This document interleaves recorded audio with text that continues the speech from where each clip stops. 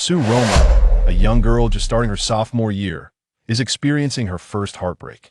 She initially thought that with her beauty, she could easily attract countless suitors with just a hint. However, before she could make a move, a handsome boy came to her door. At first, she thought it was a stroke of luck, but little did she know that he was a handsome burden who needed her care. From then on, Su Rongrong's college life underwent a dramatic change. Before graduating, she had to experience the heavy burden of supporting a family, constantly accompanied by this unavoidable extra baggage.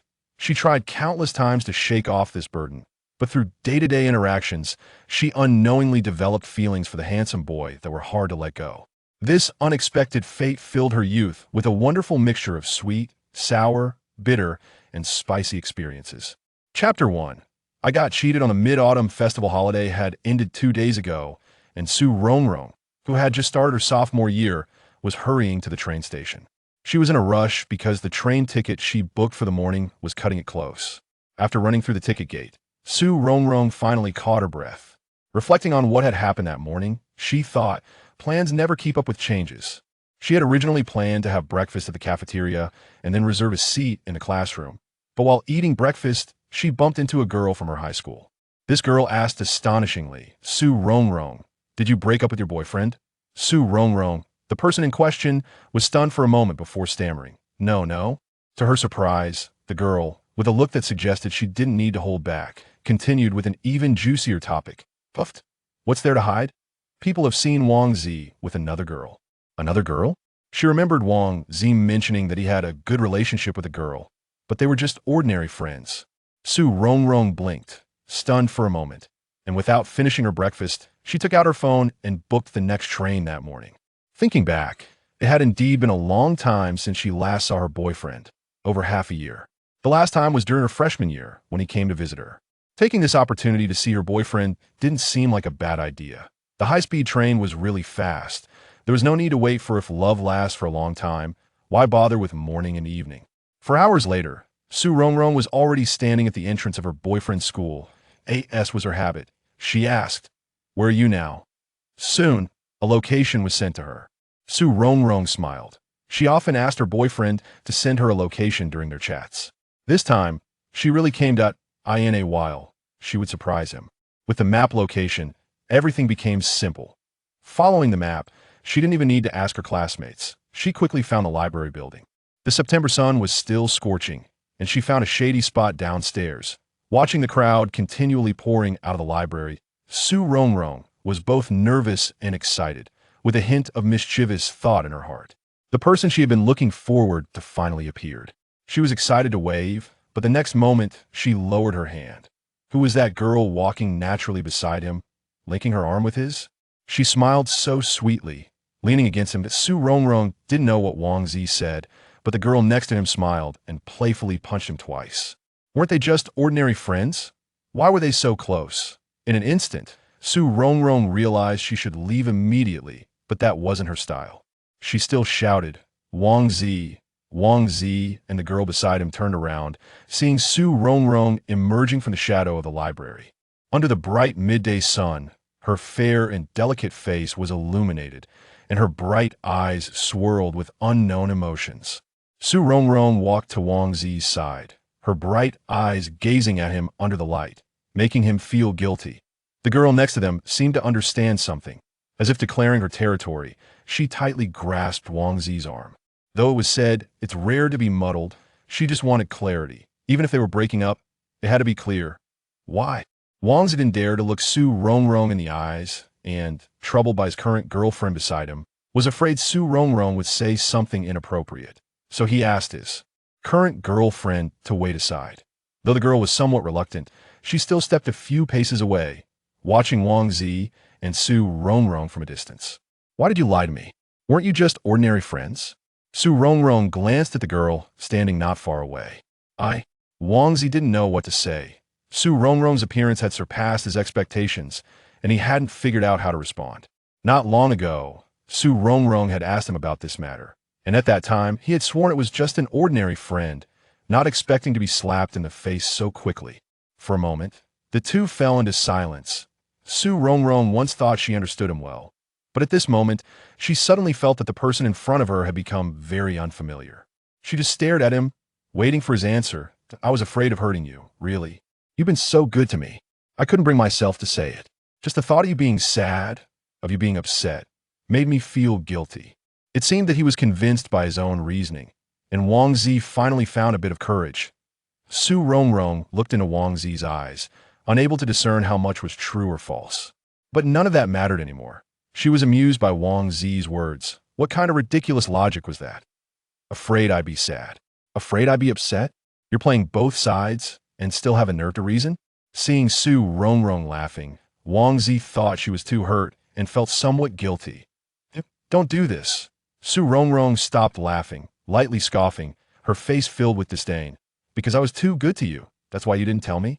So this means it's my fault that I shouldn't have been so good to you. No, you have to let me explain. Wang Zi stammered. She's been good to me, Enough. Su Rongrong interrupted Wang Zi. Who has time to listen to your love history? I'm asking you one thing right now. When we last met, you went out to take a call. Was it her who called? Since Su Rongrong had already caught him, there was no need to hide anymore. Wang Zi quietly replied, yes. Upon hearing that word, Su Rongrong suddenly laughed. She was laughing at herself. How ridiculous. At that time, she had even asked him whose call was so secretive. Though she had asked that, she hadn't suspected a thing. How silly. Wang Zi had never seen Su Rongrong like this and was somewhat at a loss. You don't do this. You're great. Actually, I still have feelings for you. Please don't. Remove me from your heart entirely. Su Rongrong seemed to have heard a joke, her face filled with sarcasm, glancing at the girl still standing not far away, then yelling loudly.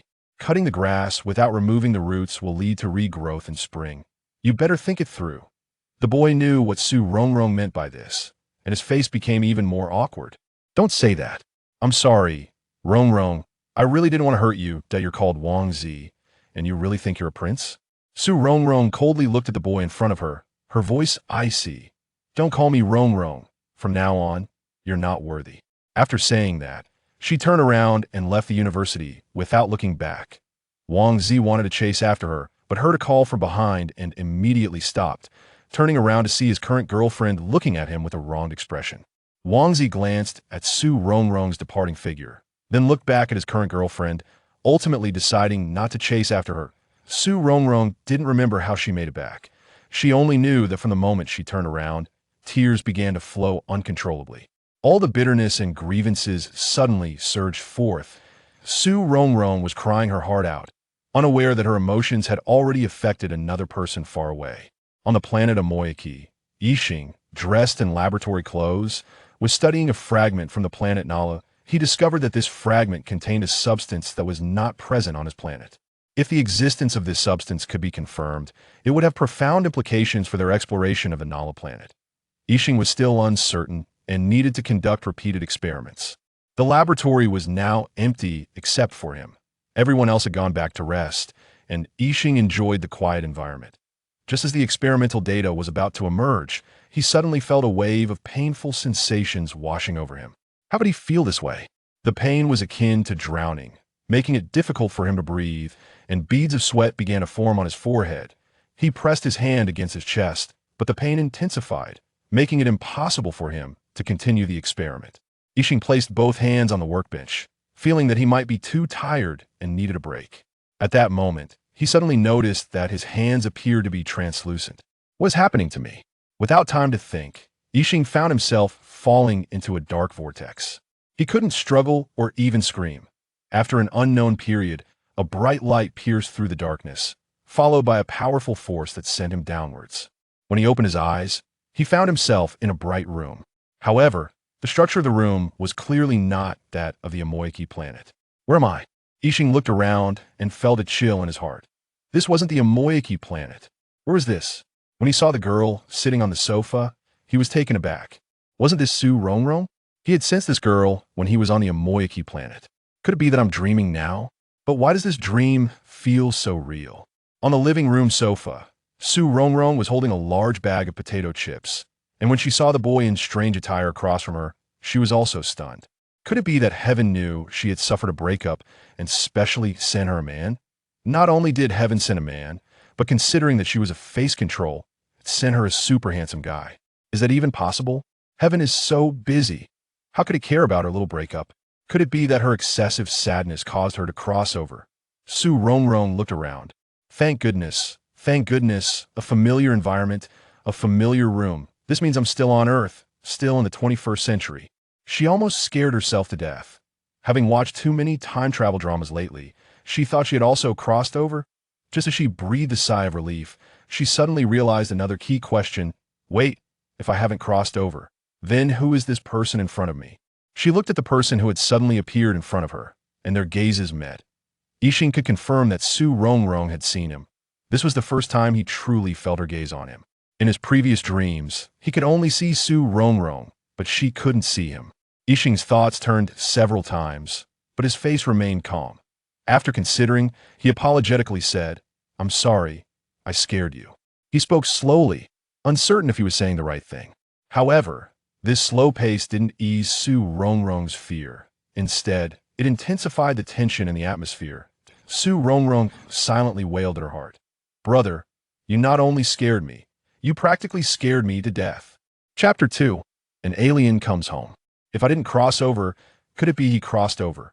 In an era where time travel novels are so popular, with you crossing, me crossing, everyone crossing, who would have thought that I didn't cross over but instead witnessed someone else crossing?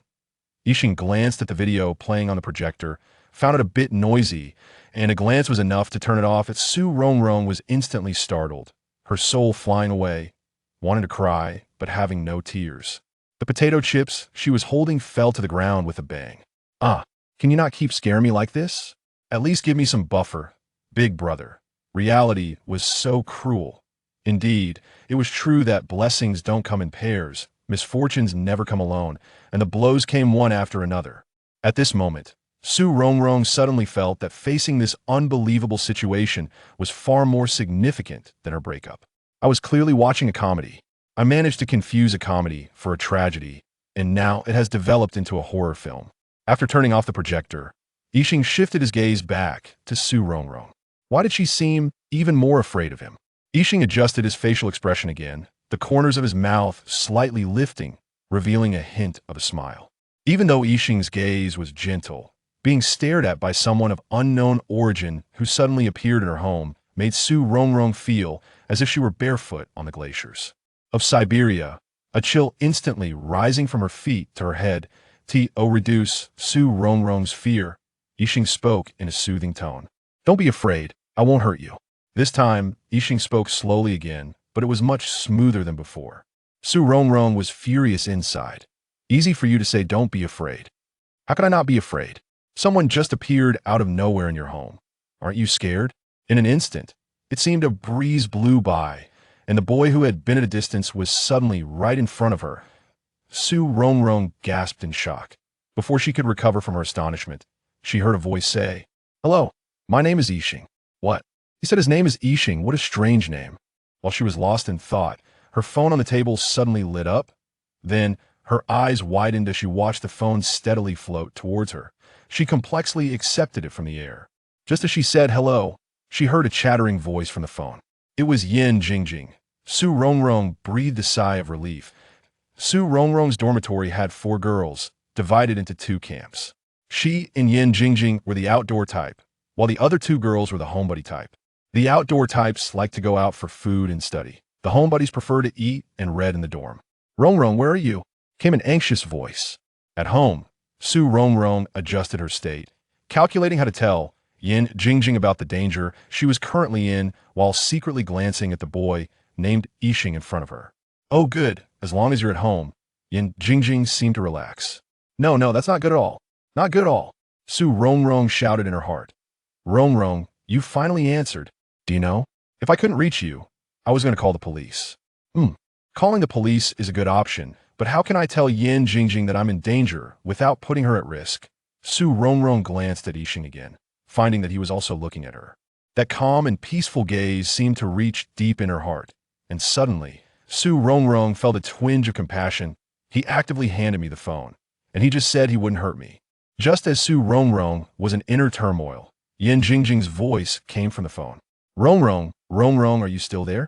Are you still there? I'm listening. Did you press the replay button? I've said several things and you haven't replied.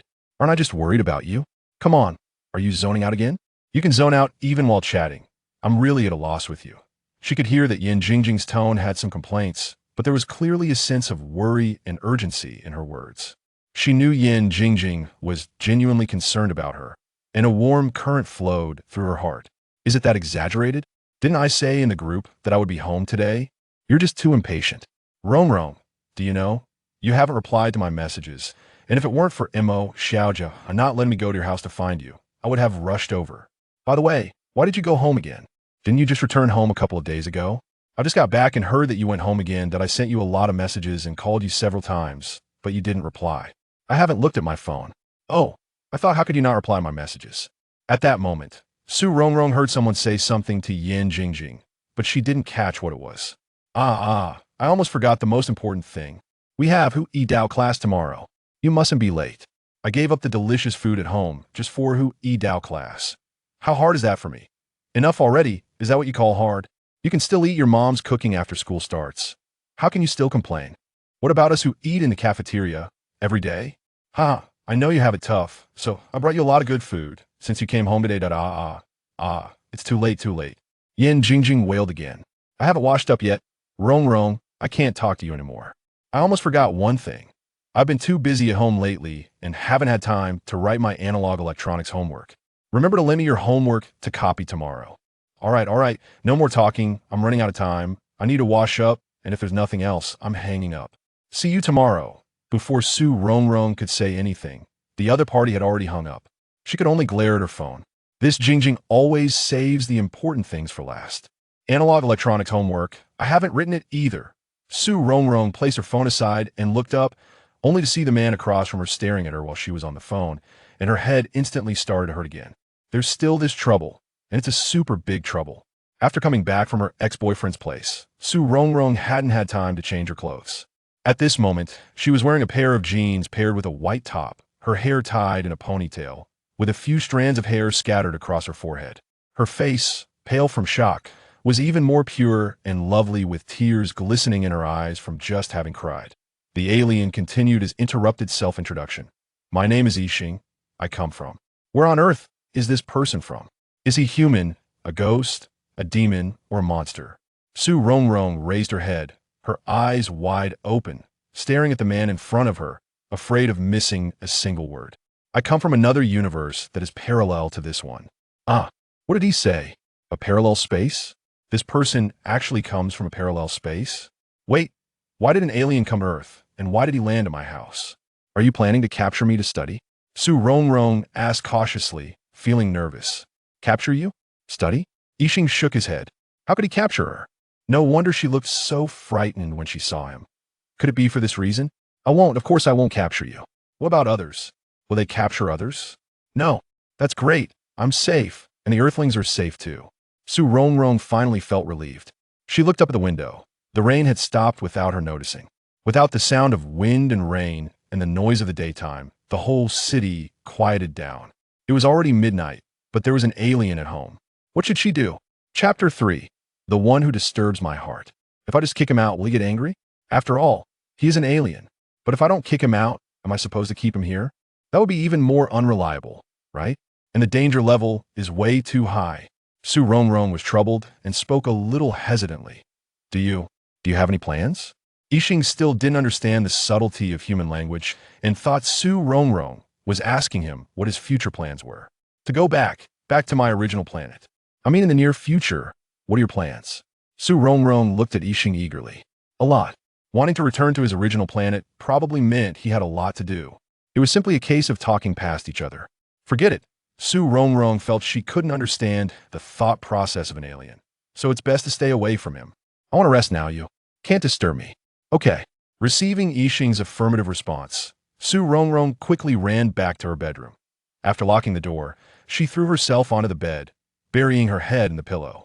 What a thrilling day. Why did everything happen today?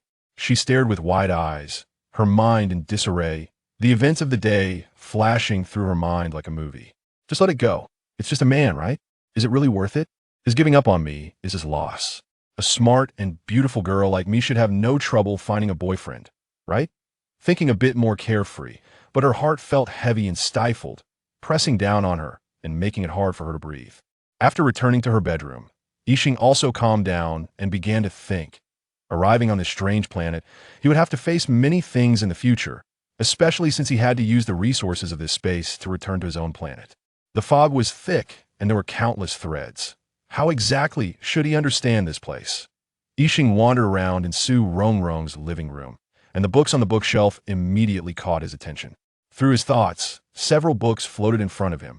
He flipped through them casually, but unfortunately, the words on them were like a foreign language to him. He didn't recognize most of the characters. Helpless, Yixing had to use his thoughts to put the books back in place.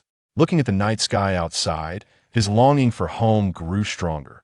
Why not take advantage of Su Rongrong's resting time to take a look at this planet? Maybe he could quickly find a way back. Just as Yixing was about to leave, he suddenly felt a wave of sadness spread from his heart. He stood in front of Su Rongrong's door, raised his hand, and was about to knock when he hesitated. If he went in now, he probably couldn't offer her any meaningful advice to help her get out of her sadness. Some things she still needed to think through on her own. This was part of the growth process one must go through. Moreover, he really didn't want to get involved in human emotions.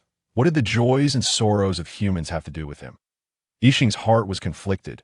He didn't want to get overly involved in the affairs of this planet, yet he couldn't bear to see Su Rongrong so sad. As he turned to leave, he deliberately increased his footsteps. Hearing footsteps outside the door, Su Rongrong let out a long sigh and wiped away the tears from the corners of her eyes.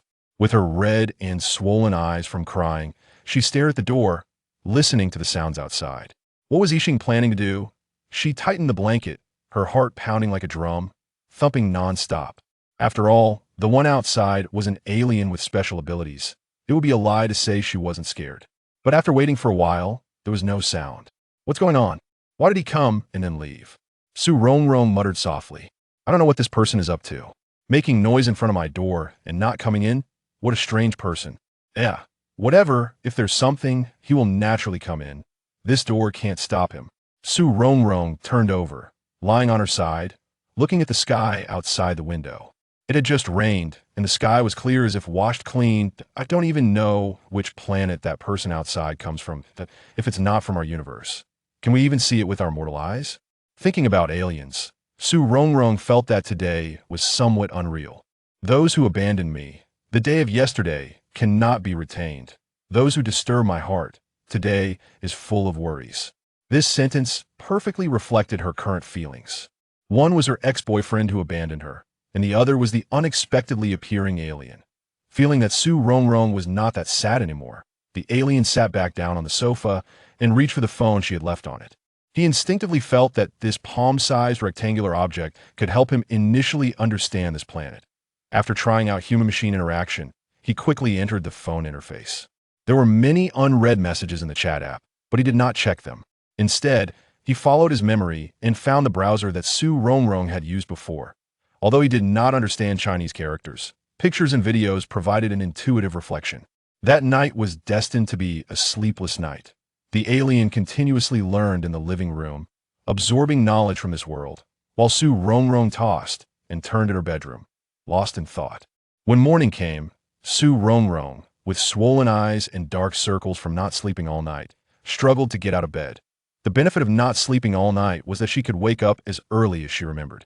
Upon hearing the sound of Su Rongrong opening the door, the alien looked up and naturally greeted her. Su Rongrong felt a bit awkward. The alien's attitude made it seem as if he were at home, while she felt somewhat unnatural seeing him. After taking a couple of steps, she heard the alien call out to her and hand her the phone. Upon receiving it, she found that it was out of battery. She stared at the alien with wide eyes, her mind racing with 100,000 thoughts. He can actually use a phone, and he let it run out of battery? I clearly set a password. How did he unlock it? Is there still any privacy left? There was no time to dwell on it. She quickly charged the phone and then washed up. Everything ready, Su Rongrong prepared to head to school. As she passed by the alien, she glanced at him, secretly pleased that she could finally get rid of him. Sister is going to school. Goodbye. Hopefully never to see you again. After walking a couple of steps, she realized the alien was following her and reflexively asked, "What are you doing?" "Going to school." "Going to school." Su Rongrong pointed at the alien and then at herself. The alien nodded slightly. Su Rongrong was a bit confused. Had this alien decided to stick with her? Would her objections even matter? Definitely not. Forget it. After all, she was going to school in broad daylight with many people around. What was there to fear? Since that was the case, they might as well go to school together. However, the alien's outfit. Wait a minute. Although the outfit you're wearing now is really cool and stylish, I still suggest you change into something else. Change clothes? Yeah, change into some clothes from Earth. The alien looked troubled. He had come without any warning. How could he have prepared clothes, let alone clothes from this planet? It seemed he realized the difficulty. He was an alien. How could he forget this? How could he possibly have clothes from Earth?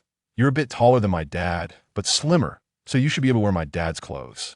Although Rongrong felt a bit sorry for the outfit, she had no other options at the moment. I just bought my dad a new outfit a few days ago. You can wear it as a meeting gift. She looked down at the shoes the alien was wearing. Fortunately, they were passable and wouldn't seem too out of place. Rongrong took out the clothes and explained to the alien which were the pants and which was the shirt and jacket.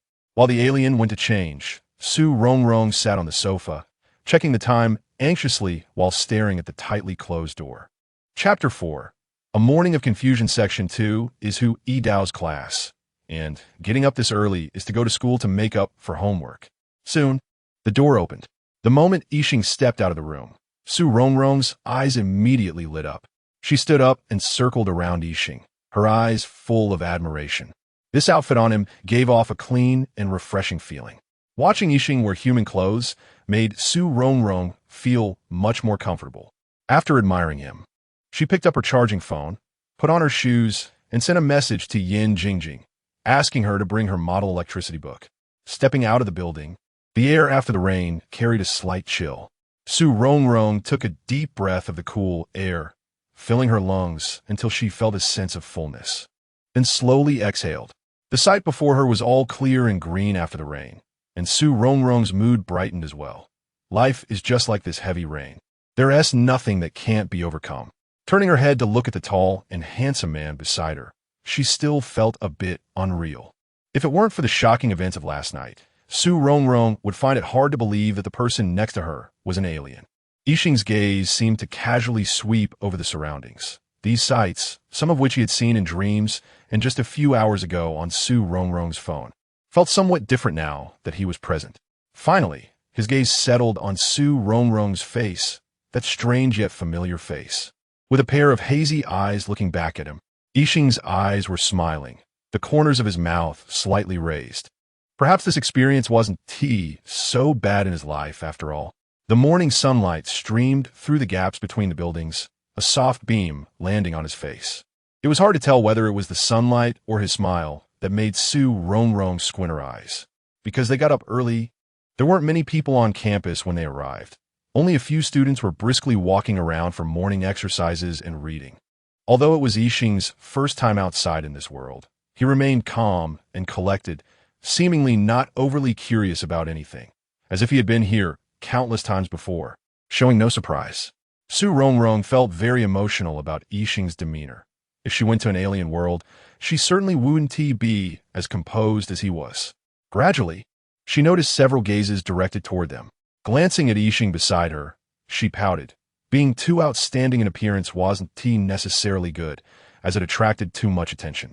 After being stared at for a while, she felt somewhat uneasy. But when she looked up at Yixing, his expression showed no fluctuation, still calm as ever. Without realizing it, Rongrong quickened her pace. However, she didn't notice that no matter how fast she walked, Yixing was always right by her side. Soon they arrived at the cafeteria, and as she walked, she turned back to call out, "Hurry up." Yixing stepped in and asked, "What is this place? It has a strange smell." Hearing Yixing's words, Rongrong almost stumbled. "What do you mean by a strange smell? This is clearly the aroma of food. If you keep talking like that, I'll lose my appetite."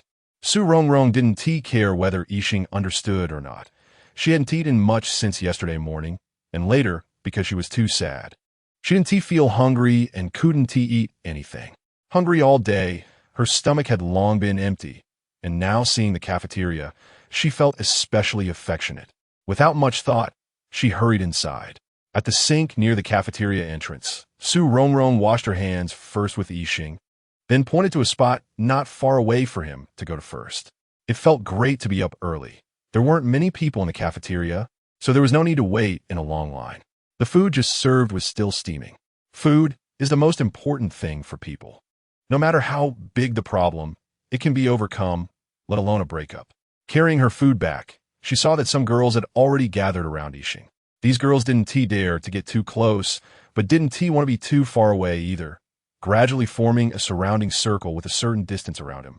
These girls must have studied military strategy, encircling him first, then planning to strike. Yixing's demeanor remained indifferent, as if he was observing everything from the perspective of an outsider. Only Rongrong knew that Yixing was truly an outsider. Unfortunately, the enemy they faced was too strong. Although there was only one person, he could withstand the predatory gazes of these girls, making it impossible for anyone to come closer. In this situation, Rongrong especially wanted to say she didn't know this person. Eating in front of these girls' intense stares might give her indigestion.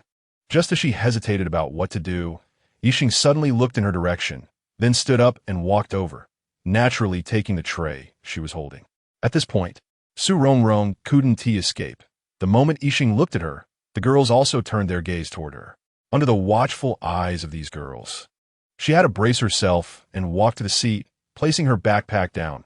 "You wait for me, I'll go buy something." Having had the first experience, she now let go of her inhibitions, automatically blocking out the gazes directed at her, calmly sitting down across from Yixing. Not knowing what Yixing liked to eat, she placed her usual favorites in front of him. "You should eat some too." Yixing looked at the food in front of him, his brow slightly furrowing. This subtle movement didn't escape Rongrong's eyes, and she lowered her voice. "I don't know what you eat over there, but you have to adapt to local customs." Saying this, she pushed the steamer with dumplings toward him. "Although the cafeteria food isn't that good, this dumpling is quite nice. You should try it. If you really don't like it, I'll treat you to something better another day." Worried that Yixing might not know how to eat earth food, Rongrong naturally picked up a dumpling and brought it to Yixing. Seeing this, Yixing hesitated for a moment, then not wanting to go against her wishes, took a bite. The people around gasped in surprise, and Rongrong suddenly realized that their posture was too ambiguous. Rongrong also gasped, realizing what had just happened. How foolish! In a panic, she dropped the chopsticks from her hand. Just as Yixing was about to bend down to pick them up, Rongrong stopped him. She buried her head under the table, picking up the chopsticks while regretting, "My image, it's ruined like this." After calming her emotions, she slowly lifted her head from under the table and awkwardly smiled at Yixing. Just as she finished, her phone in her bag rang. Chapter 5. Toothless and shameless, it must be Yin Jingjing. No one else could call me this early. Rongrong rummaged through her bag, pulled out her phone, and pressed the answer button. Before she could say anything, she heard Yin Jingjing's voice on the other end. "Rongrong, where are you now?" "I'm in the cafeteria." You've already arrived at school. I'll be there soon. Wait for me." Just as she finished speaking, the call was abruptly ended. Rongrong looked at her phone helplessly, counting 1, 2, 3. Just as she reached 3, the phone rang again. Rongrong had an expression that suggested she expected this and pressed the answer button. Yin Jingjing's voice came through again. "By the way, I forgot to ask, which cafeteria are you in?" 3. "Okay, got it." Before Rongrong could react, the call was hung up again, but she was already used to Yin Jingjing's personality. She put her phone away, switched to a pair of chopsticks, and had just taken a couple of sips of porridge when a girl burst into the cafeteria. Yin Jingjing was always full of energy. The girls in their dorm sometimes called her a whirlwind. Of course, they also called her a madwoman at times. She was the craziest and noisiest in the dorm. Yin Jingjing scanned the room as she entered. There were not many people in the cafeteria at this time, and she quickly spotted Rongrong sitting with a boy. The boy had his back to the door, so she couldn't see his face, but his silhouette was quite handsome. Yin Jingjing dashed over to Rongrong's side and hugged her. "Finally, I've been waiting for you. I missed you so much. Where's the digital circuit homework?" As soon as she finished speaking and turned around, she saw the boy sitting opposite Rongrong and was instantly stunned. This boy is too handsome." Rongrong looked at Yin Jingjing's reaction and could almost imagine how she had looked when she first saw the alien yesterday. However, yesterday no one had seen her embarrassing moment, but today there were quite a few people in the cafeteria.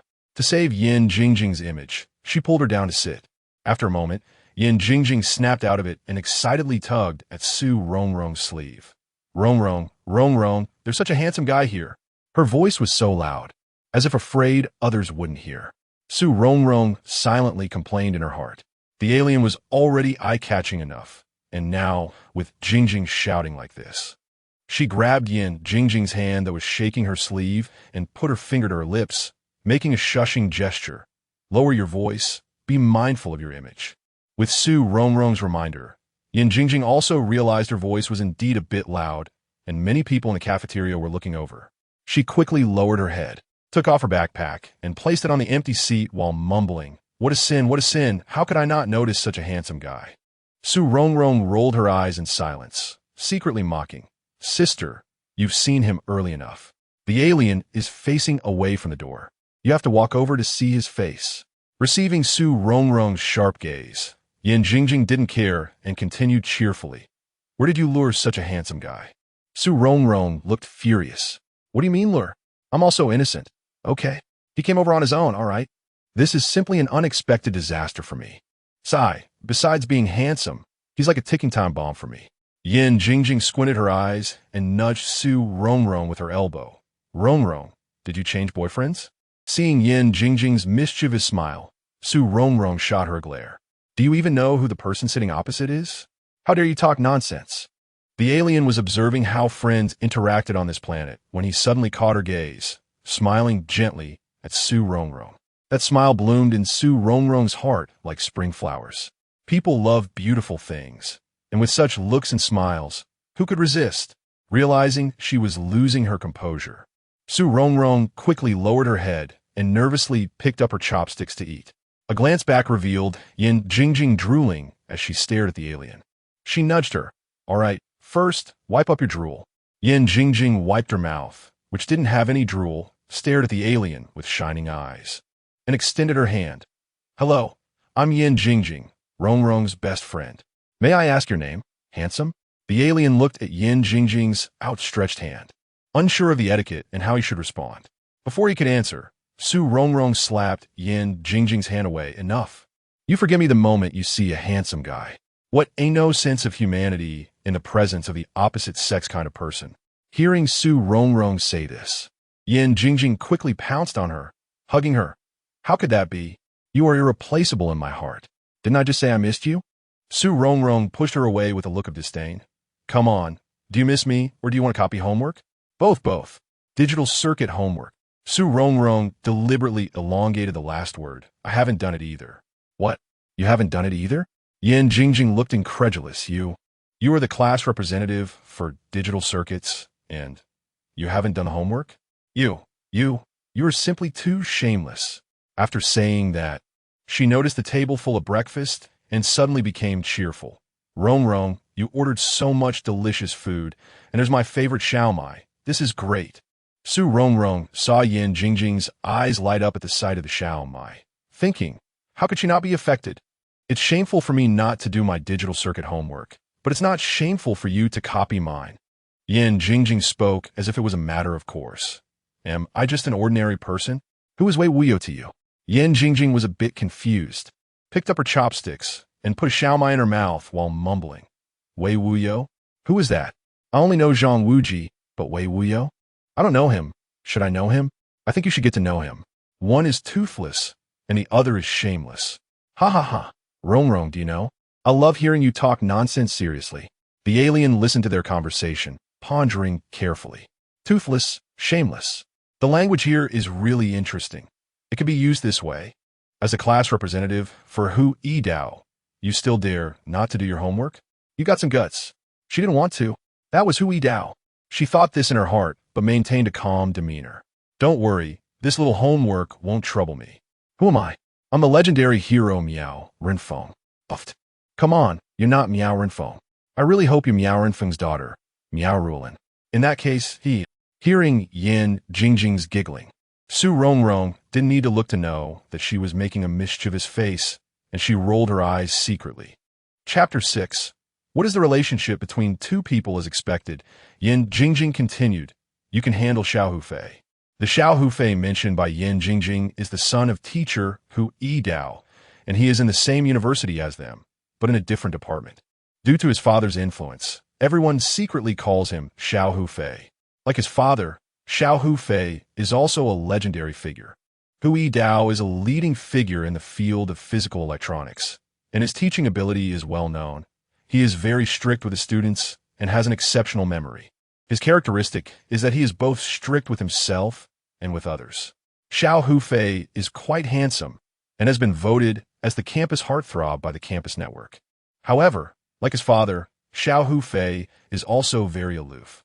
Whether it's students who are enamored by Xiao Hufei's looks or those who want to take a shortcut through him because of who Yidao's class is, they can only keep their distance from such a cold person and admire him from afar. Unfortunately, someone is not Miao Rulin, but Wang Baochuan. What about you? Why are you in a relationship so early? Whenever Yin Jingjing feels frustrated with her analog electronics assignment, she fantasizes about how nice it would be if Su Rongrong weren't in a relationship. Xiao Hufei excels in every aspect, and she thinks that, as the class representative for the analog electronics course, Su Rongrong should take the initiative instead of letting others have the opportunity, thus benefiting the whole dormitory. In the past, when Yin Jingjing said this, Su Rongrong would firmly rebut, "I am a person with a family. How can I flirt around and do such immoral things?" Thinking of her ex-boyfriend, Su Rongrong instantly lost her smile, her expression turning somewhat sad. She hasn't figured out how to tell her dorm mates about her breakup. Yin Jingjing, being somewhat careless, didn't notice Su Rongrong's low mood. Haha, just kidding. I know you are a person with a family. You must be loyal to your partner. Su Rongrong opened her mouth to say something, but in a daze, her gaze swept over to the alien sitting across from her. She saw the alien staring at her, and his star-like eyes seemed to be asking something. That glance made Su Rongrong freeze for a moment, unsure of what to say. Rongrong, can this be eaten? In fact, the alien wasn't hungry and didn't really want to eat the weird-looking food. He just casually said this to divert the topic upon seeing Su Rongrong's sadness. Sure enough, hearing the alien's question, Su Rongrong forgot her sadness and quickly glanced at the sandwich in his hand. Go ahead, eat it.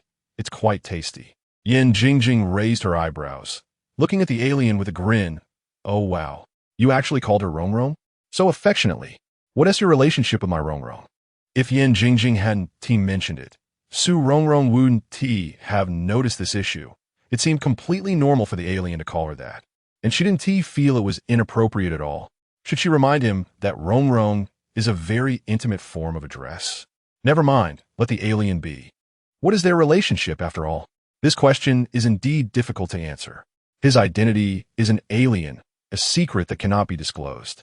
Even if it could be disclosed, how could one explain the relationship between them? The alien was also pondering the same question. Why did I come to Earth, and why can I perceive her? It's okay. Before the alien could respond, Su Rongrong quickly interjected, why do you talk so much? Perhaps feeling that Jingjing's question was a bit beyond limits, Su Rongrong, in annoyance, knocked the Xiao Mai that Jingjing had just picked up with her chopsticks. Yin Jingjing didn't expect her to do that, and looking at the Xiao Mai that fell into the plate, a small flame of anger sparked in her eyes. Su Rongrong, you actually dared to knock away the Xiao Mai that was almost in my mouth. Do you know you're snatching food from me? I'll fight you for it. Su Rongrong looked at the angry tiger in front of her, raising an eyebrow. You've been home for several days, eating fish and meat every day, and you're still fighting with us who eat in the cafeteria for Xiao Mai? That's just inhumane. The inhumane Yin Jingjing and the food snatcher Su Rongrong began to fight with their chopsticks over Xiao Mai. In the end, Su Rongrong pressed the Xiao Mai down with her chopsticks. For money, people die. For food, birds perish. Do you still want to copy the analog electronics assignment? Hearing the mention of the assignment, Yin Jingjing finally surrendered under Su Rongrong's intimidation, just watching her pick up the Xiao Mai with a look of resentment, and then resentfully biting into a bun beside her. The alien watched the way the two interacted and found it very amusing. Su Rongrong ate another Xiao Mai and then asked, Jingjing, have the other two in the dorm finished their analog electronics assignments? Yin Jingjing poked at the food in her bowl with her chopsticks and replied weakly, yeah, I did. Seeing Yin Jingjing's dejected appearance was amusing. Su Rongrong placed a Xiao Mai in front of her. Go ahead, eat. Seeing her favorite Xiao Mai, Yin Jingjing instantly revived, happily eating. You both finished your assignments. Why are you still asking me to copy? Aren't you the class representative for analog electronics? I thought your assignment would be more accurate, but I didn't expect to be mistaken. You haven't done it either. You're considering so much just to copy an assignment. Don't you know? When copying assignments, you have to be selective. If you copy a high-error assignment, it's easy to be found out. Think about it. If two people have the same mistakes in their assignments, it's obvious that one of them is plagiarizing. Rongrong fell into deep thought, realizing it really is that way. Have you read Anna Karenina? Rongrong was puzzled, wondering how they got back to Anna Karenina. I have, why? Oh, didn't you see the quote in the book? Happy families are all alike. Every unhappy family is unhappy in its own way. Copying assignments is the same. The correct answers are always similar, but the wrong answers are all different. So, copying assignments isn't that simple. You have to copy with skill. All right then, it's just copying an assignment, and you can talk so much about it, bringing up Tolstoy. If Tolstoy knew you said this, he would probably be turning in his grave. The highest realm of copying assignments. How could you mere mortals who don't copy assignments understand? Yin Jingjing posed dramatically, sighing. All right, hurry up and eat. If you delay any longer, there won't be time to do the assignment. And no matter how high the realm is, it won't help. The alien remained silent, listening to Rongrong and Yin Jingjing discuss things he half understood. Rongrong mentioned Tolstoy. That should be a person's name, and he could understand the coffin, but what did she mean by the coffin lid not being able to hold it down? Is this person dead or alive? Chapter 7. Misleading students in a hurry to catch up on homework. The three of them finished breakfast and rushed towards the teaching building. I asked you to bring the analog electronics book. You did, right? Yin Jingjing gave Rongrong a reassuring glance and patted her backpack. I brought it. It's in my bag. Seeing Yin Jingjing's nonchalant attitude made Rongrong want to shake her awake. Jingjing, if you keep being so careless, not paying attention in class, and copying homework afterwards, be careful of failing your exams. Haven't you heard the two sayings? The first is a good start is half the battle, and the second is walking 100 steps, half is 90. I've heard those. But what do they have to do with your copying homework? Yin Jingjing replied. Think about it. A good start means you've succeeded halfway. And then after working hard for a while, when you get to 90 steps, you're still halfway. So much time wasted just standing still. Why should I waste my time? Time is precious. I just need to work hard at the beginning and then put in effort again after 90 steps. I work hard at the beginning of the semester too, and I studied late at night during the review at the end of the term. Don't worry, I won't fail. After saying that, she gave Rongrong a reassuring look.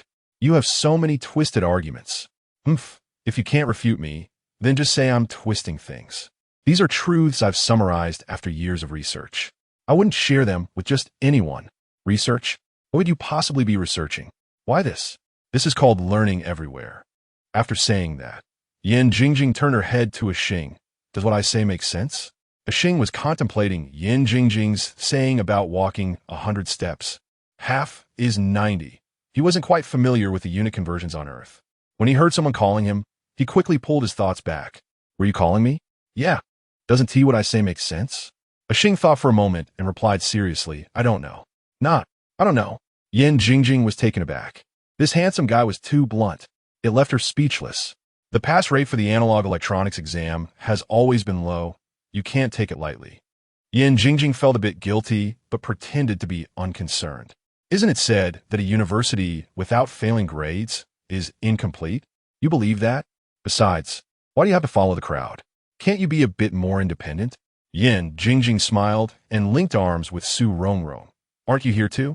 If you keep neglecting your studies like this, I won't tutor you at the end of the term. I'll let you go find Deng Yang. Don't, please don't. I've been tortured by him since I was little.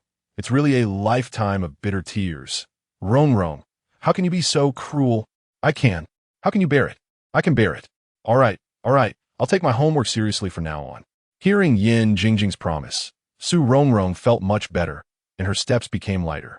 In the first class, many classrooms were occupied, but there were still few people going for self-study in the morning. Most early risers were used to reserving seats in the library. Soon, they found a classroom that was less crowded and had no first-period class. Rongrong casually chose a seat and started working on her homework, while Yin Jingjing engaged in idle chatter with Xing. Do you have the analog electronics book? Can I borrow it to take a look? Xing felt that his primary task was to understand knowledge on Earth and use that knowledge combined with what he already knew to find differences and commonalities. Analyze the reasons for his arrival here, and then find a way back. Yin Jingjing quickly presented her brand new analog electronics book, which was almost as new as when it was just issued. He opened the book and glanced at it. Yesterday, while browsing information on Su Rongrong's phone, he learned a bit about the Chinese characters in this world. By combining the context, he could guess some meanings from the book. But what do all these symbols mean? Can you explain the meanings of these symbols to me? See, someone is asking me questions, and it's such a handsome guy. Yin Jingjing took the book from Xing and readily agreed. Sure. Su Rongrong actually understood Yin Jingjing very well. Xing's misleadingly attractive appearance made it hard for anyone to refuse. It was like herself, who she didn't know when, agreed to let this mysterious person stay at her home. And today, she also let him come to school with her. Do you regret it? Maybe. But even if she had to do it all over again, the outcome would probably be the same. Unfortunately, Yin Jingjing hadn't been happy for long before she instantly regretted it. She stared at the symbols in the book. Oh my gosh, what is written in this book? It feels somewhat familiar. I remember I was quite serious in class at the beginning of the semester. Why can't I remember clearly now? It's only been a short time, and I can't recall it. It seems like I've really wasted too much time. For others, not seeing someone for a day feels like 3 autumns. For me, not studying for a few days feels like 3 autumns. Yin Jingjing scratched her head awkwardly. Wait a minute, Rongrong. Su Rongrong was busy writing furiously beside her. She remembered that Su Rongrong had an important task of writing the analog electronics homework today, and only if she finished hers would her own assignment be settled. Yin Jingjing had no choice but to turn back and force a stiff smile at Xing. Wait a second. Let me get familiar with him first. At this moment, she could only grit her teeth and start explaining the meanings of various analog electronic symbols to Xing. This, see this, and through this, it ultimately becomes this. Got it? Understand? If Xing can understand after your explanation, that would be surprising. Watching Xing calmly listen to Yin Jingjing's nonsense, Su Rongrong really admired her from the bottom of her heart. Unable to listen any longer, she snatched the book from Yin Jingjing's hands. Classmate, may I ask how you got into university?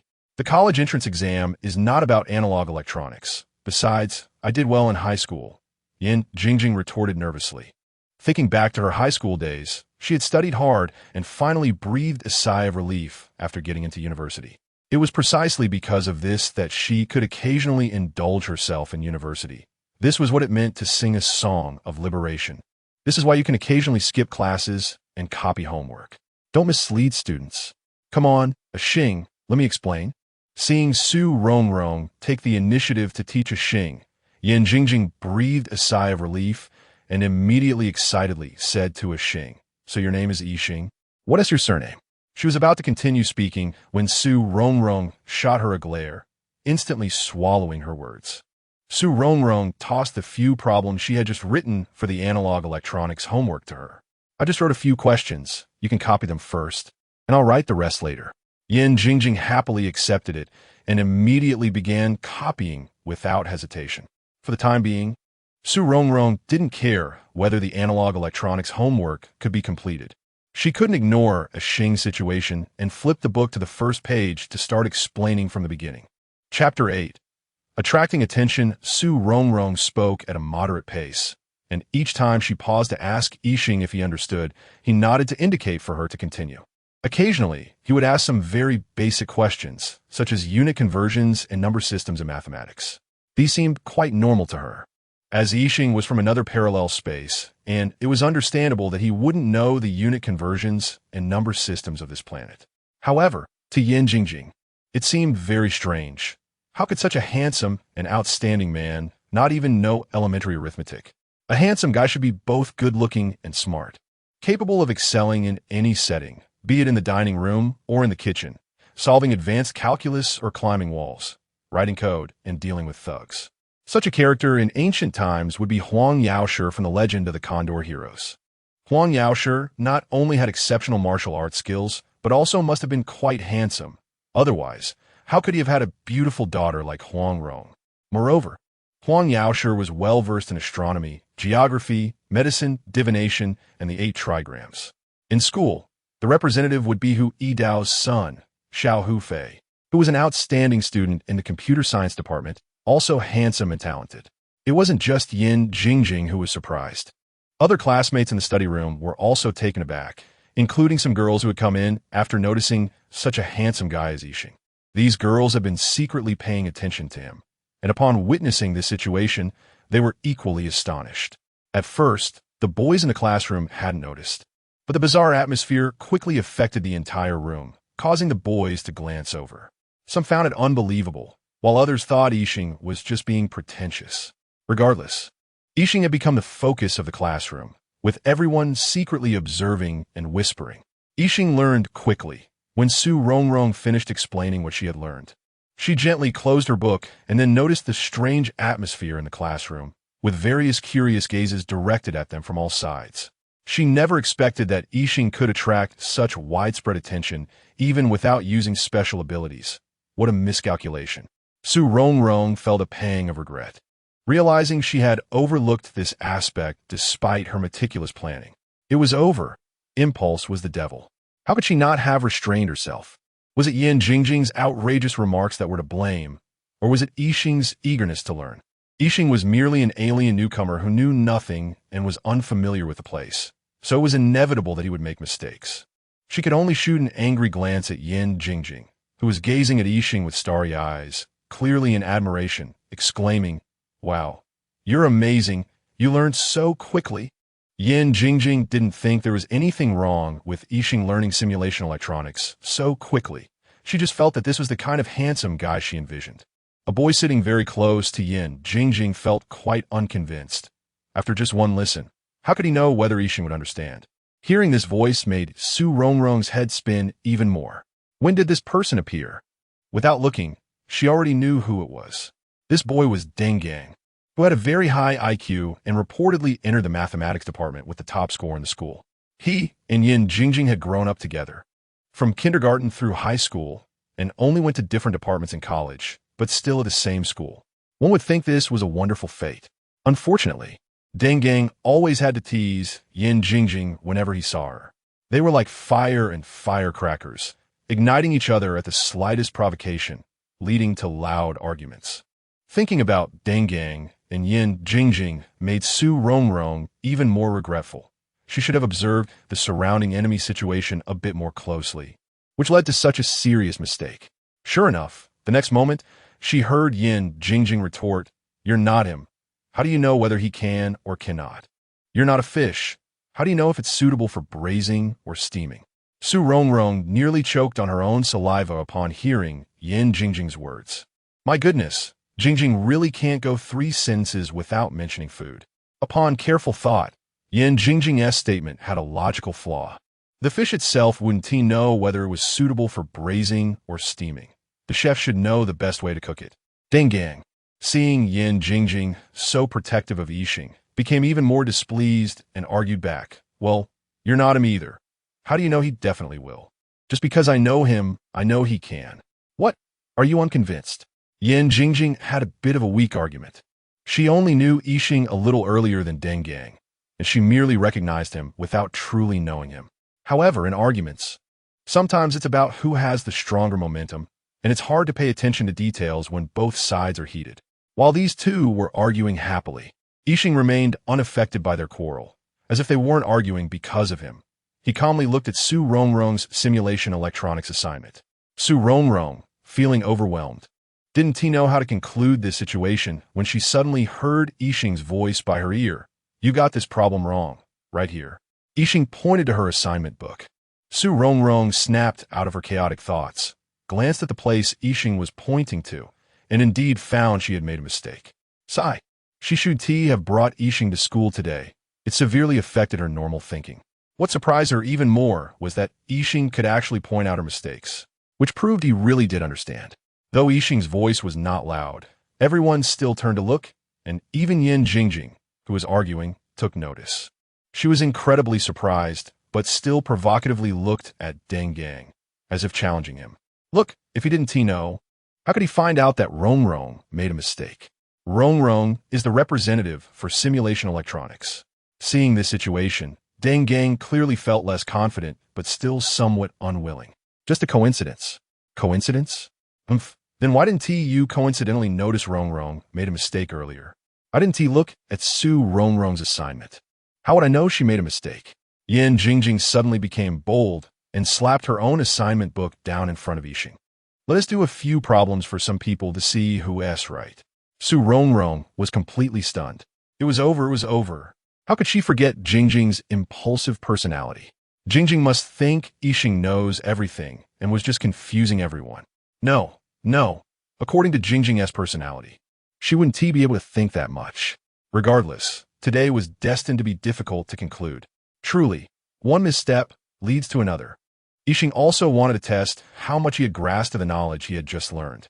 He picked up a pen and, imitating Su Rongrong's writing style, began to write on Yin Jingjing's assignment book. The situation had already spiraled out of control. Su Rongrong wanted to close her eyes and resign herself to fate. Ultimately, couldn't suppress her curiosity and looked over. Chapter 9. The influential figure Su Rongrong was increasingly amazed as she watched Yixing tackle the problems. Not only was he accurate, but he also worked quickly.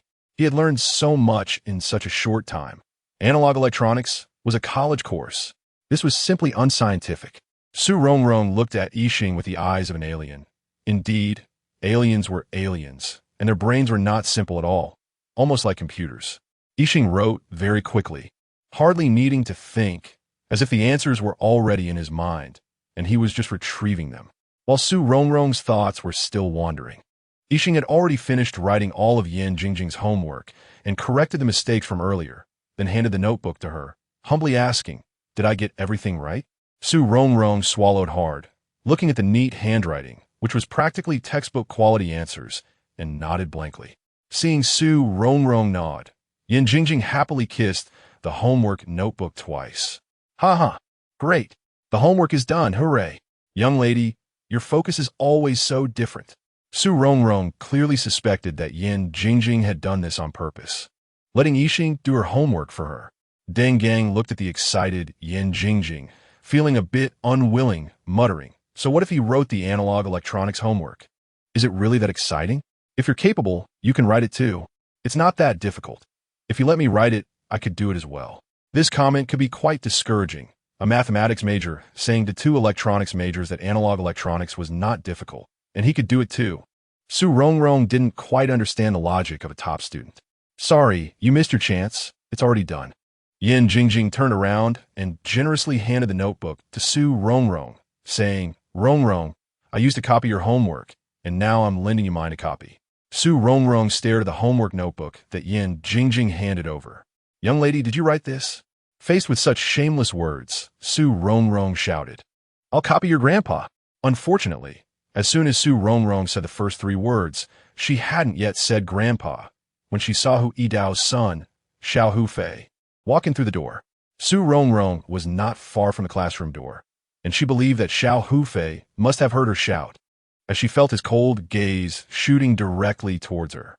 Under that icy glare, Su Rongrong clearly felt defeated and crushed the two words she wanted to say next in their infancy. Xiao Hufei truly inherited Hu Yidao's true legacy. At such a young age, his gaze was already so lethal, and if given time, his lethality would only grow stronger. Truly, the green is taken from the blue and is bluer than the blue. Ice is made from water and is colder than water. When Su Rongrong came back to her senses, recalling the three words she had just said, she felt even more regretful. Those three words were too easy to cause misunderstandings. But unfortunately, it was too late to say anything now. Su Rongrong noticed that Xiao Hufei had already taken out his books and started studying, and she realized that her words weren't directed at him, but at Yin Jingjing. Yet, she found that Yin Jingjing was completely infatuated with Yixing, not paying any attention to what she had just said. In the face of beauty, everything else is just clouds. The person she wanted to talk to had completely ignored her, so it seemed that her words were destined to remain unfinished. Just then, Deng Gang's voice rang out again. He is Su Rongrong's friend. It's completely normal for him to know this subject. Besides, I can do what he can do. If he can solve a mathematics problem, then I'll acknowledge him. Deng Gang, Why are you still stubbornly resisting?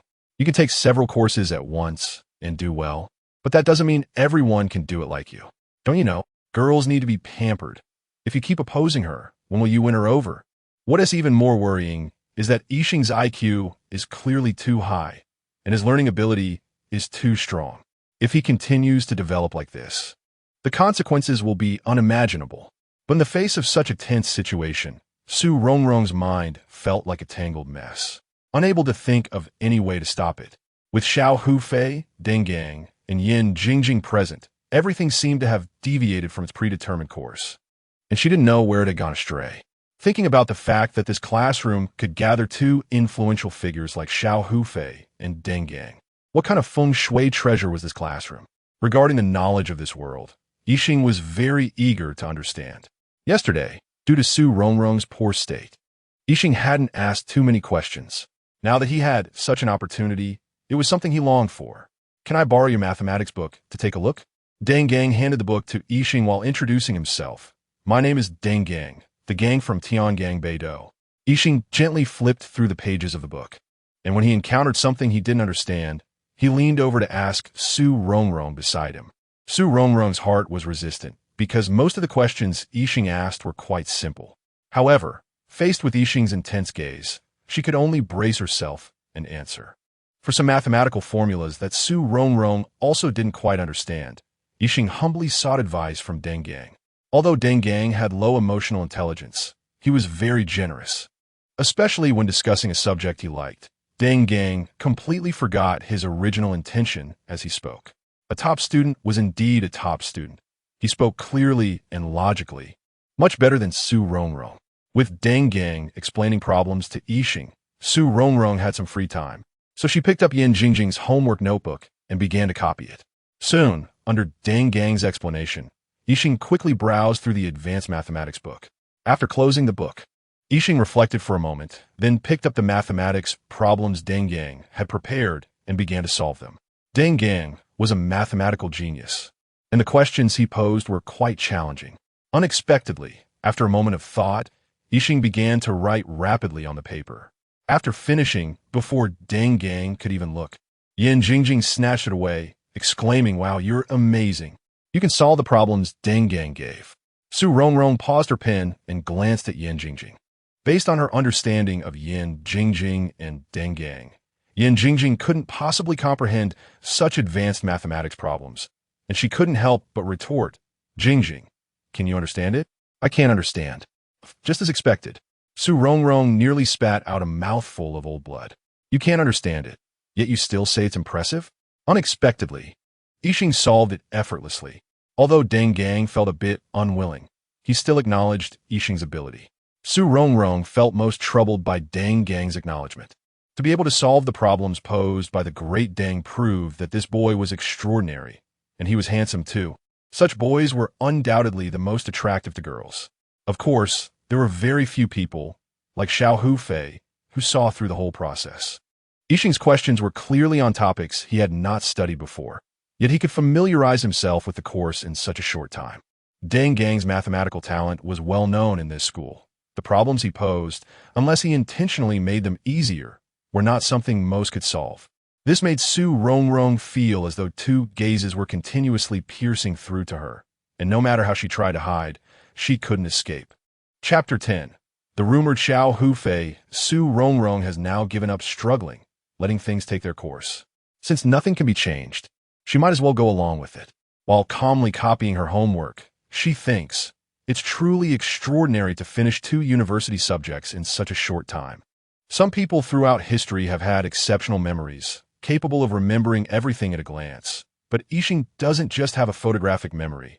It understands and applies what it learns. Yixing must have excellent genes to possess such strong memory and logical thinking abilities. Yin Jingjing, beside her, was chattering away with Deng Gang when she suddenly widened her eyes and snatched the homework Rongrong was copying. Rongrong was puzzled and reached out to grab the homework back, saying, "Don't mess around, I'm almost done." However, Yin Jingjing firmly held onto the notebook, refusing to let go. Rongrong sensed something was off and slowly raised her head. First, she saw a pair of white sneakers and light-colored jeans, then a neat light-colored shirt, And finally, she saw Xiao Hufei's face, which attracted all the girls in school.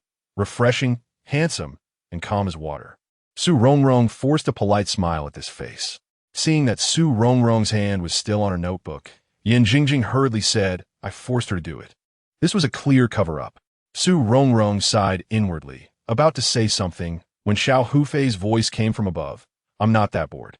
Yin Jingjing exclaimed, not quite understanding what Xiao Hufei meant by that nonsensical statement. At that moment, Su Rongrong withdrew her hand and quietly explained to Yin Jingjing. He means he wouldn't be bored enough to report on you. Only then did Yin Jingjing relax, but she quickly became alert again, wondering what Xiao Hufei was doing there if it wasn't about copying homework. Xiao Hufei glanced at Su Rongrong's homework, which was nearly finished, and said coldly, finish copying the rest, and come out. I'll wait for you outside. With Xiao Hufei's arrival, Su Rongrong felt the eyes of everyone in the room turn toward her.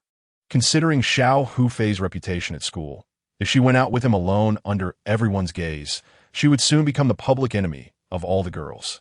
It might be inevitable that the school prince would be taken, but if the person doing the taking was exceptionally good, everyone would just sigh for a bit and eventually accept it. However, if the person was quite ordinary, the outcome could be very different. The specifics would depend on how the person fell short of the public's aesthetic expectations. In this urgent situation, Su Rongrong's mind reacted quickly, and she called out to Xiao Hufei, hey, wait a second. Xiao Hufei's real name was Hu Yuan, but everyone called him Xiao Hufei behind his back. In her anxiety, she almost shouted Xiao Hufei. Fortunately, she stopped in time and swallowed the last word. After calling out, she realized calling him Xiao who wasn't appropriate either. Su Rongrong felt a bit awkward, unsure of how Xiao Hufei would react. Hu Yuan didn't care about the way she addressed him. He stopped and turned to Su Rongrong, asking, is there something you need? Can it be said here? Su Rongrong displayed a strong desire to survive at that moment. Hu Yuan looked at her anxious and expectant expression and calmly replied, no. His straightforward rejection made Su Rongrong want to perform a dramatic act of smashing rocks on her chest. Do you not realize how famous you are at school? Do you think I could just go out with you like this? What do you mean by this?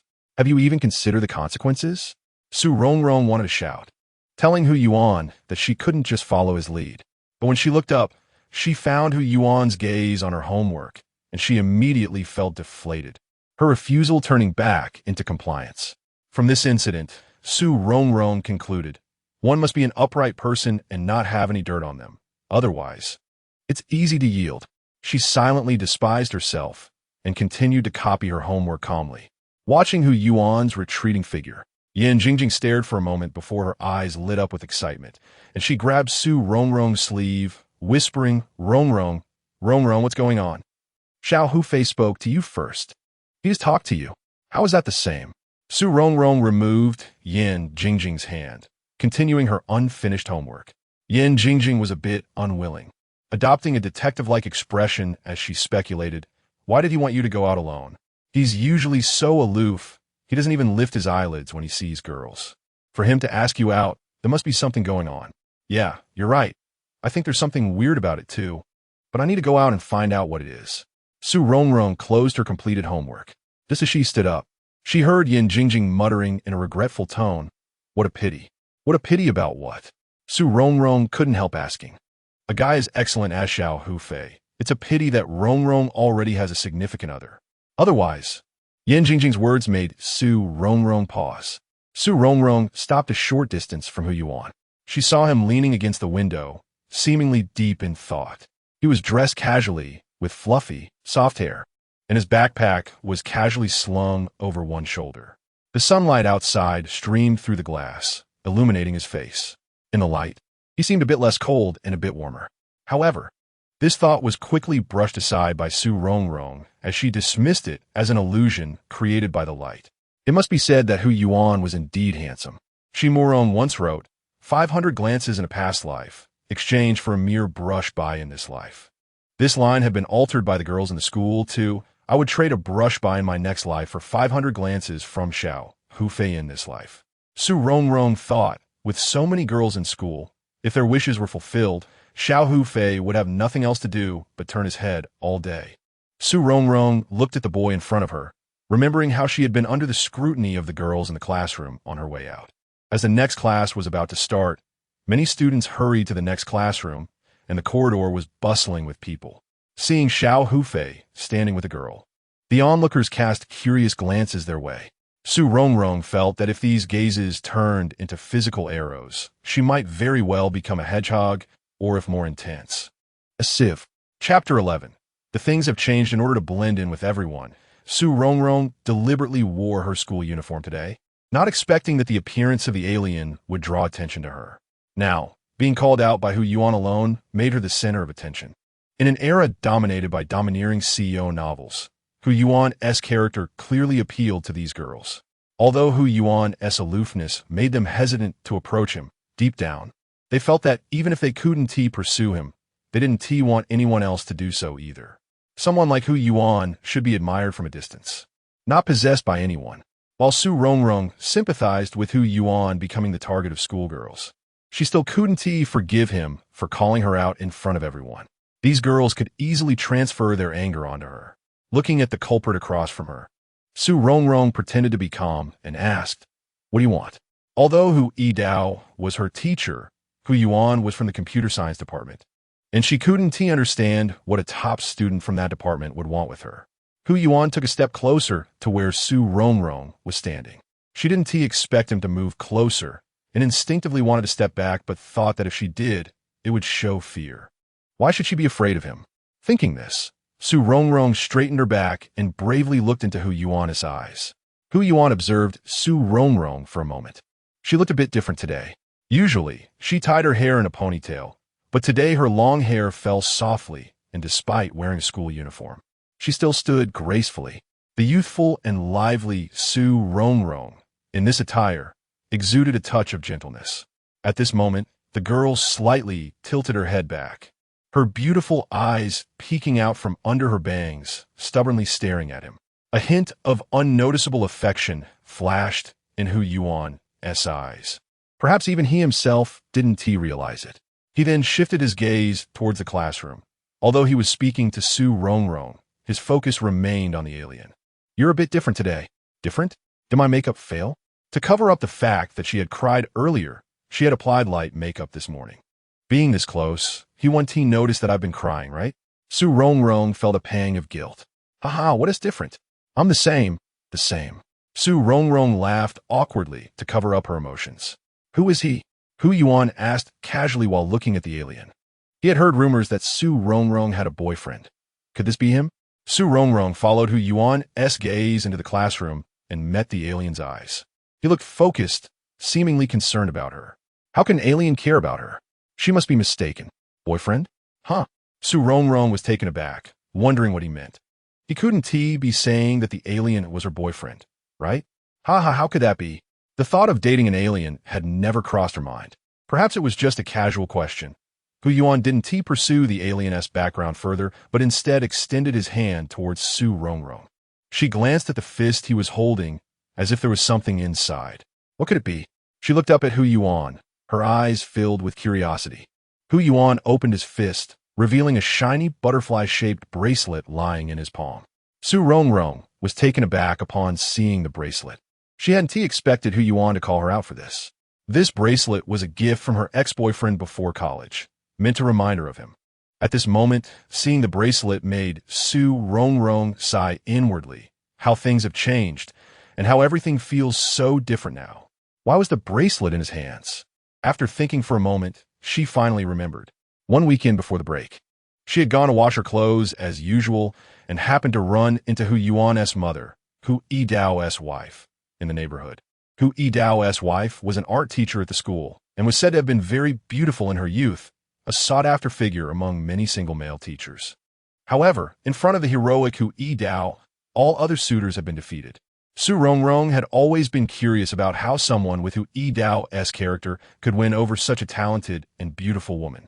It was said that Hu Yuan excelled in various musical instruments, thanks to his mother's teaching.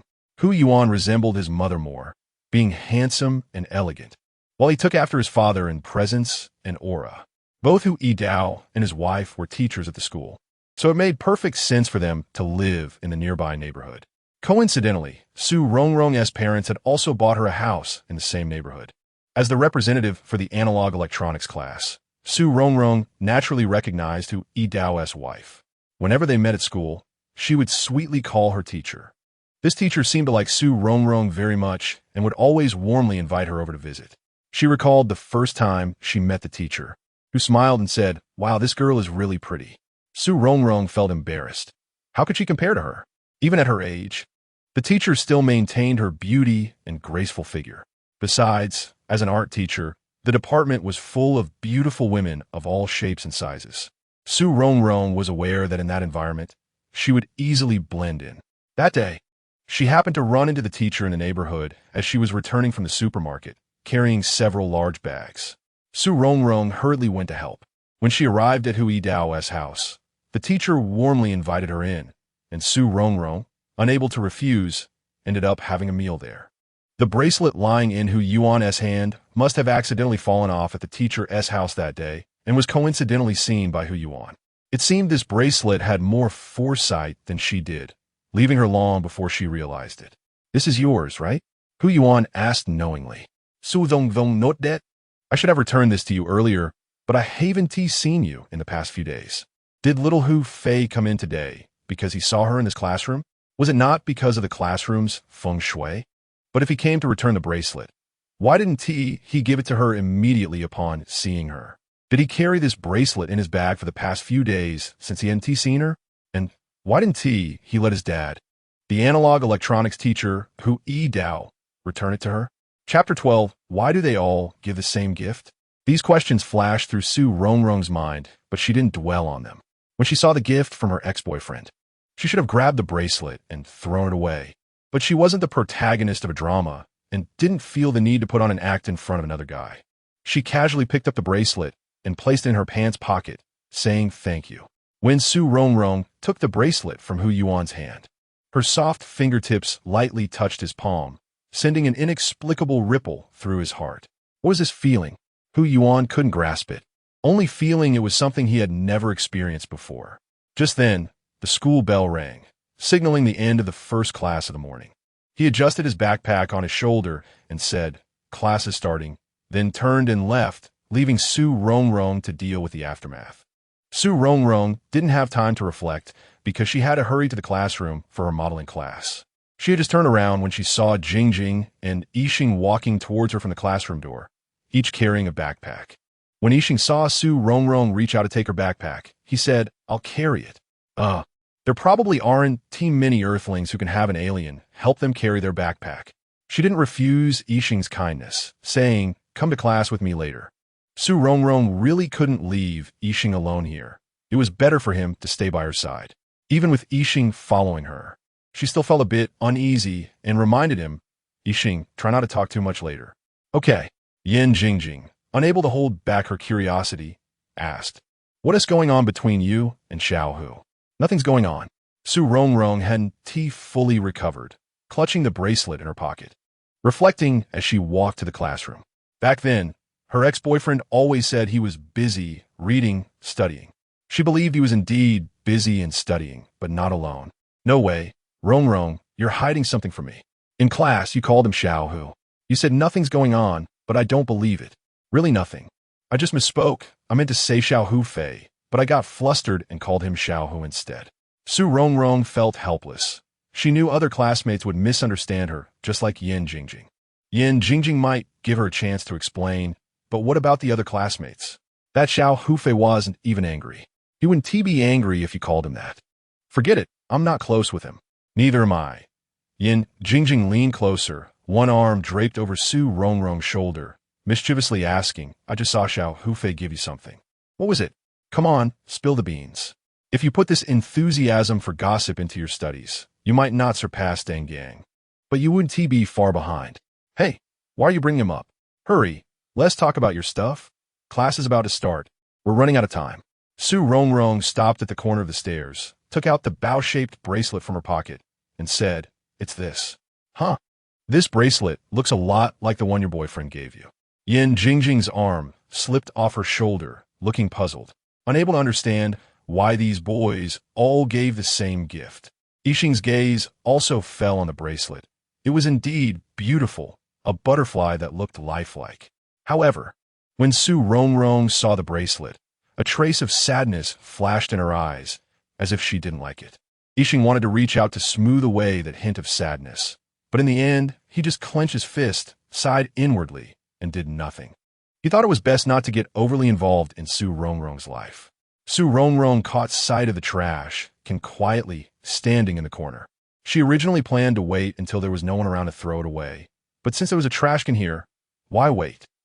She walked over and unhesitatingly tossed the bow-shaped bracelet into the trash can, then turned around firmly, not hesitating at all. Su Rongrong didn't know that when she threw away the bow-shaped bracelet, besides Yin Jingjing and Yixing, others also saw it. Seeing Su Rongrong throw the bracelet away, Yin Jingjing became anxious. Why did you throw it away?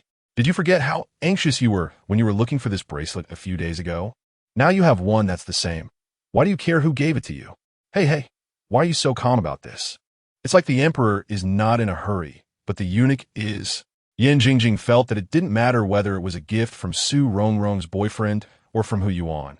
Since they looked the same, having one was enough. But why did Su Rongrong throw it away? Women's hearts are like needles at the bottom of the sea. Yin Jingjing seemed to forget that she was a woman too. As she rushed over to retrieve the bracelet from the trash can, Su Rongrong quickly stopped her. No, Jingjing, I wanted it before because it was important to me, but now it has no meaning. What? No meaning? What do you mean? Yin Jingjing turned her head, looking at Su Rongrong's resolute expression, stunned for a moment, but quickly understood. Could it be that this was the bracelet her boyfriend gave her, which now should be called her ex-boyfriend? If it was a Yuan who gave it to her, Su Rongrong wouldn't need to throw it in the trash. Knowing her character, she would have refused to take it right away. As for how this bracelet ended up in Hu Yuan's hands, that remained a mystery. Chapter 13. The new trouble. Yin Jingjing felt shocked upon hearing the news. Rongrong, do you mean you guys broke up? Yeah, we broke up, Su Rongrong said calmly. It seemed that crying at home yesterday was indeed the right thing to do. Otherwise, how could she speak about it so calmly today? Breaking up is fine. Don't be sad. You can lean on my shoulder. I'm not sad. Why not? Why did you suddenly break up? Su Rongrong paused, feeling there was no need to hide it. He has a new girlfriend now. What? He actually dared to play both sides? I'm gonna beat him up, Yin Jingjing exclaimed, preparing to leave. Where are you going? Su Rongrong pulled her back. Where else? I'm going back. This class is Hu Yidao's class. Then let us go after class. He can't run away. Su Rongrong was amused by Yin Jingjing's expression. I've already been. What, already been? You went by yourself? Did you get hurt? Yin Jingjing scrutinized Su Rongrong from head to toe, seemingly checking if she had been bullied. Don't worry. I didn't get hurt. Not a single hair was lost. Hearing that Su Rongrong was fine, Yin Jingjing finally relaxed, but still nagged. Rongrong, I'm telling you. Next time you encounter something like this, don't go alone. You must call me. I'll help you. Hey, what do you mean? Next time? This time is enough. Are you hoping that I get cheated on again? Hearing Su Rongrong's words, Yin Jingjing realized that what she said indeed had a double meaning. No. I just don't want you to get bullied. All right, I got it, heroin. Let us go to class. Su Rongrong pulled Yin Jingjing towards the classroom. Honestly, they should have broken up a long time ago. I mean, if you don't break up, are you going to let him celebrate Qingming Festival with you? Do you want to go visit his grave? Yin Jingjing said indignantly. Jingjing, you're so harsh. Su Rongrong suddenly felt that offending anyone was better than offending Yin Jingjing. Her words were too sharp, but if they were united against a common enemy, Su Rongrong inexplicably felt quite pleased. That's right. If it were me, I would beat him until he couldn't find his teeth. Then he would know that I'm both cultured and skilled. All right, what's done is done. There is no need to waste time on meaningless things. That's right, Yixing said lightly. Su Rongrong looked at Yixing in surprise, not expecting this alien to join the discussion about human emotions. Did he really understand human feelings? Seeing Su Rongrong staring at him, Yixing awkwardly said, on meaningless things. Don't waste time, that's right. Yin Jingjing didn't notice the atmosphere between Su Rongrong and Yixing. She suddenly took Su Rongrong's hand seriously. Welcome back to the group. Su Rongrong withdrew her gaze from Yixing and pulled her hand back from Yin Jingjing's grasp. Was Ti always in the group? Hey, you're the only one in the dormitory dating. The three of us are single. I always feel like you're an undercover agent infiltrating us. Undercover? That descriptor. Were you upset about this yesterday? If I had known, I would have gone to keep you company yesterday. Yixing then understood why Su Rongrong seemed so sad yesterday, and paused briefly, looking at Su Rongrong's face, which feigned calmness and indifference. He could still see that she appeared somewhat pale and haggard despite the facade. So, it was because of a relationship issue. She cried so much over something like this? Yixing didn't quite understand why she would feel so sad over someone who wasn't relevant to her. Breaking up is actually a good thing.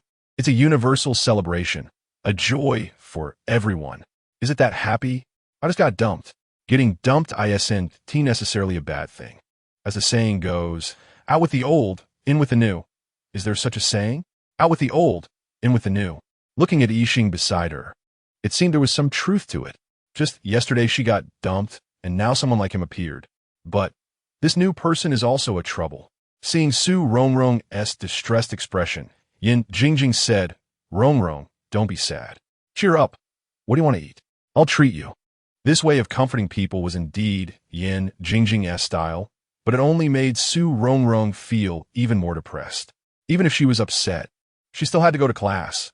After all, this was Yi Dao's class. With 2 extra doses of courage, Su Rongrong didn't dare to skip class. When Su Rongrong, Yin Jingjing, and Yixing arrived at the classroom, they found it was quite crowded, with some classmates who usually didn't show up for other classes present. A few classmates sitting at the back looked like they had just crawled out of a chicken coop. Messy hair, hazy eyes, bloodshot eyes, and dark circles around their eyes. These people were clearly suffering from the aftermath of staying up all night playing games, which explained their miserable appearance. In comparison, Su Rongrong felt that her condition was much better than theirs. She couldn't help but marvel at Yi Dao's power.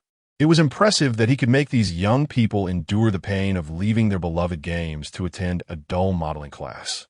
Chapter 14. The dreamer and the goddess Su Rongrong was scanning the classroom with her eyes, looking for a vacant seat when she noticed Yin Jingjing tugging at her sleeve. Following the direction of Yin Jingjing's finger, she saw a cute girl waving at her, and Yin Jingjing saying, over here, over here. The adorable girl was named Tan Luo, and several girls in the dorm liked to call her Luo Luo. Tan Luo was petite, with a round face that still had a bit of baby fat, and a pair of big, cartoon-like eyes that sparkled when she looked at others. Today, she wore a t-shirt paired with overalls, making her look even younger. Another characteristic of Tan Luo was her ability to sleep a lot, which led the girls in the dorm to affectionately call her the Dreamer. Sometimes Su Rongrong wondered if Tan Luo looked younger than her peers because she often napped. It's worth mentioning that despite her frequent napping, the cute girl performed well academically. Could this be a confirmation of Lenin's saying, those who do not rest, do not work? Yin Jingjing was the first to run over, and Su Rongrong and Yixing followed behind. Upon closer inspection, they realized that Tan Luo had taken up 3 seats. Su Rongrong couldn't help but give a thumbs up in her heart, thinking impressive. She knew we would have an extra person today. Tan Luo not only looked young, but also had a babyish voice. She quickly explained the confusion in Su Rongrong's mind, saying that the news had spread in their WeChat group that a super handsome guy was coming to school today. Look, there are even photos, she said, handing her phone to Su Rongrong and Yin Jingjing. When Jiao and I saw this, we thought you might bring him to class. So we took up an extra seat. After saying this, Tan Luo looked a bit excitedly at Su Rongrong and whispered, Rongrong, this guy is really handsome. Even more so than in the photos. Su Rongrong glanced at the excited girl and then at the photos on her phone, thinking, I can't believe college students have so little homework that they have time and energy to spread gossip, and it's such a rapid pace. Yin Jingjing squeezed into the innermost seat and said, Rongrong, you got it wrong. No matter how much homework there is, it can't stop people's enthusiasm for gossip. But is it spreading too quickly? Tan Luo replied, isn't it normal? Gossip spreads pretty fast at school. But at that time, I wasn't in the gossip. Su Rongrong thought gloomily. So, it turns out that the reason Xiao Hufei knew which classroom I was in during the self-study session was because he saw the photo online. And Deng Gang probably saw the photo too. No wonder I thought it was such a coincidence that two campus celebrities gathered together. The culprit was Yixing. Oh my, look at this one, he looks so handsome. And this one too. Hearing Yin Jingjing's exaggerated voice, Su Rongrong looked up to the sky in speechlessness.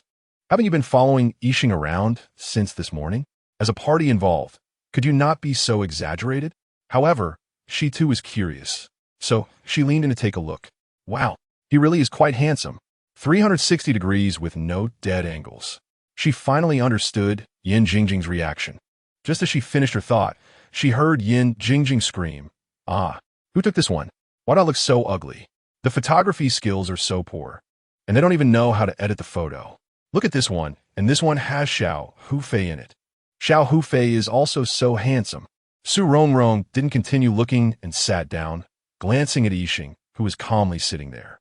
Seeing Su Rongrong look at him, Yixing softly said, "Model electric book? I want to see." She rummaged through her backpack, absent-mindedly handed him the model electric book, and glanced at another girl sitting across, named Mo Xiaojiao, who was also from Su Rongrong's dorm and was nicknamed Little Chili Pepper. This Little Chili Pepper was the goddess in Su Rongrong's heart. Although the goddess had never been in a relationship, her analysis of emotions was much more insightful than the other girls in the dorm. Of course, it might also be because Tan Luo was too young a heart, and Yin Jingjing always had such a unique way of thinking. The so-called standout might just be a matter of reference. Putting a crane in a flock of chickens makes it stand out. But if you throw a crane into a group of tigers and elephants, the effect might be different. Mo Xiaojiao was lazily reading a book filled with text, without any pictures or symbols. Su Rongrong was sure that this book was definitely not the model electric book. Mo Xiaojiao glanced at Su Rongrong and then shifted her gaze back to her book, quietly saying, "Cried?" Although this was phrased as a question, it was more of a statement based on her tone. Su Rongrong gasped, thinking, "Your observation skills are too sharp. You can tell I cried just by looking at me." Although she had indeed been a bit unusual yesterday, it didn't necessarily prove that she had cried. Chapter 15 destined to end. Su Rongrong took out a small mirror to check her makeup and thought it looked quite good. She was quite satisfied with her performance today. How did everyone figure it out? Hu Yuan mentioned that she seemed different today, while Mo Xiaojiao bluntly revealed the truth. Mo Xiaojiao continued, "You broke up." She said it with a tone of certainty. "You knew about this?" Su Rongrong put away the small mirror and looked at Mo Xiaojiao in surprise. Mo Xiaojiao had an expression that said, "Of course I know." This expression forced Su Rongrong to reassess her previous judgment of Mo Xiaojiao. Perhaps she had underestimated this girl in the dormitory, who was not just a standout. She looked at Mo Xiaojiao with admiration again. Indeed, she was impressive, able to discern so much with just a few glances. "You know, are you not afraid I might do something irrational?" Su Rongrong said in a lowered voice. "Are you that fragile?" Mo Xiaojiao had a look that said she understood her too well. "Of course not. If we break up, then so be it. It was bound to happen." In fact, Mo Xiaojiao had noticed something was off with Su Rongrong yesterday. This morning, out of the blue, she said she was going to see her boyfriend, but by the evening, she said she was going home and not returning to the dormitory. Analyzing these phenomena, it was clear that there was a problem between Su Rongrong and her boyfriend. However, Mo Xiaojiao also knew that sometimes a person needed to be quiet. She understood that Su Rongrong was not a fragile person who would do something irrational just because of a breakup or anything else. So she didn't overly concern herself yesterday, and instead gave Su Rongrong enough personal space. While Mo Xiaojiao believed Su Rongrong wouldn't do anything foolish, she still felt a bit worried. Later, when Yin Jingjing said she wanted to make a phone call, Mo Xiaojiao didn't stop her. She thought that according to Yin Jingjing's personality, making the call might help distract Su Rongrong's emotions. Yin Jingjing was not sensitive, and Su Rongrong would be more relaxed around her. Since Su Rongrong mentioned going to see her boyfriend, she feared that her premonition would become a reality. But she also hoped Su Rongrong could see the truth and recognize reality. Today, seeing Su Rongrong, who usually doesn't wear makeup, wearing light makeup only confirmed her thoughts. The emotional expert had such a harsh evaluation of her previous relationship, and Su Rongrong still felt a bit unwilling to accept it. Why? Why was her relationship destined to end? The last time he came to school to see you, He rushed out to take a phone call, and I thought there was a problem. What could be so important that he had to take a call in secret? There was no need for that. I asked him, and he said, although it was confirmed yesterday that the call had issues, Su Rongrong still defended him. Unsure if she was trying to convince Mo Xiaojiao or herself, giving her foolishness a lofty reason. Before Su Rongrong could finish, Mo Xiaojiao interrupted. What's the use of listening to what he said? It's just that you're foolish. You. The latter half of Little Pepper's sentence was drowned out by the sound of footsteps, and the classroom suddenly fell silent. Su Rongrong knew that this phenomenon could only mean one thing. Teacher Hu Yidao had arrived. Hu Yidao was not a character from Jin Yong's novel The Fox Volant of the Snowy Mountain, but university teacher who taught simulation electronics. His surname was Hu, and his real name was Hu Yiqing. Students nicknamed him Hu Yidao. This nickname had been passed down for years, and no one could recall which batch of students had originally coined it. After learning that their simulation electronics teacher was nicknamed Hu Yidao, Su Rongrong and her roommates deliberately caught up on Jin Yong's novel. Later, they discovered that aside from the similarity in names, the novel had little guiding significance for their real lives. Hu Yiqing had two characteristics. The first was that he treated every student fairly within his capacity. The second was that he had particularly high attendance requirements for students. Without special reasons, if a student missed class a certain number of times, their usual grades would be drastically cut without mercy. Other teachers would also take attendance, but in comprehensive classrooms with 2 or 3 classes together, even if teachers called names, some students would answer for their absent classmates. Such classes usually had over 100 students, and the teachers did not see them as often as in high school, so they could not remember every student's face.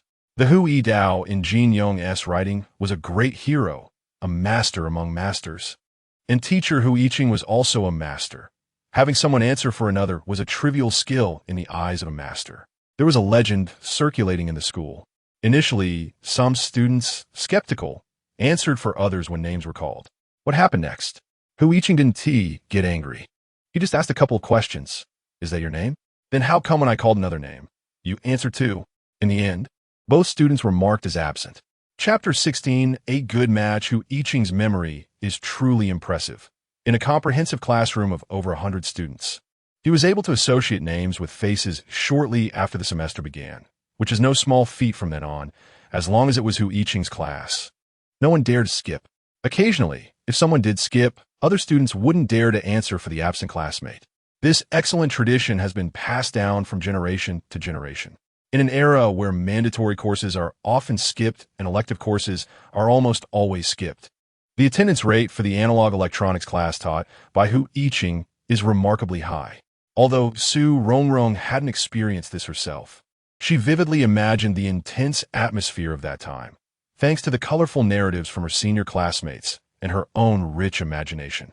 When Hu Yiqing stepped onto the podium, he scanned the room with a sharp gaze that landed on Su Rongrong's direction.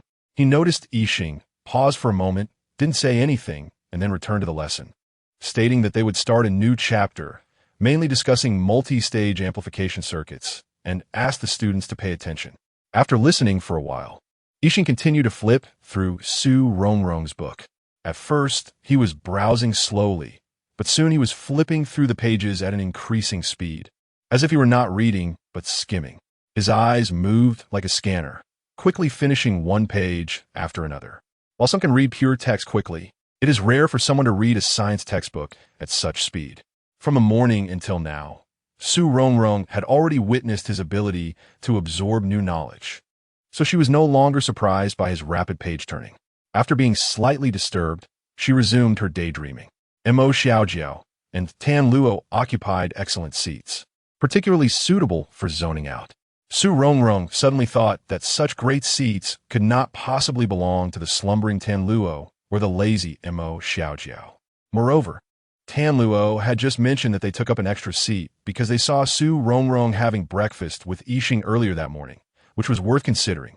Logically speaking, in a class with such high attendance like the analog electronics course, many people would want to occupy a favorable position. It was unlikely they could secure such a great spot without arriving early. She wondered what kind of extraordinary means Mo Xiaojiao had used to seize that seat. with one hand propping her chin and her head lowered, her hair draped down on either side of her face. Su Rongrong's small face was perfectly concealed in the shadows of her hair, making it less likely for the teacher to notice her. Just as Su Rongrong was daydreaming, she suddenly heard Hu Yiqing's voice calling her name. Su Rongrong quickly lifted her head and instinctively stood up. Just as she stood, she heard Hu Yiqing's next words, "The boy next to you." Su Rongrong's face fell, feeling extremely frustrated, and she couldn't help but think, "Teacher, could you please not breathe so heavily when speaking? You scared me." The students in the classroom laughed when they saw Su Rongrong stand up hastily without fully hearing the teacher's instructions. Hu Yiqing glanced around, and the classroom immediately fell silent again. He looked at the eager Su Rongrong and reminded her to pay attention and sit down. Then he turned to Yixing. "The boy next to Su Rongrong, please stand up and answer the question." Su Rongrong, still a bit dazed and about to sit down, suddenly realized the mistake and stood straight up again. "Oh no, the boy next to me is Yixing." She widened her eyes, watching as Yixing slowly stood up beside her. At that moment, she couldn't care less about feeling embarrassed. Her heart raced with anxiety. When did the teacher start paying attention to Yixing? This is terrible. I only zoned out for a moment. What happened during that time? Yixing hadn't done anything particularly outrageous, had he? Yixing stood tall and composed beside Su Rongrong. Mo Xiaojiao noticed that Su Rongrong was not in a good state, but didn't expect her to be this dazed. Furthermore, she couldn't help but notice the way Su Rongrong looked at the boy. It seemed a bit different. Even if he were her boyfriend, there was no need to be this nervous, right? Tan Luo and Yin Jingjing also glanced at the two of them, admiring and whispering, Hey, Jingjing, did you notice? They look so good together." Yeah, although I'm still on Team Rongrong and Little Hu Fei, I have to admit, Yixing is really handsome. Su Rongrong gently tugged at Yixing's shirt under the desk, and Yixing glanced at her, giving her a reassuring look. However, that gaze did not comfort her. She felt as if standing next to her was a ticking time bomb that might explode at any moment, taking her along with it. Hu Yiqing watched Su Rongrong and Yixing standing side by side, one looking nervous and the other calm. Could it be that they are dating? It's quite normal for college students to date. Although Hu Yiqing was strict, he didn't oppose college students having relationships. He wondered when his own foolish son would start dating. However, dating should not interfere with studies. If this boy affected Su Rongrong's learning, then he, as her teacher, needed to do something to wake her up. Finally, he fixed his gaze on Yixing's face. "What is your name, student?" Yixing replied, and a murmur spread through the classroom as Su Rongrong vaguely heard. "His name is Yixing." What a strange name. What two characters could it be? Su Rongrong also pondered. What would she say if someone asked her? How would she explain? Hu Yiqing cleared his throat, and the classroom quieted down again. "You're not a student from this department? Do you like this subject? All right. Then did you understand what I just explained?" Yixing nodded. Chapter 17, Is There Anything Special About Him? There are 4 common coupling methods for multi-stage amplification circuits. So, can you tell me the advantages and disadvantages of direct coupling and RC coupling? Su Rongrong glanced at teacher Hu Yiqing's notes, thinking, no way, teacher. Yixing has already said he is not a student from this department. Why do you care if he knows it or not? He is not taking the exam for this subject. Could it be that teacher who has heard about Yixing's deeds? That seems unlikely. Teacher who doesn't seem like the kind of person who enjoys gossip. However, teacher who is also a profound and inscrutable person. And Su Rongrong couldn't discern from his expression what his intention was in asking about Yixing. At this moment, her feelings were complex. She both hoped Yixing could answer teacher whose question and didn't want him to answer it. Since morning, there has been enough attention on Yixing. If he answers teacher whose question, won't he become the center of attention again? Too much attention is not a good thing for an alien like him. One careless move might expose his identity. But if he can't answer teacher whose question, will he be kicked out of the classroom immediately? After all, he is not a student from this department. Su Rongrong realized that since Yixing appeared, her moments of indecision had increased significantly. This inner conflict didn't last long. As she soon heard Yixing's voice beside her, the outstanding advantage of direct coupling amplification circuits is that they have good low-frequency characteristics and can amplify slowly changing signals. And Yixing answered teacher whose question calmly and clearly. Teacher whose expression gradually softened, no longer as stern as before. regardless of whether the classmates understood or not. Seeing Yixing answer so smoothly without provoking teacher Hu's anger, they all looked at him with admiration. Generally, RC coupling methods are only used in special situations where the signal frequency is very high or the output power is very large. Yixing finally finished answering, and teacher Hu also showed a satisfied smile. After class, teacher Hu noticed that Rongrong had been daydreaming. It made him very unhappy that his class representative was leading the way in not paying attention. He had originally planned to call on Rongrong to answer a question to wake her up. So he first called out her name, but a glance revealed that the boy next to Rongrong was reading like a scanner. He wondered if this boy was the reason Rongrong was distracted. He had simply wanted to alert those who were affecting other students' learning in his class, but unexpectedly, Yixing answered so well. The classmates in the classroom immediately developed a sense of admiration for Yixing. This student answered very well. I wonder if the other students understood? Upon hearing teacher Hu's question, most students, except for a few, lowered their heads in unison, staring at their desks, afraid that the teacher would call on them. Teacher Hu was already used to the students' performance, although he could make most of them afraid to skip class. Whether the students who came to class could pay attention was another matter. Especially in science and engineering, sometimes attending class can be quite tedious.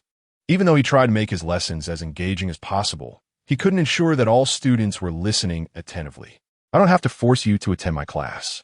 If you could respond to my questions like this, student, instead of behaving like this, would I need to insist that you come to class? After speaking, seeing that Yixing was still standing, he waved his hand. You can sit down. Come to me after class. Yixing tugged at the still-standing Rongrong. She numbly sat down, but her mind was still reflecting on the teacher's last sentence. She kept stealing glances at Yixing out of the corner of her eye, looking left and right. He doesn't seem to have anything special, right? No one will discover he is an alien, right? Compared to Rongrong's restlessness, Yixing remained calm, flipping through Rongrong's analog electronics book, seemingly indifferent to what was about to happen. After a while, Rongrong could no longer hold back and turned her head towards Mo Xiaojiao. She quietly asked, "Do you see anything special about him?"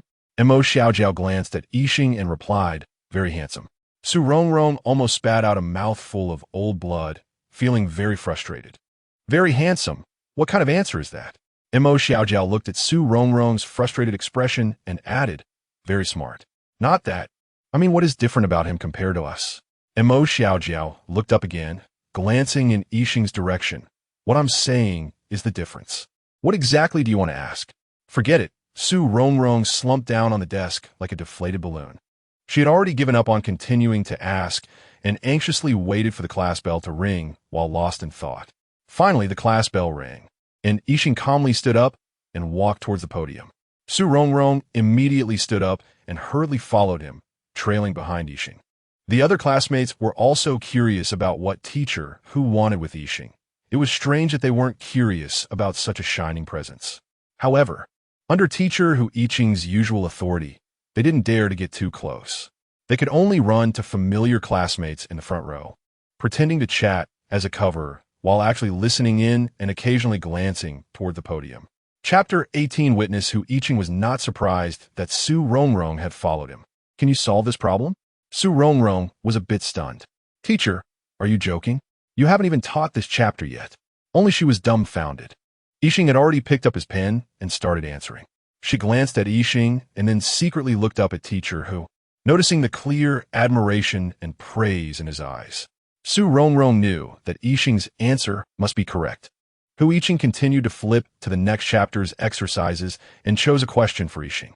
He then asked a few more questions in succession, and finally gave a comprehensive question he had created himself. While Rongrong was in a daze, Hu Yixing said to her, "What's going on with you in class today? You're not focused." His tone was somewhat stern, but Rongrong surprisingly detected a kind of Hu-style concern in those two questions. She lowered her head and did not answer him. Before the teacher asked Yixing, she was contemplating why everyone looked down on her previous relationship. After Hu Yixing questioned Yixing, she began to worry about him again. This led to her thoughts wandering throughout the first half of the class. Hu Yixing did not expect Rongrong to answer him. Young people always have their little secrets. As a teacher, he could only remind them appropriately not to delay their studies. Looking back at Yixing's answers, he revealed a rare smile. Have you learned all of this? Yixing calmly shook his head. Hu Yixing's usually calm face showed an expression of surprise. You taught yourself? Yes. Hu Yixing thought that even if one had learned it before, being able to solve all these problems correctly and clearly was already quite impressive. He did not expect Yixing to be completely self-taught, which added a few more points of appreciation in his eyes. He felt that Yixing resembled his younger self, having an innate talent for electronic circuits. What he did not know was that Yixing had only started self-studying this morning. Now that he saw a young man with such a talent for analog electronics, he could not suppress his excitement. It was like a martial arts master finally finding a disciple to whom he could pass on his lifelong skills. The affection he felt was naturally hard to contain. Which department are you in? Hu Yixing actually wanted to poach Yixing. No matter which department Yixing was from, as long as he wanted to learn from him, he would find a way to bring this talent over. Yixing shook his head. Su Rongrong quickly spoke for Yixing. He's not from our school. Oh, not from our school? That makes things a bit troublesome. However, Hu Yixing was still unwilling to give up. Then which school are you a student of? Su Rongrong quickly replied. He didn't go to college. He's self-taught. After saying that, Su Rongrong looked at Yixing with embarrassment. I'm sorry. I really don't know what your educational background is on your planet. But on Earth, you can only be treated as illiterate. Su Rongrong had repeatedly answered for Yixing. But at this moment, Hu Yixing's attention had already shifted, and she was thus ignored. Not having gone to college, but still being able to grasp the basics. Hu Yixing felt overjoyed, as if he had found treasure. Since you haven't gone to college, why not learn from me? Su Rongrong watched as teacher who spoke to Yixing in a tone reminiscent of a big bad wolf tempting Little Red Riding Hood, thinking, Teacher, where's your chivalrous demeanor? Your iron-faced impartiality? Your ruthlessness? Don't you worry that this tone will ruin the prestige you've built over the years? Yixing considered for a few seconds. If he wanted to return to his original planet through the space-time trajectory, he needed to learn this knowledge on Earth. Having a teacher to help clarify these doubts was certainly the best situation. On his original planet, he studied celestial movements, but he hadn't delved into designing space-time trajectories. Thus, in this calm and friendly atmosphere, under Su Rongrong's witness, Yixing became Hu Yixing's prized student. Throughout the entire process, aside from Su Rongrong's expression that looked as if she had been struck by lightning, everything was so wonderful. Because he had accepted such a satisfactory disciple, Hu Yixing was in a great mood. Throughout the year, he had maintained a stern face among his students, but at this moment, a hint of a smile appeared at the corners of his mouth. A middle-aged teacher, still charming, had a few more carefree qualities added to his hard exterior due to this smile. Everything seemed to be going well, except that Su Rongrong still felt a bit dejected. She realized that it was becoming increasingly difficult for her to control the situation with Yixing and did not know how it would ultimately develop. Thus, Su Rongrong muddled through this analog electronics class. After class, she collected the analog electronics assignments from her classmates and instructed Imo Xiaojiao and a few others to take Yixing to the school canteen first and find a private room to wait for her, which would greatly reduce Yixing's chances of being seen. Yixing also wanted to help, but was firmly rejected by Su Rongrong. She was afraid that other teachers would hear about Yixing's brilliant achievements and take him under their wing as well. Chapter 19, A Tough Task. Yan Jingjing originally wanted to stay and help Su Rongrong with her homework, but she saw the sports committee member suddenly darting over with a servile expression. Su Rongrong, let me help you. Seeing someone offering help, Yan Jingjing unceremoniously placed a thick stack of homework in the sports committee member's hands.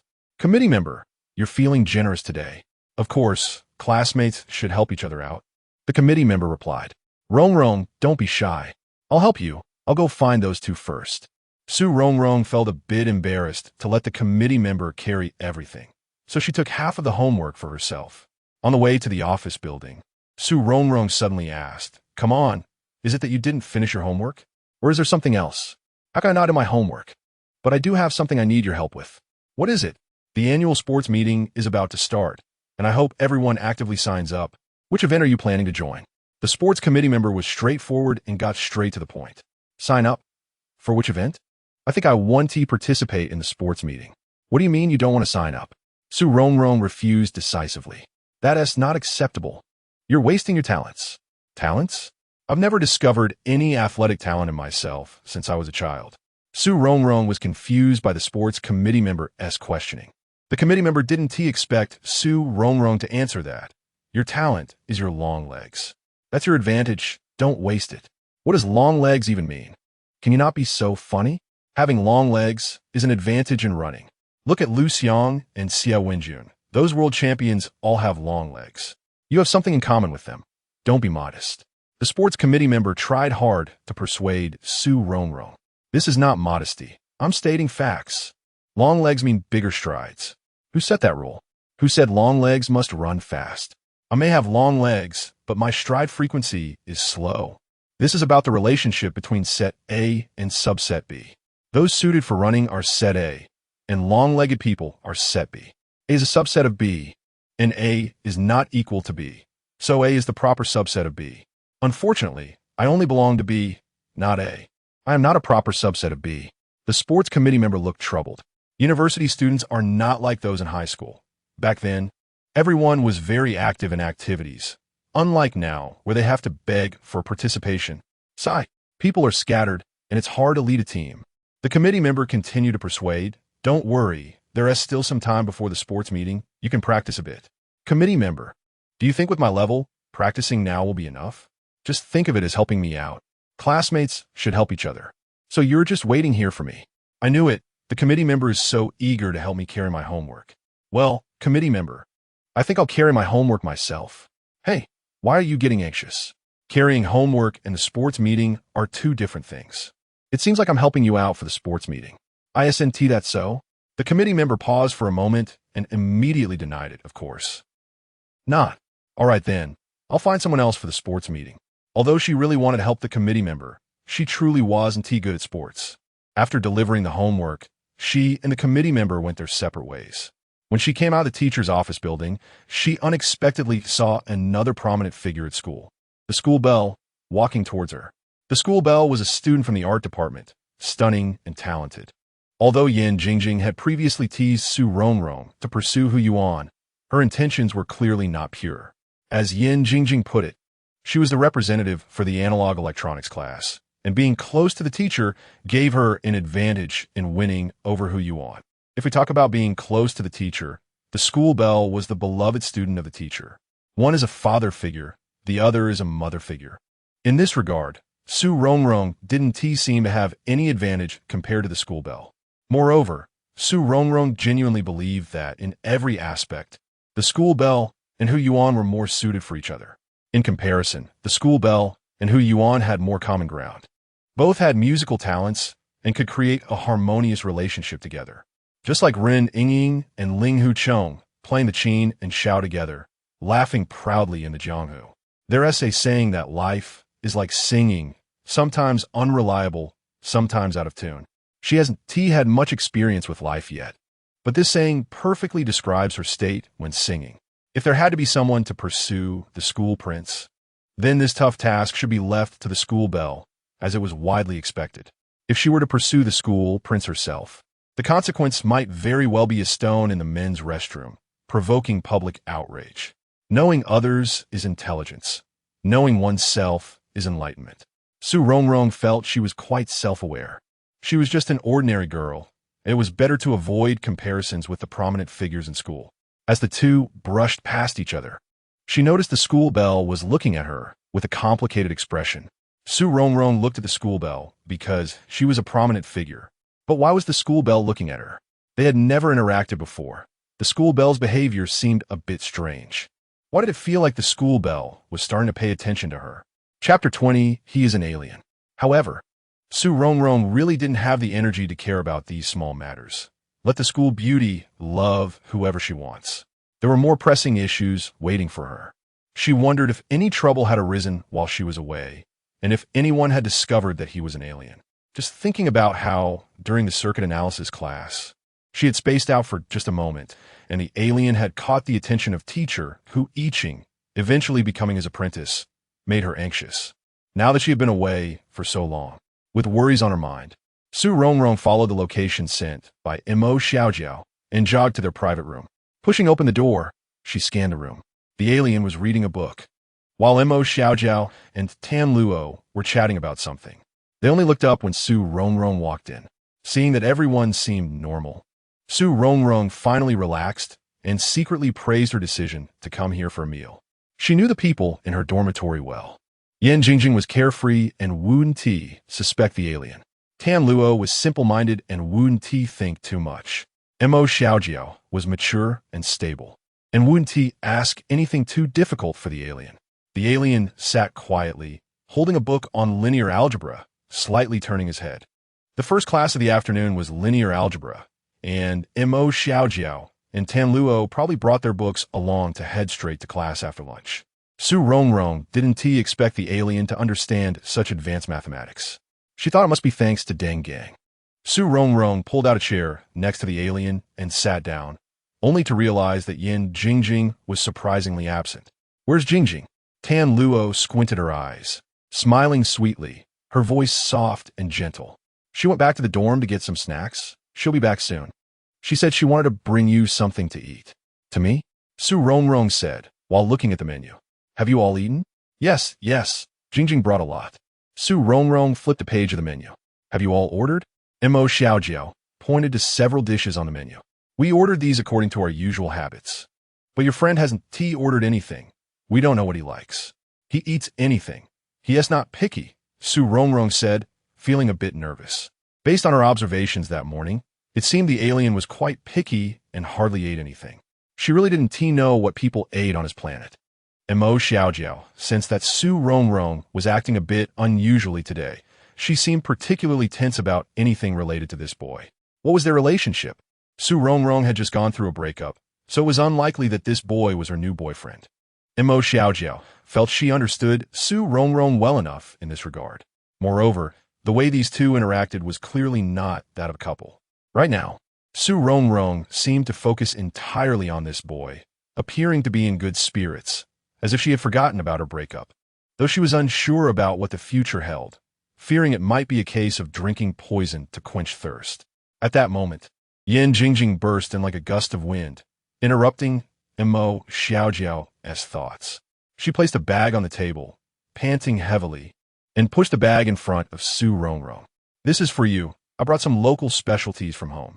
Su Rongrong pointed at Tan Luo and Mo Xiaojiao. "Did you leave anything for them?" "They're keeping some, and this can't be stored for too long.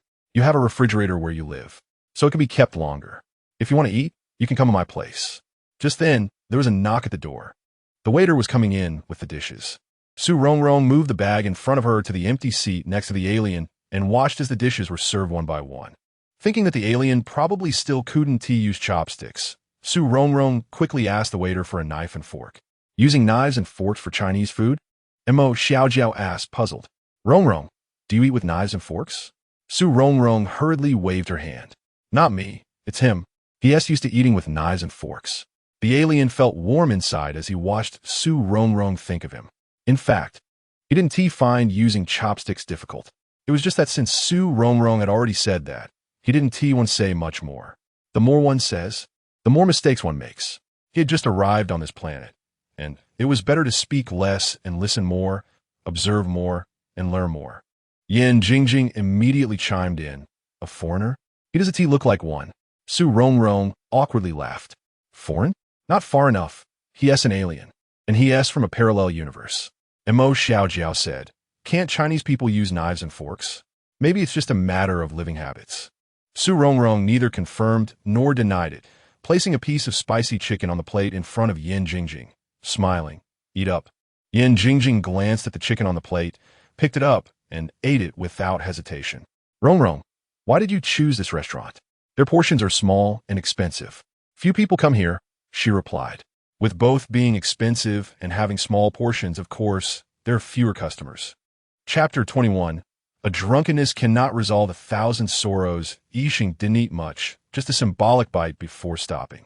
Before the meal, he had returned the book on linear algebra to Tan Luo and was now leisurely leaning back in his chair, watching several girls chat.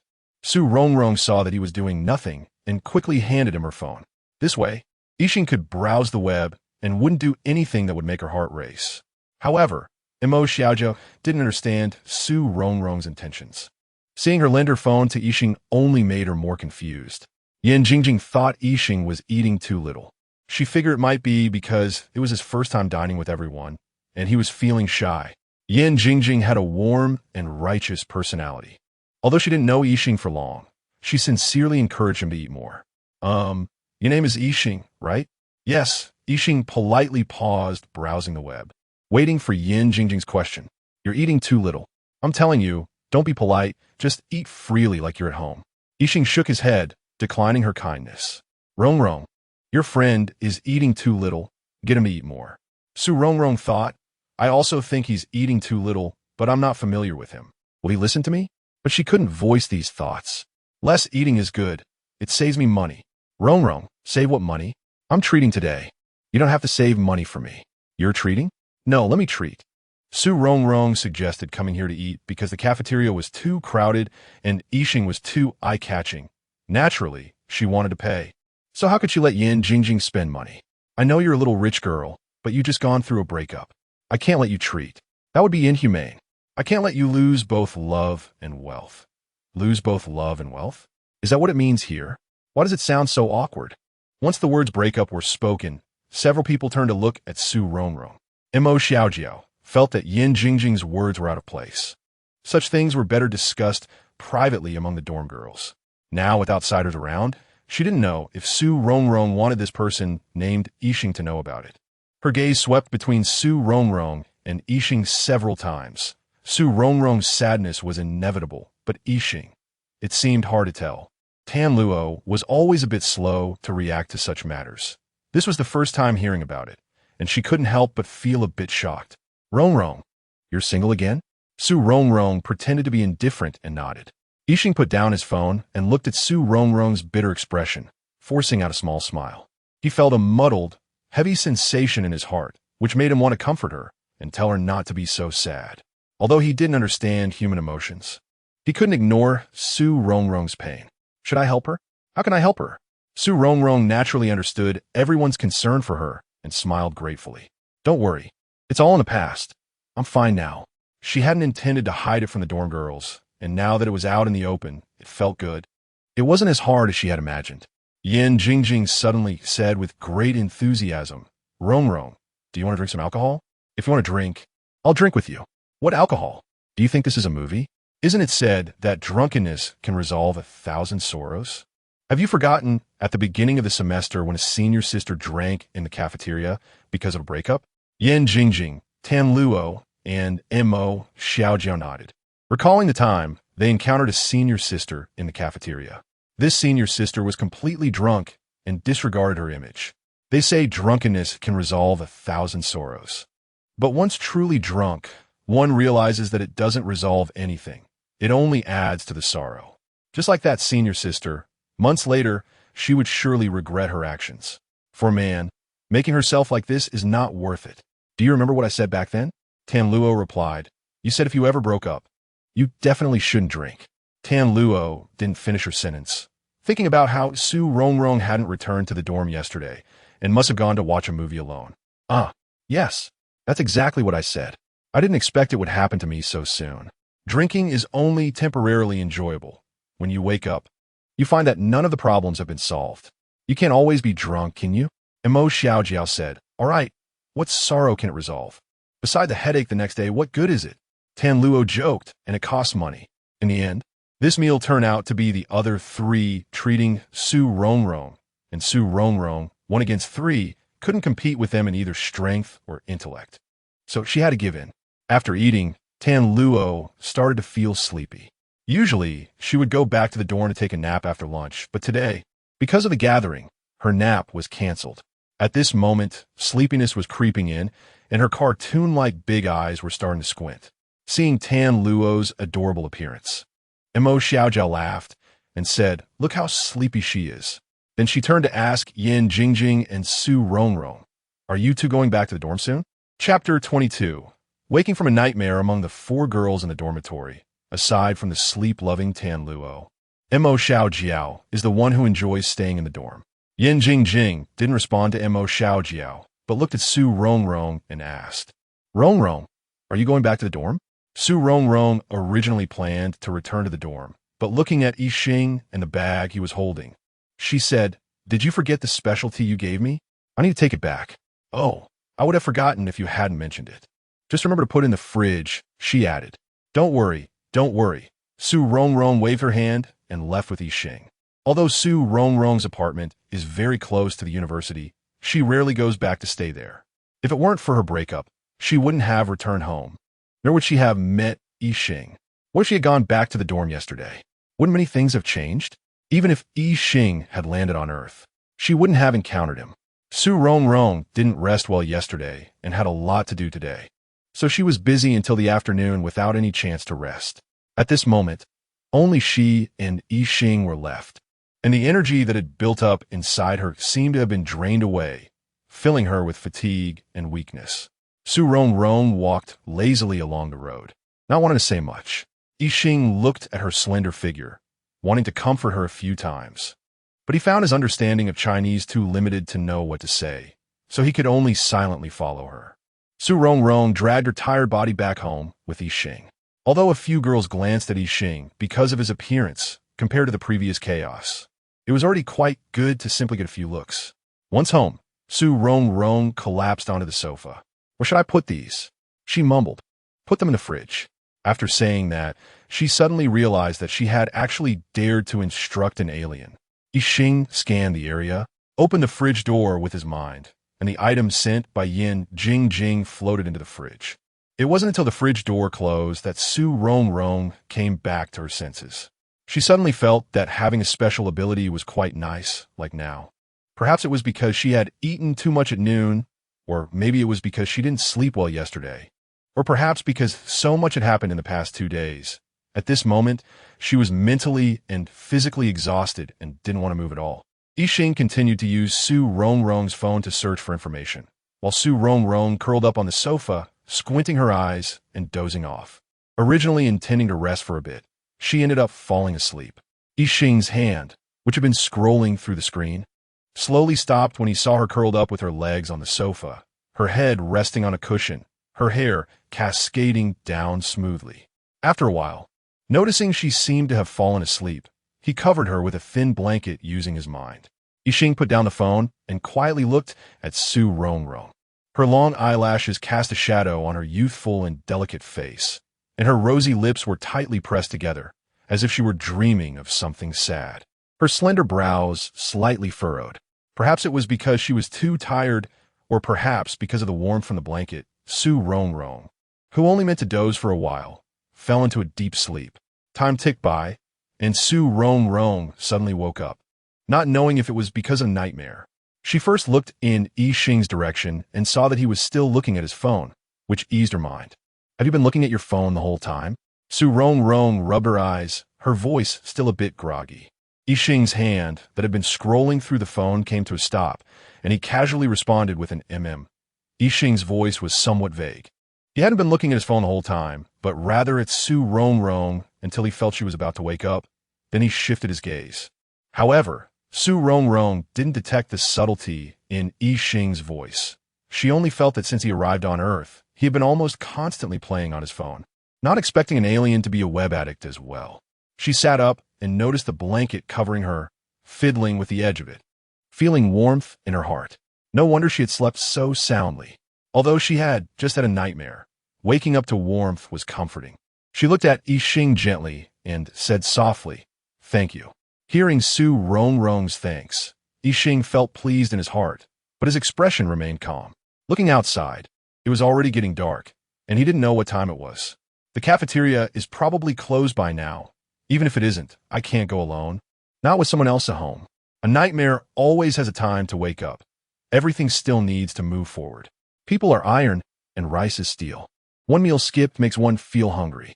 Yixing put down his phone, walked over to Su Rongrong's side, and looked at her hair that was tousled from sleeping. The girl he had only seen in dreams was now standing right in front of him, her breath audible. This feeling was really strange. He wanted to touch her hair. Su Rongrong was contemplating what to eat when she seemed to sense danger and instinctively dodged to the side. Sensing her fear, Yixing realized he was showing emotions he shouldn't. quickly reining in his feelings and returning to his usual indifference. He walked over to the spot where Su Rongrong had charged her phone earlier, changing the topic. I need to charge my phone. Su Rongrong felt it was strange. Yixing's aura seemed to have changed again. She used to think aura was something elusive, but now she could really feel the differences. Then she saw the phone on the coffee table suddenly float into Yixing's hand. Hey, since you want to charge it, why didn't you just bring it over earlier? Why make it float over? She couldn't understand. She really couldn't understand. The alien's thinking was too strange. Forget it. She couldn't think about it anymore. If she did, her brain would get messy again. Chapter 23 Identity. Su Rongrong discovered that the alien could use her phone so effortlessly, as if it were his own. However, she dared not express her anger. It was best not to provoke non-Earth beings. She wondered what this alien was doing on Earth. As she walked towards the kitchen, she casually asked, "What are you looking at?" Understanding Earth. Understanding Earth. What does an alien want to understand Earth for? Does he want to invade? If the alien really intended to invade Earth, would her current actions make her an accomplice? No, she must clarify this. If he truly had malicious intentions towards Earth, she had to stop him no matter what. Your planet won't attack Earth, right? Not all. Putting aside the fact that his planet had not yet achieved the technology to traverse parallel dimensions, even if they did reach such a technological level in the future, he wouldn't admit it. Moreover, how did he even arrive here? He had no idea when he could return. Really? Really, I oppose aggressive wars.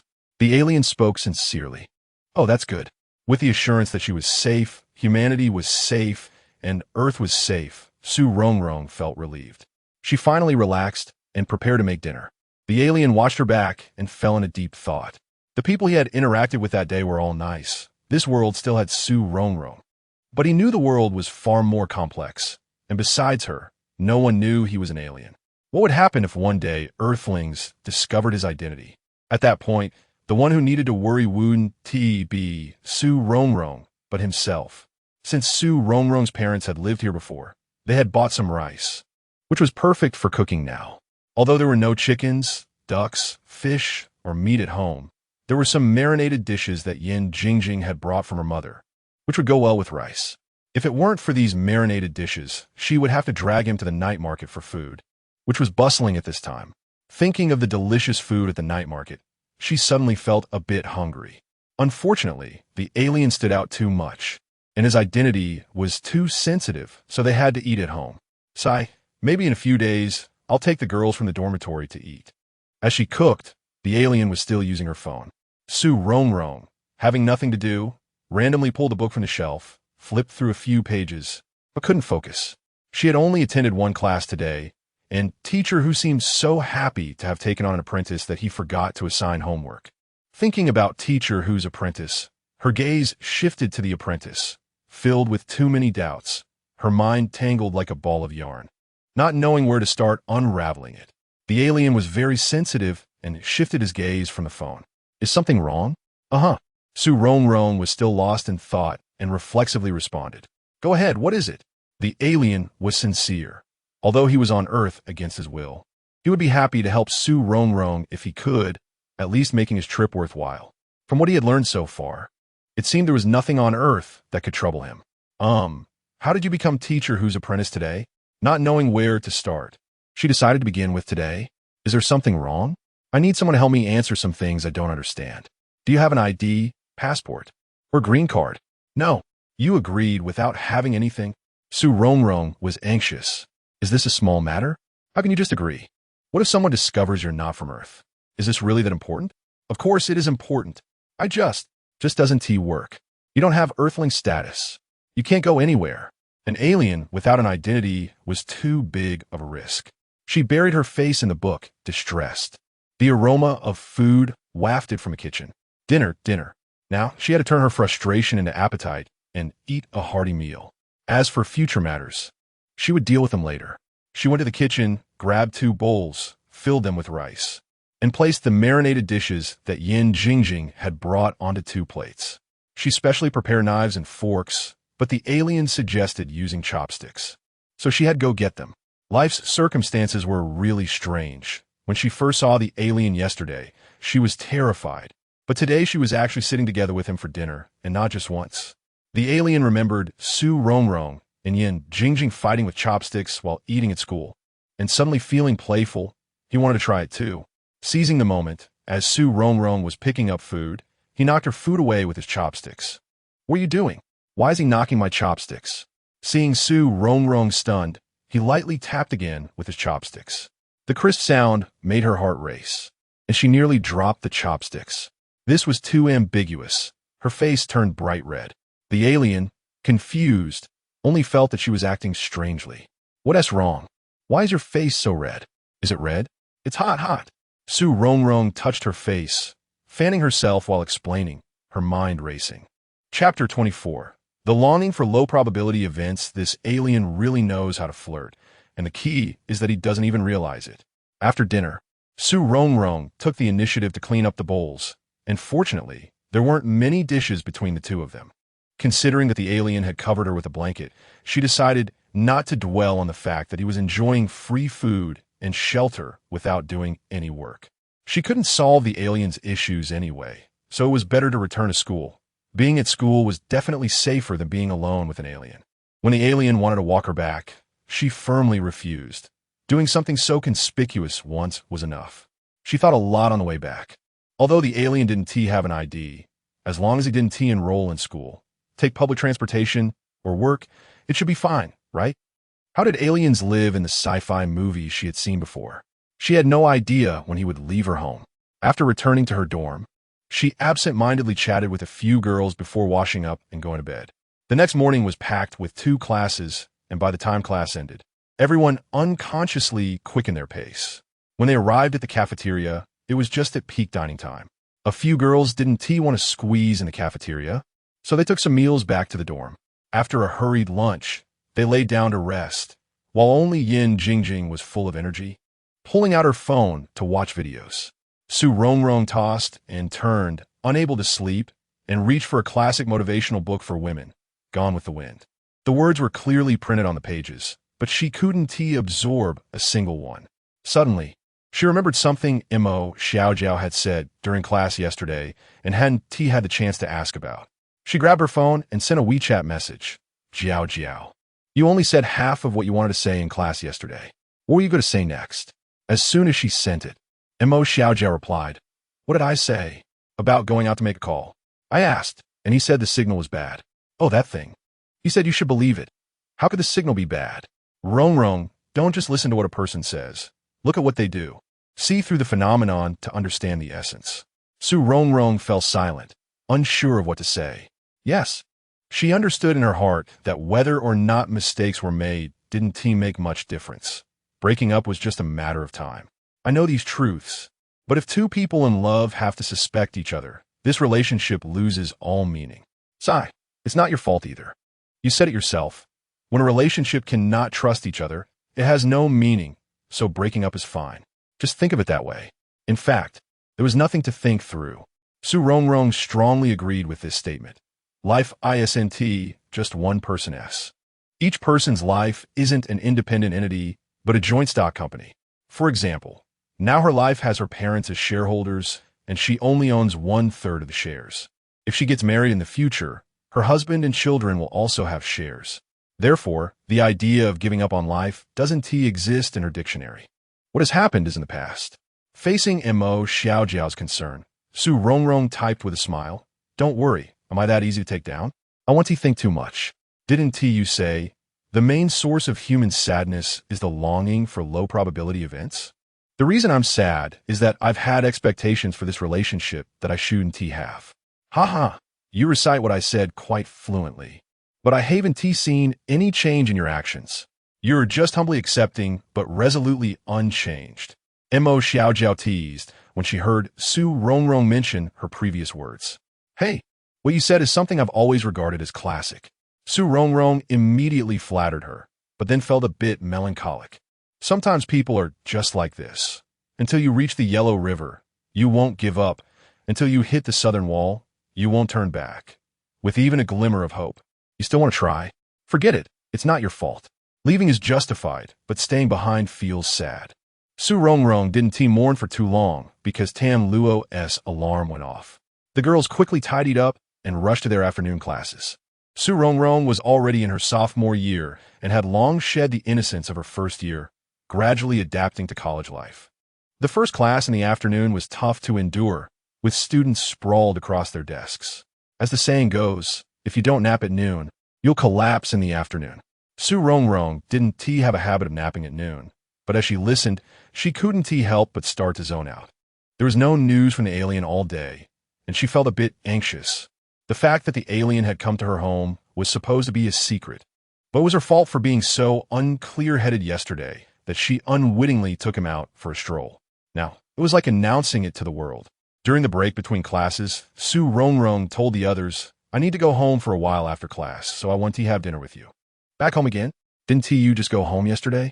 Jingjing asked. "Rongrong goes home every weekend," Tin Luo added. "But she just went home yesterday." I forgot something, and I'll just grab it and head back to the dorm."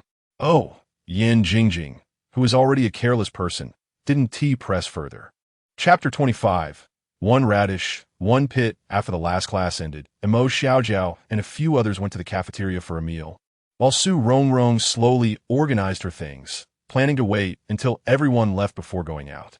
She intended to buy some food to take home, and also bring some for the alien. She had no idea if he had eaten anything that day. He usually ate very little. She really couldn't understand how an alien could eat so little. Was he preparing for immortality? When the classroom was almost empty, the sports committee member suddenly approached. Seeing the sports committee member's sinister smile, Su Rongrong felt a chill run down her spine. Just as she was about to make a quick escape, she was called back by the committee member. "Su Rongrong, wait a minute." "Wait a minute? What is it, committee member? I have urgent business today." "What urgent business?" "I can help you." The committee member's sudden enthusiasm made Su Rongrong uneasy, recalling how he had helped her deliver assignments last time. She had a bad feeling. "No need. It's a small matter. I can handle it myself." "Su Rongrong, I want to beat around the bush. You still have to help me with the sports meeting." "Committee member, it's not that I don't want to help you, but I'm really not good at sports." But the committee member looked at her with an even more pitiful expression. In a pure science department like ours, the gender ratio is unbalanced, and there are few girls.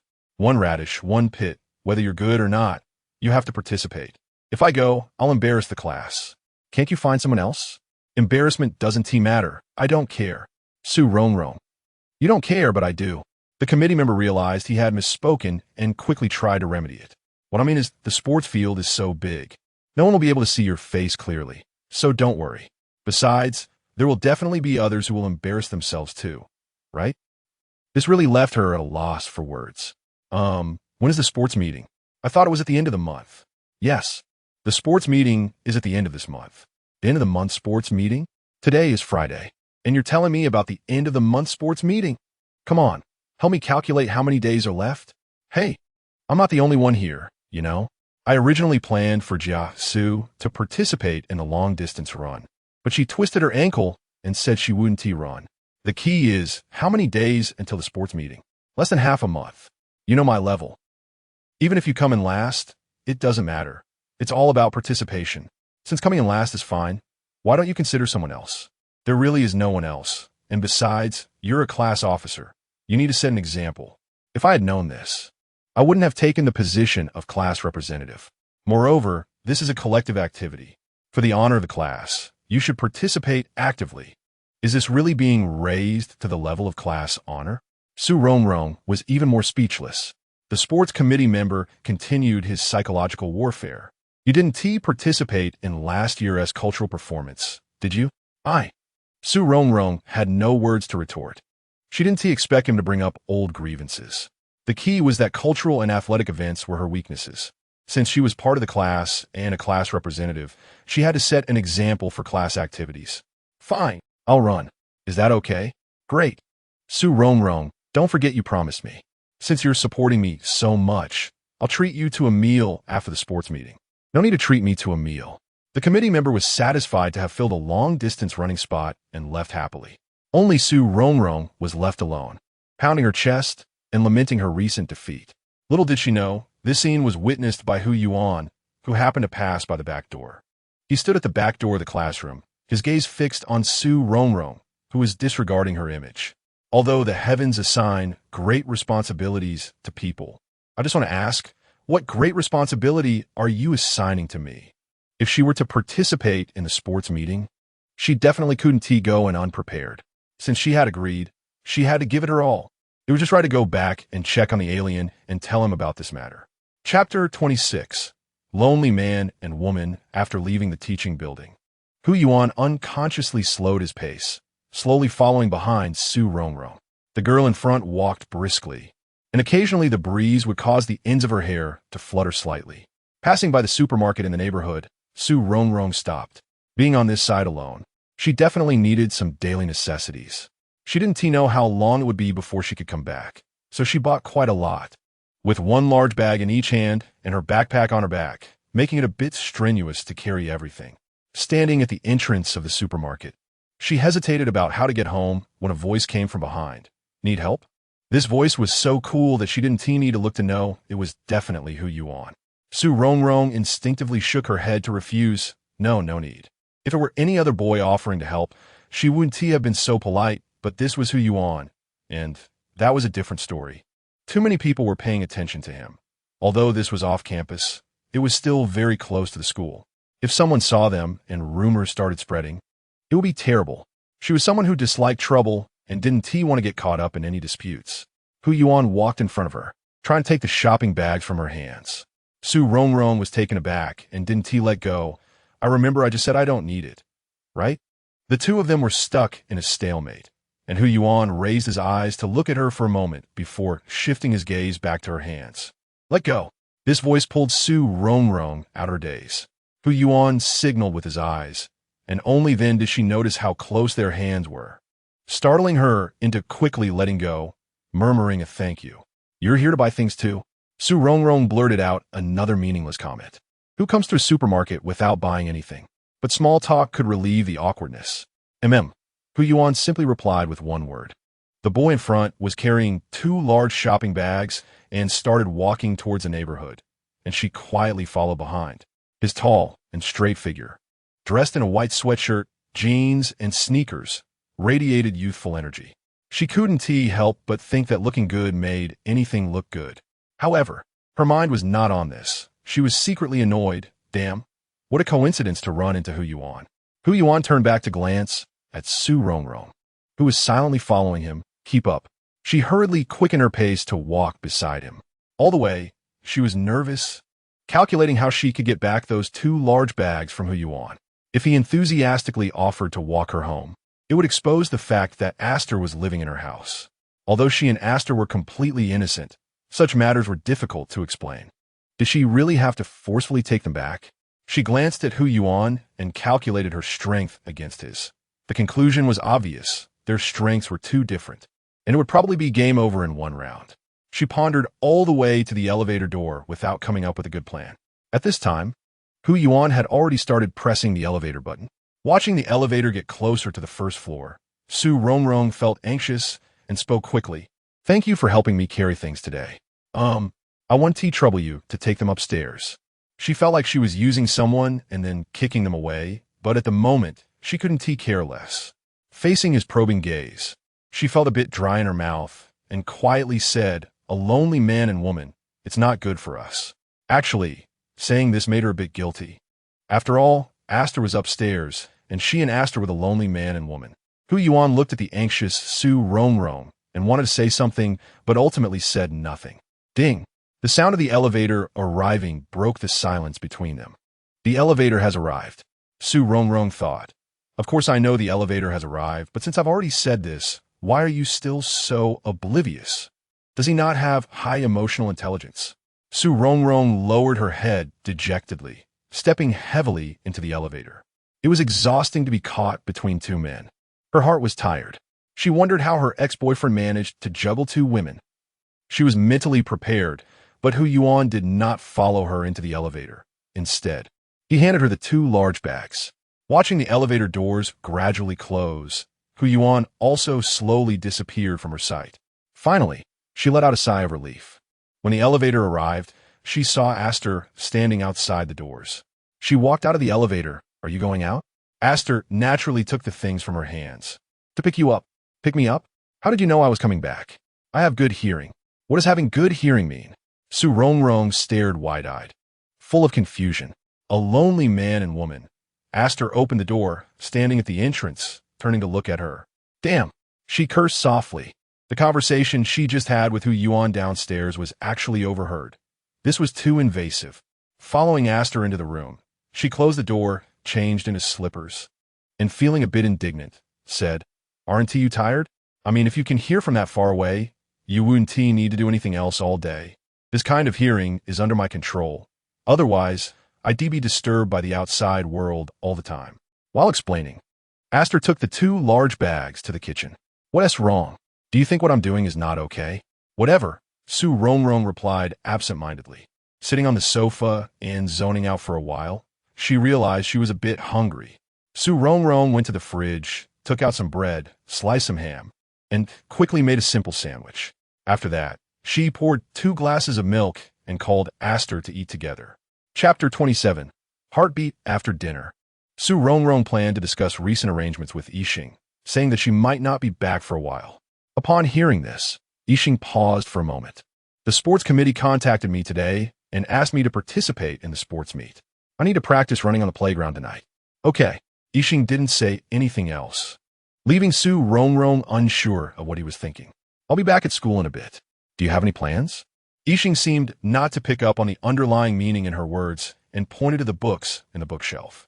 Apart from these books, is there another way for me to understand this planet faster? As Su Rongrong thought about how he had been using his phone to access the internet, she quickly hugged her phone tightly, afraid it would be taken away.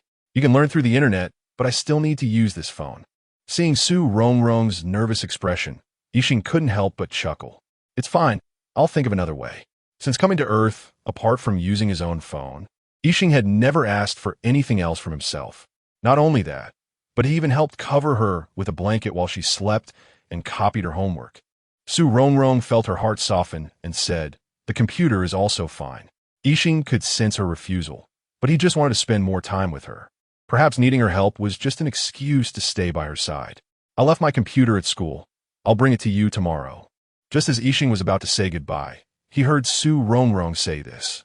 Okay, he agreed without a second thought, perhaps still cherishing the days spent near her, knowing that once he returned, he might never see her again.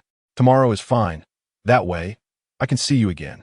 Considering that there was less than half a month before the sports meet, Su Rongrong returned to her bedroom, took out a set of sportswear, changed, and packed 2 more outfits in her backpack. When she opened the door, she saw Yixing standing by the bookshelf, holding a book and reading it carefully. Yixing flipped through the book while glancing back at her. In front of him stood a girl with a ponytail, a few strands of hair gracefully falling on her forehead, dressed in white sportswear with a red trim, which made her skin appear delicate and fair. Her long, straight legs were visible beneath her shorts, and she wore sports shoes. With her backpack casually slung over her shoulder, she stood at the door, looking lively and youthful. Yixing's actions of flipping through the book unconsciously came to a halt. His fingers, gripping the book, slowly turned pale as his heart suddenly raced. Perhaps realizing his unusual reaction, he cleared his throat. Are you ready to go to school? Yeah. Su Dongvong Zetponde. Feeling her backpack slipping, she naturally adjusted the shoulder strap. I'm heading back to school now. I'll bring you the computer tomorrow morning. I'll walk you back. Thinking about the chain reaction that Yixing following her might cause, she quickly waved her hand. No need. It's already late. I should walk you back. It's very close to the school, and there's still many people outside at this hour. It's fine. You don't need to walk me. Seeing her insistence, Yixing had no choice but to let her leave alone. He wasn't worried about her encountering danger, since his ability to sense her presence hadn't faded on Earth.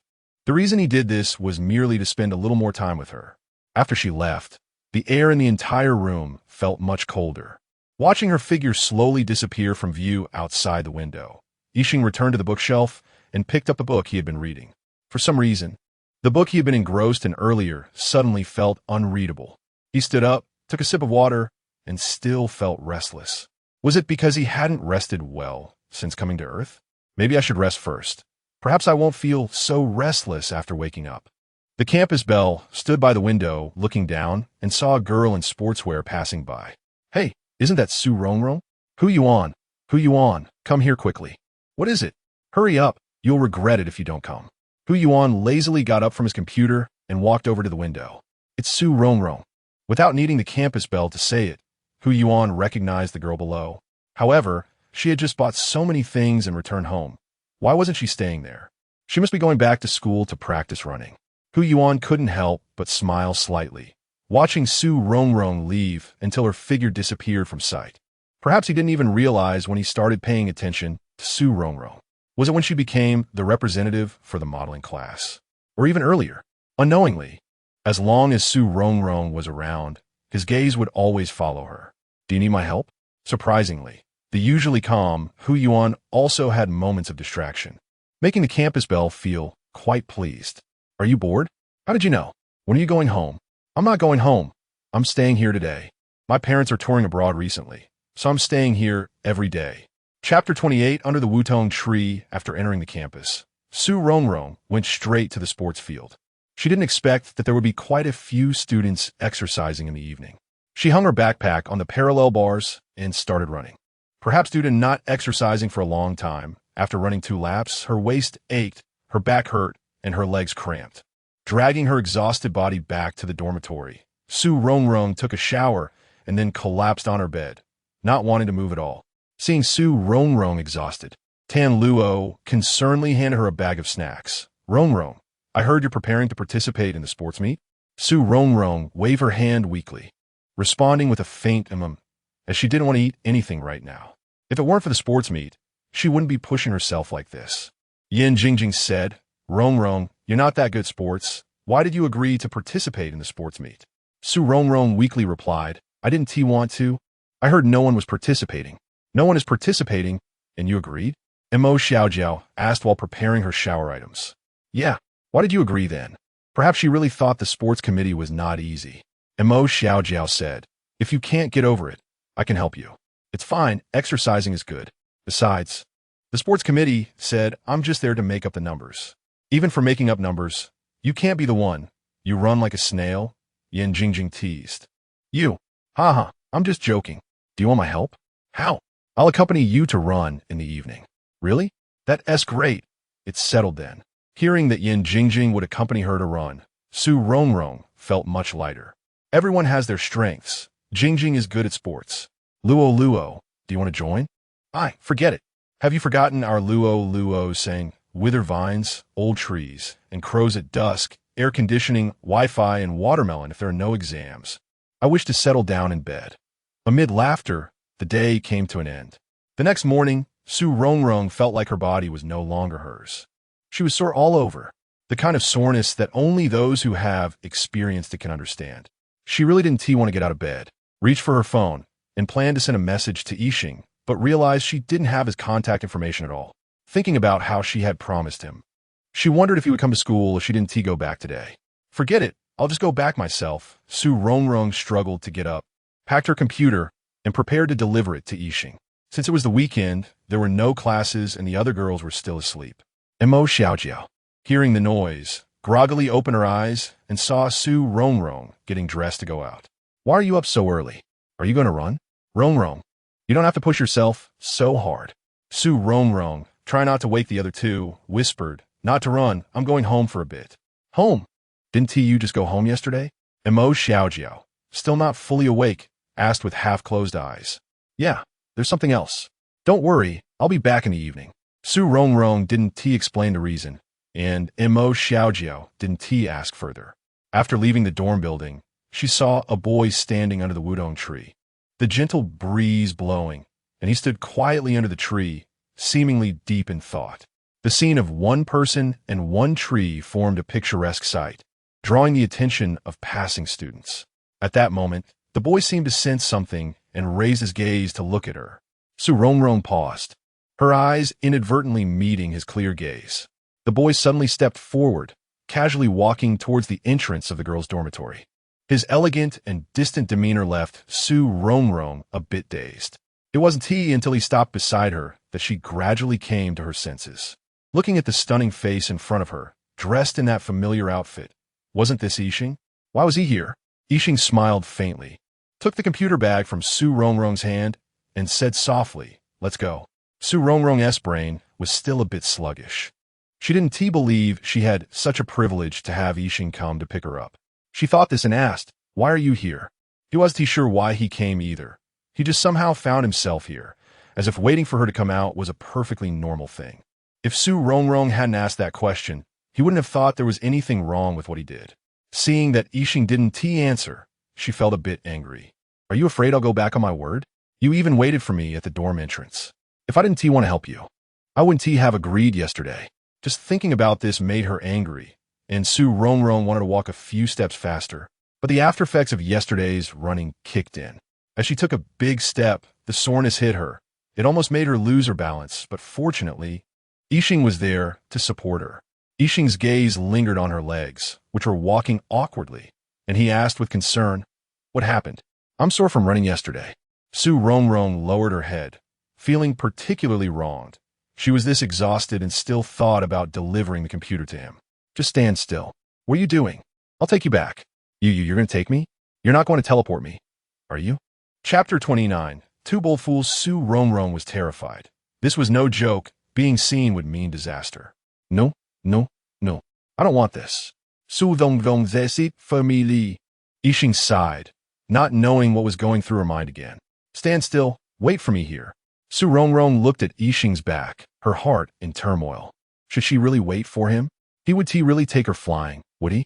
After a moment, Su Rongrong widened her eyes in surprise as she saw Yixing riding a bicycle towards her.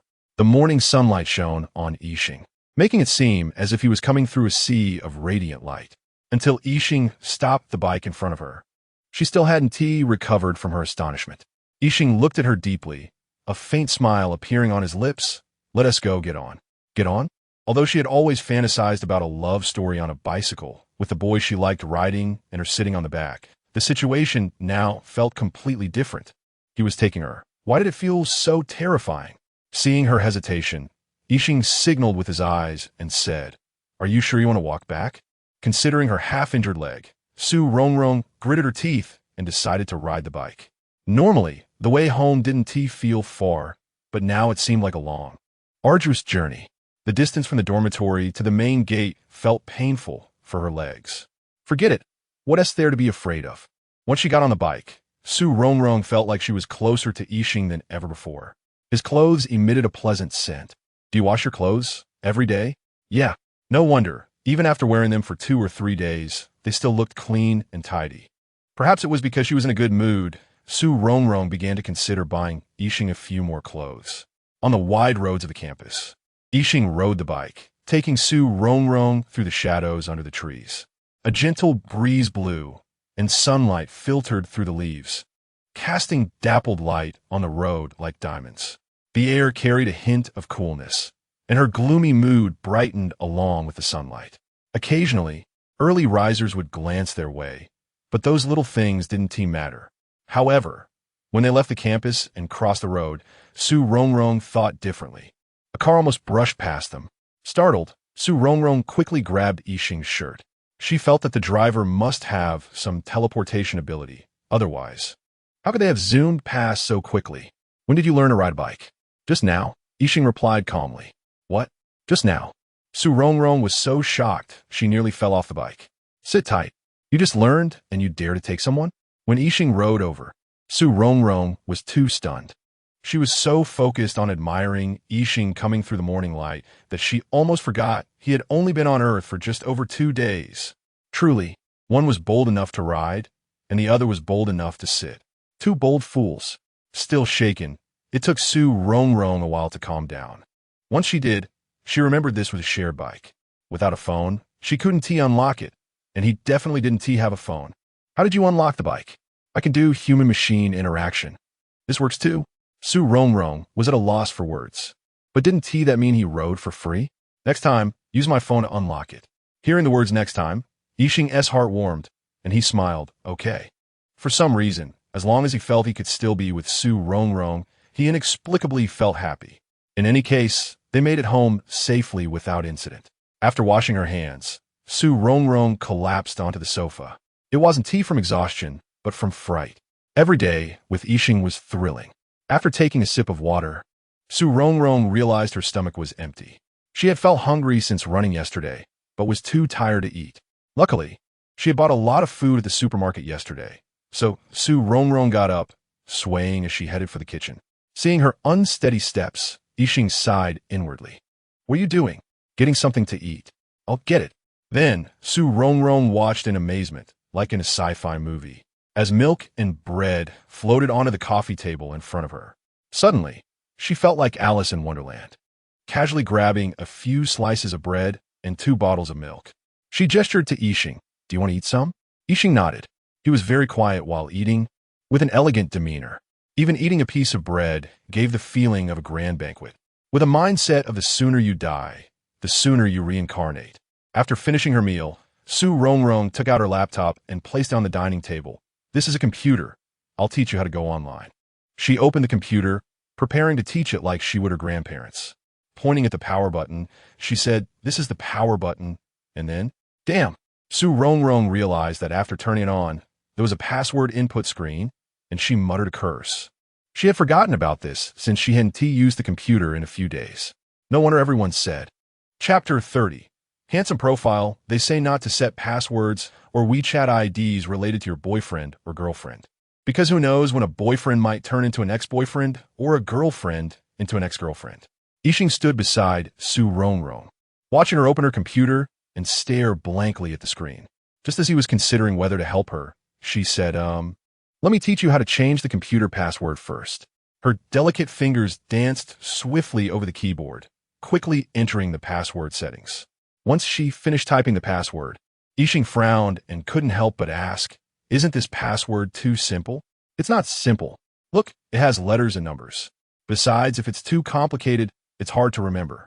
Rongrong clicked the confirm button. Yixing thought that the password should be a bit more complex. At least it should involve some encryption. A combination of a few letters and numbers like Rongrong's still seemed too easy to crack. Then Rongrong continued explaining how to use the computer. Not teaching too much, just briefly covering how to open web pages and browse information. After her explanation, she placed one hand on the keyboard and the other on the mouse, turning back to see Yixing standing so close behind her. But just then, he suddenly leaned in. What is he going to do?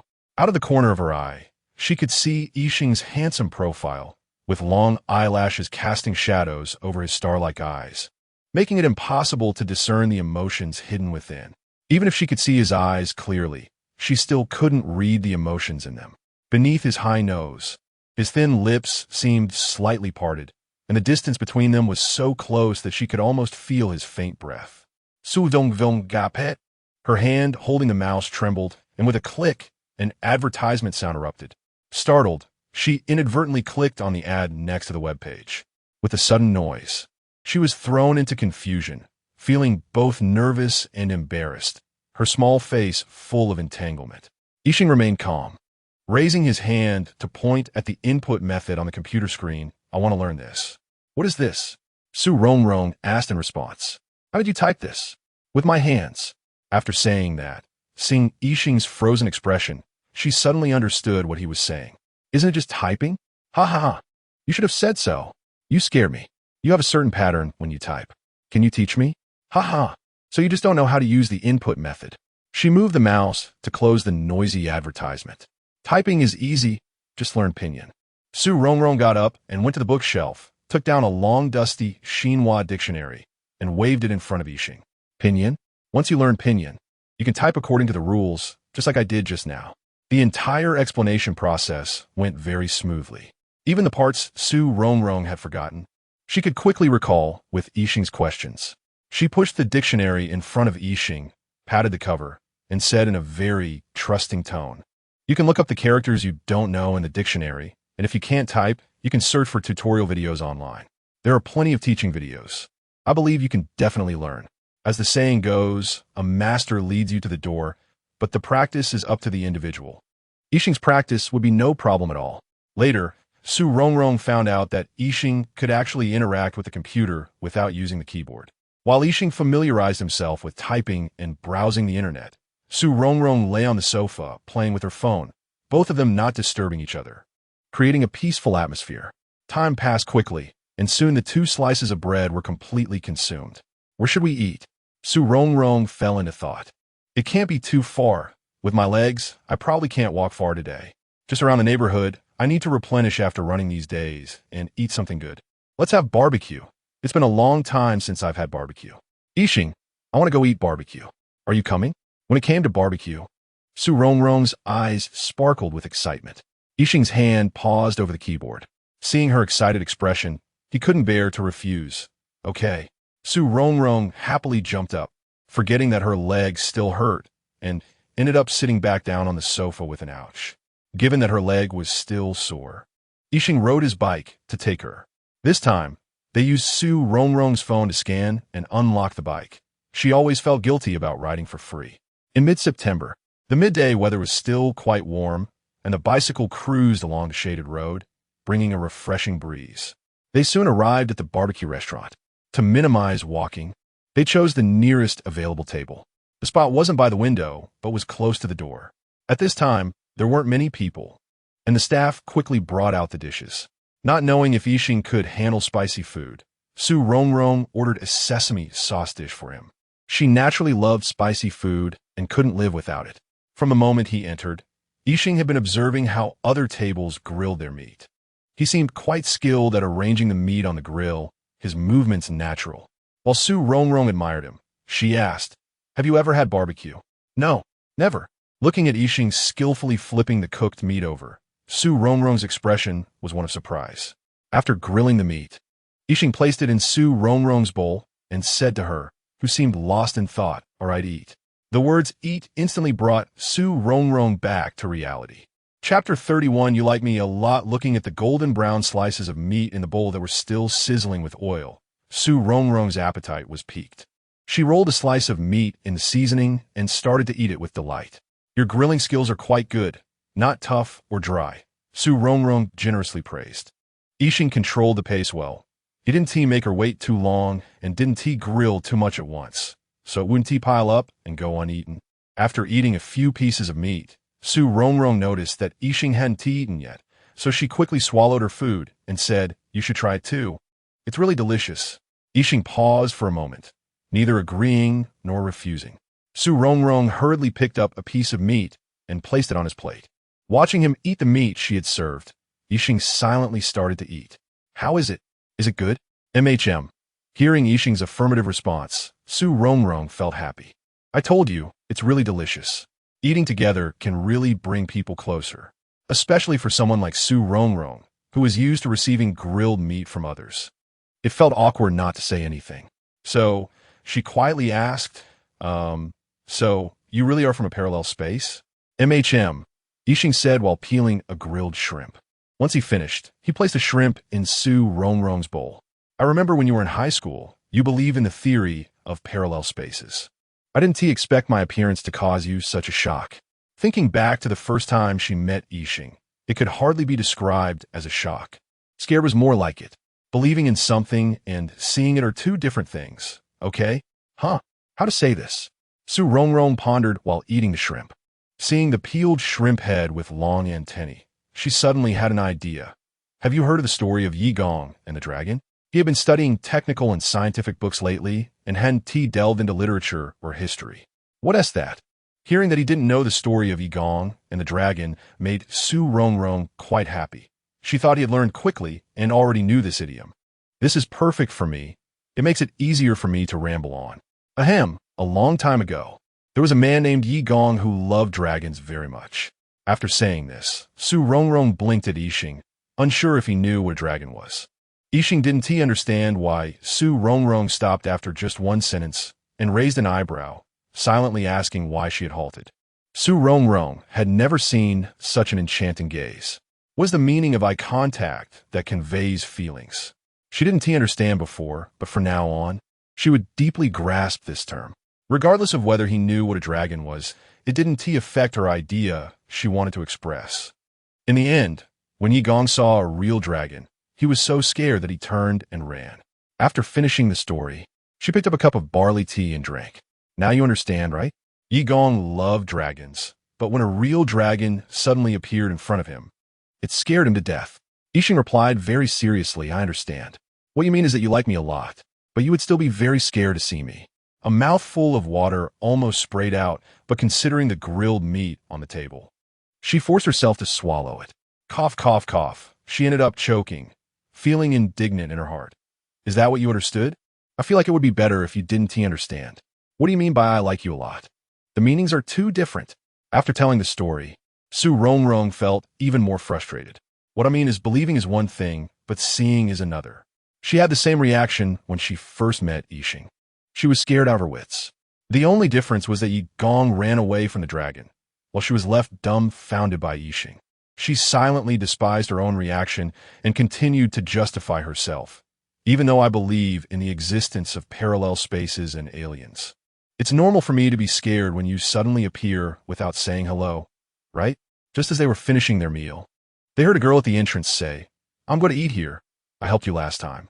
The girl's voice was very sweet, and Rongrong unconsciously turned her head. The girl had beautiful brows and eyes, radiant skin, and her long, black hair cascaded gracefully over her shoulders. Looking next to the girl, she spotted a boy dressed casually, being dragged in by the girl with an expression of helplessness. At a glance, Rongrong was startled. This beauty was none other than the campus belle, and the boy next to her was Hu Yuan. The campus belle was speaking to Hu Yuan, seemingly with a hint of coquetry. Oh my gosh, what had she stumbled upon? Hee hee. Who would have thought that just casually having a meal would lead to encountering two legendary figures from campus? The relationship between these two was clearly not simple. Why not admit it? While Rongrong secretly thought about this, she also cast a probing glance at them. She didn't know if the campus belle and Hu Yuan sensed her gaze, but they turned to look in her direction. Rongrong immediately felt like she had been caught in a compromising situation and awkwardly smiled at them. But then she thought, wait, even if it was a compromising situation, it should be those two, right? Why should she feel awkward? It seemed that the campus belle said something to Hu Yuan, who kept looking in Rongrong's direction. Chapter 32. A chance encounter. Could it be that the campus belle was questioning why Hu Yuan met with her alone at school? Oh, who cares? Anyway, she had a clear conscience.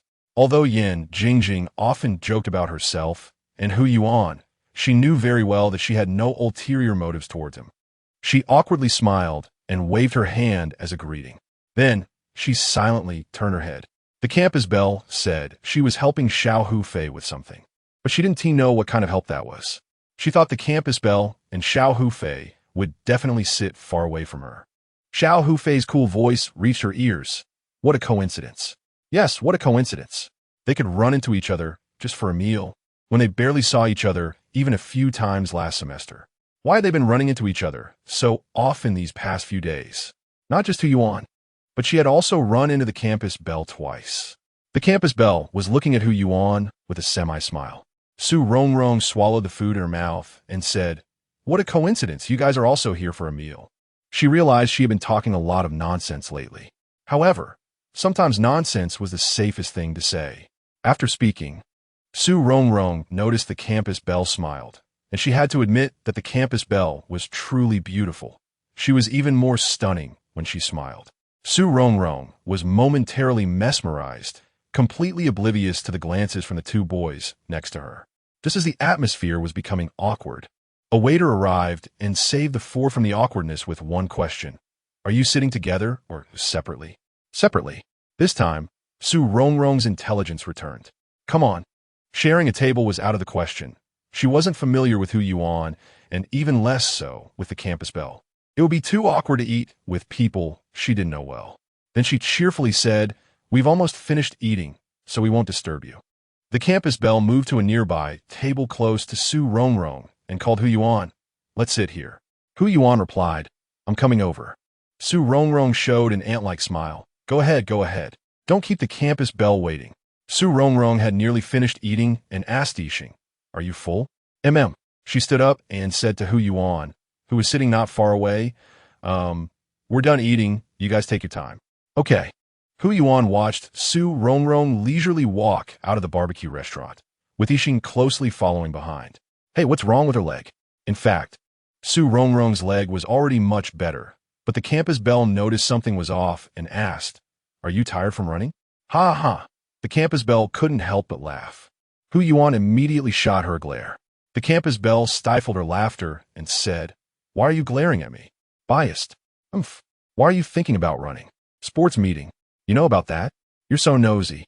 Do you really not need my help?" The campus belle rested her chin on her hand, looking out the window. "No need." Hu Yuan picked up a piece of meat and offered it to the campus belle, who wrinkled her nose in disgust and tossed it aside, saying, "It's burnt. Are you trying to poison me? Are you a goddess or a neurotic, huh?" The campus belle seriously grilled the meat, seemingly helpless, and said, "I'm tired of being a goddess. I occasionally want to try being neurotic." Hu Yuan glared at her again.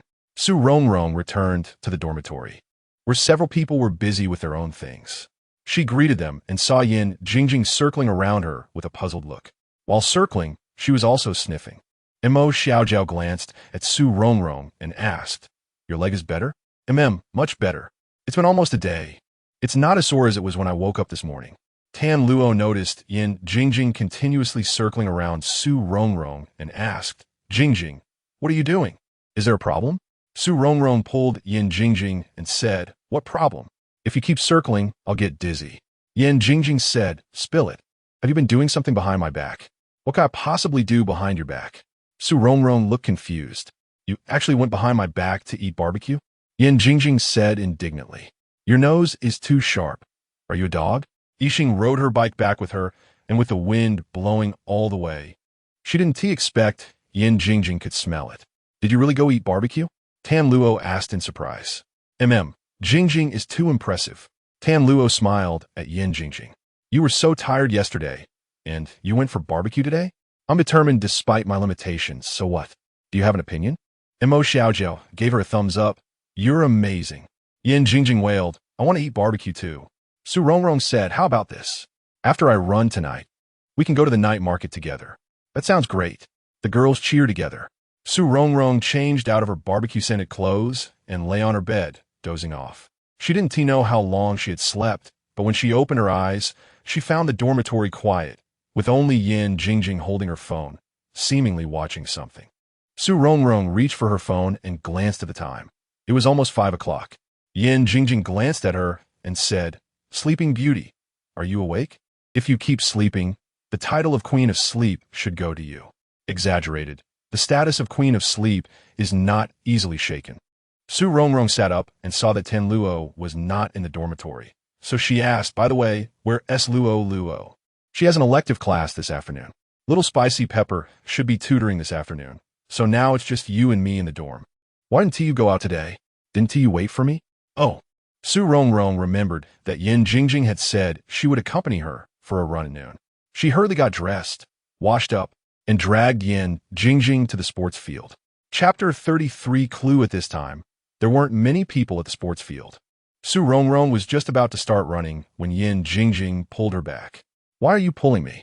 Professional athletes need to stretch before running. You, who have never run in your life, can't just start running like that. No wonder you're so tired." "I haven't run in a few lifetimes. I ran yesterday." Although she said that, Su Rongrong started stretching with Yin Jingjing.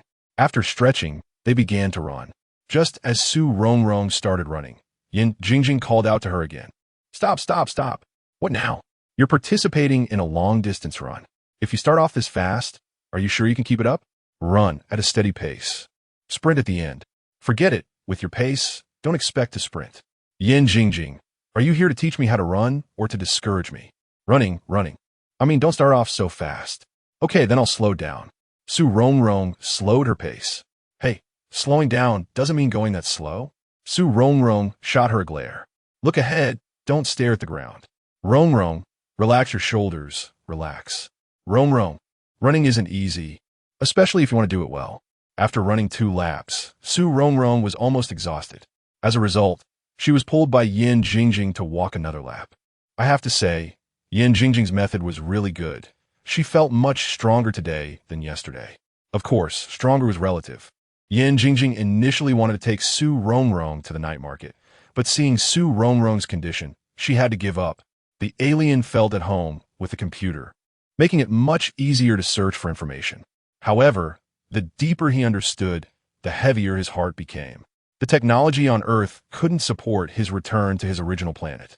How did he end up here? Why did he end up in Su Rongrong's home? on the Amoiki planet. He could dream of her and even sense her pain before he arrived. What was the connection between these events? All these clues pointed to one person, Su Rongrong. What was the relationship between them? The alien stood in front of the floor-to-ceiling window, gazing into the distance. The sky gradually darkened. The tall buildings lit up with twinkling lights, and the road in the distance was bustling with traffic. He knew he could sense Su Rongrong's location. Even on Earth, he could still sense her emotions.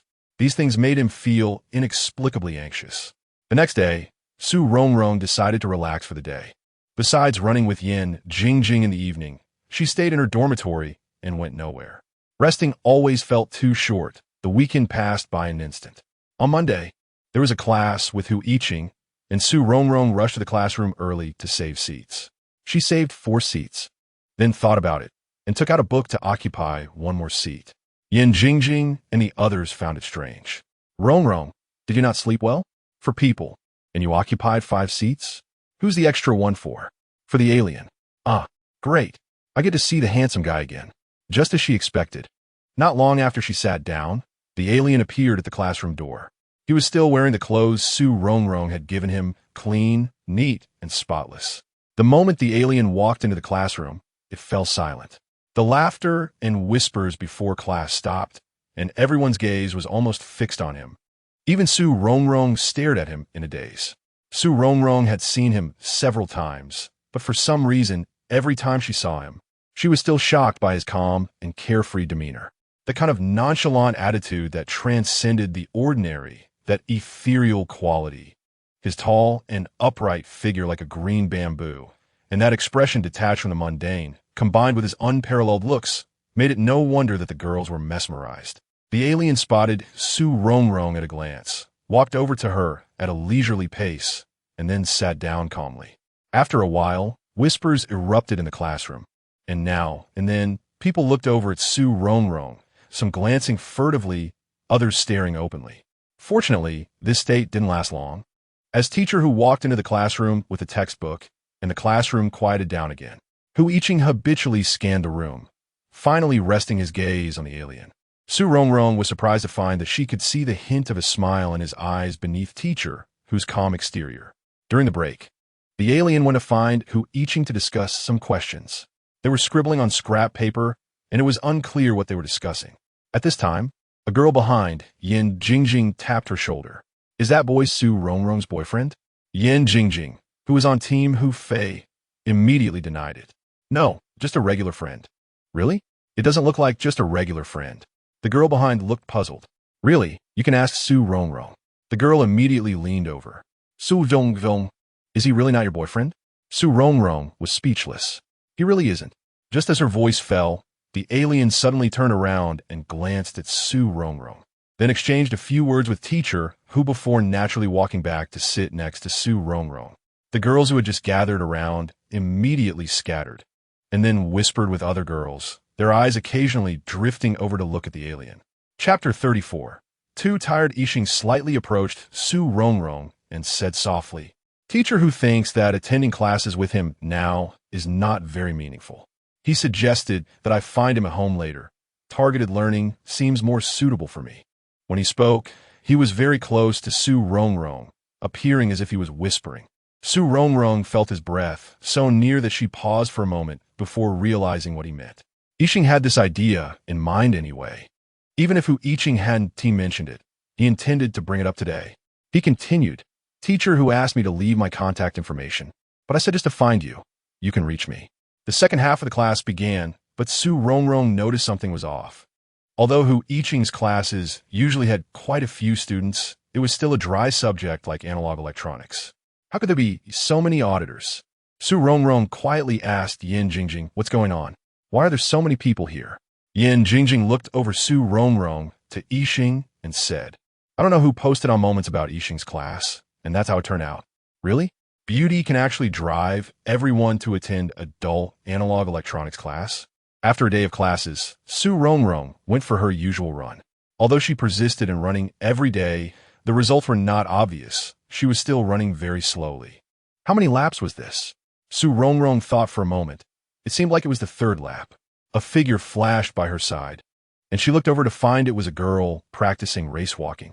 Sighing at the thought that she was running slower than someone walking, Su Rongrong quickened her pace. As she ran, she noticed two familiar figures ahead. Wasn't that Hu Yuan and the campus belle? Why were they walking on the sports field? Were they going public? She didn't pay much attention, but the next evening while running, she encountered Hu Yuan again, though the campus belle was not there. Su Rongrong found it puzzling that Hu Yuan was running. Shouldn't he be preparing for the inter-department basketball game? How about time to run here? Yin Jingjing couldn't accompany her for a run because she was participating in the basketball game. Another lap later, Hu Yuan caught up from behind and greeted Su Rongrong with a hi. Su Rongrong waved her hand while catching her breath. She thought he would just greet her and continue running, but unexpectedly, he slowed down, seemingly intending to run with her. Su Rongrong stopped, propped her hands on her knees, and said, "No, you don't have to wait for me. I run slowly. You go ahead." Hu Yuan hesitated for a moment, but didn't wait for Su Rongrong and continued running ahead. What was going on? He actually waited to run with her. Was this what they called one person attains the Tao, and the chicken and dog ascend to heaven? Was it because she was the class representative for analog electronics that Hu Yuan regarded her differently? Sigh. Hu Yuan, such a prominent figure, was not someone to provoke. Su Rongrong was not the kind of girl raised under strict traditional values. Now that she didn't have a boyfriend, running with a guy, or having a meal was quite normal. It was just that this person was Hu Yuan, whose attention in school was too high. She didn't want to attract trouble for herself. It wasn't that she was timid or weak, but mainly because she had no intentions or desires towards Hu Yuan. If she did have feelings for him, she wouldn't care about such troubles. Moreover, Hu Yuan currently had a rumored girlfriend. Although it was just a rumor, there's no smoke without fire, especially since she had seen Hu Yuan walking and dining with the campus belle before. Regarding this complex and ambiguous relationship, Su Rongrong felt it was best not to get involved. After resting for a moment, Su Rongrong continued to run. In the following laps, although Hu Yuan passed by her, he didn't say anything. After finishing her run, Su Rongrong leaned against the railing beside the track to rest. At that moment, a bottle of mineral water was handed to her. Looking up from the bottle, she found it was Hu Yuan. He was wearing sportswear, with a towel draped around his neck. His hair, damp with sweat, clung to his forehead, but this didn't detract from his looks. Instead, he exuded a masculine aura from exercising. Seeing Su Rongrong staring blankly at him without taking the water, Hu Yuan gestured with his eyes and offered the bottle again. Su Rongrong quickly took the water and silently thanked him in her heart, took a sip, and then asked a question she had been holding back. "Aren't you participating in the basketball game? Why are you running?" Hu Yuan seemed lost in thought and replied absent-mindedly. Another What did that mean? Couldn't he say a few more words? Talking to such a cold person was too tiring. Both Hu Yuan and the campus belle were so aloof. When they were together, who was colder? Su Rongrong felt that. From her interactions, Hu Yuan seemed a bit colder. But then again, it was hard to say. Those two had chatted quite well on the playground yesterday. After a moment of silence, Hu Yuan suddenly straightened up, ready to leave. After taking a step, he paused and said, "Your running posture is incorrect. It could harm your knees." Su Rongrong didn't expect him to say that and was a bit surprised, unsure of how to respond. "You should check your running posture when you get back," Hu Yuan said before leaving her alone in the wind, feeling confused. She never expected the aloof Hu Yuan would care about others. It was unbelievable. Strange things happen every year, but this year seemed particularly abundant. Chapter 35. The light of the library. After Hu Yuan finished speaking, he felt an unusual regret. He had clearly planned to teach Su Rongrong how to run. So why did he let her look it up online by herself? He shook his head in annoyance. Was it because he was afraid Su Rongrong would refuse? Or was it to avoid suspicion? He heard that she had thrown away that bracelet and that she was single now. She had clearly said that she was just ordinary friends with that boy named Yixing, but there was an indescribable feeling when that boy looked at her. If Su Rongrong is single now, can I compete fairly? Hu Yuan rubbed his hair irritably. When Su Rongrong returned to the dormitory, she noticed something was off with the atmosphere. A few girls were gathered together, chattering about something. She put the milk tea she had bought on the table and called a few girls over to drink it. "Tan Luo, come over quickly." Yin Jingjing, What is the point of drinking milk tea? It's haunted. Mo Xiaojiao looked calm.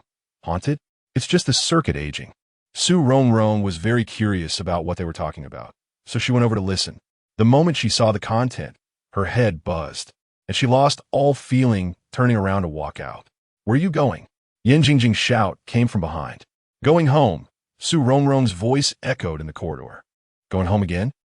Su Rongrong couldn't hear what the girls in the dormitory said behind her. She hurriedly found a bike, her hands trembling a little while unlocking it. After a few days of running, her body was still a bit sore, but now as she rode the bike, her waist didn't ache, her back didn't hurt, and her legs felt particularly strong, pedaling with the wind, her mind full of what she had just seen. Suddenly, the lights in the campus library turned on at night, and the security guard went to check, but found no one. The surveillance footage couldn't reveal the reason. In just a short sentence, the comments below skyrocketed, with all sorts of things being said. But Su Rongrong had only one thought. Could be Yixing, is it him? Please don't let it be him. It should just be the circuit aging. But why did she feel so uneasy inside? She rushed home and finally reached her doorstep. Leaning against the doorframe, gasping for breath. The door opened, and Yixing stood inside looking at her, a hint of joy hidden in his eyes. You went to the library? Closing the door, her voice trembled a little as she asked. Su Rongrong wished he would say no, but her hopes were ultimately dashed. Fuming with anger, she didn't care about her image or who the person in front of her really was. What did you go to the library for? Do you know how dangerous this is? Have you thought about it? If you expose yourself, what will I do? Yixing didn't expect her to be so angry. I've modified the surveillance, made copies, and maintained the continuity of the footage. You think modifying the surveillance is enough? Su Rongrong sat down on the sofa angrily. Now it's already spreading on campus that the lights in the library were on at night, but there was no one there, and surveillance can't reveal anything. I'm deleting the content online now. You think you can erase your traces online, but can you erase the traces in everyone's minds? They won't be able to find anything. You don't need to worry. He was quite confident in his skills. Yes, even if they can't find anything, I'm still scared. With a sob, Su Rongrong cried out. Yixing panicked. He didn't expect Su Rongrong to react so strongly. He was at a loss, not knowing how to comfort her. When he first came to Earth, Su Rongrong had also been crying. At that time, he couldn't completely ignore her, let alone now when she was upset because of him.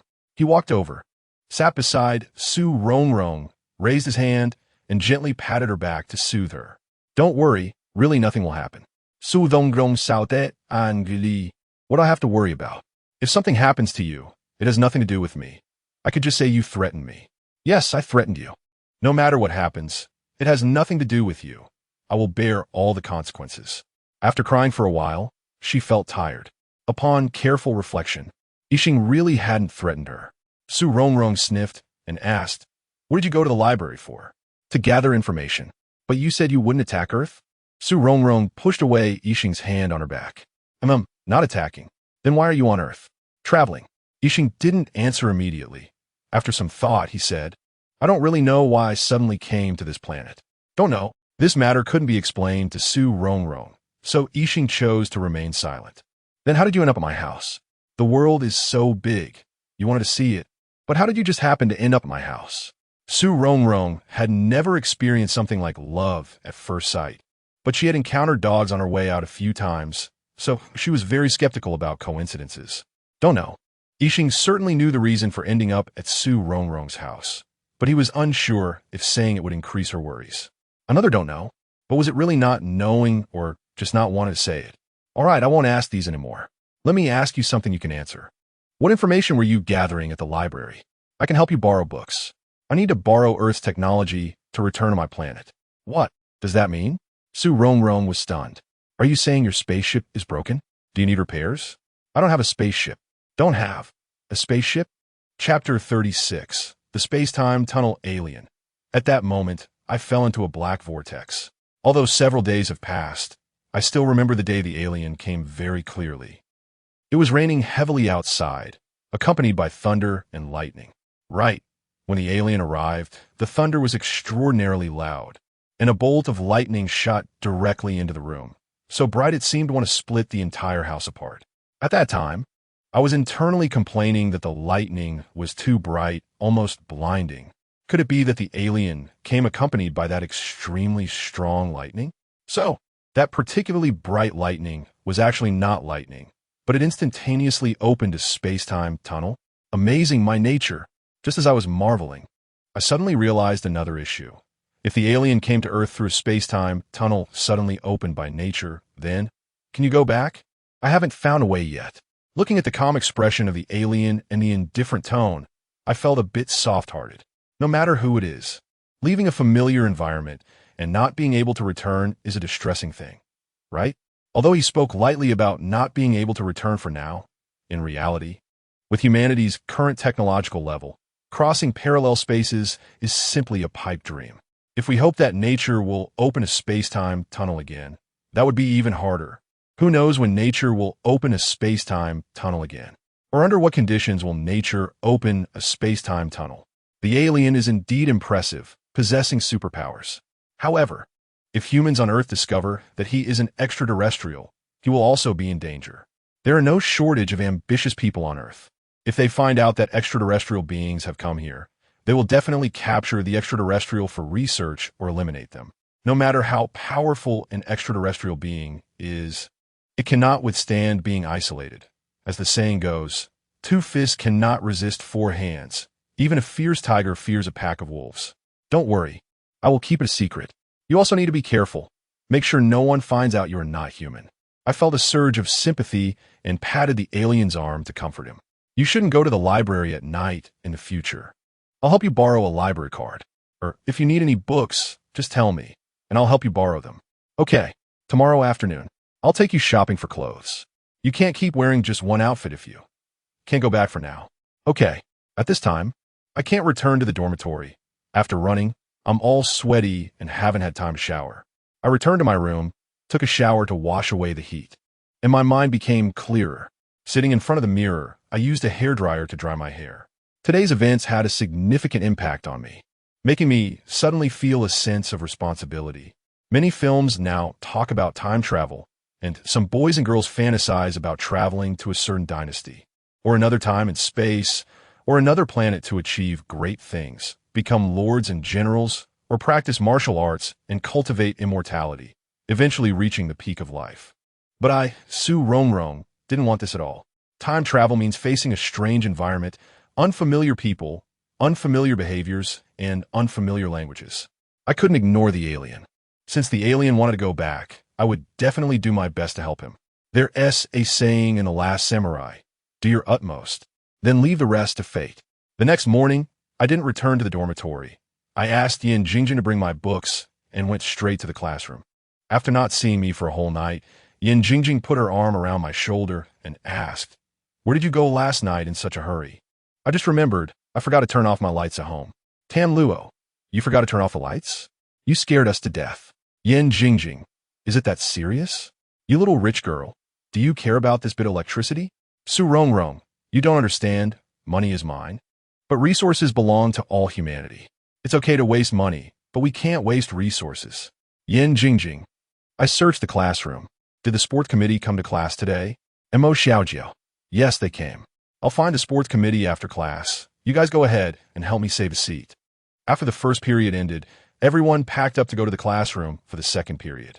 I saw the sports committee's figure and shouted, "Sports committee, wait for me." Sure. The boys around the sports committee, seeing me call him, all started to cheer and whistle. What is all the fuss about? She asked, looking for me about the sports meeting. Disperse, disperse. The sports committee dispersed the crowd and hurriedly ran to the corridor to wait for me. What is up? Don't tell me you're not participating in the sports meeting. I've already signed you up. No, I said, carrying my backpack and walking with the sports committee to the next classroom. He sighed in relief. That's good. So what do you want from me? Can I borrow your library card? I extended my hand. No problem, but I didn't bring my library card. It's in the dorm. Then go back and find it and give it to me tomorrow. I don't know where I put it. I might not be able to find it. The sports committee scratched his head awkwardly. With all his stuff, who knows where it is? If he finds it, that would definitely be a surprise. If you can't find it, oh no, that could be a problem. I might very well have a stomachache on the day of the sports meeting. I cover my stomach, looking distressed. Okay, it's just a library card. If I can't find it, I'll apply for a new one and make sure to give it to you. I suddenly had another idea. Why don't you get a card for the National Library too? Sure, as long as you participate in the sports meeting. I'll do anything for you. Who needs you to do anything? Everything is mechanized now. I looked at the tall and strong sports committee with disdain. Chapter 37. What use is being handsome after the morning class? Rongrong was organizing her books while telling the girls in the dormitory. I won't be attending the afternoon class. I have something to take care of. Please mark me present. And Mo Xiaojia replied, Okay, don't worry. Yin Jingjing asked, Another thing to do? Tan Luo added, Aren't you eating lunch? Rongrong put on her backpack and prepared to leave, saying, I'm not eating. Yin Jingjing tried to stop her. What's the rush? Without turning her head, Rongrong replied, I'm going to buy something. Yin Jingjing insisted, What are you buying? I'll go with you. Mo Xiaojiao pulled Yin Jingjing back, saying, You're busy, you don't have time. Yin Jingjing protested, I'm not busy. Mo Xiaojiao shot her a glare, You forgot, you have a basketball game. Oh, Yin Jingjing understood after being glared at, realizing that Rongrong probably had her own private matters. Rongrong rode a shared bicycle, rushing home to pick up Yixing. She took a fast taxi to a shopping mall in the city center. There were also malls near the school, and Rongrong often went shopping there with the girls in her dorm. However, she was really afraid of running into acquaintances while with Yixing, as it would be hard to explain. They arrived at a familiar store on the third floor, which had a youthful style that Rongrong really liked for its simple and clean design. As soon as they entered, a staff member greeted them. Upon seeing Yixing's stunning looks, she was momentarily stunned before becoming even more enthusiastic in her greeting. After a while, other staff members noticed them as well. Staff 1, wow, so handsome. Staff 2, with looks like that, he must be a celebrity. Staff 3, not really, I know quite a few celebrities and none look like him. Staff 2, true, celebrities usually wear hats, masks, and sunglasses when they go out. He clearly doesn't have that kind of experience. Staff 1, but he really is handsome. Rongrong found their comments quite absurd. In fact, she looked pretty good herself, but standing next to Yixing, she felt completely overshadowed as the staff completely ignored her presence. She silently yelled in her heart, I'm the one with the money. If I don't pay, you can't sell those clothes. You foolish humans. Don't you realize you're flattering the wrong person? She took Yixing straight to the hat section and picked out a black baseball cap. She gestured for Yixing to lower his head, then rose on her tiptoes and placed the cap on his head. The baseball cap covered most of his face, which made Rongrong feel much better. She selected a few pieces of clothing and tossed them to Yixing, then sat down on a sofa in the store to wait. It must be said that Yixing was not just good-looking. He also had a great figure. After trying on several outfits, he looked exceptionally handsome in all of them, making Rongrong reluctant to give up any of them. In the end, she made up her mind and bought them all. At the checkout, Rongrong took out her bank card and handed it to the cashier. Seeing the astonished look on the cashier's face, she felt pleased. Now they knew who the real customer was, right? What good is being handsome?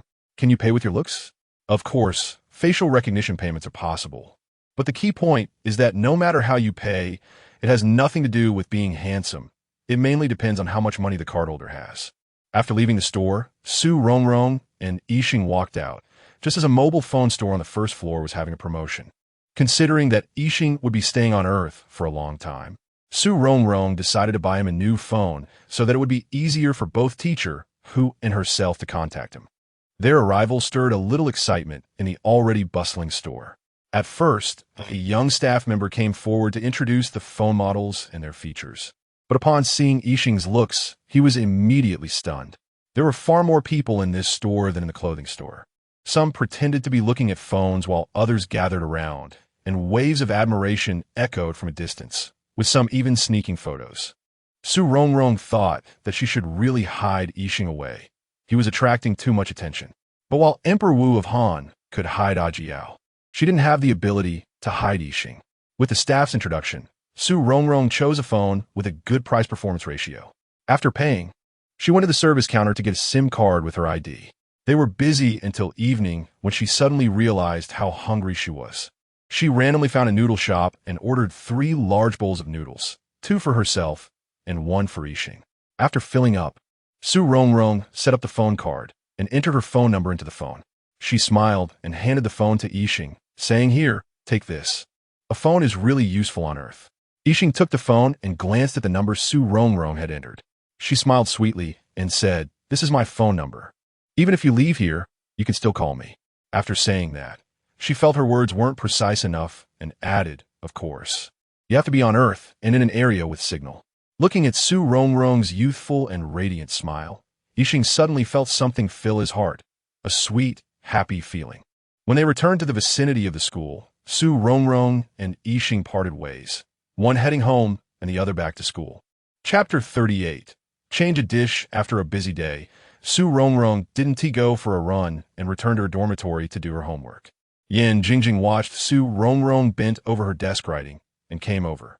"Rongrong, why have you been so busy lately? Isn't it said that people who have experienced a breakup should keep themselves busy? If you're busy, you forget everything. Right now, I'm just trying to keep myself busy." "Hey, your thinking is all wrong. Why should you suffer for someone else? Honestly, your ex-boyfriend isn't that great. Breaking up is for the better." "Well, you said isn't entirely correct. Overall, my ex-boyfriend is not bad. He's well-mannered, does well in studies, and plays basketball quite well," Su Rongrong argued. "I'm telling you, are you not clear-headed? Did that guy cast a spell on you? Even now, you're still defending him?" Yan Jingjing said with frustration. "No, I'm not defending him. To be fair, he does have some good qualities. If you say he is not good, doesn't that imply I have no judgment? But he cheated. That's enough reason." Tan Luo, who usually sleeps early, surprisingly didn't go to bed today, and chimed in. "That just means he has bad character. Bad character can be hidden. It needs time and events to reveal it." Su Rongrong continued, "You see, Jingjing, you're wrong. It's all about character." Yan Jingjing snatched the pen Su Rongrong was using, angrily saying, "Can you at least have some self-respect?" Mo Xiaojiao said. What Rongrong said shows she has really moved on. Being able to speak objectively means she has let go. Really? Hearing Mo Xiaojiao say this, Yan Jingjing looked at Su Rongrong with doubt. Su Rongrong waved her hand like a lucky cat, indicating agreement. Then she flipped her hand over, palm up. Yan Jingjing returned the pen to her. "If I were you, I'd immediately find someone else. Do you think feelings are like tap water? Just come and go as they please? I need a process to digest this." Tan Luo said, "Rongrong, don't be afraid. You'll find someone better in the future, and your ex will be furious. It's fine." Didn't Mo Xiaojiao say that there are only two reasons for not being able to forget an ex? One is that you can't have them, and the other is unwillingness? I don't have either, so don't worry. Regarding her ex, she felt no unwillingness. She had willingly given what she did. As for not being able to forget because of not having them, that was even less likely. Mo Xiaojiao smiled helplessly. She had just said it casually back then, not expecting Su Rongrong to remember it. Yan Jingjing said, "Are you really letting him off that easily? Isn't that too generous? What can I do? Should I cling to him and refuse to break up?" Su Rongrong continued to focus on her homework. Breaking up isn't the problem. The problem is that he was too timing, and that is a matter of principle. If it were me, I wouldn't let him be comfortable. I'd make it as annoying as possible. Yan Jingjing said indignantly. "Hey, you're just being unreasonable." Su Rongrong thought for a moment and found a suitable metaphor. For example, if you eat a really terrible dish, what would you do? Would you keep eating it or throw it away? Of course, you'd throw it away.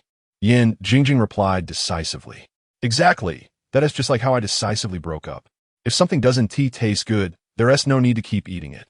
It's hard to swallow and a waste of time. Why should I torture myself? Perhaps because the metaphor of food was too fitting. Yan Jingjing suddenly felt that Su Rongrong made a lot of sense. Then let us change the dish and get a better one. What do you think of who you want? Yan Jingjing suddenly sat on Su Rongrong's desk. Since you're single now, can't you go for who you want? I used to joke about it. But now you can seriously consider it. You're no longer tied down. She had noticed Su Rongrong's state these past few days. Su Rongrong was carefree, but she wasn't foolish. According to her life philosophy, if you don't want me, I'll just find someone better.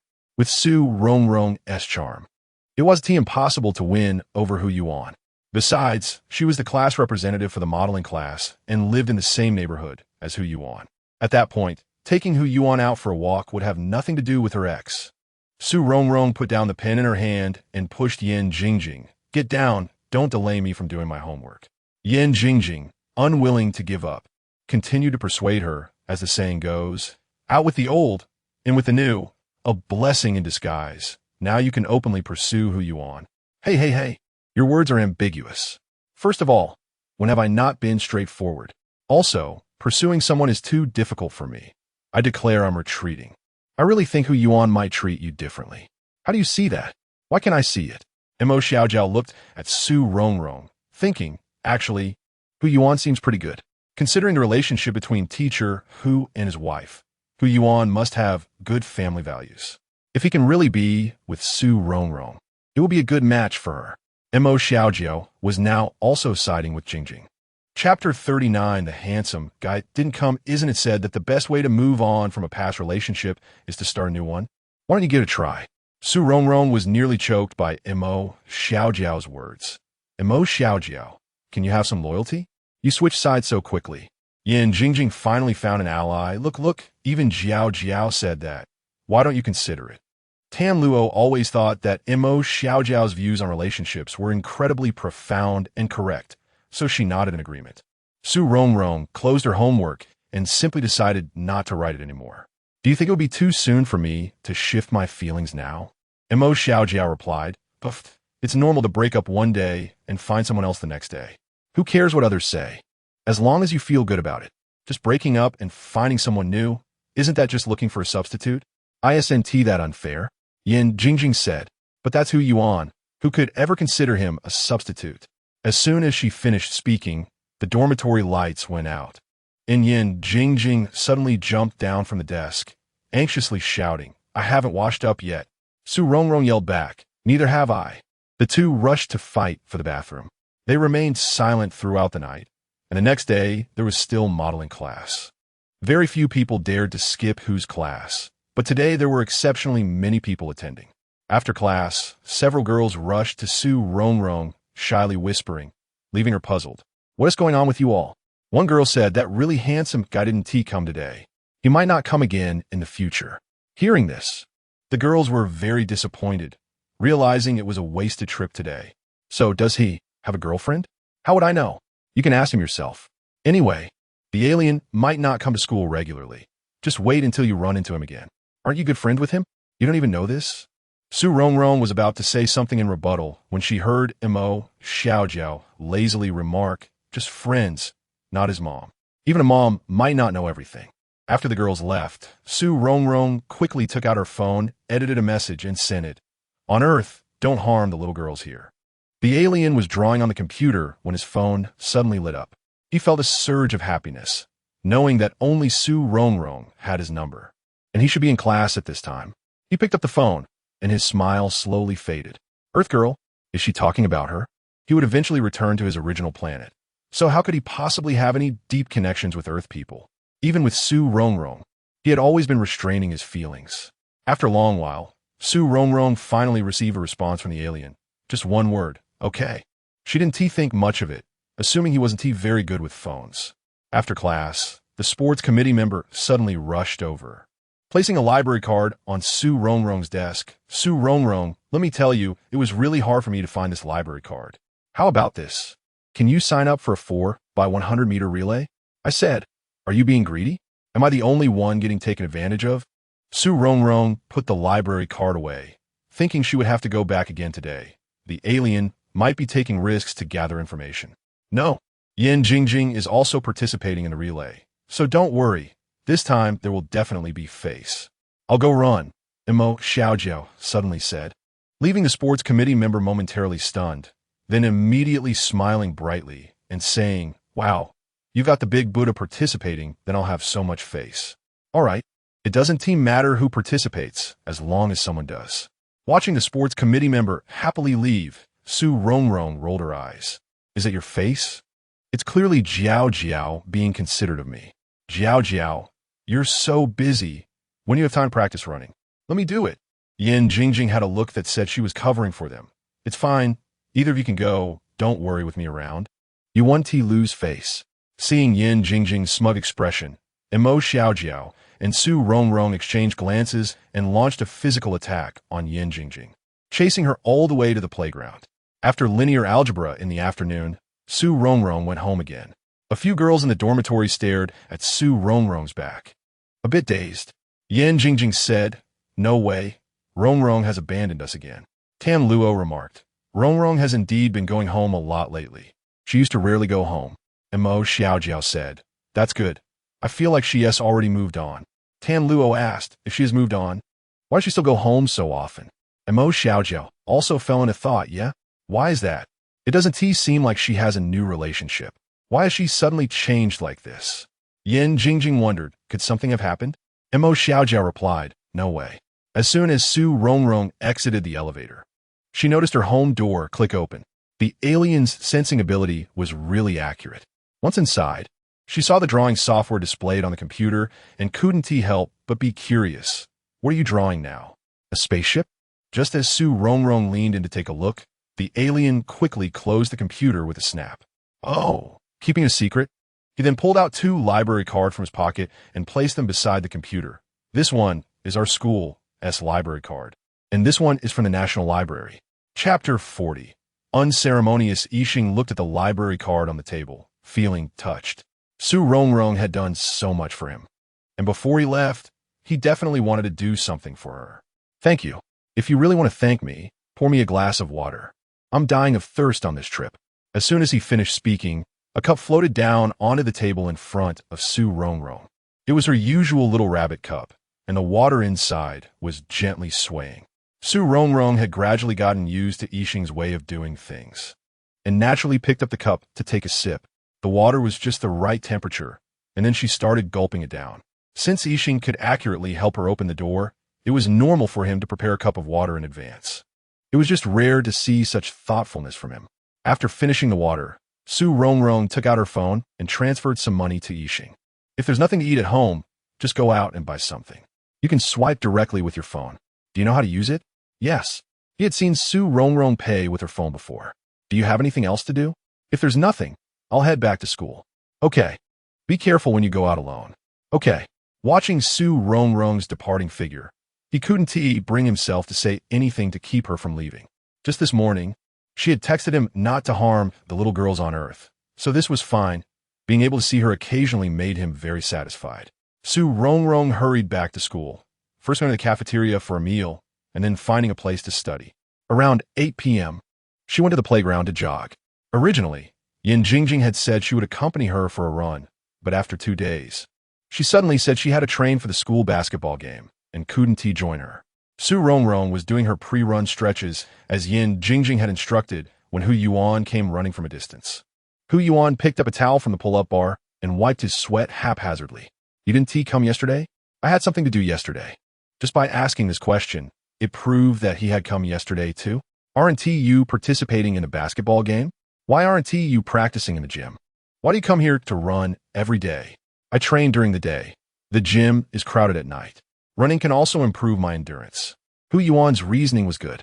Su Rongrong thought she should tell Yan Jingjing to come running at night too to improve her endurance. After finishing her stretches, Su Rongrong started running. It must be said that after a few days of exercise, she was running much better than before. Hu Yuan also ran 2 laps with her, then put on his jacket and did some simple exercises where she had left her backpack. After Su Rongrong finished running, Hu Yuan handed her a bottle of water. Su Rongrong was somewhat surprised by Hu Yuan's action. However, she believed in the principle of not accepting favors without giving something in return. It was not her character to just accept others' kindness as a matter of course. Coming without going back is unceremonious. Going without coming is also unceremonious. Su Rongrong didn't want to be unceremonious with Hu Yuan, nor did she want to be treated that way by him. So she said to Hu Yuan, "Do you drink milk tea?" "Yes." "Then let me treat you to some milk tea." Su Rongrong put on a thin jacket and took down her backpack from the pull-up bar. "Let me carry your backpack." Hu Yuan put the water bottle into his own backpack, then reached out to help Su Rongrong with her backpack. "No need, there's not much inside." Su Rongrong casually slung the backpack over her shoulder. On the way, many classmates saw Hu Yuan walking with Su Rongrong and cast various looks at them. Surprise, confusion, astonishment. Since Su Rongrong had gone out a few times with Yixing, she had become immune to such looks. "What flavor do you like? Coconut? Taro? Whatever." Hu Yuan followed closely beside Su Rongrong, feeling a bit nervous. This was the first time Su Rongrong had treated him to food. When someone likes another person, even just seeing the back of their head seems beautiful. Hu Yuan was taller than Su Rongrong. Watching her glossy black hair sway back and forth as her ponytail bounced with her steps, he suddenly felt that just strolling around campus with her was very happy. When they arrived at the milk tea shop, Su Rongrong ordered a coconut milk tea for Hu Yuan and a strawberry milkshake for herself. Do you like this flavor? Hu Yuan pointed at the milkshake in Su Rongrong's hand. I like many flavors. I was tired from running today and wanted something cold. Su Rongrong walked and ate at the same time. Oh, I see. Hu Yuan felt that he didn't know enough about Su Rongrong, not even what she liked to eat. When they reached the corner, Su Rongrong stopped. You can stop here. If you keep walking me, rumors will start flying tomorrow. After saying that, she quickly ran away. Watching her back, Hu Yuan chuckled softly. She was running quite fast at this moment, faster than when she was jogging. Back in the dormitory, several girls saw Su Rongrong return and looked at her with smiles, making her feel a bit uneasy. What is going on? Su Rongrong put down her backpack and washed her hands. Yin Jingjing came over with a grin. What did you do today? What did I do? I went to deliver a library card to Yixing. Do they know about this? That's impossible. I didn't do anything, just delivered something home. TSK. Who asked you about going home? Dear ones, if you think this novel is still appealing, please, all the little fairies, take a moment to give it a bookmark. As a newcomer, your bookmarks and recommendations are my greatest support. Chapter 41, just rumors if it's not about going home. Then what else is there? Don't we just eat, attend classes, and run every day? Mo Xiaojiao. You're running with Hu Yuan and drinking milk tea together has been posted online. Isn't this group just bored? Why do they post everything? Yin Jingjing looked pleased. Then it must be true. Good, good. Keep developing. What is good about it? What development? Have you forgotten about the school beauty? Yin Jingjing had a carefree expression and said, It's just rumors. There's no solid evidence. Su Rongrong. But there's no smoke without fire. This gossip has been around for a long time, and many people say they've seen them together before. I have seen it too. I saw them twice these days, and they seem quite close. Tanluo was also a bit worried. Yes, I heard they even studied together. Yin Jingjing was unconcerned. It's just studying together, not like they study together every day. But do you think a computer science major and an art major studying together is still a purely platonic relationship? Tanluo said, but someone has asked them, and they didn't admit it. Su Rongrong. Maybe they want to have a secret relationship? Mo Xiaojiao. You're overthinking it. We're in college, still having a secret relationship? Su Rongrong. But from any perspective, the school beauty is more suited for Hu Yuan, right? Yin Jingjing retorted. Who says? I think you're quite suitable. Su Rongrong. The school beauty is so pretty. If I were a man, I would choose the school beauty too. Yin Jingjing. You have a point. But there's also a saying, don't think you're ugly and not dare to confess. Maybe the other person is blind. Cough, cough. Mo Xiaojiao, who just lost the argument, was directly choked by this statement. Tan Luo rolled onto the bed, laughing uncontrollably. Mo Xiaojiao coughed for a while. Jingjing, can you give us a heads up next time you say something like this? Yin Jingjing innocently said, what's wrong with that statement? Tan Luo held back her laughter. There's nothing wrong with that statement. It suits Jingjing's temperament perfectly. Su Rongrong was stunned by this statement and took a while to recover. You say I'm ugly. I can accept that. But do you think Hu Yuan is blind? Although Hu Fei in the novel is indeed blind, he can't see someone as good as Cheng Lingsu and insists on liking a mysterious Yuan Zi. However, Hu Yuan, the son of the teacher Hu Dao, although I haven't interacted with him much from the various rumored behaviors, he is definitely not a muddled and blind person. Hu Yuan, he is not blind. Yin Jingjing wanted to say Hu Yuan is blind, but she couldn't bring herself to say it, and finally sighed and said, how could he not be blind? This is so frustrating. Mo Xiaojiao. Dan Luo, haha su zong. Is there any need to talk like that?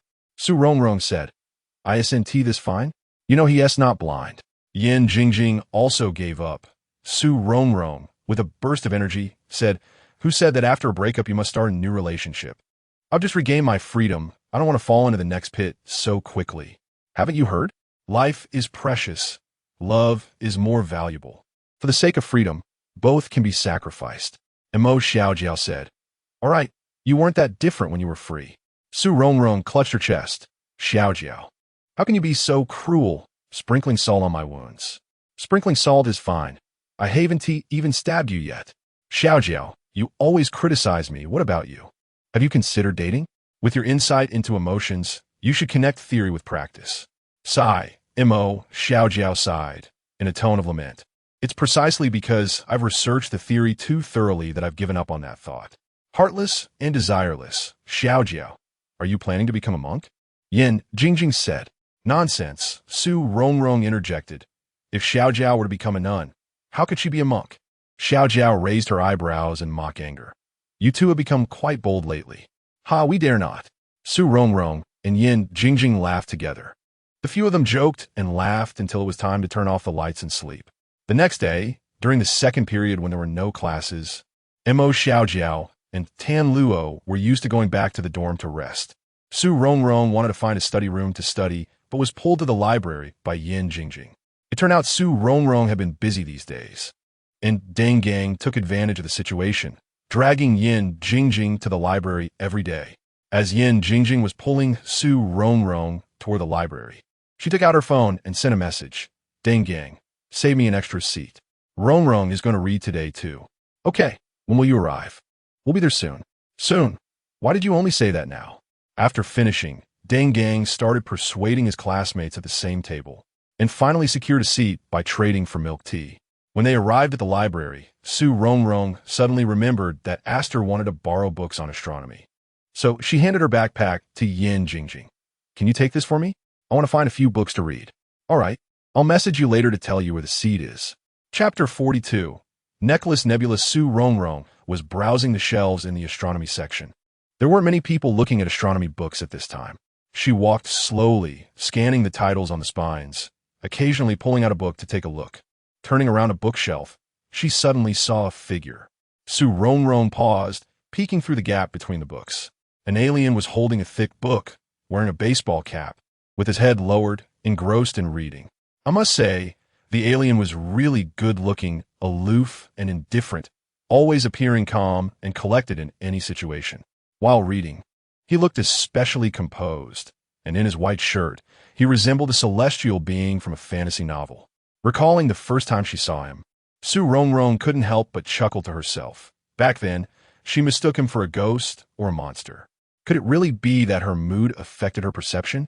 She was in a bad mood then, so she couldn't see the beauty in things. Time passed, and she never expected that today she could coexist peacefully with him. The alien raised his head and glanced over at Su Rongrong. To her surprise, she was caught just admiring him. Startled, she quickly grabbed a book and pretended to read. But she had no idea what the book was about. The alien walked around the shelf, looked at the book Su Rongrong was holding, and said, "This is the Necklace Nebula in the constellation of Sagitta. Isn't it beautiful?" Hearing the alien's voice, Su Rongrong finally focused on the book. The image was indeed stunning, featuring an oval halo emitting a pale blue light against a black night sky, with a glowing ring that sparkled like a diamond necklace, surrounded by small stars. This is the remnant formed after two planets collided. The alien pointed at the image and explained, "Look at these bright parts, they're actually gas knots." Beautiful. Su Rongrong sincerely marveled at the picture. The two stood quietly in front of the bookshelf. Only the soft sound of turning pages and occasional whispers could be heard. At that moment, Su Rongrong's phone in her pocket began to vibrate. She took it out and pressed the answer button. "Rongrong, did you receive the location I sent you?" It was Yin Jingjing, and one could tell she was intentionally lowering her voice. "I was too engrossed in reading the check," Su Rongrong replied, feeling a bit embarrassed. "What book are you reading? Can't you bring it back to show me?" Yin Jingjing asked, noticing Su Rongrong's empty hands. Su Rongrong glanced at the alien, who seemed to still be looking at his book with his head bowed. "Okay, I'll head back in a bit," Su Rongrong said. "All right, call me if you can't find the place." "Okay." After hanging up, Su Rongrong softly said, "I'm going back to read. If you need anything, just text me or call. Be careful, and make sure no one else finds out." Su Rongrong reminded, still worried. "Okay." Only after Su Rongrong's figure disappeared from sight did the alien lower his head again to continue reading. The page he had turned to was exactly the one with the Necklace Nebula image. As soon as Su Rongrong entered the reading area, She noticed Yin Jingjing waving at her. The boy sitting across from Yin Jingjing turned to look at her as well. Yin Jingjing lowered her voice and said, Rongrong, over here. Su Rongrong walked over, greeted Dengang, and sat in the empty seat next to Yin Jingjing. Why did you just arrive? I was reading for a while. Seeing Su Rongrong empty-handed, Yin Jingjing asked, what book were you reading? Bring it back so I can see. Astronomy book. Su Rongrong took the book out of her backpack, preparing to do her homework. Oh, never mind. Yin Jingjing wasn't very interested in astronomy books. After a while, Yin Jingjing took out some snacks from her backpack and offered them to Su Rongrong, who politely declined. At that moment, a figure stopped behind Su Rongrong. Yin Jingjing's eyes immediately lit up when she saw who it was. Su Rongrong also sensed someone behind her and turned to see it was Hu Yuan. Hu Yuan greeted Su Rongrong, Yin Jingjing, and Dengang before casually sitting down across from Su Rongrong. Su Rongrong's eyes widened in surprise. How could everyone be so calm while she felt so flustered? She took out her phone and texted Yin Jingjing. Why is Hu Yuan here? Yin Jingjing replied, did you not know? He often studies with Dengang now, and they take up seats together. Su Rongrong was speechless, put her phone away, and slumped onto the table, flipping through the book in front of her aimlessly. Hu Yuan glanced at her, but said nothing, continuing to read seriously. Su Rongrong picked up a book to shield her view, placing it between the two of them. Suddenly, she heard a sweet voice coming from nearby. Classmate, is there anyone sitting next to you? Can I sit here? It was the most common question in the library, and Su Rongrong didn't think much of it. But when she heard the word casually, her heart skipped a beat. That voice was too familiar. She turned to look and saw the alien sitting right behind her. Su Rongrong thought to herself, with such tight seating in the library, what a coincidence that the alien is sitting here. It felt strange, given the alien's reading speed. He really didn't need to come to the study area at all. Unbeknownst to Su Rongrong, when Dengang was reserving the seat, the alien had seen it and occupied a seat right behind him. A delicate-looking girl gently sat down on the chair next to him. Chapter 43 poster, a girl holding a book looked at Yixing with a smile, her voice soft as she asked, do you often come to the library to read? I come here often too. Su Rongrong snorted coldly. Of course, she came here to read. Could anyone come here to eat? Just as she thought this, she heard a crunch beside her. Turning her head, she saw Yin Jingjing happily eating a bag of snacks. Su Rongrong's expression darkened. There really was someone eating here. She snatched the snacks away and whispered, aren't you full? Are you here to read or to eat?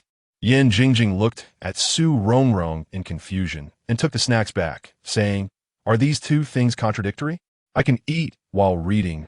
Yin Jingjing, oblivious, offered the snacks towards Su Rongrong and asked, do you want some? No. The girl noticed that Yixing was ignoring her and continued to try. Classmate, can we add each other on WeChat? Yixing did not look up. I'm here to read. Although he didn't get angry, his indifferent and distant attitude was already obvious. The girl felt embarrassed and had to leave awkwardly. Actually, Su Rongrong admired such brave girls. At least they had the courage to pursue what they wanted. But Su Rongrong only admired her and wouldn't do the same. Without understanding a person, all she saw was just a pretty face. As for what lay beneath that face, whether it was treasure or trash, remained unknown. Just like she appreciated the appearances of Yixing and Hu Yuan, but would not easily like either of them. Time flew by, and the morning passed in a flash. Rongrong, let's go eat. Haven't you been eating all along? Snacks are snacks. A proper meal is a proper meal. I want to eat the chicken leg from school, and if we go late, there won't be any left. Then wait a moment. I'll go call Yixing to eat with us. Su Rongrong stood up, organized her books, and decided to come back later. Yixing is here too? When did he come? He has been sitting behind you the whole time. How come I didn't know? Yin Jingjing turned her head, resting her hand on the back of her chair, and greeted, hi, Yixing. Yixing politely replied, hello. He had already looked over when Su Rongrong stood up, and he also stood up, holding his books. I'm going to return my books. Wait for me. Looking at the thick stack of books, Su Rongrong asked, do you need help? No, just wait for me downstairs. A few of them waited for Yixing in the library lobby, and soon they were drawn to a poster at the entrance, which turned out to be a promotional poster for an astronomy seminar. This weekend, a famous astronomer named Frederick was coming to the school to give a lecture. Yin Jingjing glanced at the poster. When was this poster put up? It wasn't tea here when we came. Maybe we just didn't see it. Impossible. How could I miss such a handsome poster? Rongrong, I want to go listen to his lecture. Superficial, Dengong retorted. Then don't go, Yin Jingjing replied. Dengang said, of course I'm going. I'm not like some people who only want to go because he looks good. I'm going because he has many advanced views in astronomy. It really was a rare lecture, and many students interested in astronomy would likely attend. At this moment, Yixing had returned his books and came over to join them. Su Rongrong glanced at the content of the promotional poster and then looked at Yixing, asking, "Do you want to go?" Yixing nodded. Su Rongrong said, "Then I'll save you a spot." Perhaps this astronomer could help Yixing return to his original planet. Yixing replied, "No need. It's the same wherever I listen." Yin Jingjing said, "How can it be the same? You have to be in front to see clearly. You just want to see his looks." Yin Jingjing said to Su Rongrong, "Let us go save a spot together on Saturday." Okay. Su Rongrong took out her phone and snapped a picture of the poster. Yin Jingjing also took out her phone to take a picture. One picture is enough. If you can't remember the time, just ask me. I'll use it as a screensaver. Yin Jingjing said while quickly tapping on her phone. All right, Su Rongrong misunderstood. Thinking Yin Jingjing was like her, worried about remembering the time. After lunch, Yixing continued to return to the library to read, while the others went back to their respective classrooms to find their teachers. After evening self-study, Su Rongrong initially wanted to drag Yin Jingjing to go running. But Yin Jingjing insisted she wouldn't go, saying she had already made plans with the other members of the basketball team. In the end, Su Rongrong had to go by herself. On Saturday, both Su Rongrong and Yin Jingjing woke up early, while Tan Luo and Mo Xiaojiao continued to stay in. The two encountered Hu Yuan and Deng Gang on the way, and the four of them headed to the venue together. On the way, Yin Jingjing asked, "Didn't Yixing say he would come?" "Yeah, he should definitely come. Such an important lecture, he should be here." Su Rongrong, feeling uneasy, took out her phone and sent a message to Yixing. "Rongrong, I've always wanted to ask, why is he called Yixing?" "Well, you might want to ask his mom." Su Rongrong hadn't really thought about why Yixing was named that. She knew he wasn't from Earth, so it didn't surprise her that he had a strange name. "Which is it?" The E from the by Jia Xing, Su Rongrong's explanation was nearly the same as saying nothing. But Deng Gang took over the topic. "It's probably the easy." The group chatted as they walked, and when they finally reached the venue, they realized they had arrived too late. There was already a long line in front. Yin Jingjing looked at the serpentine line and exclaimed, "Only when we lined up did I realize we are indeed descendants of the dragon. There are just too many people. How could they get up so early? It's terrifying." Chapter 44. The appearance of a kindred spirit. Su Rongrong felt a bit emotional. She hadn't realized there were so many astronomy enthusiasts at the school. Hu Yuan was part of the student council and was busy setting up the venue today, so he wasn't waiting outside with the others. As a few of them stood at the end of the line, Yixing walked over and greeted them. Su Rongrong asked, "Did you see the message I sent?" Yixing replied, "I saw it. I replied to you." Su Rongrong checked her phone and realized it was on silent. "When did you arrive?" "I was in line up front and saw you all, so I came over," Yixing said. Su Rongrong and the others widened their eyes, and Yin Jingjing incredulously asked, "You were up front? Did you say anything to the students in front and behind you before coming over?" Yixing shook his head. Yin Jingjing exclaimed, "With your looks, you could have gone back." Su Rongrong looked at Yixing and advised, "You should go back. This lecture might be very helpful for you." Yixing replied flatly, "It's the same anywhere." Well, since Yixing said so, Su Rongrong didn't insist he go back. Deng Gang rummaged through his backpack and pulled out a breakfast package, handing one to Yin Jingjing. When Yin Jingjing saw it was her favorite, she quickly packed it up, but suddenly remembered Su Rongrong hadn't received one. So she handed her breakfast package to her. Su Rongrong thought to herself, this was Deng Gang's thoughtful breakfast for Yin Jingjing. How could she take it away? She smiled and shook her head. Deng Gang then took out another breakfast package from his bag and handed it to Su Rongrong, saying gruffly, "Don't worry, I brought several." He then handed another package to Yixing, who politely declined, saying, "Thanks, but I don't need it." The few of them stood there eating while waiting in line. Seeing Su Rongrong enjoying her food, Yixing's gaze softened with affection, and he asked, "Didn't you eat breakfast this morning?" "Su Dong not that?" "I rushed over here after getting up, and I didn't expect to still be so far back in line." After a while, Hu Yuan suddenly ran over, found the group, and asked, "Do you want to check out the backstage first? If we go backstage, we might get to meet the master early." Yan Jingjing jumped up excitedly. Su Rongrong was also very happy. This way, Yixing might have a chance to chat with the master alone, and perhaps something he said would inspire him. Hu Yuan continued, "But I need you all to help out." "No problem." Being able to meet the master early. Doing some work is nothing, the others agreed. They followed Hu Yuan to the backstage, where the master had not yet arrived. Hu Yuan assigned a few people simple tasks to set up, while he went to adjust the machinery and the projector. While Yixing was helping to move things, he suddenly felt a strong sense that someone else from a moiki was approaching the building. He continued working while secretly observing. The feeling intensified, and then a group of people entered in a line. Yixing moved to the side and lowered his baseball cap. At the front of the group was today's master, Frederick, with someone beside him introducing something to him. Seeing Frederick in person, Yixing was taken aback. He and T expected his kindred spirit to be the speaker at the seminar. However, Yixing couldn't yet determine whether this person would help him, as the people from that planet were inherently cold. Kind and helpful people like Su Rongrong were quite rare from that planet. Frederick's gaze also landed on Yixing, and he was surprised as well. Just as Yixing hesitated, Frederick walked up to him, suddenly stopping, and said in standard Mandarin, "Hi, classmate, hello." Yixing wasn't surprised that he spoke Mandarin. People from that planet had strong learning abilities. Yixing politely replied, "Hello." Frederick said to Yixing, "Hello, I'm Frederick. This classmate. I didn't bring an assistant today. Can you help me out and be my assistant?" The group accompanying him was momentarily stunned. If an assistant was to be chosen, they could definitely help the master select a better one than this ordinary student. But since the master had designated him, others couldn't argue. Yixing put down what he was holding, nodded, and said, "Okay." Frederick rested backstage, waiting for the host to announce him, sending the others away and leaving only Yixing. For a moment, the two didn't know what to say and sized each other up. Frederick smiled and said, "What a coincidence, did you just arrive?"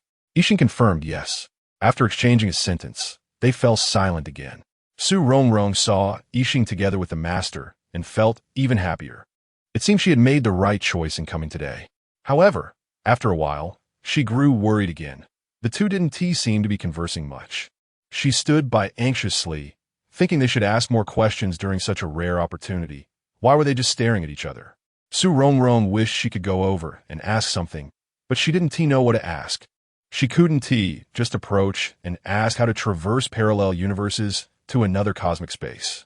Frederick didn't rest for long before hearing the host shout, "Next, please welcome Master Frederick to give us an exciting lecture." Chapter 45 Late night, visit Frederick and Alien rose and walked toward the front desk together. After a few steps, Frederick suddenly said, "Then remember my phone number." He then recited a string of numbers. The speech was brilliant and went smoothly. Frederick was not only knowledgeable and exceptionally good-looking, but also witty and humorous, creating an exceptionally lively atmosphere at the venue. After it was over, he gave Alien a meaningful glance and hurried away. Su Rongrong ran to Alien's side and asked anxiously, "Why didn't you talk to him more?" "I didn't know what to talk about." "How could you not know what to talk about? Just ask whatever you want," Su Rongrong said with a worried expression. Suddenly encountering someone of her kind, she naturally had many things to say but didn't know where to start, especially in such a public setting where some questions really couldn't be asked. Su Rongrong still didn't know that the speaker today was of Alien's kind and came from the same planet. She felt that such a great opportunity was wasted by Alien and was really frustrated, thinking, "Bring out the spirit you usually have when discussing problems with teacher Hu." Seeing Su Rongrong's anxious demeanor warmed Alien's heart, and he said, "I got his phone number." Su Rongrong was shocked. "What? You actually got his number? Wait, you didn't even talk much. The master just gave you his number? That's too efficient." Su Rongrong instantly turned her worry into joy and said, "That's great. Why didn't you say it earlier? You made me worry for nothing." Watching Su Rongrong's mixed expression of annoyance and joy, Alien suddenly wanted to hold her in his arms. Her eyes were bright and clear, seemingly shining with light. Alien tightened his grip slightly, and his gaze slowly dimmed as he asked softly, "Shall we go home together?" No, I want to go back this weekend." "Okay." Alien returned to his usual calm demeanor. Be safe on your own. Let me know if you need anything. After leaving the auditorium, Su Rongrong and Alien parted ways. Su Rongrong took out her phone and called Yin Jingjing, feeling that was a bit noisy on the other end. Where are you? Wait a minute. I'll be back soon. I'm waiting for you at the entrance of the auditorium. Taking out a book, she placed it on the steps and sat on it, waiting for Yin Jingjing while scrolling through her phone. Most of the news today was about the speech event. Did Alien getting the Master S phone number mean he was one step closer to going home? Thinking that one day Alien might return home, Su Rongrong smiled with relief. At that moment, Yin Jingjing ran over quickly and sat down beside her, then took out a notebook and flipped it open in a rush. How was it? The signature I wanted. You want to get the signature? Su Rongrong glanced at the flowing characters in the notebook. Yeah, I told you. There were so many people wanting signatures. Luckily, I'm quick. Otherwise, I wouldn't have been able to squeeze in. Then, Yin Jingjing flipped the notebook over and tore out a page, handing it to Su Rongrong. I also got your signature. Su Rongrong took the signed paper and put it in her backpack. Yin Jingjing looked at the signature and exclaimed, so nice. Yeah, really nice. Su Rongrong silently sighed in her heart, thinking, it's great to be able to help Alien. Alien returned home, opened his computer, and began searching for information about Frederick. It wasn't until late at night that he picked up his phone again and dialed the string of numbers. Hello? Hello, I've been waiting for your call. I want to meet you. Okay, come to my house. I'll send you the address. Frederick lived in a quiet villa area on the outskirts. An alien climbed the steps to arrive at the door. As expected, just as he steadied himself, the door opened. The man on the opposite side smiled and said warmly, I've finally been waiting for you. Come in. As Frederick let Alien into the living room, he asked, what is your name here? Alien. Alien. Is that the name of the same planet? Yes, there are surnames with the same pronunciation here. Ah, you're really lucky. Please sit down.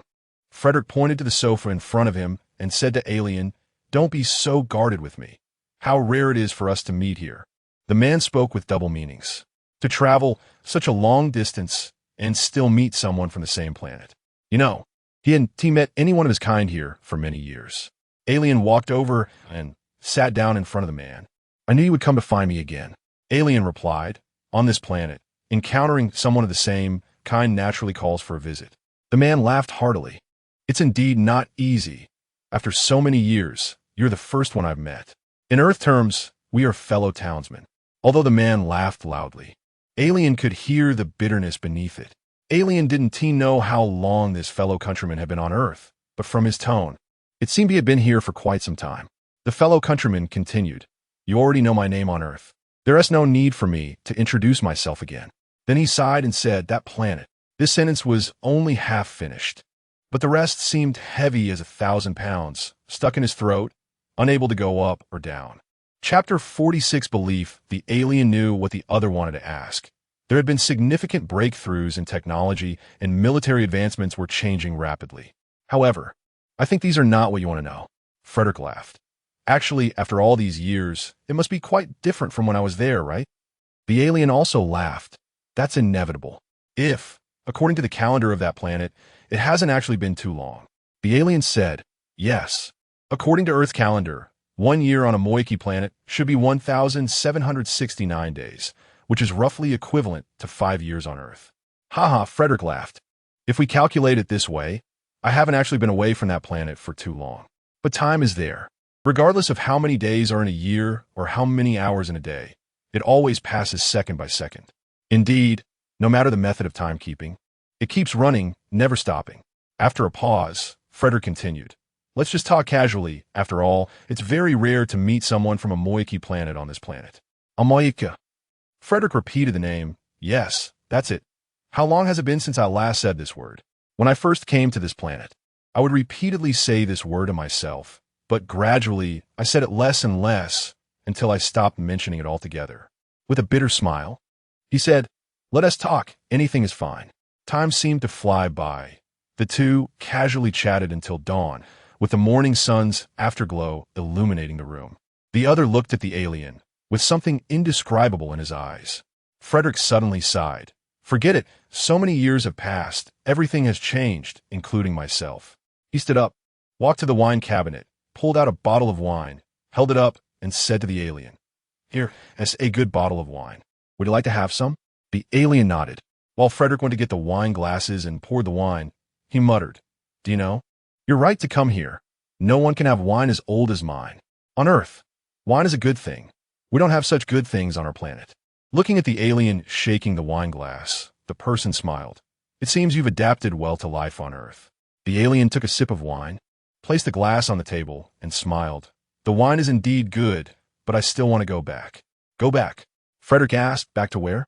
"To your home on Earth or back to a Moiki planet." The alien looked at him, said nothing more, but his gaze expressed everything.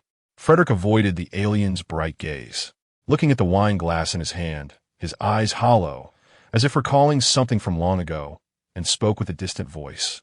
"Go back? I can go back." Perhaps it was the effect of the alcohol, or perhaps it had been a long time since he expressed his inner feelings. He twirled the wine glass with one hand and reminisced. "In the first few years after I came to Earth, I desperately wanted to go back. I tried every possible way, but no matter how hard I tried, I couldn't return. Even, perhaps recalling something sad." Frederick downed the wine in his glass in one gulp. His expression was sorrowful as he continued to murmur, "Can't go back. Nothing can go back." The alien had no interest in others' privacy.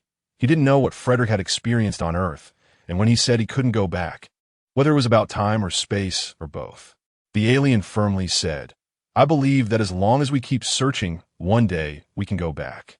Frederick forced a smile. "You have such confidence because you just arrived. Over time, your belief will be worn down." The alien said nothing.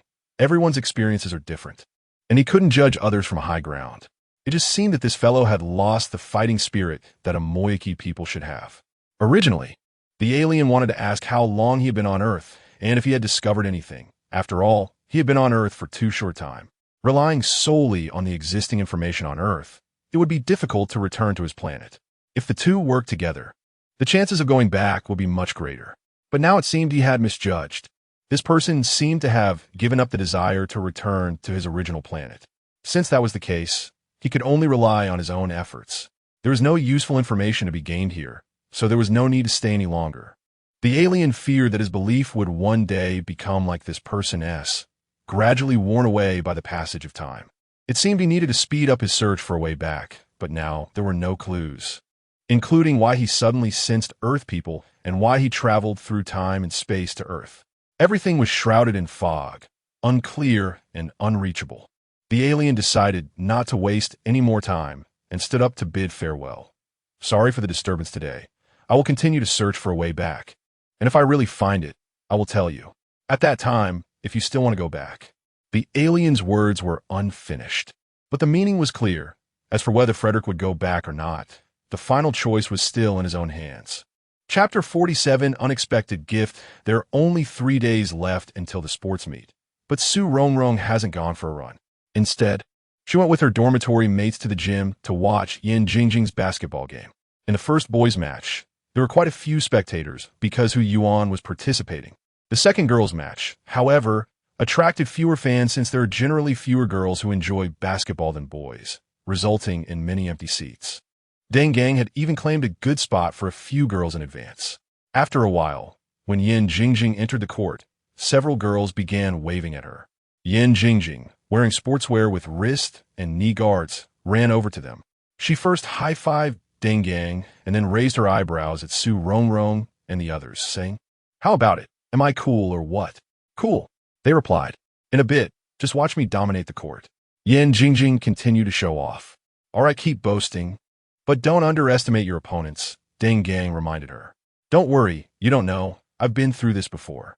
After saying that, she pretended to toss her hair back, then suddenly looked dumbfounded at Su Rongrong. "I forgot my sweatband. Rongrong, hurry and get it for me." Seeing that the match was about to start, Su Rongrong didn't hesitate and quickly ran out. "The second box on the left, as you enter," Yan Jingjing shouted after her. "Look at you, going to battle without all your gear." And Mo Xiaojiao teased Yan Jingjing with a light poke.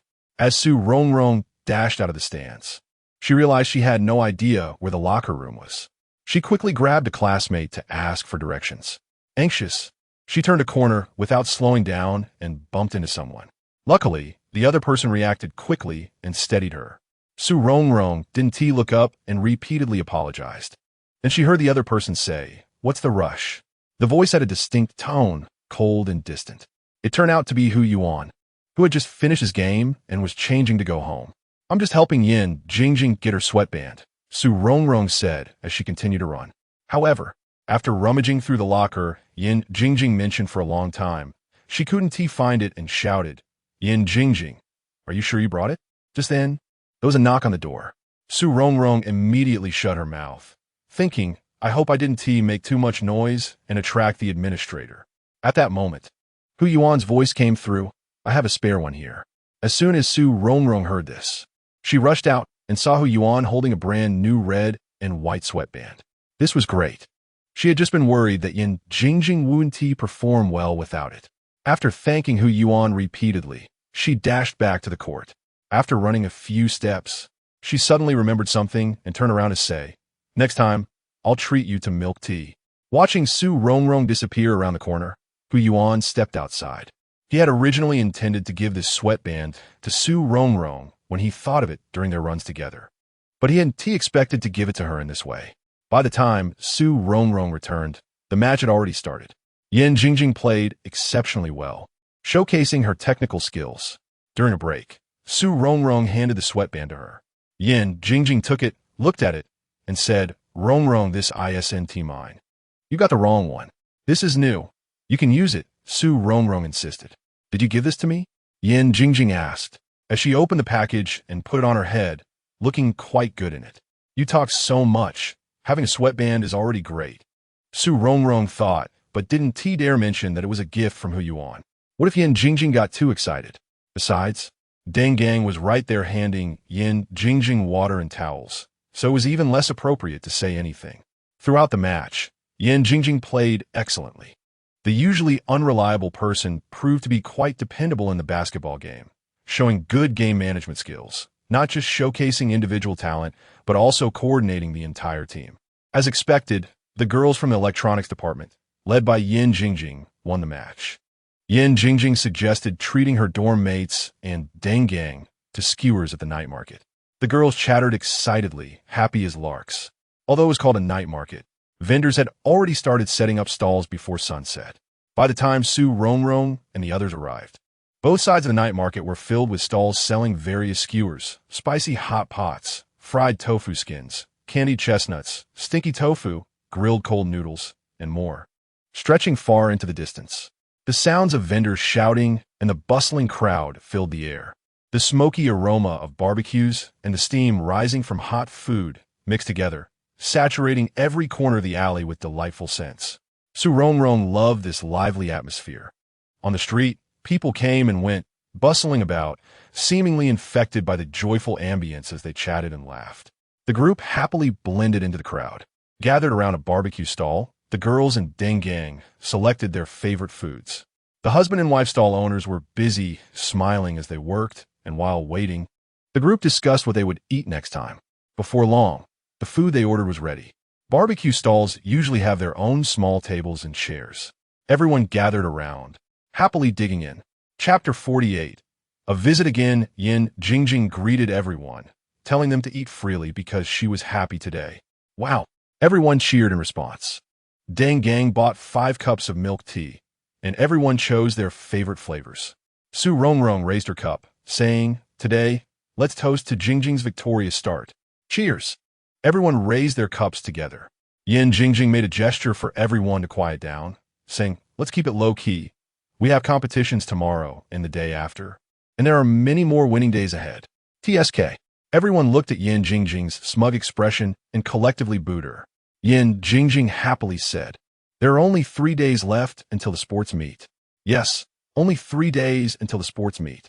Su Rongrong still felt a bit worried about not running fast enough, and just hoped she could hold on that day. Don't worry. Think about it. After the sports meet, we have a holiday, an 11-day break. How great is that? Mo Xiaojiao asked. "Have you all bought your tickets?" "Yes, we have," Ten Luo and Yin Jingjing replied together. "What about you, Rongrong?" Mo Xiaojiao continued asking. Rongrong's parents were usually very busy, so she spent all her time at school except during the winter and summer vacations. I haven't decided yet. Come to my house. The scenery is pretty nice over there, and I'll take you out to play, Tin Luo invited. Yan Jingjing said, come to my house instead. My mom cooks really well, and when it's time to take the train, we can sit together. What about me? It's really hard to get tickets for the 11-day holiday. It took me a lot of effort to get 2 tickets next to each other. Just buy another one. Oh no, I want to rest well these days. I'll just stay home and watch movies, so I don't want to go. Su Rongrong declined everyone's kind offer. Yan Jingjing said, if you miss us, we can video chat. Who misses you? It's just nice to have a few quiet days without you around. Deng Gang said, I heard Frederick is coming back to the country soon. Yan Jingjing looked puzzled. Who? Where is he going? Deng Gong replied, Frederick, the one we listened to during the lecture last time. You wanted his autograph. Yan Jingjing realized, oh him? Where is he going? Deng Gang explained. He.S. not from our country. After giving his speech, he returned to his own country. Su Rongrong quickly took out her phone to message the alien. I heard that astronomer is going back. If you have any questions, hurry and ask. Soon, she received a reply. Already asked. You asked already? That was fast.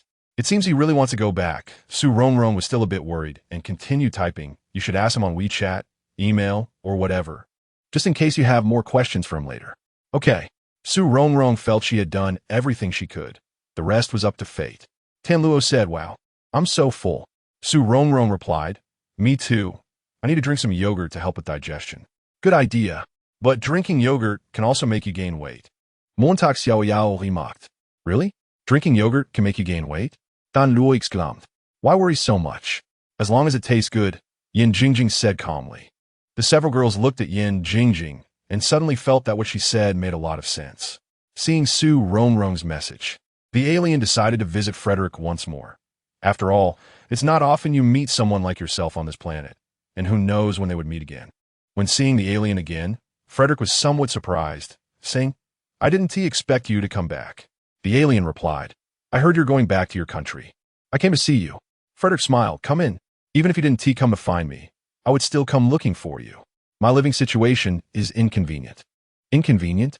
Living with Earth people? Frederick looked puzzled. Yes. Frederick took out a bottle of wine from the cabinet. Last time we didn't drink enough. I have other wines here. Do you want to taste them? The alien replied, I'm not really interested in alcohol.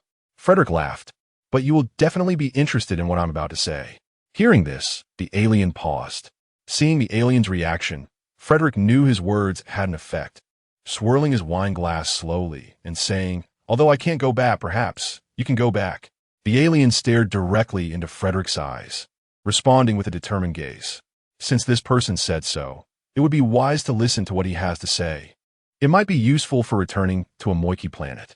Frederick turned on the light. The illumination was not too bright, just gentle. After a moment of silence, Frederick downed his drink and began to recount, I've been on Earth for about 100 years now. Back then, technology wasn't as advanced as it is today. When I first arrived on this planet, I felt completely out of place and desperately wanted to return to my original planet. But I tried many methods and couldn't achieve it. Until one day. At this point, Frederick stopped, instead asking, you must have a connection with an Earth person to come to this planet, right? The alien did not answer him. Frederick smiled. You don't need to hide it from me. If it weren't for such a person, how would you end up here? That person. You could sense them when you were on a Moiki. Hearing this, concerning Su Rongrong, the alien had to look at Frederick warily. Frederick seemed unaware of the alien's change, continuing to speak to himself. Chapter 49. Busy again. I came to Earth because there was a person who resonated with me, and one day, this person had an accident. At this point, Frederick seemed to be in some pain, rubbing his hair as if struggling with the past. I sensed that this accident was about to happen. Though I didn't know why I could feel it in advance, but I did. However, I was busy experimenting on how to return to the Amoiki planet. I didn't rush to save him, and later, well, you can probably guess he died. To be honest, I didn't feel much sadness at the time. My mind was entirely focused on research. But no matter how hard I studied, I always failed. He died, and a miracle happened at that moment. I found that I had regained all the skills I had when I first arrived on Earth, just like on a Moiki planet. Oh, there is something you might not know. The people from a Moiki planet gradually lose their special abilities the longer they stay on Earth. Of course, this disappearance isn't fast. I'm not sure how much they will eventually fade away. as I haven't completed my life yet. You regained your special abilities, but still can't go back? That means even if the person Frederick mentioned disappears, it doesn't activate the mechanism to return. You have special abilities now, yet you still can't go back? Frederick countered, then explained to himself. Wanting to go back isn't that easy.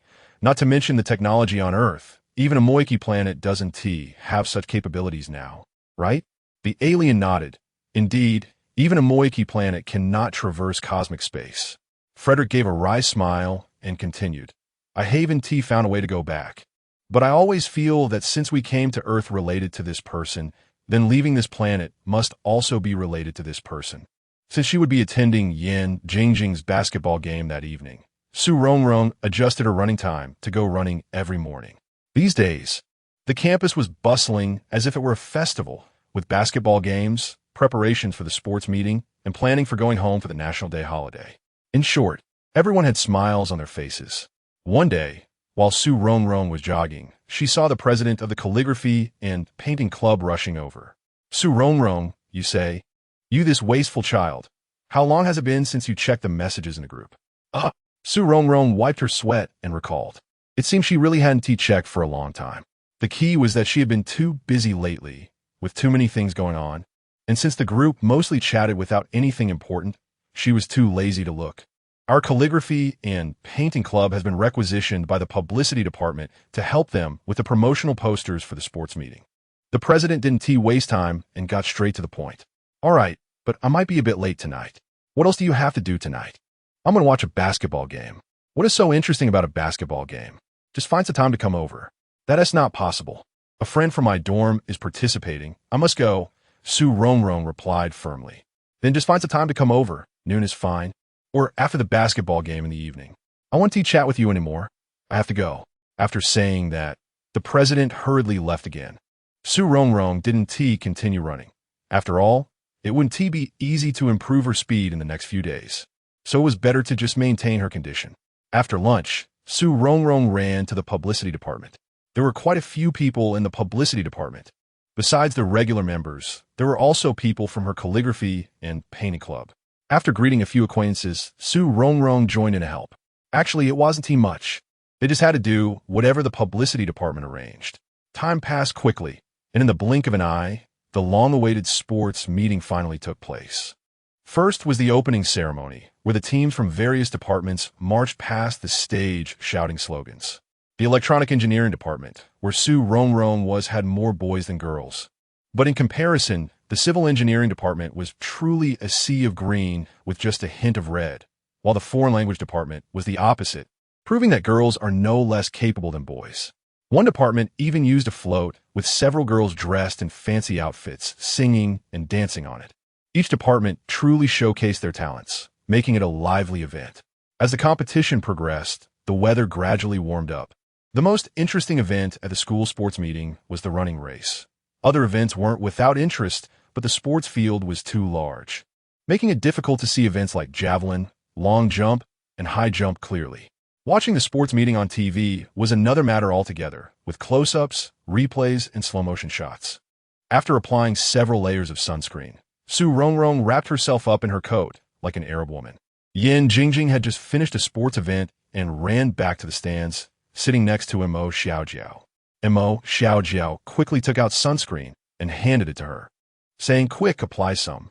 Yan Jingjing waved her hand and said, "No need, I just applied some this morning." Mo Xiaojiao replied, "Did you eat breakfast this morning? Aren't you going to eat lunch?" Unable to refute, Yan Jingjing had no choice but to obediently take the sunscreen and start applying it. Chapter 50. Competition. Yan Jingjing was wiping her hands while looking at Su Rongrong, who was wrapped up tightly. "Aren't you going to get ready? It's almost your turn to go on stage." After saying that, she pulled off the clothes covering Su Rongrong's head and exclaimed, "Oh dear, aren't you afraid of getting heat rash?" Su Rongrong's small face turned red as she sighed and said, "I really can't stand being cooped up anymore. If I stay like this, I'm going to overheat." Yan Jingjing tossed the sunscreen to Su Rongrong and said, "Put some on. And don't rush too much when you run later. Save your energy.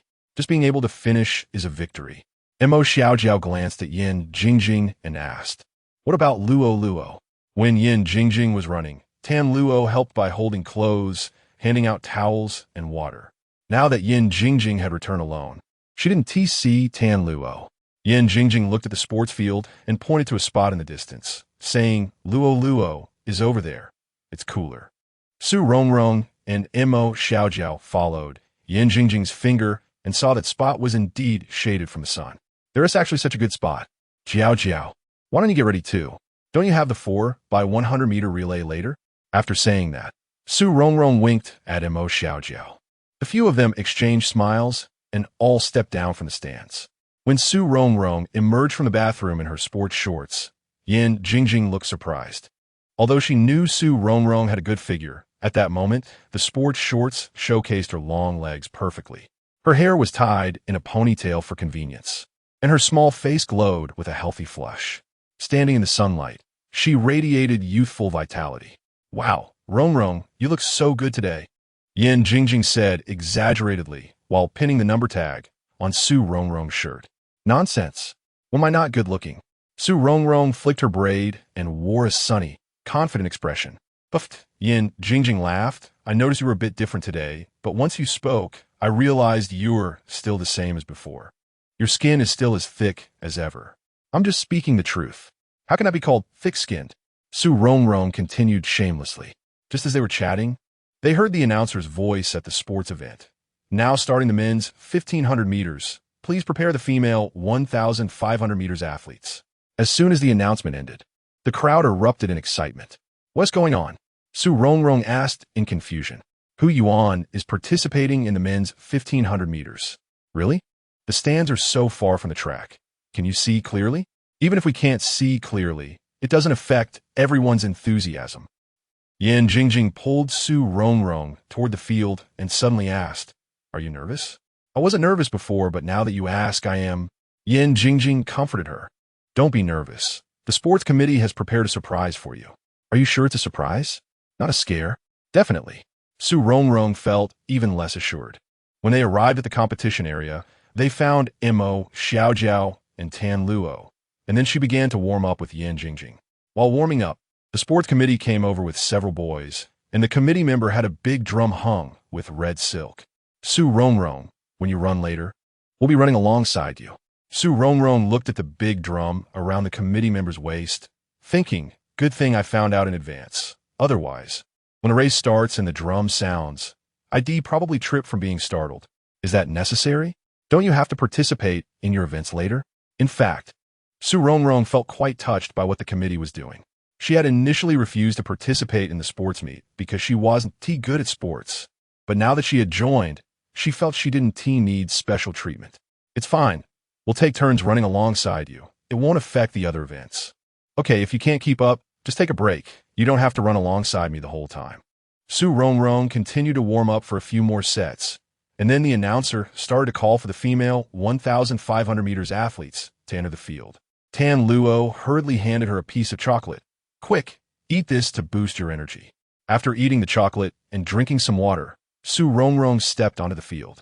When the starting gun fired, some students shot out immediately, while others, like Su Rongrong who hadn't received professional training, took a moment to launch. After one lap, although Su Rongrong wasn't running fast, she kept pushing through.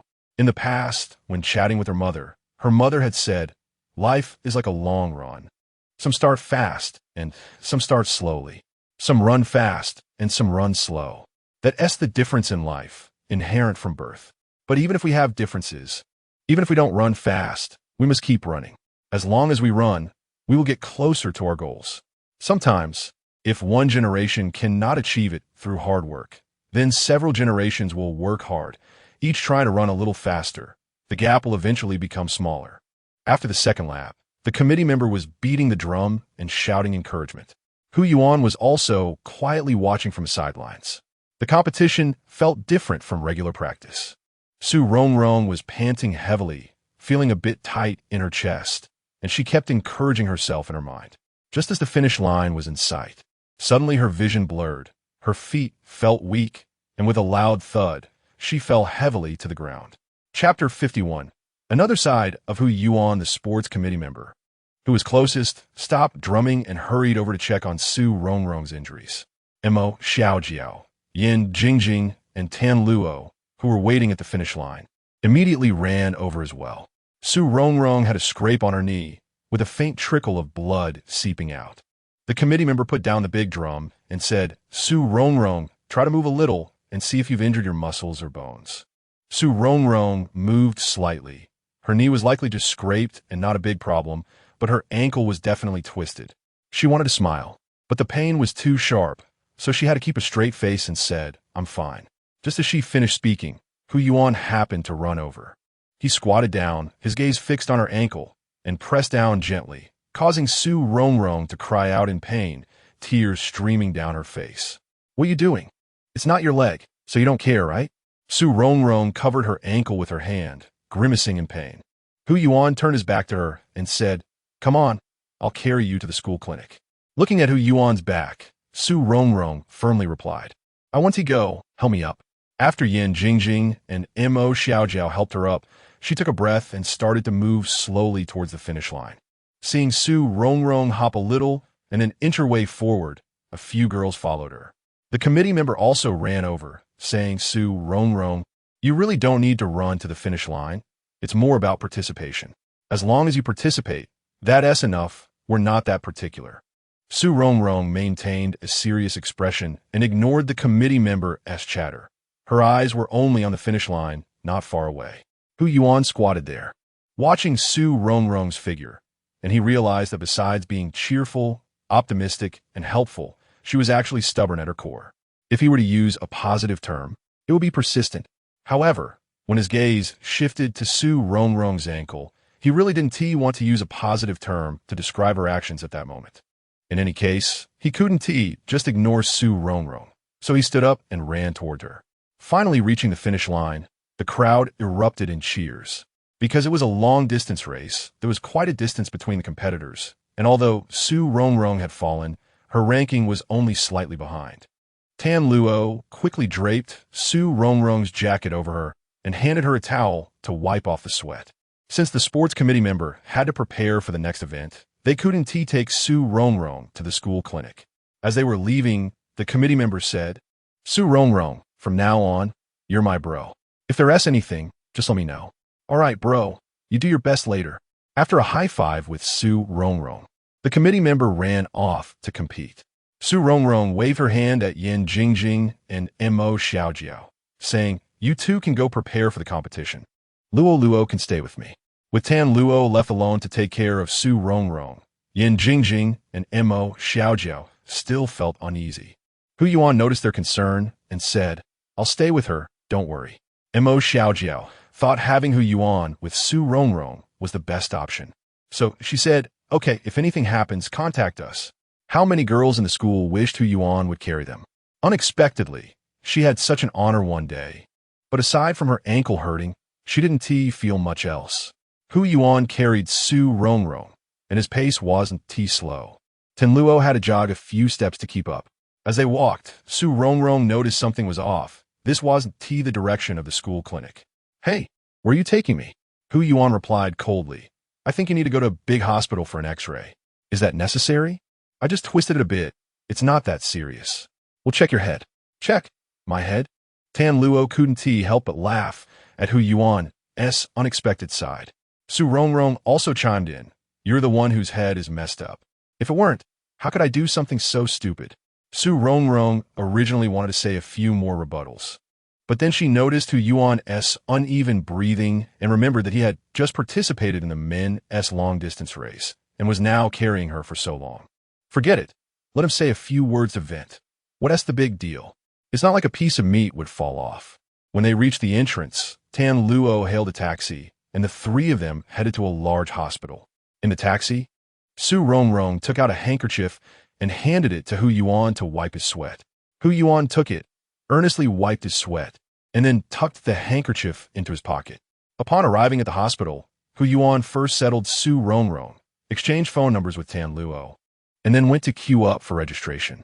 The doctor examined her and felt there was no need for an x-ray, just prescribed some medicine. By the time they returned to school, it was already afternoon, and the sports meeting was still ongoing, with not many people in the girls' dormitory. Hu Yuan requested the dormitory supervisor to let him take Su Rongrong back to her room. The supervisor looked at Hu Yuan and said, "Take her up, but come back down immediately, no lingering." "Sure, don't worry, Annie, I'll take her up and come right back down, definitely no lingering." Su Rongrong and Tan Luo exchanged glances, surprised that Hu Yuan could be so sweet-tongued. When Hu Yuan turned around and saw the strange expressions on the two girls' faces, he shot them a playful glare. After taking Su Rongrong back, Hu Yuan went to the cafeteria to buy food and brought it back. This time he didn't enter the girls' dormitory. Instead, he called Tan Luo after reaching downstairs and asked her to take it up. Chapter 52. The person she truly needs. Su Rongrong had dinner, lay on her bed, and scroll through her phone, discovering a trending post. To her surprise, it was about her. It turned out that Hu Yuan had sent her back to her dorm, and someone had captured it on camera. Following that, classmates began to spill the tea, revealing that Hu Yuan had even carried her away from the sports field. With evidence in hand, those who didn't understand the situation expressed their thoughts, with comments flying everywhere. Classmate 1, "No way. Hu Yuan is in a relationship." Classmate 2, "Why isn't the object of his affection me?" Classmate 3, "Go away. Su Rongrong is actually pretty nice." Classmate 4, "Nice? What about the campus beauty?" Classmate 5, "No way. Has the campus beauty ever been with Hu Yuan?" There were all sorts of comments, leaving Su Rongrong feeling overwhelmed. She replied with the truth, saying that she had sprained her ankle during a competition, and Hu Yuan was just being a caring classmate by taking her to the hospital and helping her upstairs because her foot hurt. She then posted a picture of her swollen ankle that looked like a bun. One classmate commented, "I really want to sprain my ankle too." Other classmates chimed in, "Me too." Some were envious, while others were sarcastic. "Tish, don't act so high and mighty. People saw you two running together at the sports field before the competition." Su Rongrong felt frustrated, wondering why it was so hard to clarify the situation. She was the class representative for Mr. Hu's class, so having a good relationship with Hu Yuan was normal, right? Even Tan Luo, who hadn't spoken a word in ages, finally showed up. Su Rongrong sent Tan Luo a kiss emoji. Luo, you're the best." Tan Luo blinked her cute big eyes, giving Su Rongrong a reassuring look. Su Rongrong felt warmed by this and picked up her phone to continue browsing, only to find the comments had spiraled further out of control. Classmate 1, "Su Rongrong, what does it feel like to be carried by Hu Yuan?" Classmate 2, "It must be super happy." Anonymous, "Hope you weren't frozen." Su Rongrong tossed her phone aside, feeling emotionally drained. Yixing sat in front of his computer, unable to type a single letter. He had also been there when Su Rongrong fell. He could have caught her before she fell, but he saw those who brought her clothes, fetched her water, accompanied her while she ran, and those who silently watched her from the sidelines. Yixing suddenly felt that those people were the ones she truly needed, while he would only bring her trouble. Watching Hu Yuan carry her to the hospital, he returned home and sat until the streetlights came on, his mind filled only with thoughts of Su Rongrong and the conversation he had with his kind before. Frederick had encountered someone from another planet in their universe before meeting him. The Moyuki people, a selfish and self-serving race. While chatting with the Moyuki people, Frederick pretended to be indifferent and casually mentioned that a certain Earthling had died after a connection with him.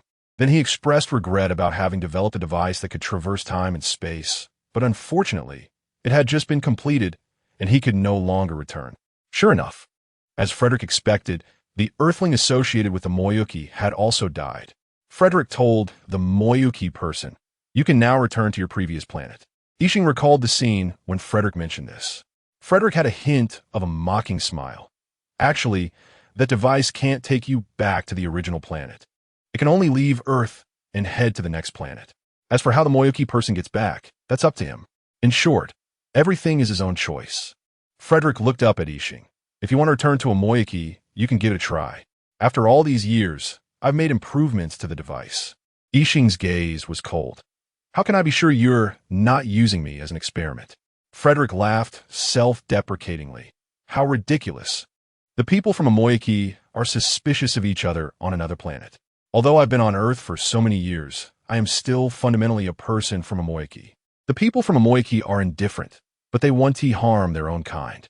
Yixing, actually, the indifference of us Amoyuki people is greatly related to our living environment." Frederick smiled. "Yes, The operational model of our planet is vastly different from that of Earth. This operational model is probably even more severe than when I left, right? Ishing, yes, this operational model brings great benefits to a moiki. The children of a moiki are managed from birth, allowing their parents to focus solely on work without worrying about their children's growth. As the children grow, they receive specialized training based on their individual characteristics, allowing their talents to be maximized, enabling them to contribute significantly to a moiki when they grow up. In a moiki, life and death are arranged clearly, with no waste at all. Every person from a moiki is like a part of a machine, driving the high-speed operation of a moiki. Chapter 53 Oneness, the fully standardized management, brought great benefits to a moiki, but it also made the people of a moiki increasingly indifferent. Who remembers what their parents were like? Who remembers what it felt like to be with their parents? Frederick stared intently at the alien. Then why do you still want to go back? The alien replied, There's no reason, because I am from the planet Amoiki. A simple answer. Yes, people from Amoiki should live on Amoiki. Besides this device you mentioned, is there anything else we need? The alien asked. Frederick replied, external factors, suitable weather, and the external conditions created by nature, just like when we arrived on this planet. Under suitable natural conditions, the device I designed will generate a magnetic field that can work in tandem with it. Frederick said, Do you remember how we got here? The alien nodded. Besides the weather conditions produced by nature and the operation of interstellar travel, there is another important factor. When we arrived on this planet, we all felt a connection to a certain person on this planet. Do you know why? Because we are one. One? Yes, one. Logically, everyone is different. Even between biological parents and children, there are individual characteristics. But we, who are far away on another planet, have generated the same magnetic field as the people on Earth. Not similar, but completely identical. So that's how it is. No wonder he could feel Rongrong when he was on a moiki. No wonder he fell for this planet. When one person among them is particularly sad or particularly excited, this magnetic field will strengthen. If at that moment we encounter some special weather, we will traverse to this planet. The people of Amoiki are very indifferent. They won't experience extreme sadness or excitement, and he came to Earth because of Rongrong. What is even more tragic is that he came to Earth because he was sad about Rongrong, which is quite speechless. Just because of such a small matter, he might spend a long time and more energy to return to his original planet. This unbalanced investment made him both laugh and cry. Should he blame Rongrong? She didn't know this would happen, and she certainly didn't wish for it to happen. Frederick glanced at the alien and said, This is why we came to this planet.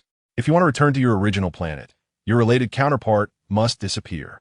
The alien was startled and nervously looked at the man and asked, If I want to go back, does the counterpart have to disappear? Frederick said, Do you remember the Moyudrin I just mentioned? The alien knew that although the compatriot didn't specifically explain how that counterpart died, the result was the same. Is it only death? If that's the case, then is there still a need to go back? To exchange Rongrong's life for my way back? No, that is impossible. Frederick looked at the alien's expression and sighed. The people of Amoiki are cold, yet not cold-blooded enough. The alien asked, Isn't there any other way besides this? The alien avoided the words disappear and death. Frederick paused for a few seconds and said, I have been researching this area, but unfortunately, there has been no progress. The implication of this statement was that the counterpart must disappear. The alien's gaze was firm. I will definitely find a way. Frederick replied, It's difficult, but I can send you the data I researched before. After you look at it, you will understand how difficult your idea is. The alien was surprised that Frederick could give him research data that spanned decades or even a century. This action was somewhat unexpected, and he asked, Why help me? Frederick shrugged and smiled nonchalantly. Maybe it's because I've been on Earth too long and picked up the habits of Earth people. Thank you. The alien earnestly thanked this person from the same planet. The table was covered with folders, and the computer had the data Frederick sent over. He went over the materials repeatedly, and the contents were deeply etched in his mind. However, the more he looked, the colder his heart became. All the data and results pointed to one thing. The counterpart must disappear. He sat from dawn until dusk, then from dusk until dawn again. There must be a way. There has to be a way. The alien opened the computer that had gone into screensaver mode, typed a line, and sent out. I can wait. Wait until the counterpart naturally dies before going back. Soon, the other party replied, haha, impossible, impossible. Why is it impossible?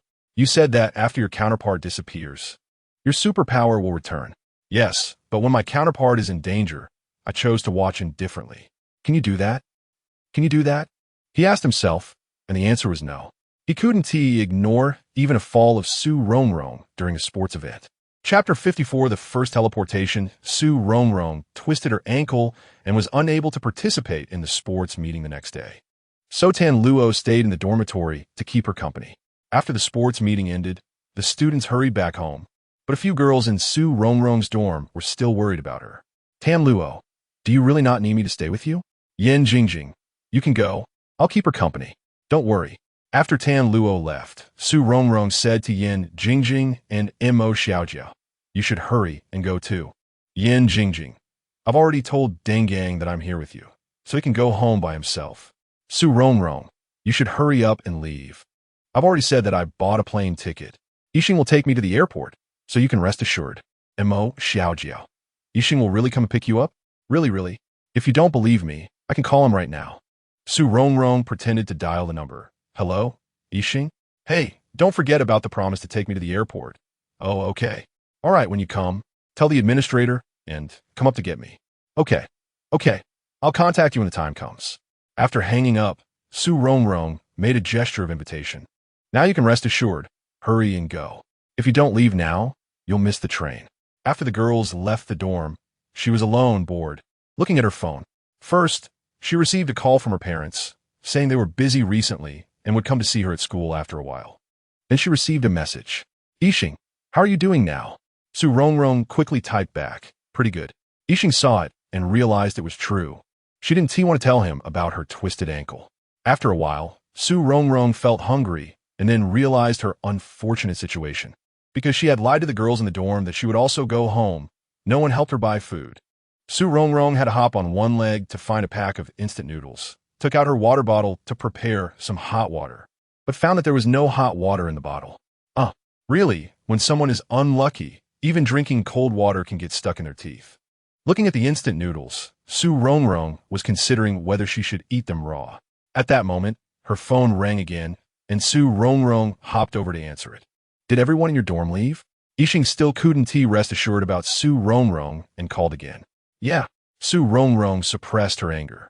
She had been hopping around with an empty stomach for a while and hadn't eaten anything yet.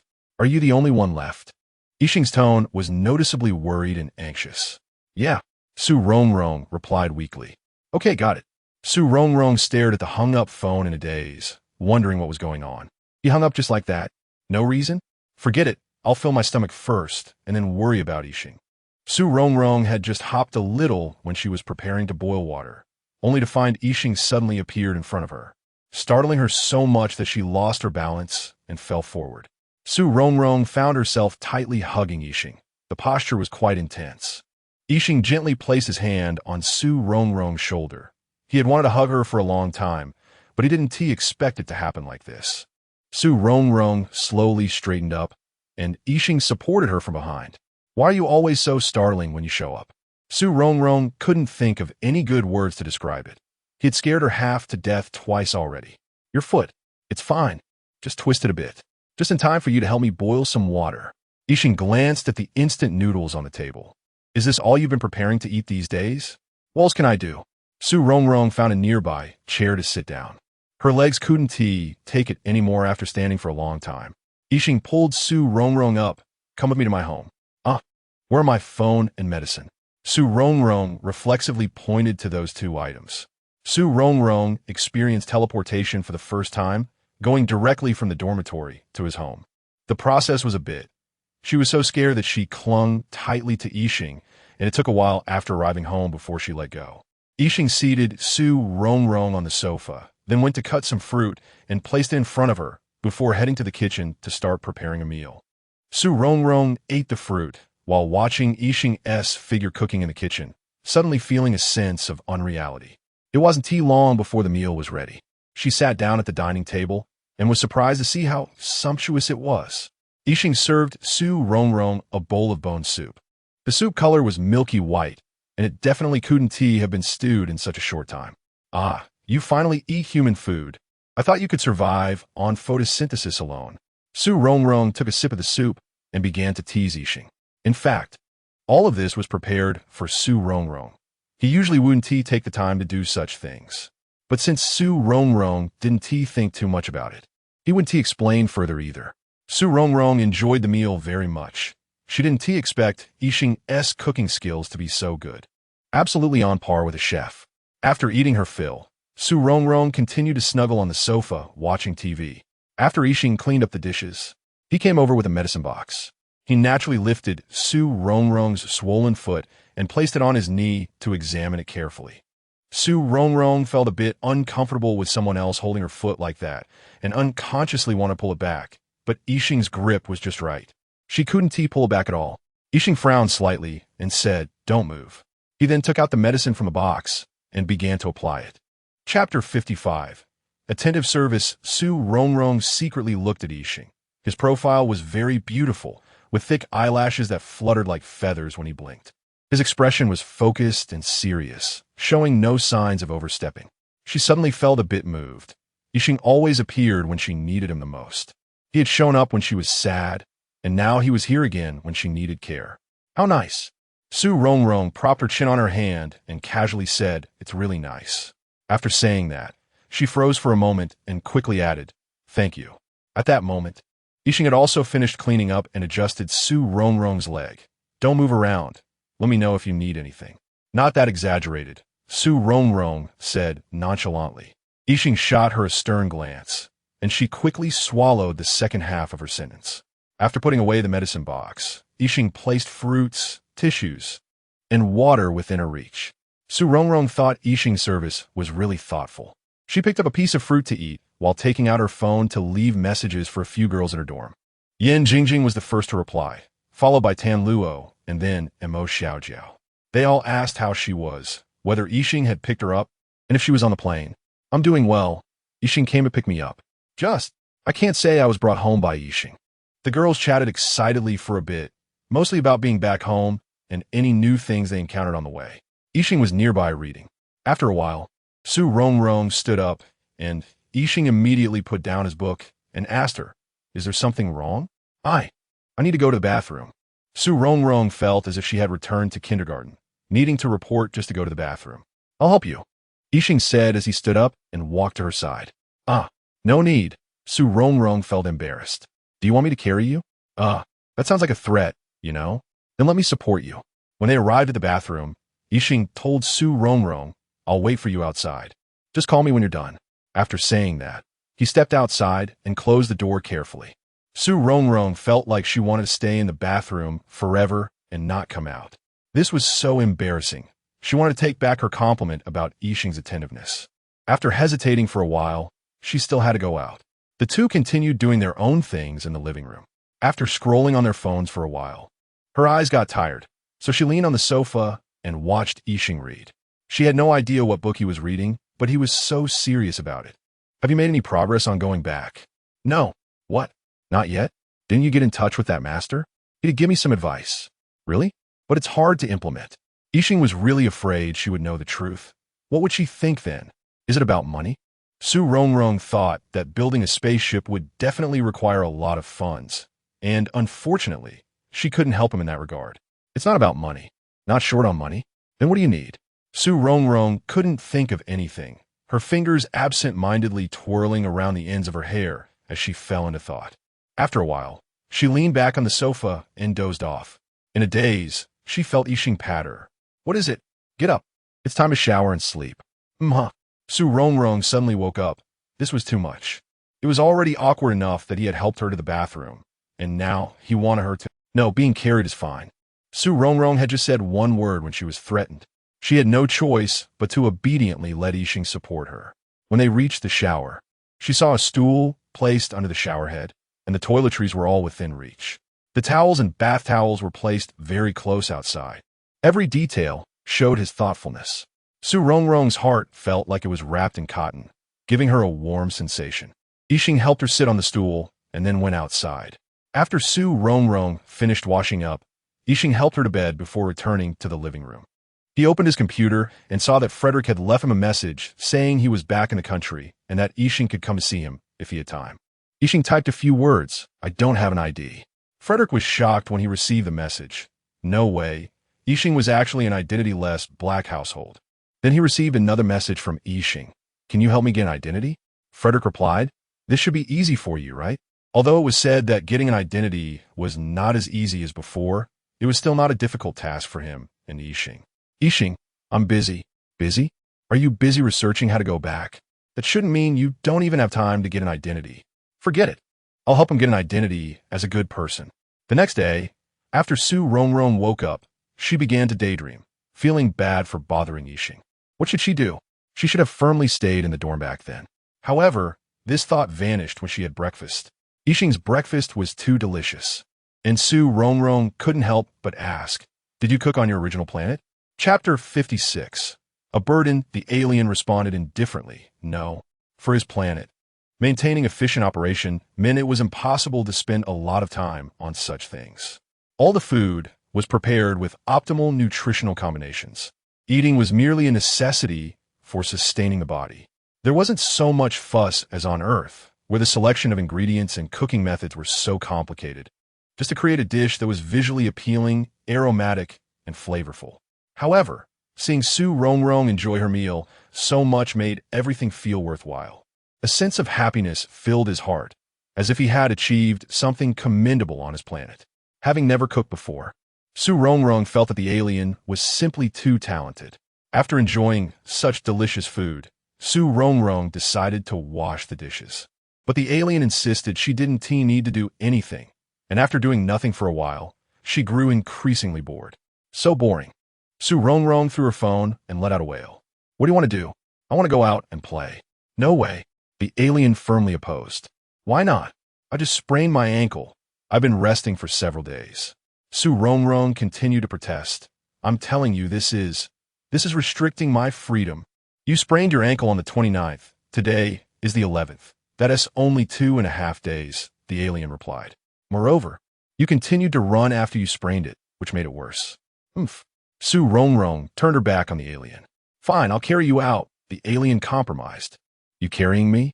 Forget it, I'll just stay home." Su Rongrong found a TV series to watch. After a day like this, Su Rongrong seemed to have gotten used to the alien taking care of her, arranging everything perfectly. In the evening, while the alien was cooking in the kitchen, he video chatted with Frederick to discuss recent progress. Watching the alien busy in the kitchen, Frederick suddenly asked, "When did you start liking to cook?" "Recently." "Ha ha. Then when you go back to a Moiki planet, you won't get to eat such good food anymore."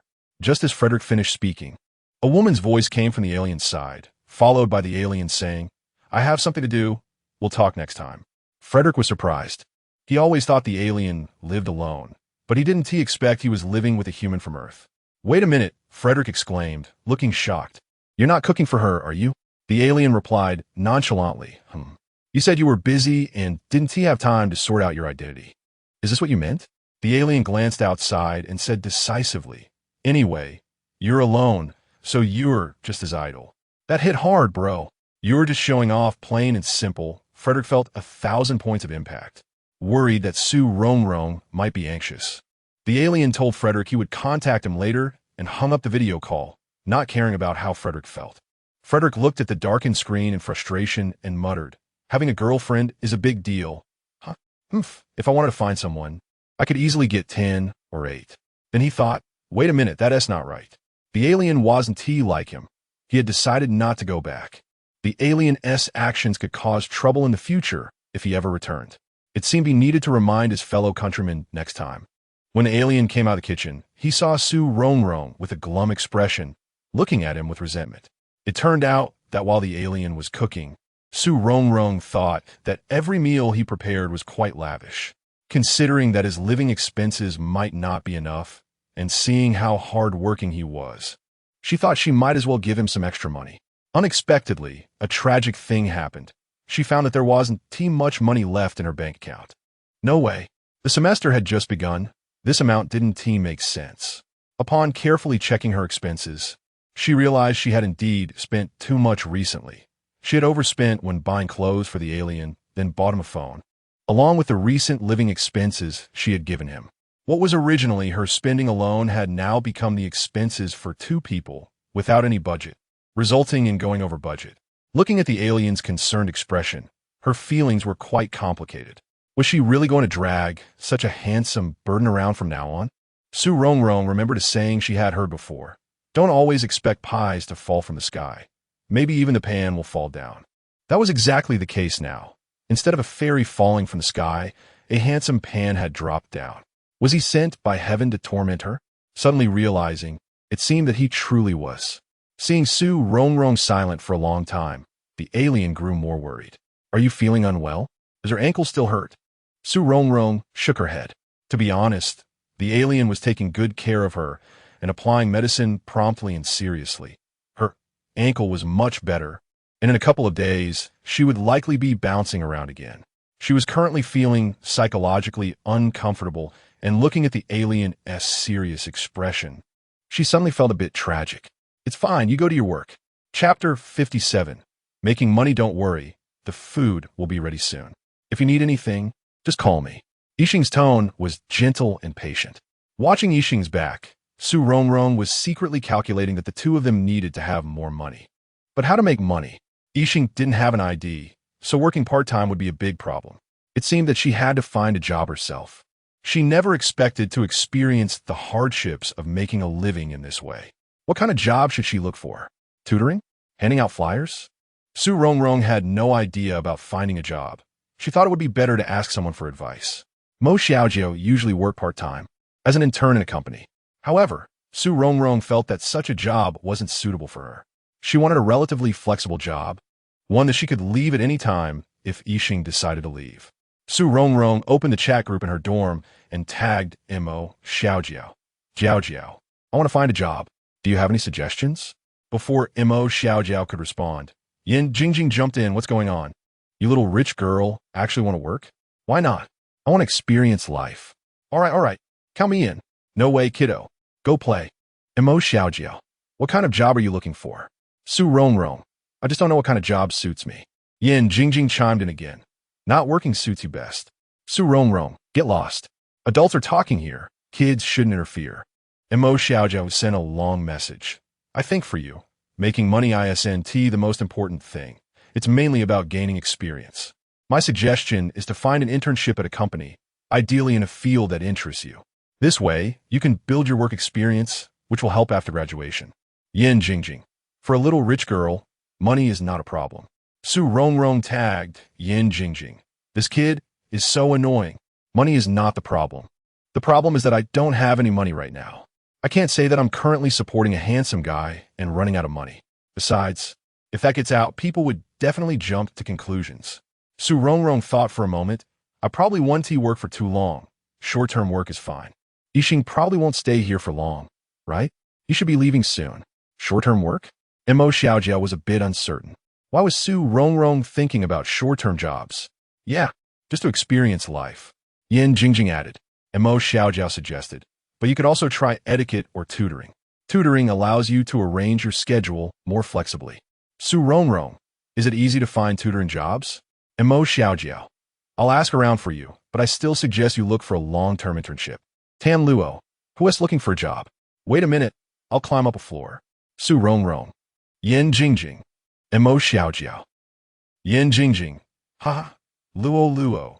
Did you just wake up? Tan Luo. Yeah, I just climbed up. Rongrong is looking for a job. Yin Jingjing, right? Do you want to join her? Tan Luo, me? No way. Is your leg better now? Rongrong? Su Rongrong. It's almost better. I should be back to jumping around by tomorrow. Mo Xiaojiao. Don't rush to find a job. Focus on your recovery first.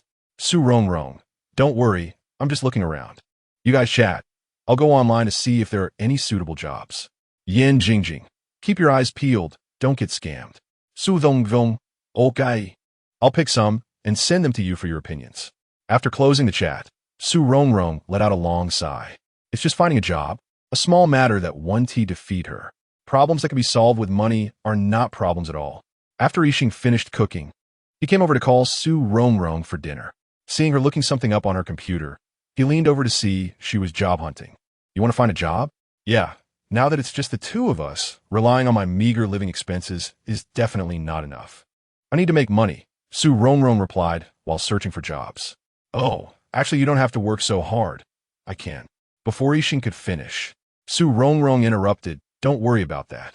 Focus on your research, and you can go home sooner. Don't worry, I'll take care of you. Su Rongrong had a very righteous expression, and Yixing really didn't want to break her enthusiasm. Okay, just don't tire yourself out too much. Eat first, and then check later. All right, what delicious food did you make today? Yixing helped Su Rongrong sit at the dining table, and she sighed. If I keep eating like this, why go back to the cafeteria in a few days? I definitely want to be able to adapt. Yixing placed a bowl of pork rib stew with yam in front of Su Rongrong. As she ate, she said, you know, my parents are very busy. I started boarding school in middle school and rarely ate at home. Su Rongrong seldom talked about her life, and others thought she had a good family background. But sometimes she felt very lonely. Chapter 58. So, kind of me the next day, Su Rongrong's foot was almost healed. Considering that keeping her cooped up in the house wasn't good, Yixing decided to take her out to relax. Is there anywhere you want to go? I have many places I want to visit. Tell me, and I'll take you. Really? Su Rongrong's eyes brightened, then dimmed again. Never mind. You should focus on your studies. Time is precious. Tomorrow, when my ankle is better, I can go by myself. It's fine. I was thinking of going out to see things, too. Then I'll think carefully about where to have fun. Su Rongrong began to seriously plan where they could go in the next few days. During the National Day holiday, all the tourist spots were overcrowded as everyone left their boring places to visit others. As a student, there was no need to join the crowd. Amusement parks, zoos, parks, after writing them down, Su Rongrong crossed them out. She felt troubled. When she was at home, she wanted to go out, but now that she was out, she didn't know where to go. In the end, they decided to go watch a movie together. Yixing was worried that Su Rongrong would walk too much and affect her recovery, so he rode a bike to take her.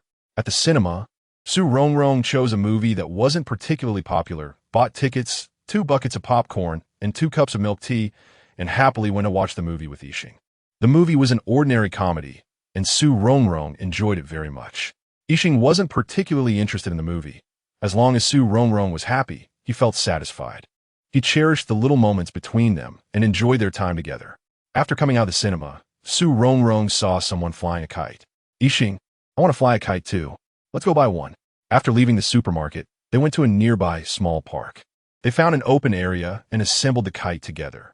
Since Su Rongrong couldn't run yet, she stood aside and watched Yixing run with the kite string. Once the kite was up, Yixing ran over and handed the string to Su Rongrong. They held the string together, watching the kite soar high. I've never flown a kite this well. It used to fall down after a while. Su Rongrong exclaimed excitedly, turning to look at Yixing, only to realize he was so close to her. She didn't know when their relationship had gradually changed, from resistance and fear to now having an unspoken understanding. Unknowingly, she had developed a different feeling for him. She trusted Yixing more and felt a sense of responsibility towards him. After playing, they sat on a bench in the park, enjoying the surrounding beauty and feeling very relaxed. Usually this park is quite crowded, but I didn't expect it to be so empty today. Coming here was a great decision. Su Rongrong praised her choice. We can come here often if we like. Sure. After a moment of silence, Yixing suddenly said, actually, you don't have to work. I can earn money. Don't. You don't have an identity on Earth. What if someone finds out? It's too dangerous. There's no discussion on this. I don't agree. Let's not talk about this today. Besides, working is good for me.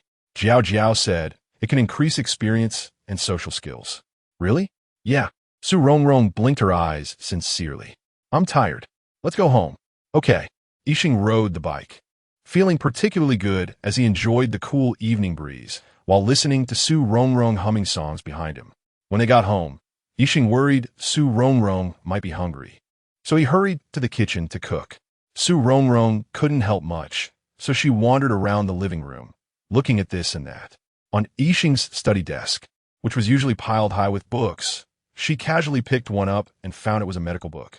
Flipping through it, she discovered it was filled with medical texts, books on human skeletal structure, traditional Chinese medicine, even recipes for soups and dietary therapy. Yixing had been studying seriously these past few days, and she thought he was researching how to return home, but but it turned out he was reading medical books. A strong impulse drove her to open the notebook next to Yixing, which detailed how to care for sprains, precautions, and suitable food for dietary therapy.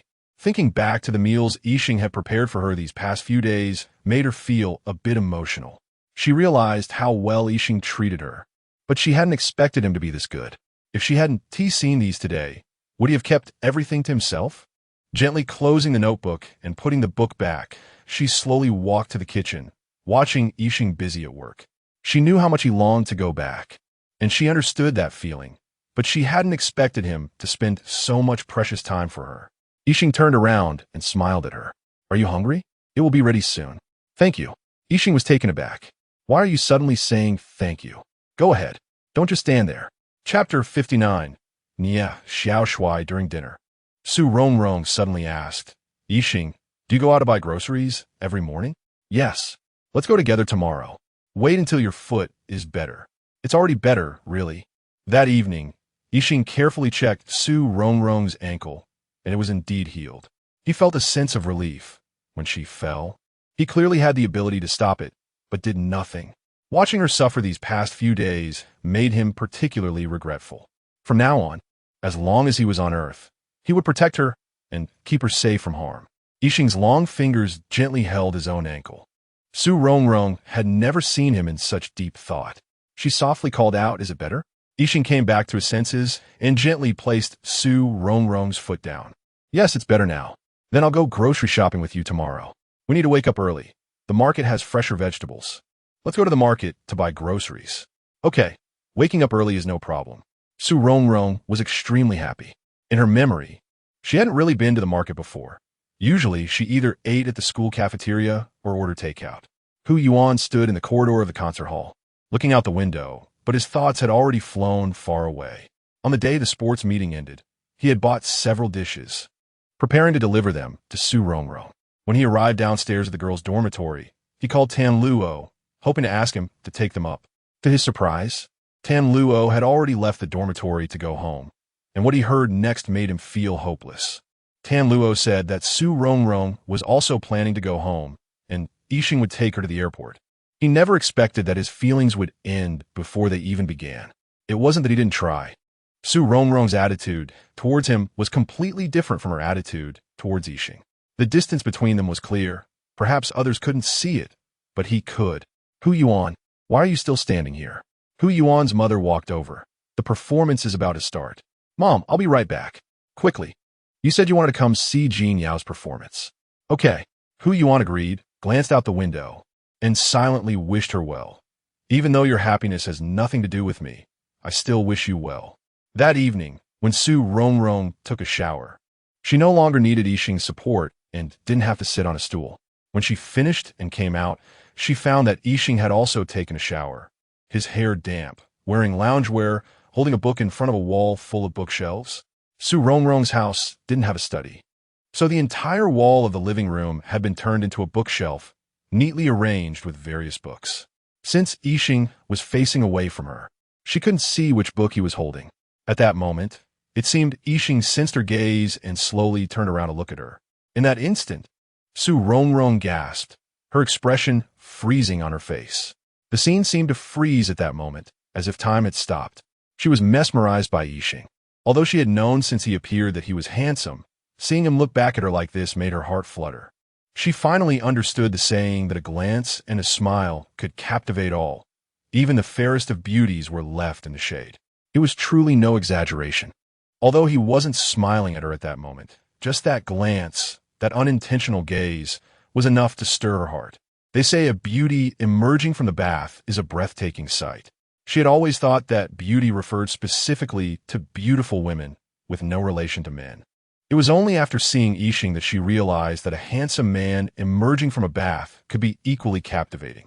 Yixing's hair was slightly damp, cascading down softly. Wearing loose pajamas, due to the height difference, his gaze was slightly downward.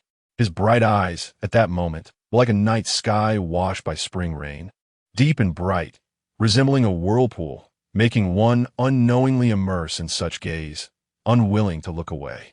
Such a handsome face, standing quietly there, holding a book, was like a watercolor painting, making one forget the world's turmoil in an instant, wanting to turn this moment into eternity.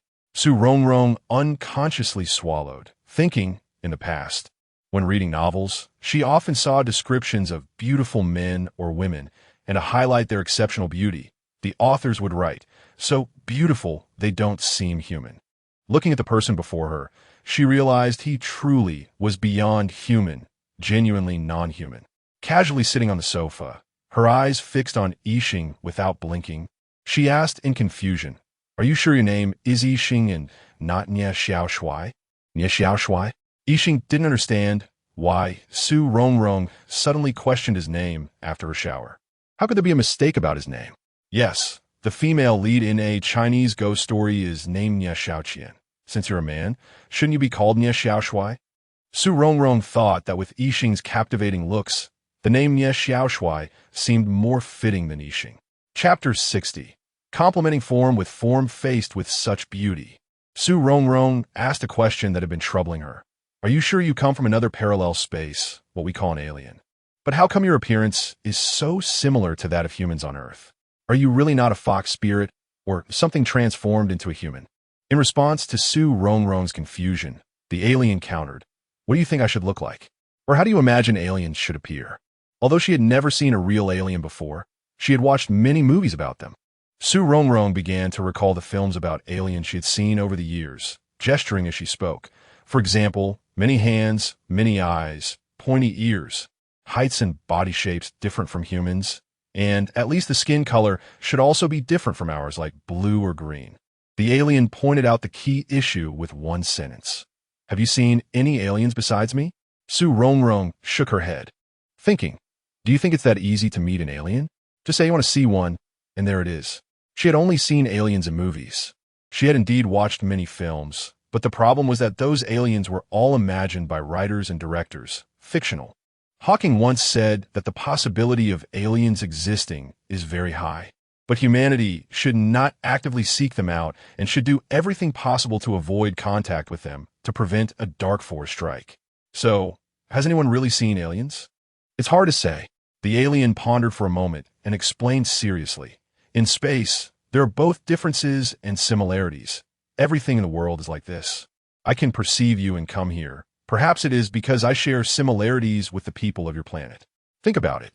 If an alien that is truly different from the people of your planet appeared here, what are the chances of that alien not being discovered? Su Rongrong nodded, feeling that the alien made a lot of sense. From another perspective, the universe space the alien inhabited was not the same universe space she was in, but rather another universe space within infinite space. So, in that universe space, could there be planets similar to Earth? Are there beings similar to humans living on that planet? Early the next morning, Su Rongrong got up early, fearing the alien might not call her to go along.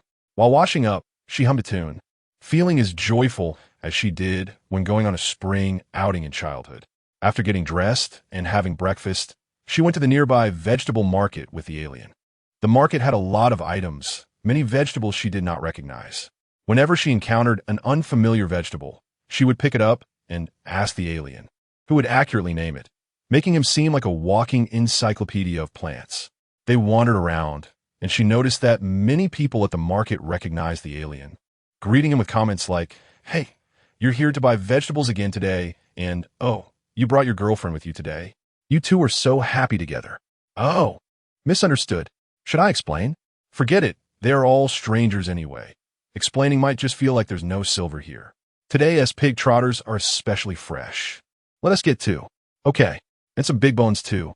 Su Rongrong gently tugged at the alien's sleeve and whispered in his ear, "Isn't it too much to buy so many?" The alien also whispered back, complementing form with form.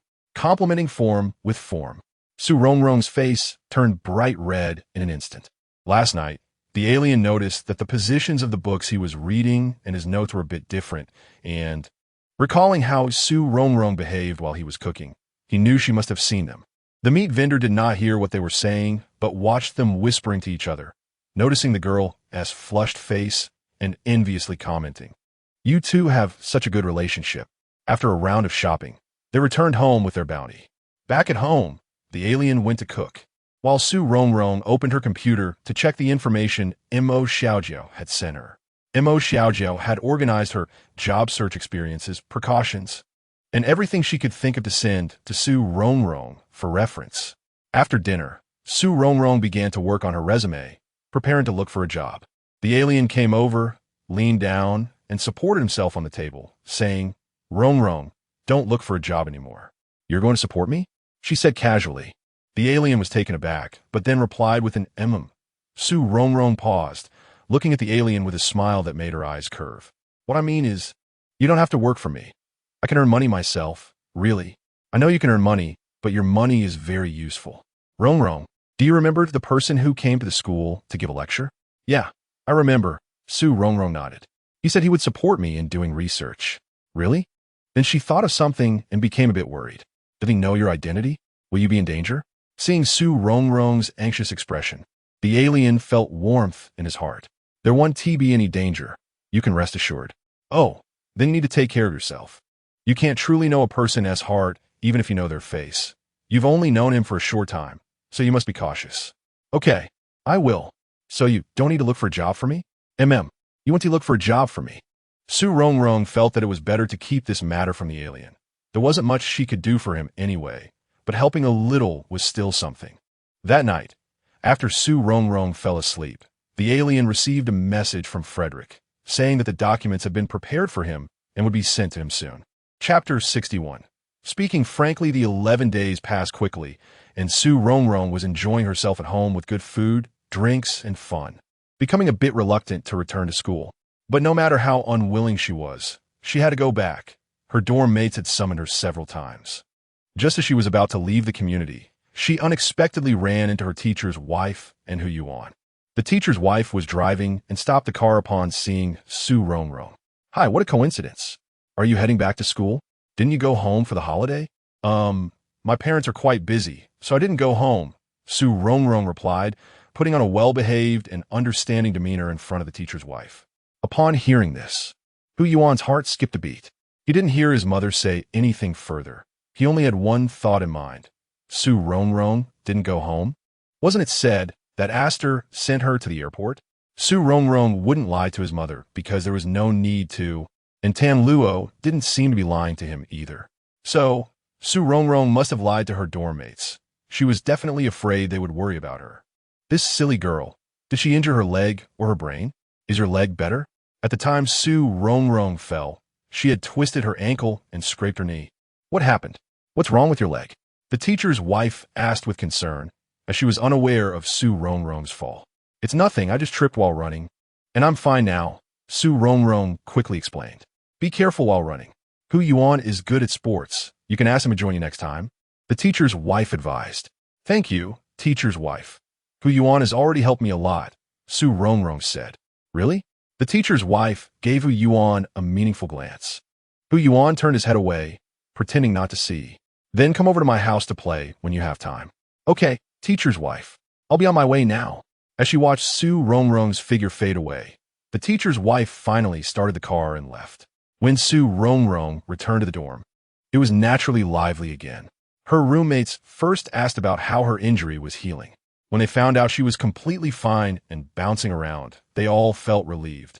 Then, several girls took out the local specialties they brought back home, sharing them and chatting while eating. Su Rongrong casually mentioned that she had seen the teacher's wife and Hu Yuan on her way back. It was her first time seeing the teacher's wife driving. Tan Luo added, Rongrong, by the way, I remember that on the day we left school, Hu Yuan called me and said he was going to bring you food. What? Yin Jingjing jumped up in surprise, looking at Tan Luo and then at Su Rongrong. Yes, I was already on the train when I answered the call. Tan Luo confirmed. No, Luo, how could you not mention something this big? Yin Jingjing grabbed Tan Luo. I forgot, Tan Luo said, feeling a bit embarrassed. She didn't realize how important this was. Mo Xiaojiao asked, what did you say to Hu Yuan? Yes. How did you tell Hu Yuan? Yin Jingjing chimed in. I just spoke frankly. I said Aster would take Rongrong to the airport. Yin Jingjing and Mo Xiaojiao exchanged glances, thinking, this is bad. Hu Yuan will definitely misunderstand. Originally, it was just a tease about Su Rongrong, But during the sports meeting, both Yin Jingjing and Mo Xiaojia noticed that Hu Yuan had a special interest in Su Rongrong. When Su Rongrong fell during the sports meeting, it was normal for them to run over. And it was also normal for the class committee and the boys in her class to rush over. But Hu Yuan was the one who followed right behind and took Su Rongrong to the hospital. Of course, this could also be understood as classmates helping each other. But before the sports meeting, he accompanied her every day while running. Was that just a coincidence? And then there was the later mention of bringing food. All these things added up to a serious issue. Tan Luo looked a bit confused at Mo Xiaojiao and Yin Jingjing. Did I say something wrong? No. There's nothing wrong with speaking frankly. Su Rongrong also felt that Tan Luo didn't say anything wrong. And you told us that Aster took you to the airport. Did you go? Yin Jingjing scolded her. You spendthrift kid. Did you speak frankly? Help. Jingjing's anger was redirected. If Hu Yuan could figure it out, how could the girls not understand? Su Rongrong was just afraid they would delay their return home, which was why she lied to them. Su Rongrong never intended to hide this forever. If they knew, then so be it. The girls laughed and joked for a while. As for Su Rongrong's feelings, they decided to let things take their course. Although Hu Yuan was great in every way, it had to be Su Rongrong who liked him. After Su Rongrong returned to school, Aster felt that the house suddenly became quiet. He had never felt this sense of loneliness when he was alone before. He didn't know why it was so strong now. Could it be that his body had changed and he had developed human emotions? He slowly raised his hand, looking at his palm, wondering how much of his special abilities had faded away. It seemed that the experiments could not be delayed. Aster began to immerse himself in research, and his visits to teacher Hu Yiqing's house gradually increased. In addition to discussing problems with teacher Hu, he would also study computer programming issues with Hu Yuan. Chapter 62. The invitation from the school bell. A few days later, Yiqing received an international express delivery from Frederick, which contained a new identity. After that, he rushed to Switzerland and entered Frederick's laboratory. After Yiqing left, Su Rongrong found a tutoring job and also took some etiquette work on weekends. Su Rongrong's parents had to postpone their visit due to unexpected matters. She initially thought her days would pass by in a busy yet mundane manner. But unexpected surprises in life proved true once again. While working one day, she encountered an unexpected person. That day, a mall was hosting an event, and Su Rongrong went to serve as an etiquette staff member, only to unexpectedly run into the school bell. Su Rongrong knew that the school bell was a master in dance, but she was surprised that the school bell would come to perform at a commercial event. It is common for college students to work part-time, but someone as aloof as the school bell also participating in commercial performances was quite unexpected. Moreover, according to some insider gossip, the school bell came from a wealthy family, being not only talented but also affluent. The school bell performed Chang'e, Flying to the Moon. She wore light makeup and a flowing long dress, looking stunningly beautiful. At that moment, Su Rongrong finally understood the saying, to compare the Westlake to Shizi. Light makeup or heavy, both are suitable. The school bell's superb dance skills, combined with her cold expression, perfectly conveyed the loneliness and high-mindedness of Chang'e in the Moon Palace. Su Rongrong had no expertise in dance and could not appreciate the deeper meanings expressed. But she had to admit that the school bell's dance was truly pleasing to the eye and refreshing. It was already surprising enough that the school bell was performing commercially. But even more unexpected was that after the performance, she came to Su Rongrong's side after removing her makeup. The school bell and Hu Yuan were similar types of people, both having particularly aloof personalities and rarely speaking to strangers. Although the school bell was the proud student of the teacher, and Su Rongrong was the chief disciple of Hu Yiqing, they had no interaction at school, being from different departments and classes, clearly belonging to the category of strangers. The two had never spoken before. Unexpectedly, their first conversation happened in such a setting. The school bell, dressed in jeans and a light-colored shirt, looked both vibrant and somewhat cool as she leaned lightly against Su Rongrong's makeup table. Do you have time? Let's chat. Su Rongrong was a bit stunned by the school bell's sudden invitation. She took out her phone to check the time, then nodded blankly. The school bell said, "Then I'll wait for you outside." Su Rongrong watched the school bell leave the dressing room, feeling a bit dazed. What was going on? Why did the school bell want to chat with her? Could it be because of Hu Yuan? No way. She had no intentions toward Hu Yuan. She never wanted to participate in the school hunk competition. Su Rongrong had always kept a respectful distance from dangerous matters. When they met later, should she directly address this matter? But would that give the impression of trying to cover something up? After all, the school belle hadn't said anything. So she decided to remain calm and let things unfold naturally. She wondered what the school belle wanted to talk to her about. Su Rongrong quickly finished removing her makeup and changed clothes. When she exited the dressing room, she saw the school belle sending messages on her phone, smiling gently on her face. Such a smile was rarely seen on the typically aloof school belle. It was surprising to witness this side of her. Was she messaging who you want?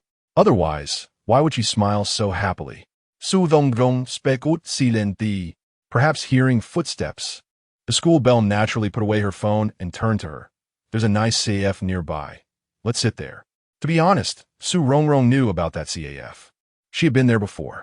However, she suddenly felt a bit stingy about spending money, as she wanted to save up to buy a laptop for Yixing.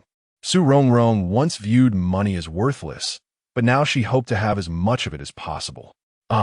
One doesn't know how expensive rice and firewood are until they manage their own household. Perhaps seeing Su Rongrong's hesitation, the school belle said, "We can go to another place if you prefer. Do you have somewhere familiar?" "No need. Let's go," Su Rongrong quickly replied. She had made up her mind. If necessary, she could just take another part-time job. It was no big deal. The school belle didn't say much and followed Su Rongrong to the CAF.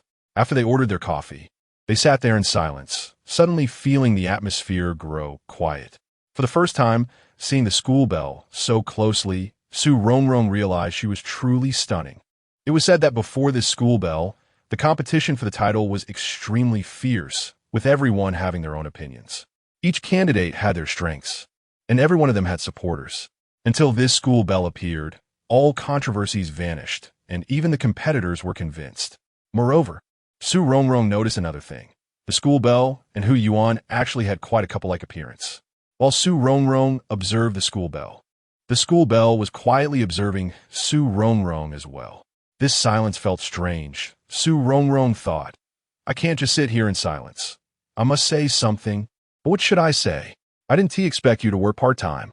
Perhaps eager to break the silence, Su Rongrong's opening was a bit awkward. "You too?" The school belle responded, not seeming to mind, with a question in return. However, Su Rongrong was already surprised that the school belle would respond at all. She worried the school belle would be like Hu Yuan and only answer with a simple mm.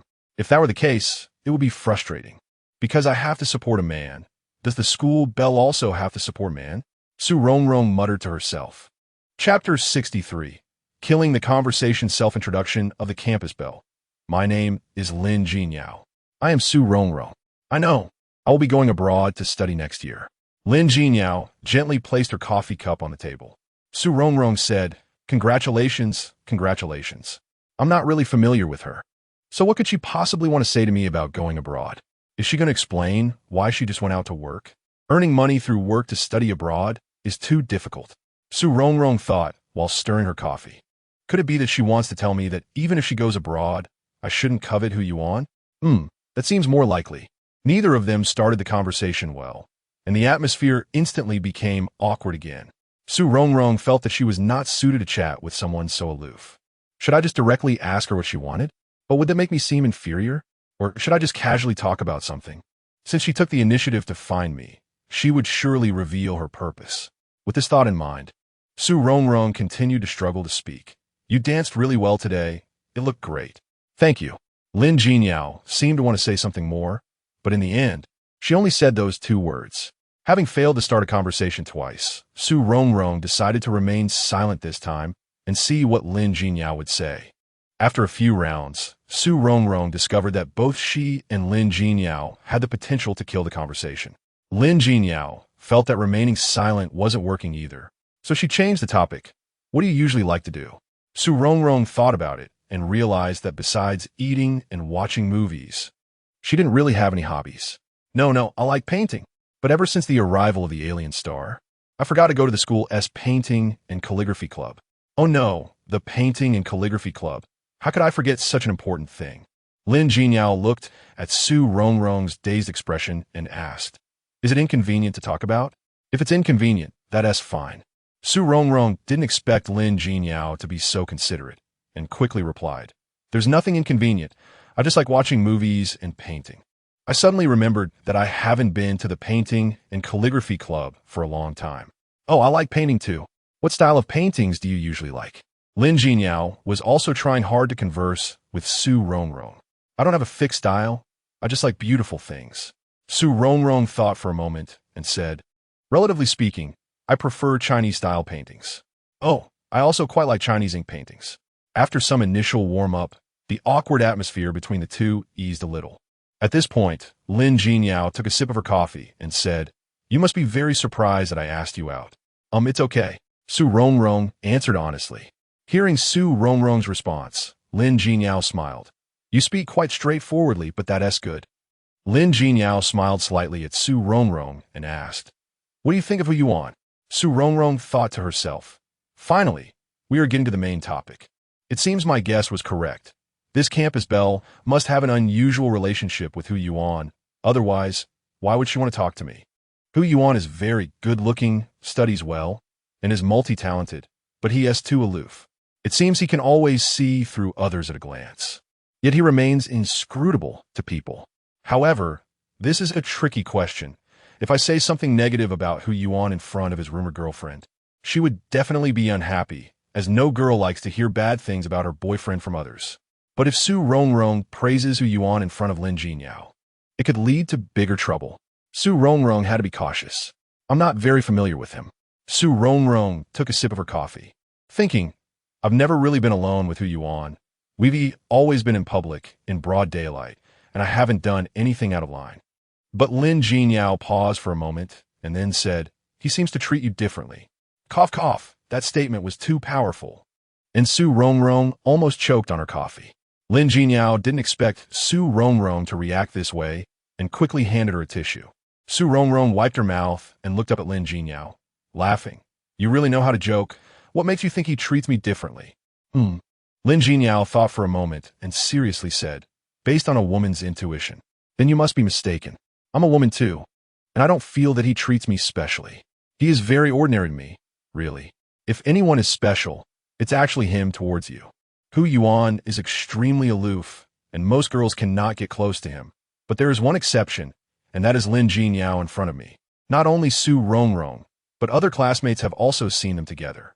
It's not unusual for classmates to coincidentally read a book together, perform a program together, or even walk a girl back to her dormitory because it's too late. These are not extraordinary things. However, for these two individuals, who are usually cold and proud, such occurrences seem a bit bizarre. Yet neither of the parties involved has said anything about it, neither confirming nor denying it, which makes their relationship even more mysterious. What exactly is the relationship between Lin Jinyao and Hu Yuan? This question has always topped the campus gossip charts. Hearing Su Rongrong's response, Lin Jinyao suddenly laughed. My relationship with Hu Yuan is not what you think. Chapter 64. Make more money. Raise a handsome guy. It's not what I imagined. It's not what I imagined. So what is it? Su Rongrong thought to herself.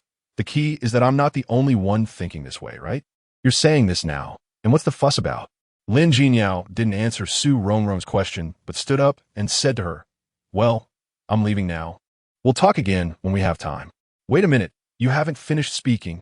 Su Rongrong hurriedly called out. Lin Jinyao paused, turned back, and winked at Su Rongrong.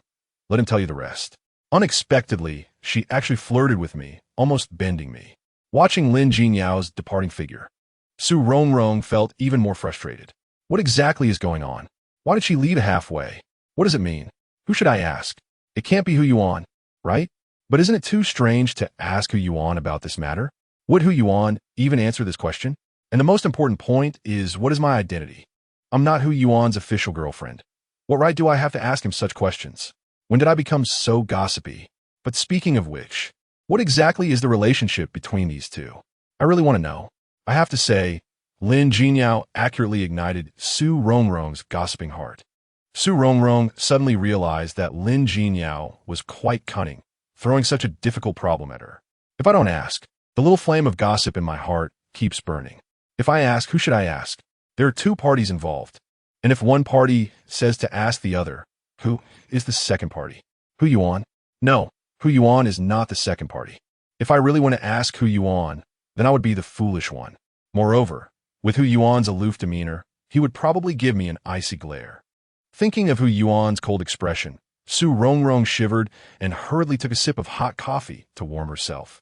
Just as she put down the coffee cup, her phone rang. Who could it be? It can't be Yin Jingjing, right? She took it out and saw that it was Yixing, who had been abroad for a long time. Su Rongrong's mood immediately changed, separating from the gossip and happily pressed the answer button. Hey, Rongrong, I'm back. Yeah, I know. Otherwise, the phone number wouldn't be different. When Yixing was abroad, she would leave him messages asking about his situation, and occasionally Yixing would send her a text or call. I'm at the coffee shop entrance. What? You're at the coffee shop entrance. Su Rongrong was startled. Not having time to think, she jumped up, grabbed her bag, and ran to pay the bill, only to find that Lin Jinyao had already paid for her. As soon as she came out, she saw Yixing standing outside. Yixing wore a baseball cap that covered most of his face, and there were still some girls nearby, secretly watching him. If it weren't for Yixing's expression that seemed to reject anyone from approaching, Su Rongrong felt that someone would definitely have the courage to ask for his contact information. Unexpectedly, one day, I would be responsible for making money and supporting the family, while Yixing would be responsible for being handsome. Seeing the person she hadn't seen for a long time, Su Rongrong felt an indescribable emotion in her heart, a joy of reunion after a long separation. Slowly rising a sense of attachment, happiness, and excitement, wanting to rush over but feeling as if her feet were weighed down by 1,000 pounds. At this moment, Yixing also saw Su Rongrong. She stood at the entrance of the CAF, the light inside reflecting her bright face. After not seeing her for a while, she seemed to have become a bit thinner. Not allowing her to work, yet she still came, truly stubborn. An emotion surged in his chest, and he didn't know what kind of emotion it was. Was it pity for Su Rongrong's hardships, or were there mixed feelings involved? Su Rongrong slowly walked towards Yixing, and Yixing quickly walked to her side, took her backpack, and softly said, I've almost prepared the meal, just wait a bit when we get home. It had been a long time since she had eaten Yixing's cooking, and she really missed it. Yixing could cook several dishes at once. Watching the ingredients, seasonings, and spatula operate in a balanced and orderly manner was like a kitchen symphony. Recalling the 7 days they lived together during the National Day holiday, she felt that life could be quite warm like this. Having someone at home to prepare meals and then come and pick you up. A few girls in the dormitory were chatting one time, and Mo Xiaojiao asked everyone what they wanted to do in the future. Yin Jingjing answered at that time, make more money, marry a handsome guy, and reach the peak of life. Su Rongrong teased, look at your aspirations. Can't your ideals be a bit more grand? You're really lacking ambition.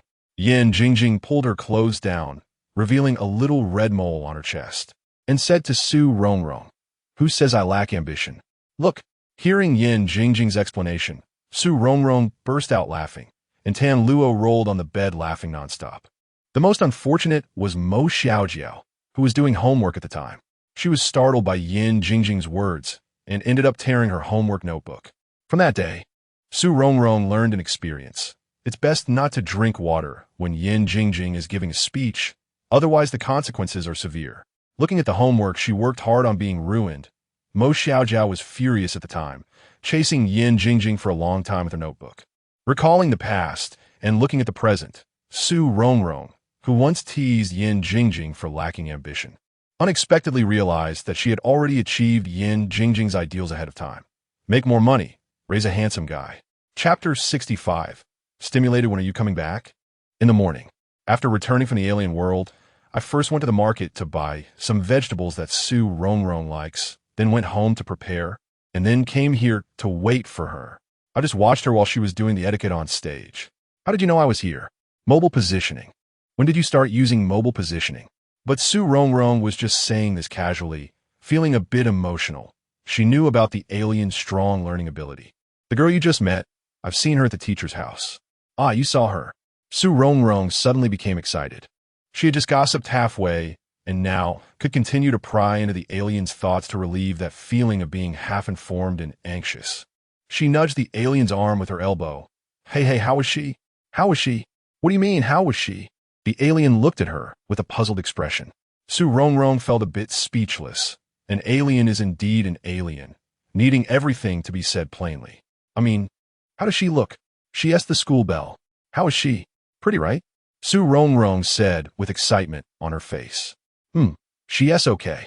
The alien replied indifferently. So pretty, and you say she yes just okay. Your standards are too high. Su Rongrong suddenly felt a bit indignant. Are people from your planet all very beautiful? She yes okay. The alien repeated. Puffed. Again with this phrase, Su Rongrong almost spat blood in anger. The cultural differences are indeed too vast. It's impossible to communicate. Oh, by the way, how come you're back? How is the experiment going over there? Encountered some difficulties. What to do? Su Rongrong knew that achieving interstellar travel must not be easy. It's fine, don't worry. Oh, don't be sad. Maybe one day you'll have inspiration. When? When will you leave again? For some reason, when asking this question, Su Rongrong felt very nervous. I want to leave for now. There are still many questions with no clues. Since it's all research, it's south better to stay close to Su Rongrong. That way I could see her occasionally. Oh, hearing that the alien wouldn't leave for now, she sighed in relief and felt a little secretly pleased in her heart. After returning home, the alien took out a card and handed it to Su Rongrong, saying, "This, I'm returning it to you." Su Rongrong looked at the card, feeling it was so familiar. Isn't this the bank card she left for the alien? You're giving this back to me? What does it mean? Didn't he say he was leaving? Did I misunderstand? Is it that he want to leave Earth temporarily, and it has nothing to do with me? That happy feeling just now was shattered by this sudden event, and a wave of inexplicable sadness crept in her heart, seeing the changing expressions on Su Rongrong's face. The alien didn't know what she was thinking. Why was everything fine just a moment ago? And suddenly it turned cloudy, with her little face showing a bitter expression. What's wrong? The alien asked. Being asked this by the alien made Su Rongrong question herself. What was wrong? Why was she so sad? It shouldn't be like this, right? Isn't it good that he is leaving? That way, she wouldn't have to work anymore, and wouldn't have to worry about anyone discovering he was an alien. She wouldn't have to work so hard. Wouldn't have to always worry about him, could do whatever she wanted and return to that carefree life of the past. Isn't that good? But why did her heart feel sour and bitter? Su Rongrong cheered herself up, forced a smile, and pretended to be calm as she asked, "Where are you planning to go?" Go where? The alien was momentarily taken aback by the question. If you're not leaving, then why are you giving me this? Su Rongrong shook the bank card in her hand. The alien glanced at it and said, "This card has 300,000 yuan in it, which I earned recently. You won't have to work so hard anymore."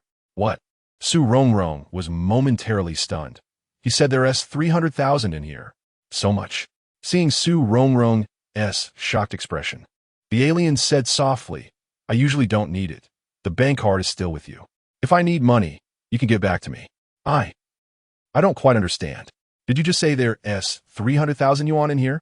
Su Rongrong was so shocked that it felt like she was seeing such a large number for the first time, her eyes wide open. The alien nodded. He was really pressed for time, needing to research how to return to his original planet without harming Su Rongrong while also making some money. So that Su Rongrong wouldn't have to worry about money. Where did you get this money? Su Rongrong's expression gradually became serious. How long has the alien been on Earth? Even if he looks good and is smart, how could he earn so much money in such a short time? Could it be that the alien did something illegal? The alien can control thoughts and teleport. Unexpected wealth is fine, but what is scary is ill-gotten gains. I took on a few jobs online. The alien put on an apron and started cooking the prepared vegetables. Taking jobs? What jobs? Su Rongrong was still a bit worried and followed the alien into the kitchen. Design. The alien said casually. Design? You can design? Su Rongrong was astonished. The alien said nonchalantly. Are you kidding? During this period, I've been working hard as an etiquette teacher, standing all day until my legs hurt, diligently tutoring, and wearing my mouth out, and combined I haven't earned much. Why does the alien always manage to provoke me? Chapter 66. Destroying evidence since the money was not an issue. Su Rongrong's expression softened. Aren't you afraid of being scammed when you take jobs online? I'm not afraid. Yixing replied while cooking. But what if? What if the other party uses your design but doesn't pay you? What will you do? Such things still happen in the design industry. Although Su Rongrong didn't understand design, she had seen such news. Yixing smiled lightly. I can hack into their computer and let them have a false sense of joy. That's too ruthless. If you hack someone else's computer, won't everything inside be gone? But people like that aren't worth pitying. Su Rongrong wasn't a saint and didn't feel sorry for those who did wrong. Su Rongrong was stunned. Yixing was impressive. Not only could he design, but he was also skilled in computers and could hack into other systems. When did all this happen? She realized she was completely unaware. In reality, he was just like the ideal child of someone else's family. She originally wanted to earn money to support a handsome guy, but unexpectedly, the handsome guy earned more than she did. Su Rongrong felt a mix of emotions at that moment. Su Rongrong handed the bank card back to Yixing. I don't want your money. You keep it for yourself. Then I'll leave it with you. You can give it back when I need it, Yixing said, seeing her insistence. With that, Su Rongrong had to return to her room and safely store the bank card. Since many ingredients were prepared in advance, Yixing quickly made a table full of dishes. When Su Rongrong came out of her room, Yixing had already placed the cooked dishes on the dining table. She couldn't wait to take a bite, and it was just as delicious as always. It's so delicious. If you think it's good, I'll make it for you often in the future. How can that be? What if you spoil my taste? What will I do after you go back? After you go back? Su Rongrong's casual remark suddenly struck both of their hearts. Yixing would eventually have to go back.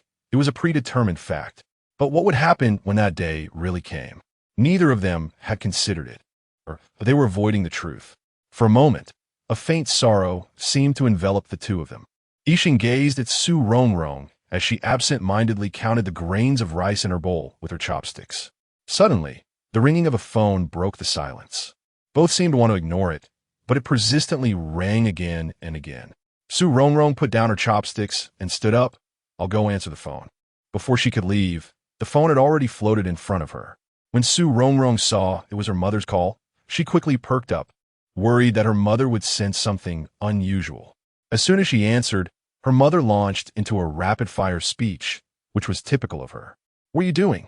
Why did it take you so long to answer? Do you know how worried I was when you didn't pick up? My phone was on silent. I didn't hear it. Next time, turn up the volume. Otherwise, I can't find you. I can't adjust the volume during class, and I forget to do it after class. Sue's mother couldn't argue with that reasoning and switched to a different tone. Your dad and I are going to see you soon. What? This statement hit Su Rongrong like a bolt from the blue, and she couldn't control her volume, filled with surprise. What's so surprising? Didn't I say last time that I would come to see you? Yes, you said you would come, but you didn't. Besides, after such a long time, you choose to come when Yixing is back. Su Rongrong looked blankly at Yixing, thinking, what should we do? Where are you now? At home. Perfect. Your dad and I are driving over. We'll be there in about half an hour. Half an hour? Why didn't you say so earlier? Su Rongrong was almost in tears. There was too little time. Would it be enough to destroy the evidence? Hey, you child, I was worried there might be changes at the last minute. All right, Mom. I can't talk much longer. See you soon. Su Rongrong quickly hung up the phone and hurriedly said to Yixing, quickly destroy the evidence of your stay here. Destroy? Not exactly. My parents are coming, so quickly tidy up your things and hide them in my room. As she spoke, Su Rongrong frantically searched for Yixing's belongings. Where her parents bought the house, it was because they were worried about Su Rongrong being so far away from home for the first time, thinking they could come and check on her often when they had time. Unfortunately, Su Rongrong's parents were too busy since she started college. They had only visited a handful of times. Su Rongrong directed Yixing to put his clothes and belongings into her wardrobe. She rushed to the bathroom, moved Yixing's toiletries to her room, and piled his shoes into the bathroom of her bedroom. Thankfully, Yixing's clothes and shoes were not too many. Everything was tidied up, but Su Rongrong suddenly noticed the dining table still had a full spread of dishes and 2 bowls. It was too late to throw all of this away now. And besides, she couldn't bear to part with such a delicious feast. She hadn't eaten enough yet. Forget it. I'll just put away Yixing's bowls and chopsticks and leave the dishes here. Chapter 67. Surprise inspection. Glancing at the time, her parents should be arriving soon. She checked once more to confirm that all traces of the alien had been removed from here. This time, it should be fine, right? She turned to exchange a look with the alien. Something seemed off. It felt like something had been overlooked. Wasn't the most important thing the alien, this living being? Where should she hide him? The alien walked over and said, Don't worry, I can leave. No. Su Rongrong firmly disagreed. Her parents were visiting this time and might not leave anytime soon. Night was about to fall. Did she want the alien to wander outside for a night? Su Rongrong had another concern. She was worried about the alien's safety. As the saying goes, those who frequently walk by the river will inevitably get their shoes wet. What if he used his special abilities while outside and got discovered? What could she hide him? The common areas in the house were definitely not an option. So she had to hide the alien in her own room. She pulled the alien into the bathroom of her bedroom, apologizing, "Sorry to put you through this. I'll let you out when I get the chance." After closing the bathroom door, Su Rongrong let out a sigh of relief. Thankfully, she lived in the master bedroom, which had its own bathroom. Otherwise, she really wouldn't know where to hide him. After shoving the alien into the bathroom, she also remembered to bring her computer inside, so the alien wouldn't be too lonely even in there. Su Rongrong leaned against the window, anxiously waiting for her parents' arrival, occasionally glancing toward the bathroom. What expression would her parents have if they found out she was hiding someone at home? Even if she confessed to them, would they believe her? Even if they did, would they allow the alien to continue seeing her? She couldn't say. The risk was too great. Just then, two familiar figures emerged from a black sedan. Su Rongrong quickly ran over to warn the alien to stay silent, then hurried to the door to wait. Seeing her parents had arrived through the security monitor, she quickly opened the door. Her parents were a bit surprised to see Su Rongrong opening the door so promptly. "Oh, why is our Rongrong so quiet today? Usually, you rush over to your mom as soon as you see her," her father remarked casually, noticing how different Su Rongrong seemed today. "That's because I'm too nervous. You guys did a surprise inspection, and my heart hasn't calmed down yet. I need a moment to adjust," she thought to herself, but couldn't say that out loud. Instead, she smiled at her dad and said, "Dad, look at you, I'm all grown up now. You can't judge me with your old standards. Oh, it's been 3 days. I should look at you with fresh eyes." Sue's mom had already changed her shoes and hung up her coat. "You don't need to be so formal in front of us. Just be yourself." Su Rongrong smiled and hugged her mom. Her dad chuckled. "Look at you too. As soon as you see each other, you forget about this old man." Su Rongrong released her mom, took the things from her dad's hands, and set them aside. Then she linked arms with her dad and led him to the sofa, pushing him down to sit. "Who says my dad is an old man? Who says I'm in a hurry? My dad is mature, steady, handsome, and—" "All right, that's enough." Sue's mom interrupted with a laugh. "If you keep praising him, he won't find his way home." Sue's dad sat on the sofa, looking around. The room was clean and tidy. He smiled at Su Rongrong and said, "My precious daughter has really grown up. The room is so clean and organized, much better than last time. Now your mom can relax." She even suggested hiring a cleaner before we came. At first, Su Rongrong felt a bit guilty hearing her dad praise the room's cleanliness. But when she heard her parents wanted to hire a cleaner, she quickly stopped them. No, that's not necessary. I'm not used to having another person at home. And besides, I don't often stay here." Su Rongrong almost bit her tongue. Now there was indeed one more person at home. And it seemed she was quite used to this addition. There was really no need to hire someone to clean the room, because someone was already doing that. Sue's mom scolded gently. "You still need to prioritize your studies. You can't relax just because you got into college." Su Rongrong urged her mom to sit down and rest. Actually, doing housework has its benefits. When studying gets tiring, doing some chores helps relax the brain and make studying more efficient. It's all about balancing work and rest. It's really good. "Mom, I've grown up. I can take care of myself now, so you don't need to worry." Sue's mom felt there was some truth in what she said and playfully chided her, "You child." Su Rongrong also sat beside her mom, linking her arm with hers, and asked a question she was particularly curious about. "So, how many days are you staying here this time?" Sue's dad sighed. "Just today." "Oh." Sue's mom continued, "This time is too rushed. There was originally a banquet we couldn't attend. Later, your dad and I postponed that banquet, which is why we only told you we were coming so late. We didn't want to disturb you, so we didn't tell you when we were on our way. But later, your mom missed you too much and said it would be a shame not to see you while we were here. Am I the only one who misses my daughter? You don't? Of course I do. Look at your mom. She insists on arguing with me. How could I not miss my daughter?" Now it made sense. Su Rongrong thought to herself. No wonder they arrived right after she called to say they were coming. Chapter 68, The First Challenge. Mom. Su looked at Su Rongrong with affection and turned to Dad. "Su, say how about this, Lao Su, to go back first.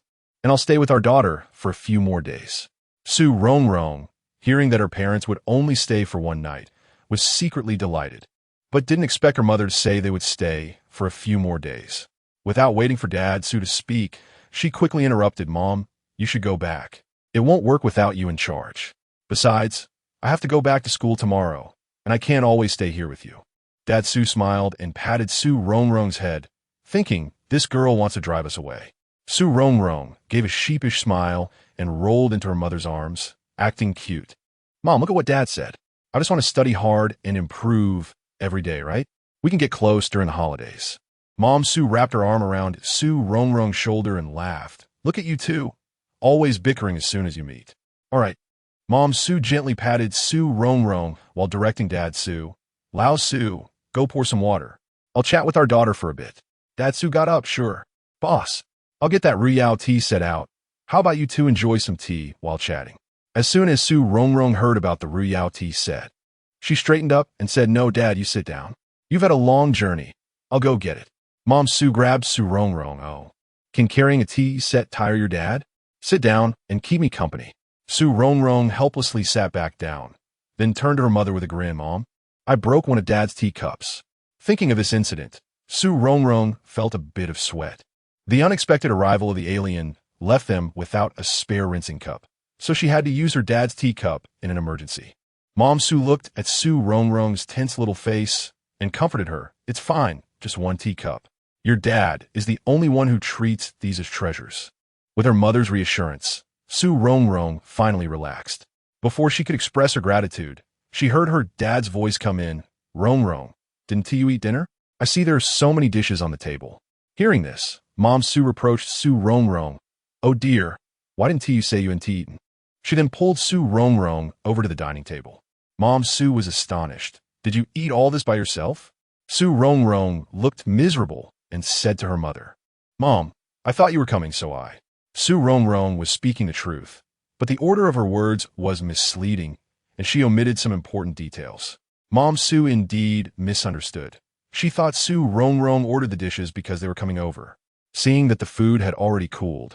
Mom Su told Su Rongrong to wait a bit while she heated it up. Su Rongrong let out a sigh of relief. She had passed the first challenge.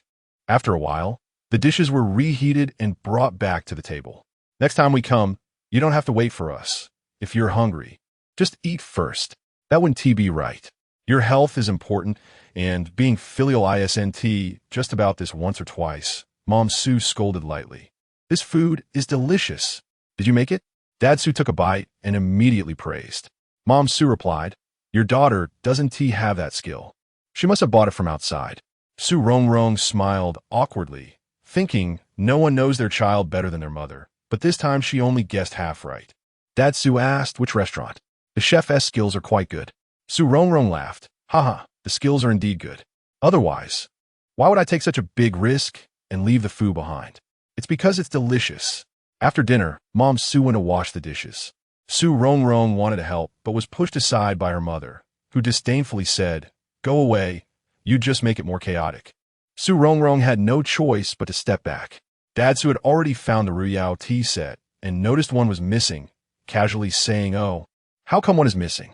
Mom Su quickly scolded softly. "It's just a teacup, right?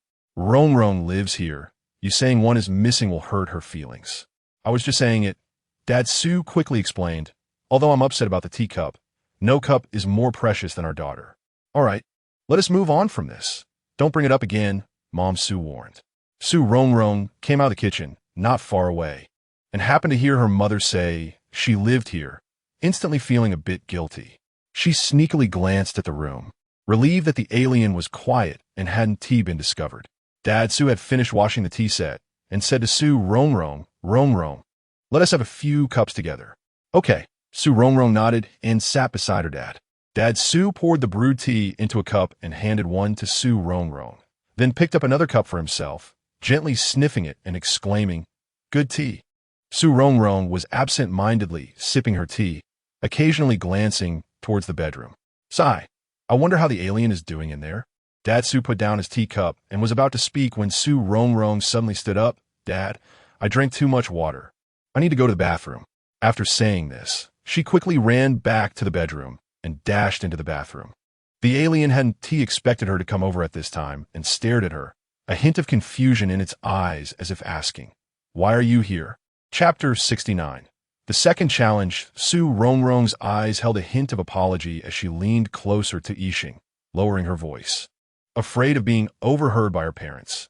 "Just hold on a little longer. I'll try to be quick." Yixing only felt the gentle breath from Rongrong as she spoke, brushing against his ear like a feather, plucking at his heartstrings. He slightly turned his head, and the girl's delicate skin, like that of a peach blossom, came into view, her vivid red lips just within reach. A wave of heat surged through his body, rolling and churning, making it hard for him to breathe. He nodded with difficulty, fearing that speaking would reveal his condition. Rongrong didn't think much of it. She assumed Yixing had been in the bathroom too long and was feeling a bit uncomfortable. She patted his shoulder and hurriedly went out. At that moment, Sue's mother had also come out of the kitchen, sitting on the sofa with Sue's father, drinking tea.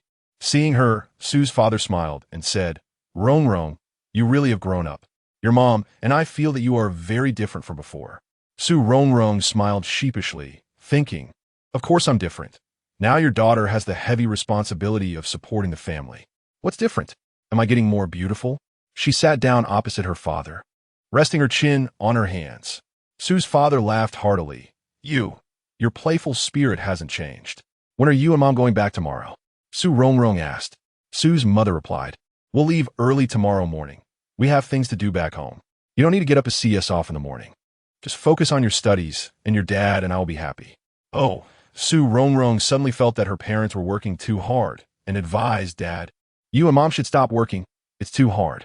Money can never be earned enough." Sue's father looked at her with satisfaction. "Your mom and I understand this principle. Once you graduate from university, we won't work anymore. We are also preparing to gradually hand over our business, but although these businesses are not large, they concern the livelihoods of many people. Your mom and I must find a suitable person to take over. Sometimes it's like this. When you're in the midst of it, it's not as easy to step away as you think. Pulling one thread can affect the whole garment. Every decision relates to others." Sue's mother shot a reproachful glance at Sue's father. "Why are you telling our daughter this? She can do whatever she wants in the future. I'm working so hard just for her, right? Do you want her to be like us, running around and exhausted? Look at you. Why are you getting anxious? I never said I wanted our daughter to take over our responsibilities. Rongrong, don't listen to your dad. Your life is your own. Make your own plans." Sue's mother said seriously as she sat beside her. Rongrong felt a bit awkward. She really didn't have any plans at the moment. Her parents were so open-minded and considerate of her, and she felt very grateful, giving her mom a big hug. Sue's mother, feeling happy, decided to spend more time with her daughter. "Rongrong, tonight I'll sleep with you, and let your dad sleep alone. Today, that won't do. There's a man hiding in the room. No way, absolutely not. Mom, I won't sleep with you tonight. I still have to study. I've made up my mind this time to study hard and get a scholarship," Rongrong said with her most sincere expression, trying to persuade her mom. "Oh, if you had known to work this hard, you could get into Tsinghua or Peking University." Sue's mother laughed. "All right, then study hard, and I won't disturb you." Ever since she was little, as long as it was about studying, her parents supported her unconditionally, which Rongrong knew well. Sitting in the living room, Rongrong was still thinking about Yixing. He hadn't eaten yet, and she didn't know if he was hungry. She chatted aimlessly with her parents for a while, mostly about how she was doing in school and whether she was eating well. Noticing the time, Sue's father reminded Sue's mother, "We have to get up early tomorrow. Let's have Rongrong go to bed early." Although Sue's mother was reluctant, she didn't linger, giving Rongrong a few words of advice before going back to their room to sleep. After overcoming various obstacles, she could finally go back to check on Yixing. She hurried back to her room. Opening the bathroom door, she found Yixing sitting by the bathtub with a laptop on the low stool in front of him, gently tapping on the keyboard. Thank goodness, everything seems normal. When Yixing saw Rongrong come in, he looked up and smiled at her. Just as Rongrong was about to speak, she heard someone knocking on the door and quickly closed the bathroom door, rushing to open it. "Your dad is taking a shower, and I suddenly need to use the restroom. Can I borrow your bathroom?" Sue's mother said, starting to walk toward the bedroom. "What? The bathroom? That is absolutely not okay. Su Rongrong quickly blocked her mother's path. Mom, I suddenly feel a stomach ache. I think I have a bad stomach. I can't hold it. I need to go to the bathroom. Dad will be done showering soon. You should wait a bit. Su Rongrong pretended to hold her stomach in pain, pushing her mom out. Oh dear, why did your stomach suddenly hurt? I'll go find you some medicine. Su's mother forgot that she came to use the bathroom and hurried to find medicine for Su Rongrong. As soon as her mom left, Su Rongrong rushed to close the bedroom door and quickly ran back to the bathroom. Chapter 70. Shaky Su Rongrong pressed against the bathroom door, calming her heartbeat. Luckily, during the home renovation, they paid attention to privacy. The bathroom doesn't have a glass door. Otherwise, her mom would have definitely caught her just now. Thinking about what she had just said, Yixing held back a laugh and stood up. Do you have a stomachache? Do you need to use the bathroom? Su Rongrong glared at him. Who caused this? The culprit is still here, enjoying the mischief. Did you forget that I can teleport? Even if your mom comes in? It's fine. I actually forgot about that when I got nervous. After a while, Su Rongrong's mom knocked on the door again. Rongrong, is your stomach feeling better? I brought you some medicine.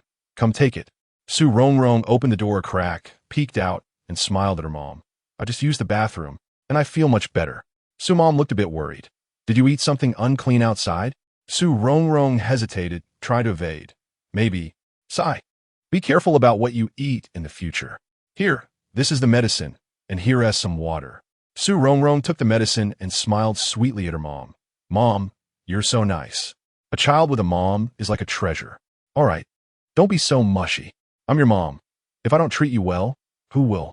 Mom, you should get to bed early. I'll read for a bit longer. Seeing her in good spirits, Su mom felt relieved. After personally escorting her mom back to her room, Su Rongrong hurried back to the master bedroom and locked the door. Thank goodness her heart was strong. Otherwise, with all this tension, she might have had a heart attack. When she returned to the bathroom, Yixing had already closed his laptop and was resting his head on his hand, lost in thought. Su Rongrong walked up to him and squatted down. Yixing snapped back to reality and pulled her up to sit beside him. Are Uncle and Annie resting? Su Rongrong nodded. Yixing quietly gazed at Su Rongrong, unsure of what to say at that moment. It was their first time in such a small space, and Su Rongrong suddenly felt a bit nervous. She didn't know if it was because of her earlier mind games with her parents or for some other reason. But her heart was racing, and her face was getting warmer. After a moment, she decided to break the silence. You didn't eat dinner, did you? Yixing's voice was a bit low, perhaps to avoid being overheard by her parents. However, Su Rongrong suddenly found his deep voice magnetic, tempting her to sink into it. I'll go out and find you something to eat. Su Rongrong felt like she was sitting next to a furnace. Yixing's intense gaze seemed to burn her up, and she just wanted to leave quickly. Okay, can you sense my parents? Su Rongrong asked. She wanted Yixing to check first. If her parents weren't outside, she would go out. I can only sense you, Yixing replied. You still have the heart to flirt. It's all because of you. If not, Su Rongrong got flustered and accidentally used the word flirt. I really can only sense you, Yixing said sincerely. Whoa, you can't be this even being sincere about flirting. Yixing listened closely and then told Su Rongrong. But I can hear sound from the living room. Your parents are in the bedroom. Watching Su Rongrong flee, Yixing's heart suddenly felt complicated. What am I doing? A sense of reluctance rose within him, unwilling to leave her. In the days he had been on Earth, her every move, every little thing, had been constantly consuming his heart, making his resolve begin to waver. But he was from another parallel space. Coming here was already an accident. Did he really want to let other accidents happen? Su Rongrong opened the door a crack, carefully observed for a while, and found that there was indeed no one outside. She tiptoed to the kitchen, opened a refrigerator, and started searching for something to eat.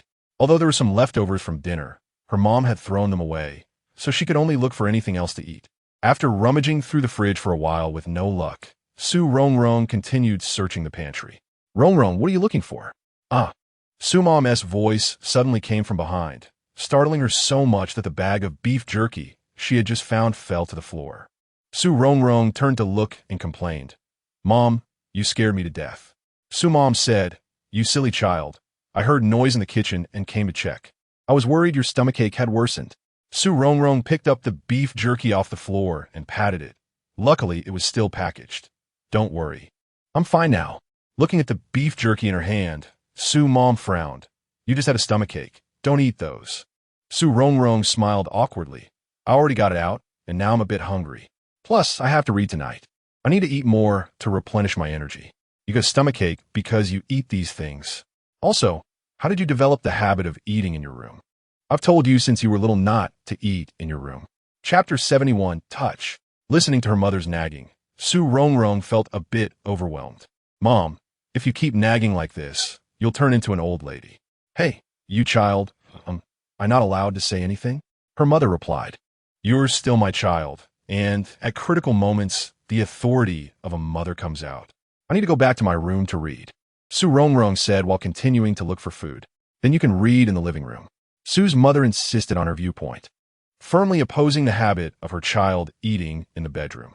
Mom, you and Dad have to get up early tomorrow, right? Plus, you usually sleep lightly. If I read in the living room, you won't be able to sleep all night. I'm doing this for your sake. Also, I don't like reading in the living room. All right, Mom, this is the last time, just this once. Sue Rongrong swore. It was unclear what touched Sue's mother, but she rarely took a step back and reminded, just don't stay up too late. It's not good for your health. Sue Rongrong took a bottle of drink from the fridge and closed the fridge door. Mom, don't worry, I'm not a 3-year-old. Sue's mother continued to nag. You, in my eyes, will always be a child. Sue Rongrong made a face at her mother and pushed her back. Okay, Mom, you should hurry and sleep. I need to go read. Sue's mother had no choice but to remind her repeatedly, don't eat too much, or your stomach will hurt again. And don't stay up too late. Okay, Mom, I got it. You said it several times already. Sue's mother smiled helplessly and pushed open the door to her room. Watching her mother return to her room, Sue Rongrong finally breathed a sigh of relief, quickly taking the snacks and drinks in her room, locking the door one lock after another. Once upon a time, to prevent outsiders from entering this room, Sue Rongrong had done the same. Now, to keep others from discovering the outsider in this room, she did it again. After locking the room, she pressed her ear against the door and listened quietly for a while, and finding nothing unusual, she called the outsider out from the bathroom. Sue Rongrong piled the snacks on the table. You can only make do with these tonight. The outsider replied, it's okay. I'm fine with anything. Sue Rongrong placed 2 cushions on the floor, and the 2 sat down on the ground, with a pile of snacks in between, creating a bit of a picnic atmosphere. The outsider held a book in one hand and occasionally took a piece of snack with the other. Sue Rongrong also picked up her book to start reviewing. Snacks are always tempting. Even though she was full, she couldn't help but reach out for some. The 2 of them sat there, each reading their own book, with the only sounds in the room being the rustling of pages and the occasional faint sound of the snack bag. As Sue Rongrong concentrated on the questions in her book, her hand reached into the chip bag. She remembered the position of the bag very clearly and could accurately grab it without looking. Unexpectedly, the outsider also reached out to grab something, and their hands touched together. The sensation was like an electric shock, sending a jolt through her fingers, instantly numbing half her body. Sue Rongrong froze, forgetting to pull her hand back. The outsider gazed at her, took a chip from the bag, and held it to her lips. Sue Rongrong reflexively opened her mouth. She didn't know what she was eating, only that it was very sweet, very sweet. Then, the outsider stood up, found a spot a little further away from her, and sat down again to continue reading. He appeared calm, but inside, a storm was raging, as if something within him was clamoring to break free from its cage. He could still feel her warm skin at his fingertips, and her lips like peach petals. Sue Rongrong cleared her throat, trying to break the awkwardness. Do you remember when you first came here? The outsider tilted his head slightly, looking at her somewhat awkward expression. I remember. How could I forget? At that time, you were holding a big bag of chips.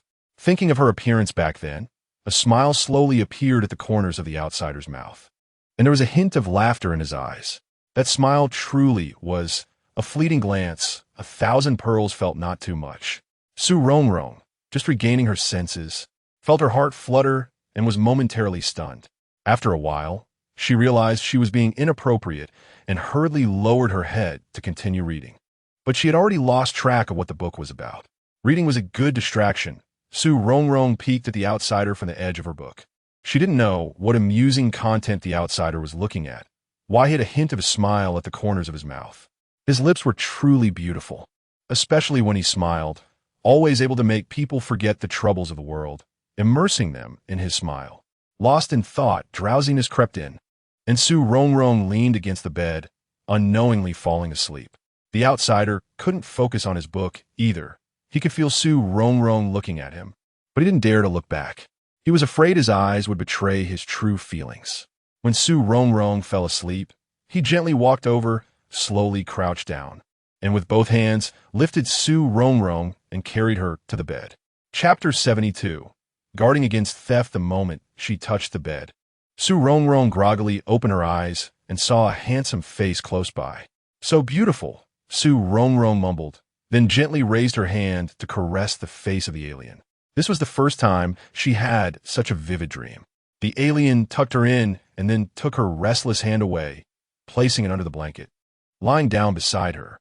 The voice was too real. Su Rongrong suddenly sat up in shock, almost bumping into the alien. She saw the alien standing by her bed, hands still gripping the edge of her blanket. Su Rongrong's eyes widened in surprise, and just as she was about to shout, the alien quickly covered her mouth and pointed towards the door, whispering softly in her ear, "Your parents." Only then did Su Rongrong snap back to reality, remembering that her parents had come to visit her today. "Oh no, I was scared to death. I thought the alien had barged into my room." Realizing she was awake, the alien slowly moved his hand away. At that moment, Su Rongrong recalled the alien's earlier actions, the coolness of his fingertips against her cheek and lips. Although his hand was cold, it felt like her entire face was burning up. An ambiguous emotion flowed between the two. No, it can't be stopped. Su Rongrong called for a halt in her heart. How could she like the alien? Others might not know where he came from, but didn't she know? After finally waking up, Su Rongrong realized another issue. They were in the same room, and this room only had one bed and one blanket. Su Rongrong covered her face. What should she do? Should she let the alien sleep on the floor? But if she didn't, would she have to sleep on the floor herself? "I'm not tired. I'll just sit here and read. You go ahead and sleep." Sensing Su Rongrong's dilemma and worry, the alien naturally sat down on the floor beside the bed. His openness made Su Rongrong feel a bit embarrassed. She shifted her body to the side. If you're tired, you can lean here and rest for a while. But you're not allowed to cover up with my blanket." The alien smiled and suddenly leaned closer to Su Rongrong. She was startled and tensed up, feeling a bit flustered, tightly gripping the blanket. "What are you doing?" The alien gently stroked her hair. "Go to sleep and stop overthinking." Just like this? Was I overthinking again? Su Rongrong secretly glanced at the alien, only to see him leaning against the bed and starting to read. What did he mean when he said not to overthink? Could it be that he knew what she was thinking? No way. Oh no, she felt so embarrassed. Su Rongrong shyly covered her face with the blanket. "It's not good to sleep with your head covered." The alien's voice came again. Su Rongrong slowly pulled the blanket down, revealing her head. Looking at the alien's serious profile, she pondered. Did she want the alien to pounce on her or not? Or was it both? The alien was an extraterrestrial. He would definitely return to his original planet. Although she had never thought about dating an alien, he was indeed very handsome, and it seemed she had a bit of crush on him, perhaps more than just a little. Oh dear, that wasn't the point. The point was she really going to have a one-night stand with an alien? Wouldn't that be a bit like guarding against theft? Lost in her thoughts, she sweetly fell asleep again. The alien watched her sleeping face, her black hair spread out on the pillow, her skin as white as jade, complemented by her raven-like eyelashes, and her lips slightly curled like delicate petals. He couldn't help but think of the beautiful things she might be dreaming of. Such a pure and lovely smile made him reluctant to break it. He just wanted to cherish her. He felt conflicted. He knew they shouldn't be together. Yet every time they were together, he couldn't help but be good to her, unable to bear seeing her disappointed expression or making her sad. Once he returned to his original planet, he would never see Su Rongrong again. Not only that, but he would also have to sever the magnetic field between them, so they would truly be disconnected. He really didn't want it to be like this. Even if they couldn't be together, it would be nice to sense her from a distance. Reality was so cruel. Even this small wish was probably hard to realize. Once they were separated, they would have no more connection. The days they spent together were the only moments he could cherish and treasure. After a particularly good sleep, Su Rongrong woke up the next day to bright daylight. She opened her eyes to see the alien resting by her bedside. She leaned closer to the alien's face, wanted to look closely at him, but as soon as she got near, the alien woke up. This made her feel as if she had done something wrong, and her face immediately flushed. However, the alien did not show any unusual reaction and greeted her as usual. "Good morning. Did you sleep well?" Looking at the sunlight streaming through the curtain, Su Rongrong asked, "What time is it? Where are my parents?" The alien stood up and replied, "Your parents have already left." Su Rongrong knew her parents needed to head back early today, so she quickly got out of bed. She still had to return to school for class. By the time Su Rongrong finished washing up and came out, the alien had already left her room. Chapter 73. Internal digestion. Su Rongrong pushed open the door and saw Yixing setting the table with food. "Come eat. This is all made by your mom early in the morning. I just heated it up." Su Rongrong sat at the dining table, seeing a table full of her favorite dishes. Mom must have woken up really early to make so many delicious things. She also noticed a card on the table with a note from her mom that said, "Rongrong, don't work too hard. Use the money in the card for yourself." Suddenly, she felt a bit uncomfortable. Throughout her life, she had lived quite well. Her parents were busy but tried their best to care for her. However, everyone only saw the surface and knew her family was wealthy without realizing how much effort her parents put in. Since she could remember, Su Rongrong's parents rarely had a full night's sleep, always busy and running around. Sometimes it really felt like you only saw the wolf eating meat, but not the wolf getting beaten. The glamour on the surface required so much hard work behind it. Su Rongrong decided to try not to use her parents' money. She wanted to be self-sufficient. After having dinner with Yixing, she headed to school. Another week began, and Yixing stood on the upper floor, watching Su Rongrong leave. Everything seemed to return to normal, yet felt a bit different. Just as Yixing was about to turn back, another familiar figure appeared before him. It was Hu Yuan, the son of Teacher Hu. He was a nice person. Sometimes when he visited Teacher Hu's house, he would discuss some computer-related issues with Hu Yuan. In fact, he had noticed Hu Yuan since the first time he went to school with Su Rongrong. He seemed like a very aloof person, but when he looked at Su Rongrong, it always felt a bit different. Su Rongrong would probably be with him in the future. He would treat her well, and the two would live happily together. Yixing returned to his desk, opened his book, but couldn't focus at all. His mind was filled with the moments spent with Su Rongrong over the past 2 days. He put the book down and took a shower to calm himself down. This couldn't go on. He had to restrain his feelings for Su Rongrong. Maybe everything would return to normal once he went back. Since Yixing arrived, Su Rongrong had become busier.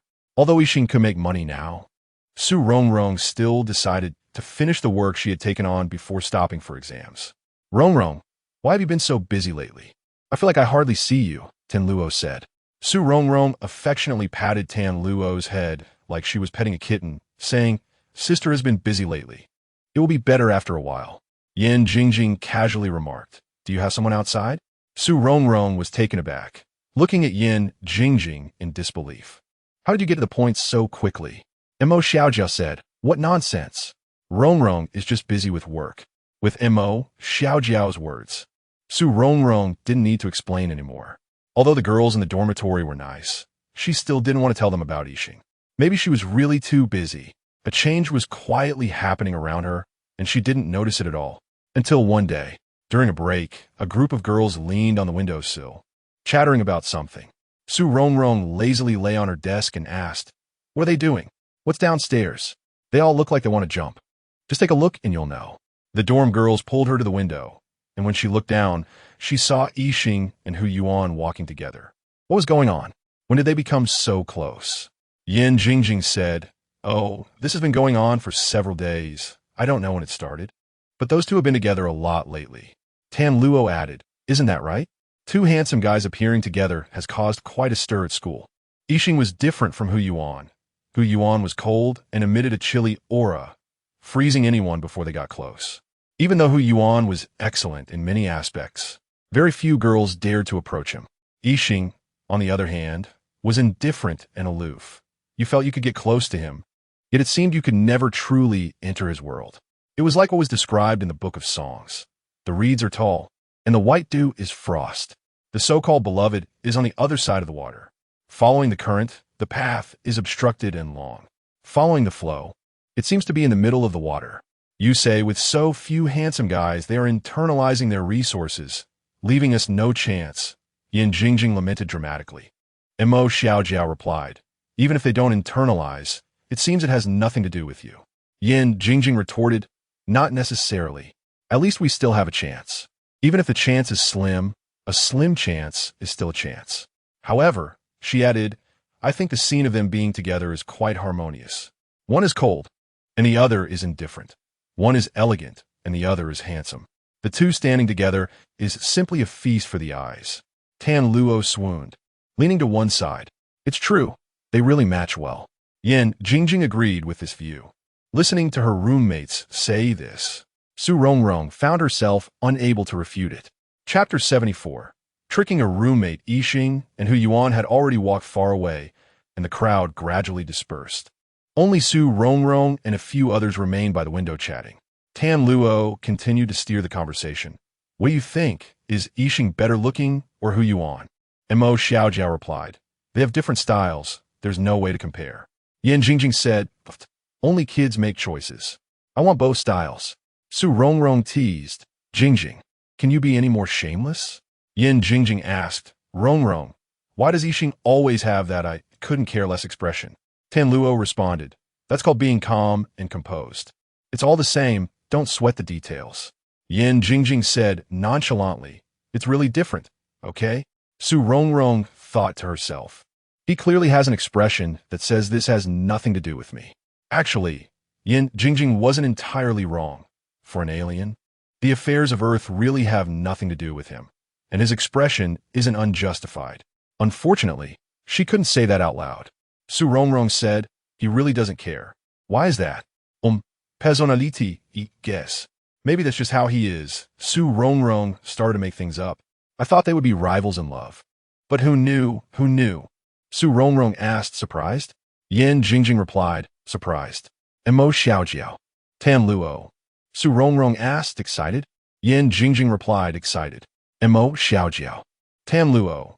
Mo Xiaojiao asked, there's no class next period, right? Tan Luo replied, yeah. So where should we go eat later?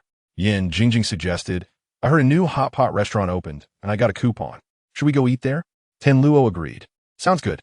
Su Rongrong said, not going. Seeing Su Rongrong, who usually shows high enthusiasm, suddenly say she wasn't going, Yin Jingjing looked at her in disbelief. She placed the coupon in front of Su Rongrong and asked, why not? We haven't gone out to eat in a long time. Look how cost-effective it is. Mo Xiaojiao also looked at Su Rongrong. No money, Su Rongrong said straightforwardly. Tan Luo exclaimed, no way. It's only been a short time since this month started. And you're out of money? Really out of money. Yin Jingjing said, the little rich girl says she has no money. How are we supposed to live? Besides, didn't you get a job? I've been doing charity recently. Tan Luo asked, what charity? Helping lost people get home, Su Rongrong thought. Helping Yixing is probably like helping lost people get home, so it's not a lie. Tan Luo said, oh, that's nice. Yin Jingjing said, then I want to go eat either. I'll give you money, and you help me donate a portion. Tan Luo added, I'll donate too. Mo Xiaojiao said, me too. The girls took out their phones and began to transfer money to Su Rongrong. Listening to the sound of money being transferred, Su Rongrong felt like crying. Helping Yixing was something she willingly did, but she couldn't use other people's kindness to do it. No need, no need. Even if you transfer, I won't accept it. Tan Luo insisted. How can you not? Mo Xiaojiao said, this is a good deed. It should count as our contribution. Yin Jingjing directly grabbed Su Rongrong's phone and accepted the transfers. Yin Jingjing, how do you know how to unlock my phone? Su Rongrong looked at Yin Jingjing in shock as she moved seamlessly. Hey, we've known each other for so long. Is there anything I don't know about you? Yin Jingjing raised an eyebrow and threw Su Rongrong a flirtatious glance. Go away. Su Rongrong hugged her phone, looking at the payment notifications inside, wanting to cry but having no tears. Tan Luo said, Rongrong is really too kind. Look, she's so moved she's about to cry. In the future, if there is something like this, tell us. Don't do it alone. Okay. Su Rongrong nodded with difficulty. It's a pity we can't eat hot pot. Tan Luo suggested, how about we go to Rongrong's house to eat this weekend? Yin Jingjing raised both hands in agreement. That's a good idea. We can buy groceries ourselves, eat at home. It's cheap and comfortable. The girls all looked at Su Rongrong together. What's going on? After just experiencing a surprise check from my parents, now the girls in the dorm want to go too. Usually it wouldn't matter. But the key point is that Yixing is at her house now, and she really fears accidentally revealing it. How about, when I get paid this time, I'll invite you all to my house for hot pot. Su Rongrong thought that if she could delay for a day, it would be a day. What if Yixing left one day? Since there was food to eat, the girls weren't concerned about a few days' delay and unanimously approved Su Rongrong's proposal. After eating, the girls dispersed. Tan Luo returned to the dorm to do homework. Mo Xiaojiao had a tutoring session to attend. Since Su Rongrong got busy, Yan Jingjing studied with Dang Gang every day. Su Rongrong found an excuse to run home. After getting home, Yixing didn't come out to greet her as usual.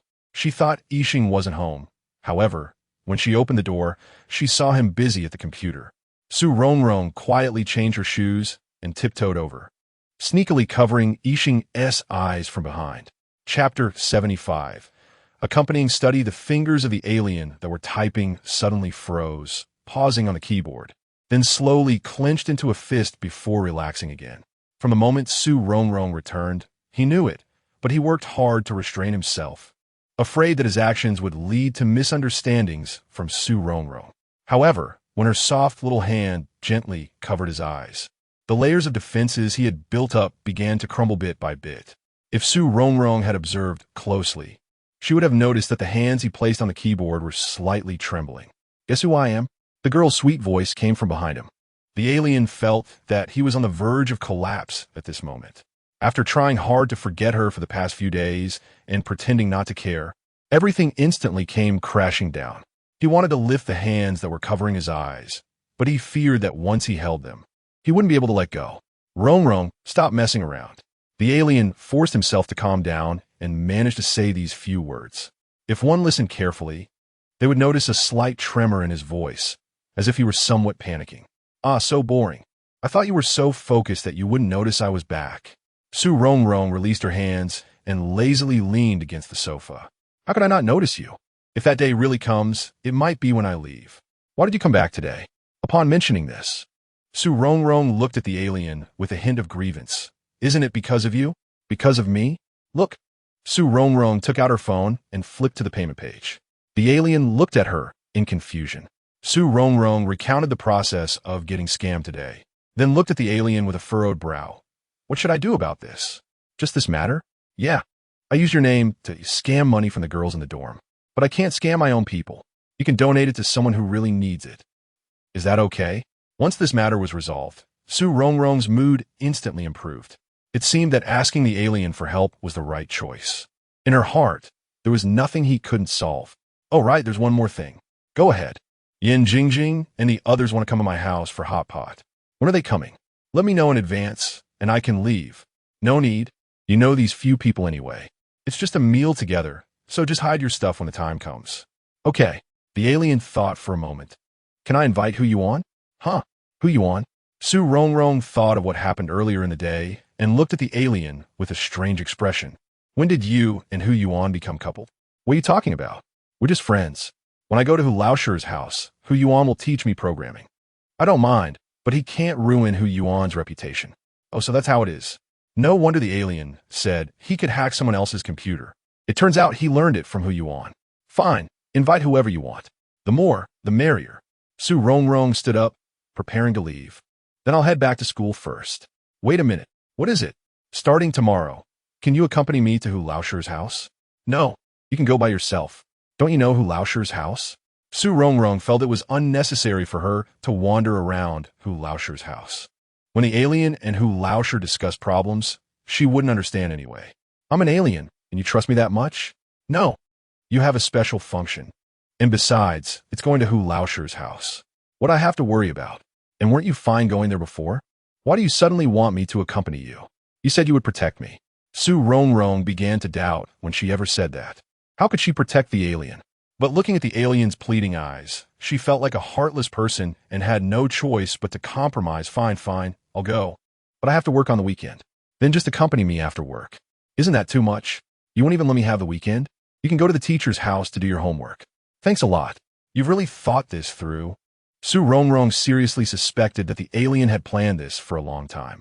The next day after school, Su Rongrong arrived as scheduled and went to Hu Laoshir's house to study with the alien. While the alien and Hu Laoshir discussed profound topics in the study, Su Rongrong reviewed her lessons in the living room. Sometimes Su Rongrong thought that studying here was quite nice. It wasn't easy to find a place to study at school. University student seat-saving antics have always been crazy. They really use every means possible. There's nothing that seat-savers can't do. Hu Laoshir's house was quieter and more comfortable than school. And every time Hu Laoshir saw the alien, he would automatically ignore her. This feeling of being ignored was incredibly pleasant for Su Rongrong. It was also less likely to induce laziness while studying at Hu Laoshir's house. But everything has its pros and cons. Although there were many advantages to being at Hu Laoshir's house, the only downside was that she often ran into Hu Yuan. Ever since the last time she met the school beauty, there was a lingering question that Su Rongrong wanted to ask Hu Yuan every time she saw him. Whenever the question was about to come out, facing Hu Yuan's gaze, it would immediately disappear without a trace. Chapter 76. Playing the piano and talking about love. What Su Rongrong didn't expect was that on her first day visiting teacher Hu's home, she would unexpectedly encounter the school beauty. The school beauty was sitting in the living room playing the piano with Hu Yuan. The scene was truly beautiful, with a handsome man and a beautiful woman sitting together, which was quite pleasing to the eye. Moreover, the two collaborated very well, their four fingers playing in harmony. The melody was lovely, and even she, an outsider, could tell it was played very well. In fact, she envied those who were artistic and talented, as she wasn't good at things like playing the piano or singing. When she sang, she was like a wild horse galloping down the road of off-key notes, never to return. Watching the two of them, she displayed a loving smile akin to that of an elder. Playing the piano, talking about love, how elegant it was to play while discussing romance. With such a seamless collaboration between the two, if one were to say that there was no relationship between them, Su Rongrong wouldn't believe it. Such a tacit understanding could only come from either extensive practice or a deep connection. Thinking back not long ago, the school beauty had told her that she and Xiao Hufei were not that kind of relationship. Now, it seemed that was a blatant cover-up. Explanations were just disguises, and disguises were the truth. If this matter were to get out, it would surely cause a stir. What would the girls in the dormitory think if they saw this scene? Mo Xiaojiao would definitely be nonchalant, while Meng Meizi and Yin Jingjing would surely be shocked. The girls in the campus who had fantasies about Xiao Hufei would probably have their hearts shattered into pieces. Of course, she wouldn't talk about this. Even with a few close friends in the dormitory, she wouldn't do so if the parties involved didn't want it to be public. It was a matter of principle. As the music ended, Hu Yuan and the school beauty finally noticed Su Rongrong standing nearby. The school beauty smiled meaningfully at Xiao Hufei, and seeing that smile, Su Rongrong thought, "Oh, they even have a flirtatious exchange now." The school beauty stood up, picked up her bag, and prepared to leave. "There are guests at your home today, so I want to stay longer. I'll come and find you another day." As the school beauty passed by Su Rongrong, she smiled at her. Su Rongrong was puzzled. What is going on? The school beauty is leaving after seeing me? Is it because I pose no threat to her? But the words she said to me last time have been slapped back in her face so quickly. Shouldn't she feel a bit awkward or embarrassed? Why can't I understand this world? Also, the school beauty seems very familiar here. It shouldn't be her first time coming. While Su Rongrong was lost in thought, Hu Yuan walked over. "Are you here to see my dad?" Only then did she realize that Xiao Hufei was already very close to her, and she quickly took a step back. "Ah, that's right, it's Yixing. He is looking for the teacher. He has some questions to ask him." Hu Yuan said, "Oh, Yixing is here too?" Hu Yuan felt a bit uncomfortable inside. Why was Yixing seeking his dad to discuss problems, and Su Rongrong came along too? Su Rongrong replied, "He has already gone into the study with teacher Hu." "I know. Every time Yixing comes home, Dad is very happy, and they always discuss something in the study. Occasionally, even heated arguments can be heard." "How long have you been here? Was that my dad who opened the door for you just now?" It's been a while. You didn't hear anyone come in?" "Isn't it because you and the school beauty were too engrossed in playing the piano?" Hu Yuan said to Su Rongrong, "Don't just stand there. Go sit over there." Su Rongrong obediently walked to the sofa, put her bag down, and found a place to sit. Hu Yuan secretly smiled. She always acted so obedient. What do you want to drink? Huh? Su Rongrong seemed not to understand what Hu Yuan was saying. Hu Yuan repeated, what do you want to drink? Is juice okay? Sure. Su Rongrong replied mechanically. It was her first time accompanying Yixing to teacher Hu's house, and she felt a bit out of place, becoming restless. While she was in a daze, Hu Yuan placed a glass of juice in front of her. Su Rongrong picked up the juice and smiled at him. But her smile froze as she discovered that Hu Yuan had also taken a glass of juice and sat down on the sofa. What is going on? Does Hu Yuan want to chat with her as the host? He really doesn't have to. She could just sit there by herself. Hu Yuan, my dad and Yixing usually discuss things for a long time. Are you just going to sit here and wait? I brought a book to review while I wait. If you're busy, you can go ahead and do your thing. You don't have to keep me company. Though she said it politely, she was thinking, hurry and go busy yourself. Don't mind me. It's best to ignore my presence. I'm not busy. He actually said he wasn't busy. What's going on? This is just an excuse. He could easily use that reason to leave. You can treat me like air. Su Rongrong tried to persuade him. Air is actually very important. Su Rongrong realized she didn't know how to chat anymore. Sigh. This was the first time sitting alone with Hu Yuan, and for some reason, it felt even more nerve-wracking than being with teacher Hu. To ease her tension, Su Rongrong took a sip of juice. Sigh, this juice is quite tasty. Chapter 77. Tumble Su Rongrong took another sip. Perhaps to ease the awkwardness of sitting alone with Hu Yuan, or maybe to relieve her tension, she kept drinking juice, one sip after another. You. As she started to speak, Hu Yuan stopped, seemingly considering how to phrase his question. Su Rongrong glanced at Hu Yuan while drinking her juice, signaling with her eyes that he could say whatever he wanted and not to leave it half-finished like a school beauty. Hu Yuan hesitated for a moment, but finally asked, are you living with an alien? Su Rongrong was stunned by this question, and the juice she had just sipped shot out of her mouth. This was worse than leaving it half-said. Could he not ask such shocking questions right off the bat? At least give her some buffer. She never expected him to ask such a thing. Although college students are quite open-minded nowadays, a man and a woman living together really invites a lot of speculation. Since Su Rongrong was facing Hu Yuan directly, the juice sprayed perfectly onto his face and clothes without wasting a drop. Seeing his juice-covered face, Su Rongrong was even more shocked. What kind of sin had she committed to end up doing this? She hurriedly grabbed some tissues from the box on the table, wanted to wipe his face. Perhaps due to her nervousness, she got up too quickly and tripped over one leg with the other, losing her balance and tumbling straight toward Hu Yuan. As she was about to crash into him, she quickly stretched out her arms in an attempt to steady herself. But at that moment, her coordination failed her, making it hard to maintain her balance. As the distance closed in, Su Rongrong resigned herself and closed her eyes, cursing inwardly. I really can't bear to fall like this. I might as well just keep my eyes shut. At that moment, Hu Yuan reacted swiftly, extending his arm to support her body firmly. Not feeling herself crash into Hu Yuan, but instead being held up by a pair of hands. Su Rongrong secretly breathed a sigh of relief. That was close. Thank goodness she didn't fall directly onto Hu Yuan, just as she finished her silent gratitude. Su Rongrong opened her eyes and discovered how close her face was to Hu Yuan's. It was the first time she had seen him from such a close distance. To be honest, Hu Yuan's face passed the test even under scrutiny. Even this close, he was still perfect, without a flaw. Even with juice splattered on his face. It did nothing to diminish his handsome, cool demeanor. Su Rongrong gazed at Hu Yuan, but her thoughts drifted far away, completely forgetting the position they were in. After the infatuation, she suddenly realized that her earlier action seemed like she had lunged at Hu Yuan, and the current position was so ambiguous, resembling a sofa thud. The most crucial part was that she was the one on top. If this got out, how many people would envy her? What are you thinking about? A cool voice pulled Su Rongrong's drifting thoughts back. As her eyes focused, she noticed the juice still on Hu Yuan's face and suddenly remembered why she had fallen. She quickly grabbed the tissues she had been holding, intending to get up and wipe the juice off his face. As soon as she moved, she found herself leaning even closer to Hu Yuan. She heard Hu Yuan's voice stop her. Don't move, am not a gentleman. Ah, not a gentleman? Is he referring to me? Is it because I lunged at him? But did he get the subject wrong?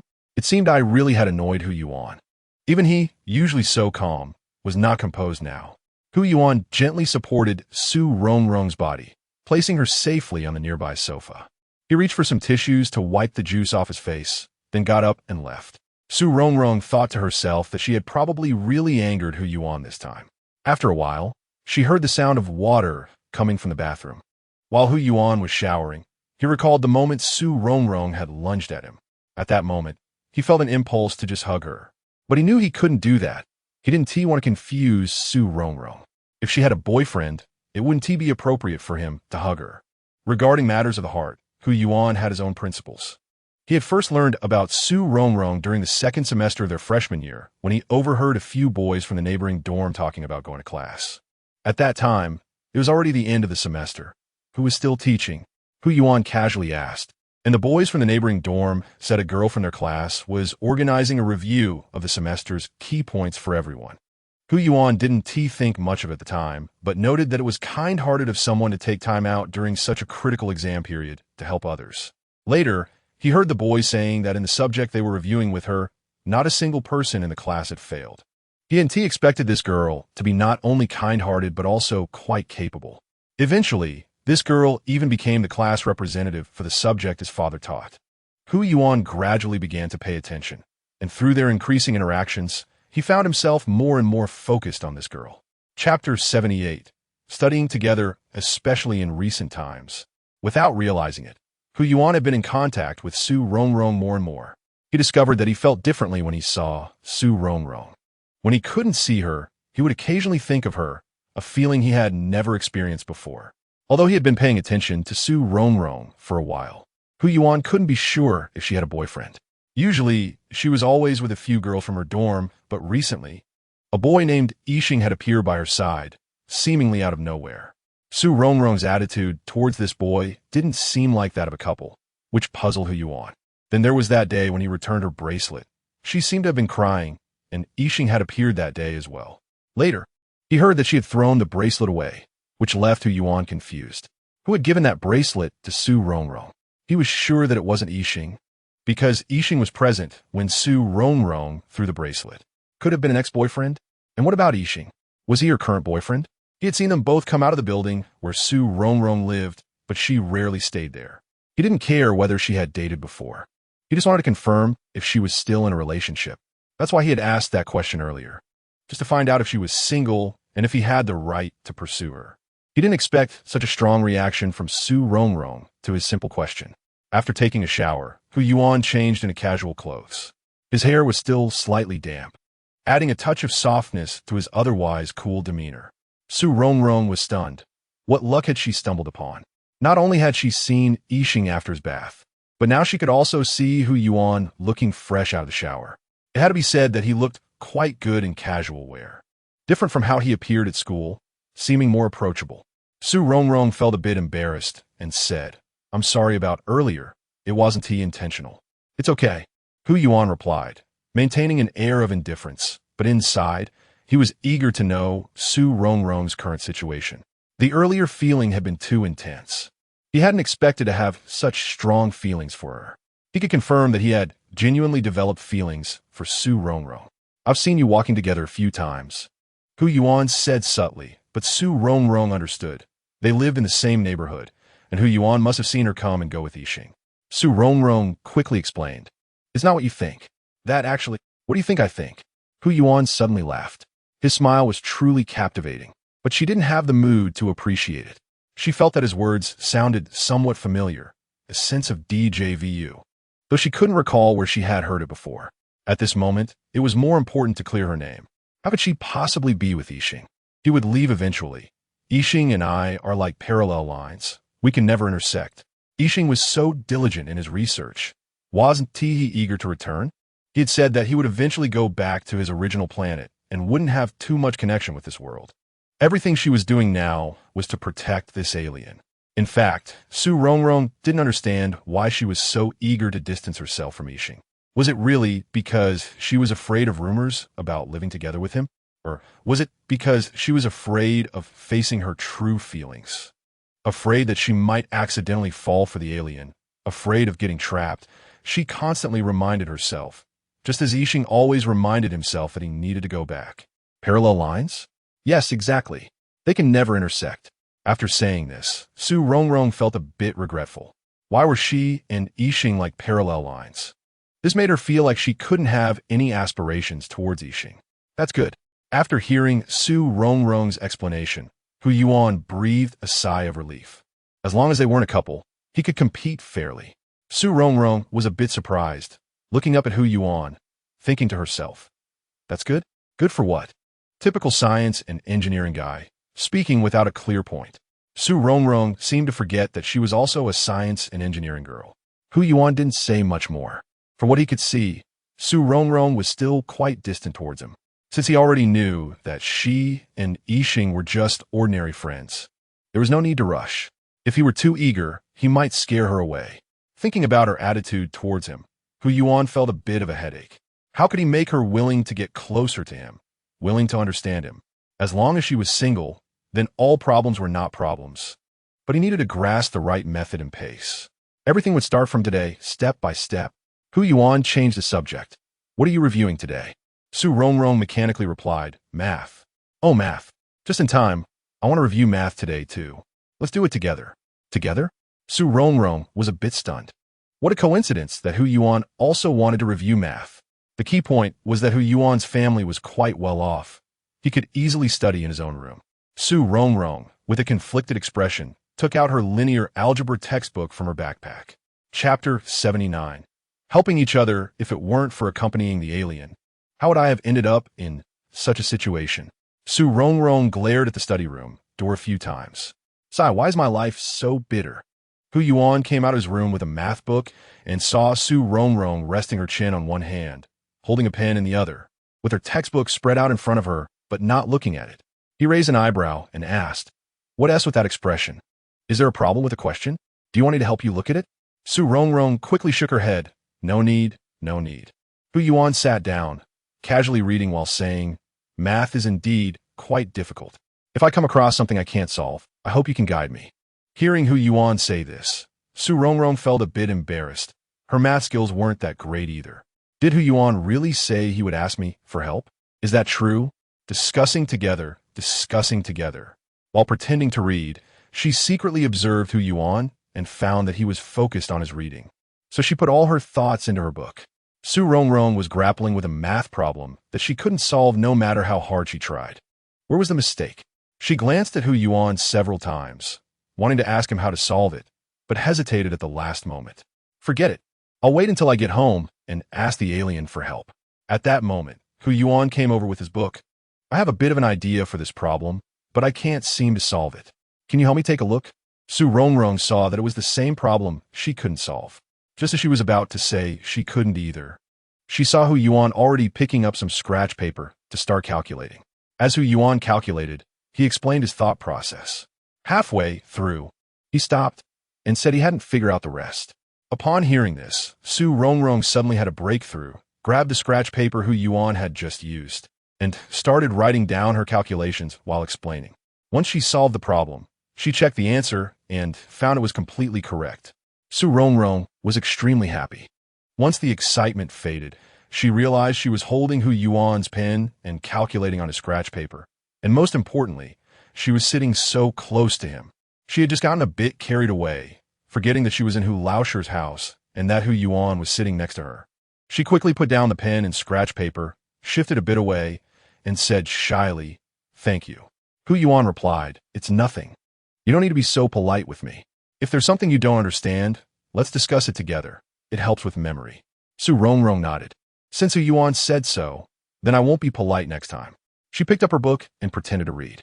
Through the corner of the book, she secretly watched Hu Yuan. Hu Yuan clearly knew how to solve that problem.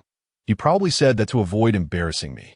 From this, it seems that although Hu Yuan is aloof, his emotional intelligence is still on point. If this were left to Deng Gang, the outcome would probably be different. Time flew by, and before she knew it, it was already dark outside. Su Rongrong had finished her homework long ago and was bored. casually flipping through her book while occasionally glancing toward the study room. Hu Yuan had been sitting next to her, with a laptop on his knees, focused on typing away. After a while, the alien and Hu Laosher finally came out of the study, still discussing something as they walked. Seeing this, Su Rongrong quickly packed her backpack, stood up, and quietly waited. Hu Yuan also set aside his laptop and walked over to greet the alien. At this moment, Hu Laosher looked at Su Rongrong and asked with concern, "Are you going back to school later?" "Yes." Su Rongrong instantly became extremely obedient. "Let them take you back since it's so late." No need." Su Rongrong quickly waved her hand. At this time, many classmates were returning from the study room, and having Hu Yuan take her back seemed too dangerous. "That won't do. You're a girl," Hu Laosher said, feeling uneasy. Hu Yuan walked over, wanting to take Su Rongrong's backpack, but she stepped back a bit. The alien can just take me back." Su Rongrong pointed at the alien. She thought that since she had to trouble someone, it might as well be the alien. After all, it was he who had asked her to come to Hu Laosher's house to study, and now he had the responsibility to take her back to school. Hu Laosher glanced at the alien and instructed, "Make sure to get her home safely." "Okay." Hu Yuan watched the two leave for a while before turning around in a daze. On the way back to school, the alien didn't say a word. Today, when Su Rongrong was ready to wipe Hu Yuan's juice with a tissue, he had seen it. At that moment, he had used his super control to make Su Rongrong trip. Watching Su Rongrong fall toward Hu Yuan, he felt a vague and indescribable feeling rise within him. He didn't know what that feeling was, just that it was irritating. Clearly, he had deliberately created an opportunity for Su Rongrong and Hu Yuan. Yet even so, he still felt that such a scene was constantly disturbing his nerves. What was wrong with him? Was this feeling what humans call love? But he was an alien. He shouldn't and couldn't fall in love with a human. Not love. Yet, looking at Su Rongrong's chattering little mouth, he felt an impulse to taste her flavor. What would those rosy lips, as beautiful as peach blossoms, taste like? "Alien, wake up. You can't think like this anymore. Can you stay on Earth? Can you take responsibility? Isn't her relationship with Hu Yuan exactly what you hoped for? You know Hu Yuan's character. He will definitely treat Su Rongrong well, right? Alien, don't forget. You're the alien in their eyes. If you can't give her a future, then don't give her hope." Chapter 80. Restraint. Su Rongrong talked for a long time and noticed that Yixing was just staring blankly, not knowing what he was thinking.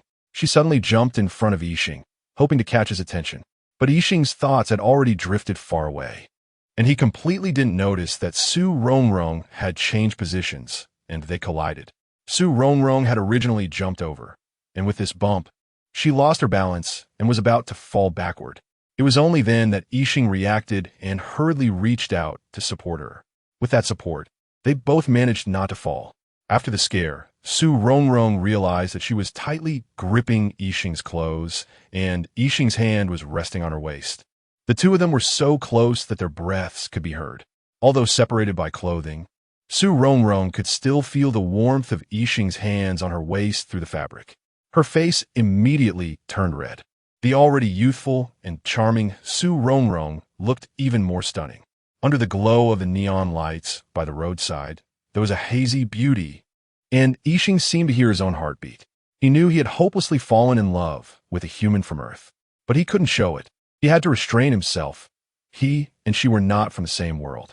Su Rongrong slightly tilted her face up, looking at the handsome face in front of her. Yixing's eyes, seemingly adorned with stars, made her feel a kind of burning gaze. This fiery gaze, fleeting, left her unable to distinguish between reality and illusion. Although they had had contact before, this ambiguous posture was the first time.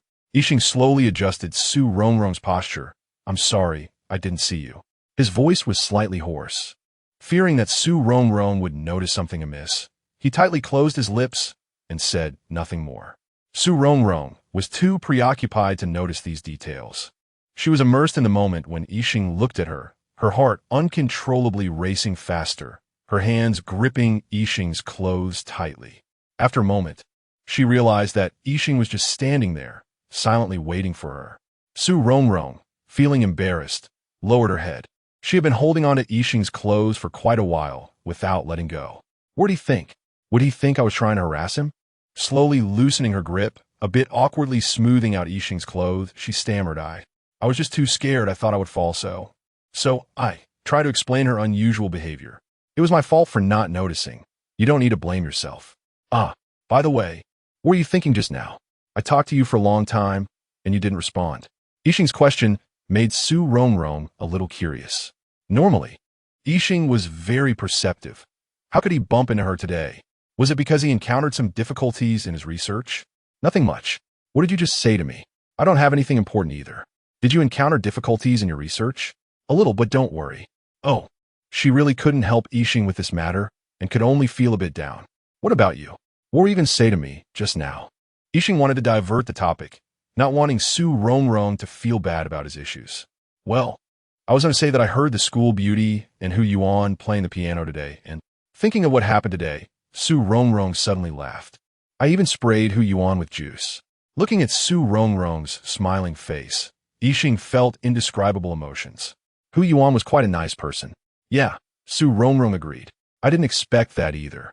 I always thought he was cold and aloof like at school. I didn't expect that after doing something so outrageous, he didn't get angry. Remembering how Hu Yuan had helped her with problems, she continued, and Hu Yuan has high emotional intelligence. He's easy to get along with. Hearing Su Rongrong's evaluation of Hu Yuan, Yixing felt a vague and inexplicable feeling rise in his heart. Everything was heading in the direction he hoped for. Why couldn't he feel happy? The two continued walking and chatting until they stopped not far from the girls' dormitory. Let's stop here. It's already very safe in the school. Okay. Yixing handed his backpack to Su Rongrong, then watched her walk into the girls' dormitory before turning to leave. Yan Jingjing had just finished washing up when she saw Su Rongrong push the door open. Oh, you still thought about coming back.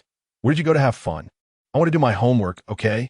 Su Rongrong placed her backpack down, picked up her toiletries, and prepared to wash up. Homework. Yan Jingjing shouted towards the bathroom door. Why didn't you call me to do homework? Mo Xiaojiao. Haven't you been doing homework with Deng Gang lately? Isn't that good? What's good about it? He made me go back to high school life. Yan Jingjing plopped down on a stool. Tan Luo, that's great. Others want to go back, but can't. Yan Jingjing. Are you joking? I don't want to go back. And Mo Xiaojiao. This is good. Otherwise, what will you do for the final exam? When Yan Jingjing saw Su Rongrong come out after washing up, she leaned closer. Rongrong, why do I feel like you're a bit different? Are you in love? What nonsense. How could I have time to fall in love? But I feel like you're a bit different. You feel something is wrong. No way. I always feel very accurate. Then let me ask you a question. Go ahead. What do you think of Tang Sing in Journey to the West? Tang Sung? He doesn't distinguish between good and evil. It's always Yukong saving me. I used to think that too, but what about now? Actually, Tang Sung has it tough too. Chapter 81. Aunt Flo Yin Jingjing had a puzzled expression. What is so difficult? The burden is carried by Sha Sung. The monsters are fought by Wukong. And the white dragon horse rides him. Su Rongrong recalled the time spent with Yixing and sighed. Think about it. The monsters encountered on the journey to obtain the scriptures can probably be divided into two types. One wants to eat her, and the other wants to marry him. And then? Ten Luo looked curious. Let us not talk about those who want to eat him. Those who want to marry him are all stunningly beautiful and deeply infatuated. Moreover, there are women like the queen of the kingdom of women. It's so hard for Tang Sung to maintain his original intention and persist in obtaining the scriptures. If it were us, who could guarantee that our original intentions wouldn't change? The girls in the dormitory were dumbfounded. They really hadn't considered it from this angle. Remembering Yixing's stunning beauty and the deep, starry eyes he had when looking at her, Su Rongrong couldn't help but sigh from the bottom of her heart. If it were me, I really don't know how soon I would be past. Tan Luo looked at Su Rongrong with admiration. Rongrong, I think what you said makes a lot of sense. I also think what I said makes a lot of sense. Su Rongrong lay on the bed, reminiscing about the bits and pieces with Yixing, feeling like she was also overcoming challenges like Tang Sung. Although she was only facing Yixing, and she clearly knew she shouldn't like him, she still couldn't help but feel a little moved. Such stunning beauty, who can cook, is smart, and has special abilities. When she twisted her ankle, Yixing took care of her so meticulously and patiently. She was just an ordinary girl. How could she resist? Su Rongrong sighed deeply. Everything I do is to let him go back, right? No, Su Rongrong, you can't fall in love. Lost in thought, Su Rongrong fell into a deep sleep. The next day, she suddenly felt some stomach pain and, upon checking the bathroom, found that Aunt Flo had indeed arrived on time. After attending classes for the whole morning, the pain worsened in the afternoon. Can you help me ask the teacher for leave? Just say I have severe stomach pain and can't attend class? Several girls looked at her with concern and asked, do you want us to accompany you? No need. No need. I'll just rest for a while. Do you want to take medicine? No, you guys don't worry. Su Rongrong waved her hand. Then you can call us if you need anything, and we'll be back right away. After the girls left, Su Rongrong considered that in her current state, she probably couldn't accompany Yixing to teacher Hu's house. So she took out her phone and called Yixing. Hey, Yixing, Su Rongrong said weakly, enduring the pain. What's wrong? Yixing noticed that Su Rongrong's voice sounded off. I want to go with you to teacher Hu's house today. Su Rongrong didn't want to say too much. She felt it was nothing too surprising. Every time Aunt Flo visited, she would have pain, but this time it was just a bit more severe. I can hear that your voice doesn't sound right. Are you sick? I'll come to see you. Yixing asked with concern. No need. I just have a bit of stomach pain. She didn't want Yixing to come over. She was actually a bit scared to have contact with him right now. Stomach pain? Then I'll come over immediately and take you to the hospital to have a look. Upon hearing that Su Rongrong had stomach pain, Yixing immediately became a bit nervous. Although he reminded himself to keep his distance, he couldn't ignore Su Rongrong's situation. No need. Su Rongrong continued to refuse. How can it be needless? I'll come over right away. Are there other people around you? Yixing was a bit anxious, wishing he could go over immediately. But he was also afraid that his presence would cause unnecessary trouble for Su Rongrong. My Aunt Flo came?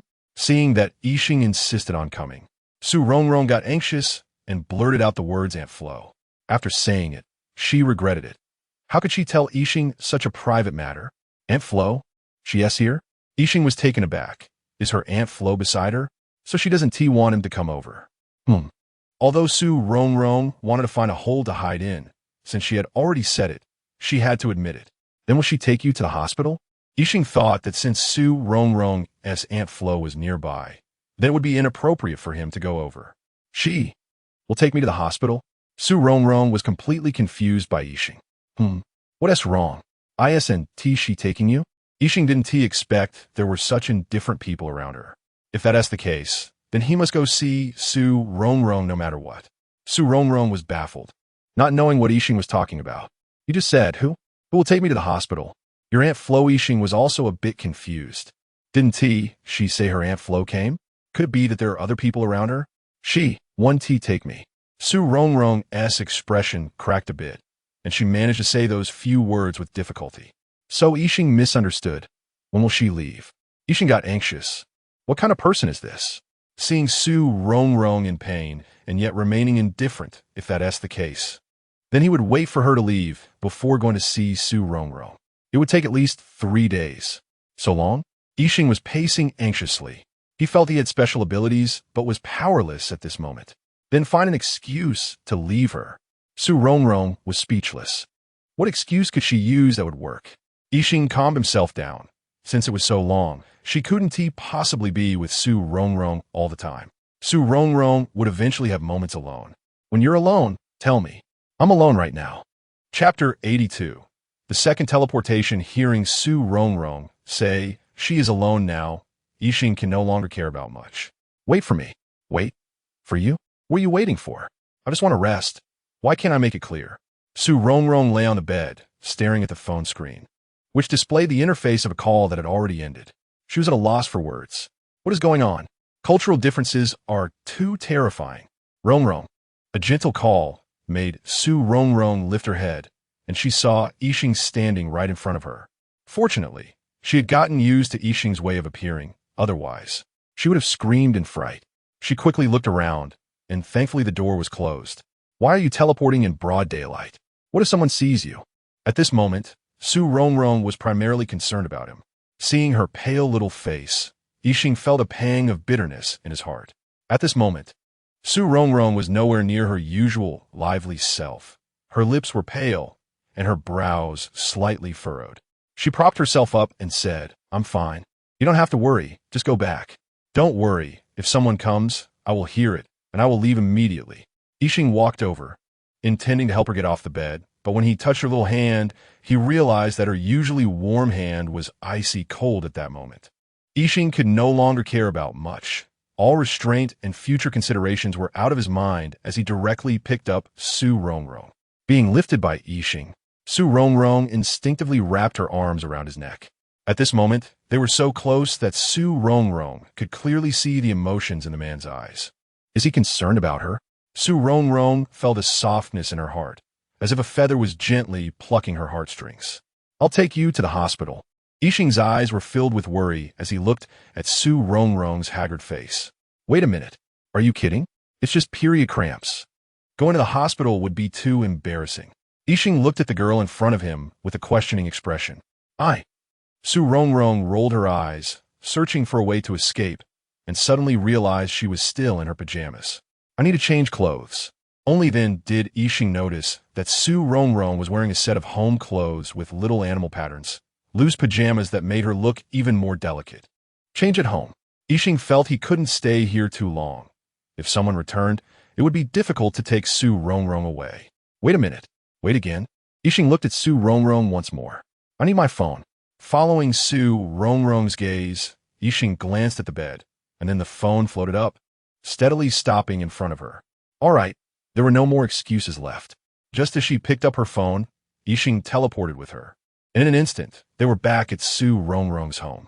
Su Rongrong did not expect to experience teleportation again. This non-human, extreme operation was still hard for her to adapt to, even for the second time.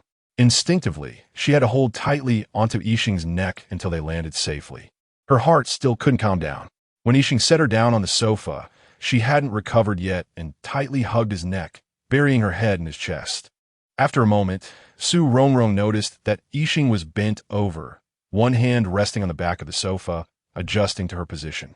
She quickly let go, a faint blush appearing on her pale face. This is too embarrassing. She couldn't really blame herself. This speed was more thrilling than riding a roller coaster. Who could handle it? The first time she teleported, she was standing and had only tightly hugged his waist. This time, she was carried by Yixing, and the position was even more ambiguous. Perhaps it was too thrilling. Her stomach hurt less now, but her heart was racing faster. Su Rongrong buried her face in the sofa, too shy to face Yixing. Rongrong, are you feeling better now? Do you need help getting dressed? Yixing softly asked beside her. No, I don't need that. The thought of Yixing helping her change clothes was too explosive. Su Rongrong didn't even dare to think about it. I'm fine. Really don't need to go to the hospital. Be good. If you listen to me, I'll make you something delicious. Yixing spoke in a tone reminiscent of a big bad wolf tempting Little Red Riding Hood. Really? Su Rongrong perked up. Yixing's cooking skills were well known. But then she thought, wait, if I don't go to the hospital, does that mean he won't make me something delicious? There's no way she could go to the hospital, especially with Yixing accompanying her. That would be too embarrassing. Actually, I just need to eat something, really. Yixing looked at Su Rongrong with suspicion. Cramps, and eating something would help? Was she hungry? She didn't look like it. All right, I'll go make you something to eat. Just wait a moment. Yixing stood up, first pouring her a glass of hot water, then cutting some fruit and placing it on the coffee table, before heading to the kitchen to get busy. As Su Rongrong sipped her hot water, she watched Yixing bustling around, and a warm, reassuring feeling rose in her heart. Chapter 83. Not the same concept before long. The 4 dishes and 1 soup were ready. Su Rongrong had a stomachache and hadn't eaten properly at noon. So now she sat at the dining table, looking at the colorful and fragrant dishes, her fingers itching to dig in. She picked up her chopsticks and grabbed a piece of sweet and sour pork ribs. It was sour, sweet, fresh, and fragrant, truly delicious. Seeing Su Rongrong enjoying her meal, the usually tense expression on Yixing's face softened into a smile. He served her a bowl of soup and placed it in front of her, saying, "Take your time eating," remembering the principle of not forgetting the well-digger when drinking water. Su Rongrong placed a piece of sweet and sour pork ribs into Yixing's bowl and then blinked her sparkling eyes, urging him to eat quickly. Looking at the girl's bright eyes, a hint of a smile appeared at the corners of Yixing's mouth. This smile made Su Rongrong's heart flutter, and just as she was about to bring the rib to her mouth, it fell back in her bowl. Was this too unfair? She knew she shouldn't develop feelings for him. But who could resist such an enchanting smile? Nibbling on the rib bit by bit, her eyes occasionally darted toward Yixing. He was wearing dark-colored loungewear, loose and casual, and even his quiet demeanor while eating was captivating. Rongrong remembered that he had also worn loungewear when he picked her up from school. Could it be that he was so nervous about her that he didn't have time to change? Noticing that Rongrong was eating slowly, Yixing asked, "Is it not good?" No, it's good." Rongrong quickly shook her head, shaking off her earlier thoughts. After eating and drinking the hot soup, Yixing saw that Rongrong's complexion had improved a lot, and her spirit was better than when she was at school. He felt a bit relieved, thinking that perhaps it was indeed hunger that caused her stomachache. Remembering that she hadn't informed her dormitory friends about her return home, Rongrong sat on the sofa and picked up her phone to type, "I'm home, don't worry." "Yin Jingjing, what? You're home? Who's taking care of you?" "Here, Yixing is taking care of her," but Rongrong dared not say that. Tan Luo thought it was strange that Rongrong had skipped class at noon and insisted on resting in the dormitory. "Your stomach still hurts. How did you get back from so far?" "This was even harder to explain. I flew back." "Mo Xiaojiao, is your stomach feeling better?" "Much better. Don't worry." Finally encountering a question she could answer, Rongrong quickly typed, "Yin Jingjing, are you coming back tonight?" "Tonight." Rongrong looked at Yixing, who was cleaning up in the kitchen, hesitated for a moment, maybe not. "Tan Luo, do you need us to keep you company?" No, it's fine." Rongrong hurriedly typed and sent the message, fearing that if she took too long, the others would come over. "I'm going to rest. See you tomorrow." After sending the message, Rongrong quickly tossed her phone aside. Although her dormitory friends were all nice, she believed they wouldn't spill the beans about this matter. But Yixing's situation was significant. The fewer people who knew, the better. When Yixing came out of the kitchen, he saw Rongrong resting her chin on her hand.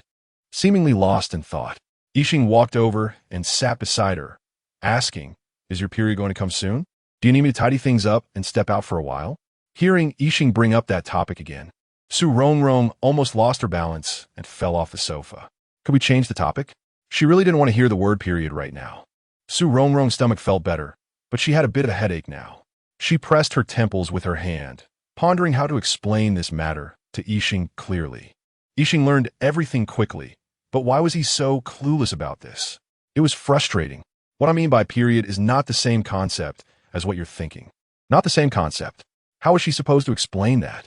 Forget it. Rongrong found her phone still on the sofa, started typing rapidly, handed the phone to Yixing, and then quickly ran back to her room. Yixing, puzzled, took the phone Rongrong handed him and scanned through it. He suddenly froze, his usually calm face showing a hint of unusual expression. So this was what she meant. He had misunderstood. Looking at the closed door, he still didn't understand why Rongrong was in that state. What was so difficult to say? Rongrong lay on her bed, realizing that she had just shared something so private about her period with Yixing, and her face turned hot with embarrassment as she buried her head deeper into the blanket. After a while, she thought to herself, what was the big deal? It was a normal human condition, slowly peeking out from under the blanket. She stared at the closed door. It seemed quiet in the living room. Perhaps she was overthinking it again. Yixing opened his computer and began researching what to pay attention to during menstruation, wondering why Rongrong's period caused her stomach pain. He had never encountered this kind of knowledge before, but he absorbed it quickly. After Rongrong fell asleep, Yixing quietly sneaked into the library to consult some professional medical literature. It wasn't until dawn that he quietly returned home to start preparing breakfast for Rongrong. Rongrong slept well that night, and when she woke up, she realized she was in her own bed. After freshening up, she quietly opened the door, and Yixing's voice came from the kitchen. "Are you awake? Come eat." Oh, Yixing seemed no different from usual, and Rongrong obediently walked to the dining table. A warm bowl of porridge, steaming meat buns, refreshing side dishes, and a golden fried egg were neatly arranged in front of her. Rongrong took a sip of porridge, finding the temperature just right, as if it had been made at the perfect time. Not too hot, not too cold, clearly made with care. Chapter 84. Ginger sugar water. Rongrong had a good breakfast and was ready to go to school. Just as she reached the door, she heard Yixing calling her. Turning around, she saw Yixing holding a thermos cup. "What's this?" "Take it to school," Yixing said as he handed her the thermos. "Oh." Su Rongrong didn't think much of it, picked up the cup, and turned to leave. Yixing stood by the window, watching Su Rongrong's gradually disappearing figure, lost in thought. She didn't expect the human constitution to be like this. On the Amoiki planet, women seemed to have no such troubles, as they were inherently strong. The people of Amoiki had undergone countless gene modifications, reorganizations, and upgrades, gradually forming the powerful genetic model seen today. On that planet, regardless of gender, everyone seemed to work efficiently, maintaining the high-speed operation of Amoiki. When Su Rongrong arrived at school, she didn't return to the dormitory but went straight to the classroom. She had already asked her dorm mates to bring her books to class. Since it was still early, she entered the classroom and saw Yin Jingjing sitting at her seat eating a bun, and Mo Xiaojiao and Tan Luo had not yet arrived. Su Rongrong walked over, sat down beside Yin Jingjing, and placed her water cup on the desk. "Have you eaten?" "I have one bun left," Yin Jingjing asked. Su Rongrong waved her hand. "I've eaten. You keep it for yourself." Yin Jingjing swallowed the bun in her mouth. "You look much better today than yesterday." "Really?" Su Rongrong touched her face. Although she hadn't noticed her complexion, it was true that her stomach didn't hurt much anymore. I choked a bit. "Do you have water in your cup?" "Drink up." Seeing Yin Jingjing's eager look, Su Rongrong handed her the water cup. "Hey, it's ginger sugar water?" Yin Jingjing opened the thermos and saw that it was warm ginger tea. Quickly sealing it again, "I don't like ginger tea." Su Rongrong was also taken aback. Wasn't it just plain water? She didn't expect Yixing to prepare ginger tea for her. Slowly opening the lid, a spicy ginger aroma mixed with sweet brown sugar wafted out. Su Rongrong took a sip. The temperature was just right. She sipped it slowly, feeling as if her heart was wrapped in a warm cotton ball, soft and cozy. Yin Jingjing looked at her in surprise. "Rongrong, I remember you didn't like ginger tea?" "I didn't like it before, but I like it now." Su Rongrong replied with a smile. "Ah, women are really fickle." Just as Yin Jingjing finished speaking, Mo Xiaojiao and Tan Luo walked in, and she quickly waved them over. Mo Xiaojiao placed a bottle of water in front of Yin Jingjing. "Here's the water I bought for you." Yin Jingjing hurriedly picked it up and drank it eagerly. Mo Xiaojiao looked at Su Rongrong. "You seem to be in much better shape today than yesterday." Su Rongrong nodded and continued drinking water. Tan Luo also asked with concern, "Does your stomach still hurt?" Su Rongrong shook her head and kept drinking. Tan Luo looked at Su Rongrong, smiling as she drank from the thermos. "What's in there?" "Is it good to drink?" "Ginger tea," Yin Jingjing replied. Tan Luo blinked her cartoon-like big eyes, a bit confused. "When did you start liking this?" "It's good for her to drink some ginger tea now," Mo Xiaojia said. True. Time flew by quickly.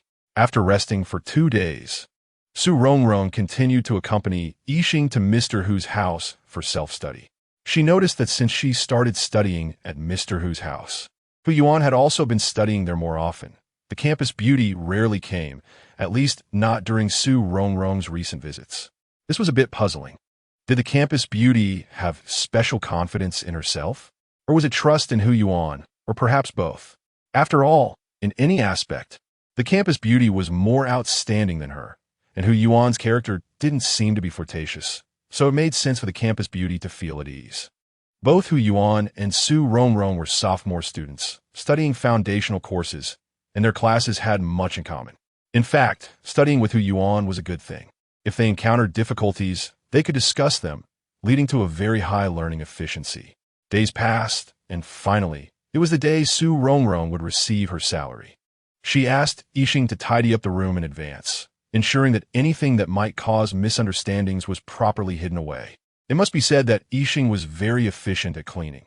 He could even remember the original placement of all items clearly and put them back precisely in their places. After cleaning, they agreed to go to the market together to buy ingredients. Yixing had a much better understanding of ingredients than Su Rongrong. He knew which vegetables were better, which fish and meat were fresher, and even which cuts of meat were suitable for which dishes. Su Rongrong was glad to relax. She just had to follow Yixing, tell him what she wanted to eat, and he would quickly find the necessary materials for that dish. Yixing was also very familiar with the layout of the market, knowing exactly where each ingredient was located, perfectly planning their shopping route. After returning home, Yixing helped Su Rongrong wash, cut, and arrange the ingredients on plates. Then went downstairs to find Hu Yuan. Considering that Deng Gang had been spending time with Yin Jingjing lately, Su Rongrong decided to lend a hand and invited Deng Gang along. A few girls from the dormitory and Deng Gang walked to the bottom of Su Rongrong's building, just in time to see Yixing and Hu Yuan. In this way, everyone came to Su Rongrong's home together. Chapter 85. Hot Pot, looking at the table full of dishes. The several girls were stunned. Rongrong, did you prepare all this by yourself? Yin Jingjing circled the table, saying, I thought we would prepare it together when we arrived. Su Rongrong smiled awkwardly. This isn't all my doing. Only Su Rongrong felt embarrassed. The atmosphere remained calm around Yixing. Tan Luo picked up a plate of sliced potatoes and praised. Rongrong, you're amazing. These potato slices are cut so evenly. Although hot pot potatoes don't need to be sliced particularly thin, having such consistent thickness is not easy at all. Haha, everyone please sit down. To prevent further questioning, Su Rongrong quickly shifted everyone's attention. The four girls sat on one side, while the three boys sat on the other. Su Rongrong had prepared a dual-flavored hot pot, with one half being spicy beef oil broth and the other half a non-spicy tomato broth. Everyone began to cook their dishes according to their preferences, and the atmosphere gradually became lively. It was the vibrant student era, with similar ages and plenty of common topics. Even the usually aloof Hu Yuan and the indifferent Yixing gradually blended into the lively atmosphere. After eating for a while, Yin Jingjing stood up and asked Su Rongrong, Where are your cups? I'll go get some. Knowing everyone was coming for hot pot, Su Rongrong had asked Yixing to buy cups at the supermarket earlier, but she didn't know where they were. You eat. I'll go get them. Su Rongrong thought it was better for her to go, and if all else fails, she would just rummage through the kitchen to find the cups. As she walked to the kitchen, she gave Yixing a glance, but Yixing seemed to ignore it, calmly sitting there eating. Su Rongrong was frustrated. What was going on? It was so obvious. Couldn't he give her a hint? With no choice, she had to muster up the courage to enter the kitchen. Watching Su Rongrong's back, Hu Yuan glanced at the calm Yixing beside him. What exactly was the relationship between these two? Others might not have noticed Su Rongrong signaling Yixing, but he had been quietly observing Su Rongrong, and certainly Wu Ti missed the earlier scene. As Su Rongrong stepped into the kitchen, pondering which cabinet door to open, she suddenly saw one of the cabinet doors slowly open. She hurried over to it and found cups neatly arranged inside. Great! Su Rongrong quickly took a stack of cups and walked out, distributing them to everyone. After eating, Yin Jingjing suggested they play something. With so many people, what should they play? How about we play a murder mystery game? Murder mystery? A brain-teasing deduction game. Su Rongrong looked at Yixing, Deng Gang, and Hu Yuan, then uncertainly said to Yin Jingjing, Are you sure? Yin Jingjing also looked at Yixing, Deng Gang, and Hu Yuan, thought for a moment, and realized these people were all super smart. Then she looked at the girl's side. Tan Luo was very clever, so no need to worry. And Mo Xiaojiao was someone who kept a low profile, so she seemed fine too. Then looking at Su Rongrong, she thought it might be better to pass. What else can we play? With so many people together, we can't just chat about life philosophy. How about truth or dare? Yin Jingjing suggested again. Su Rongrong thought, Isn't that worse than a brain-teasing game? Truth, in front of Yixing, to tell the truth? Before Su Rongrong could object, Deng Gang was the first to protest. No way. No way. Playing truth or dare with you is just a big adventure plus a big adventure. Yin Jingjing was immediately furious, staring at him and saying, What did you say? Deng Gang, unafraid, replied, Saying the truth in front of you. If I say something wrong, it's equivalent to a big adventure. No way. No way. Absolutely not playing.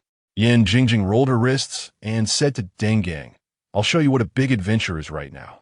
Saying this, she chased Deng Gang around the room. As Deng Gang ran, he said, See, I just said one truth, and now it's turned into a big adventure. And Mo Xiaojiao, Tan Luo, and Su Rongrong watched the two of them playfully fighting and all laughed. Even Yixing and Hu Yuan had smiles in their eyes. Truly, enemies gathered together. Hu Yuan noticed that Su Rongrong had a chess set, casually picked it up, and gestured to Yixing. Want to play for a bit? Yixing nodded, and the two sat down to start a game. At this time, Yin Jingjing was also blocked by Mo Xiaojiao and Tan Luo. From behind Mo Xiaojiao and Tan Luo, Yin Jingjing called out to Deng Gang, I'm in a good mood today, not going to argue with you.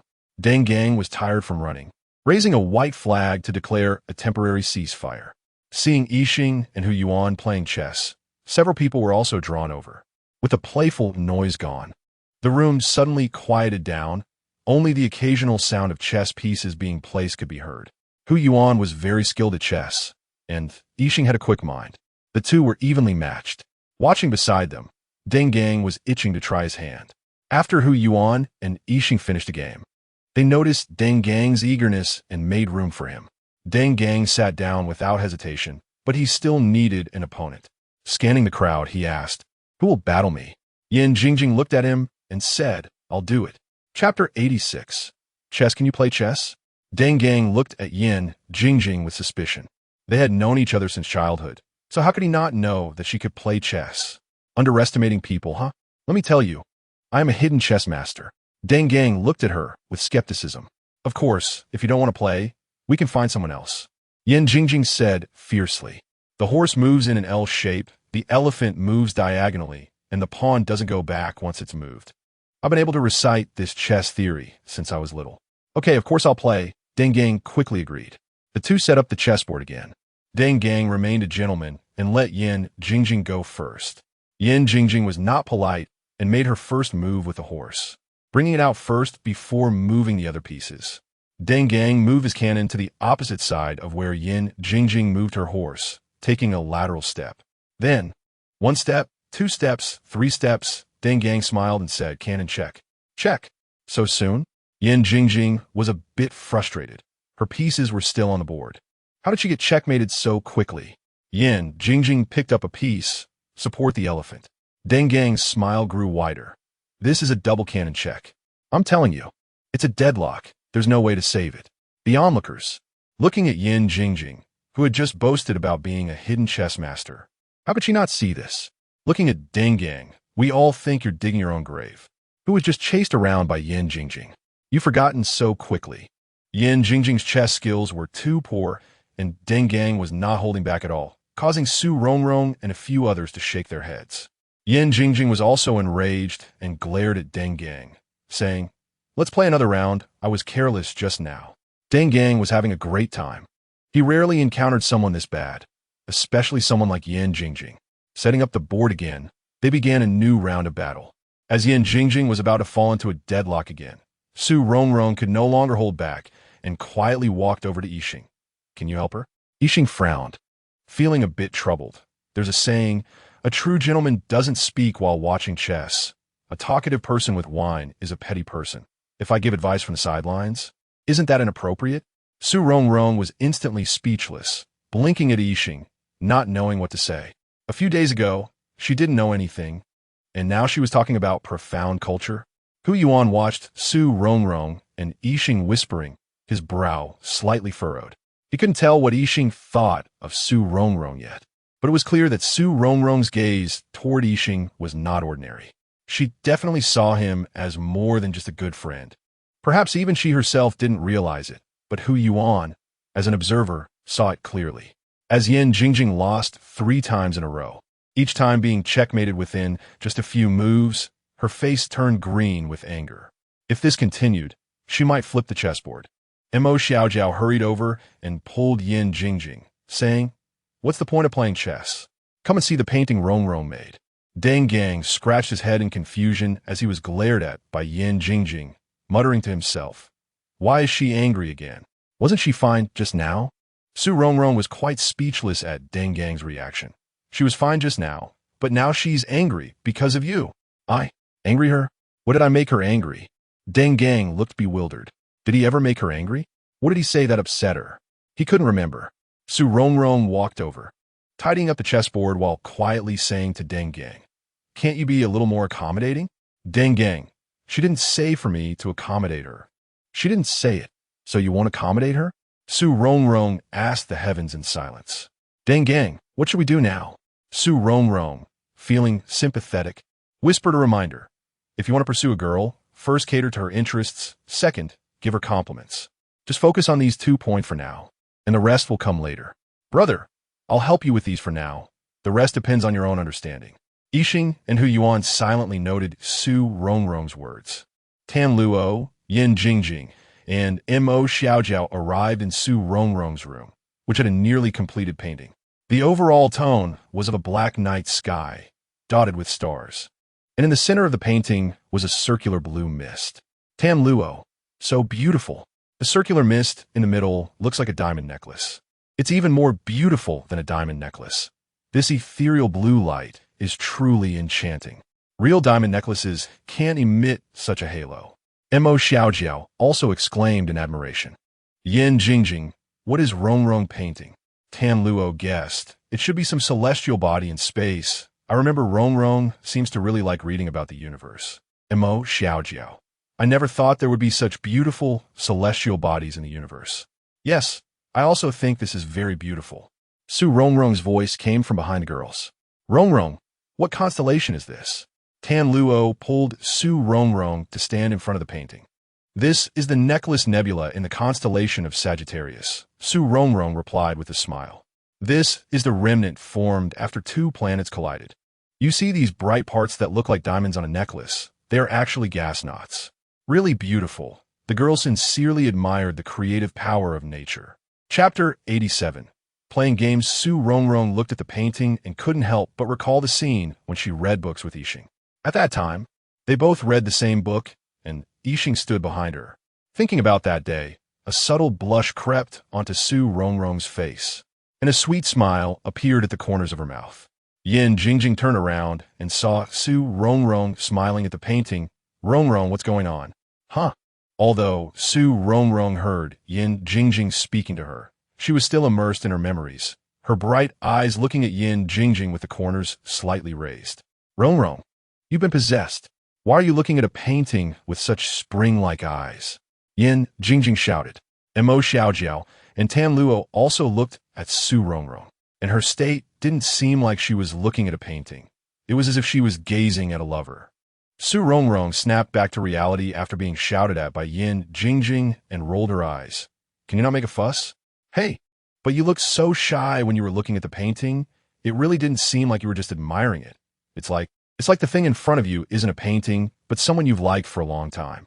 After Yin Jingjing finished speaking, she pulled Tan Luo and Mo Xiaojiao. Don't believe me? You can ask them. Seeing Tan Luo and Mo Xiaojiao's expressions, Su Rongrong knew they thought the same as Yin Jingjing. No way. Could it be that my intentions towards Yixing are already that obvious? But in this case, I absolutely can't admit it. What's wrong with me admiring my own painting? No way are you that narcissistic. I'm just indulging in it, immersing myself. Rongrong, come out to play games. Dengang shouted from outside. Okay. Before Su Rongrong could react, Yin Jingjing dashed out. Su Rongrong, Tan Luo, and Mo Xiaojiao. Yixing, who you on? Come on. Let's play together. Dengang called to the two. Playing games? What does that mean? Yixing was a bit confused about what Dengang was saying. No way, bro. You don't even know this? Are you from Earth? Dengang looked at Yixing in astonishment, as if he were looking at an extraterrestrial being.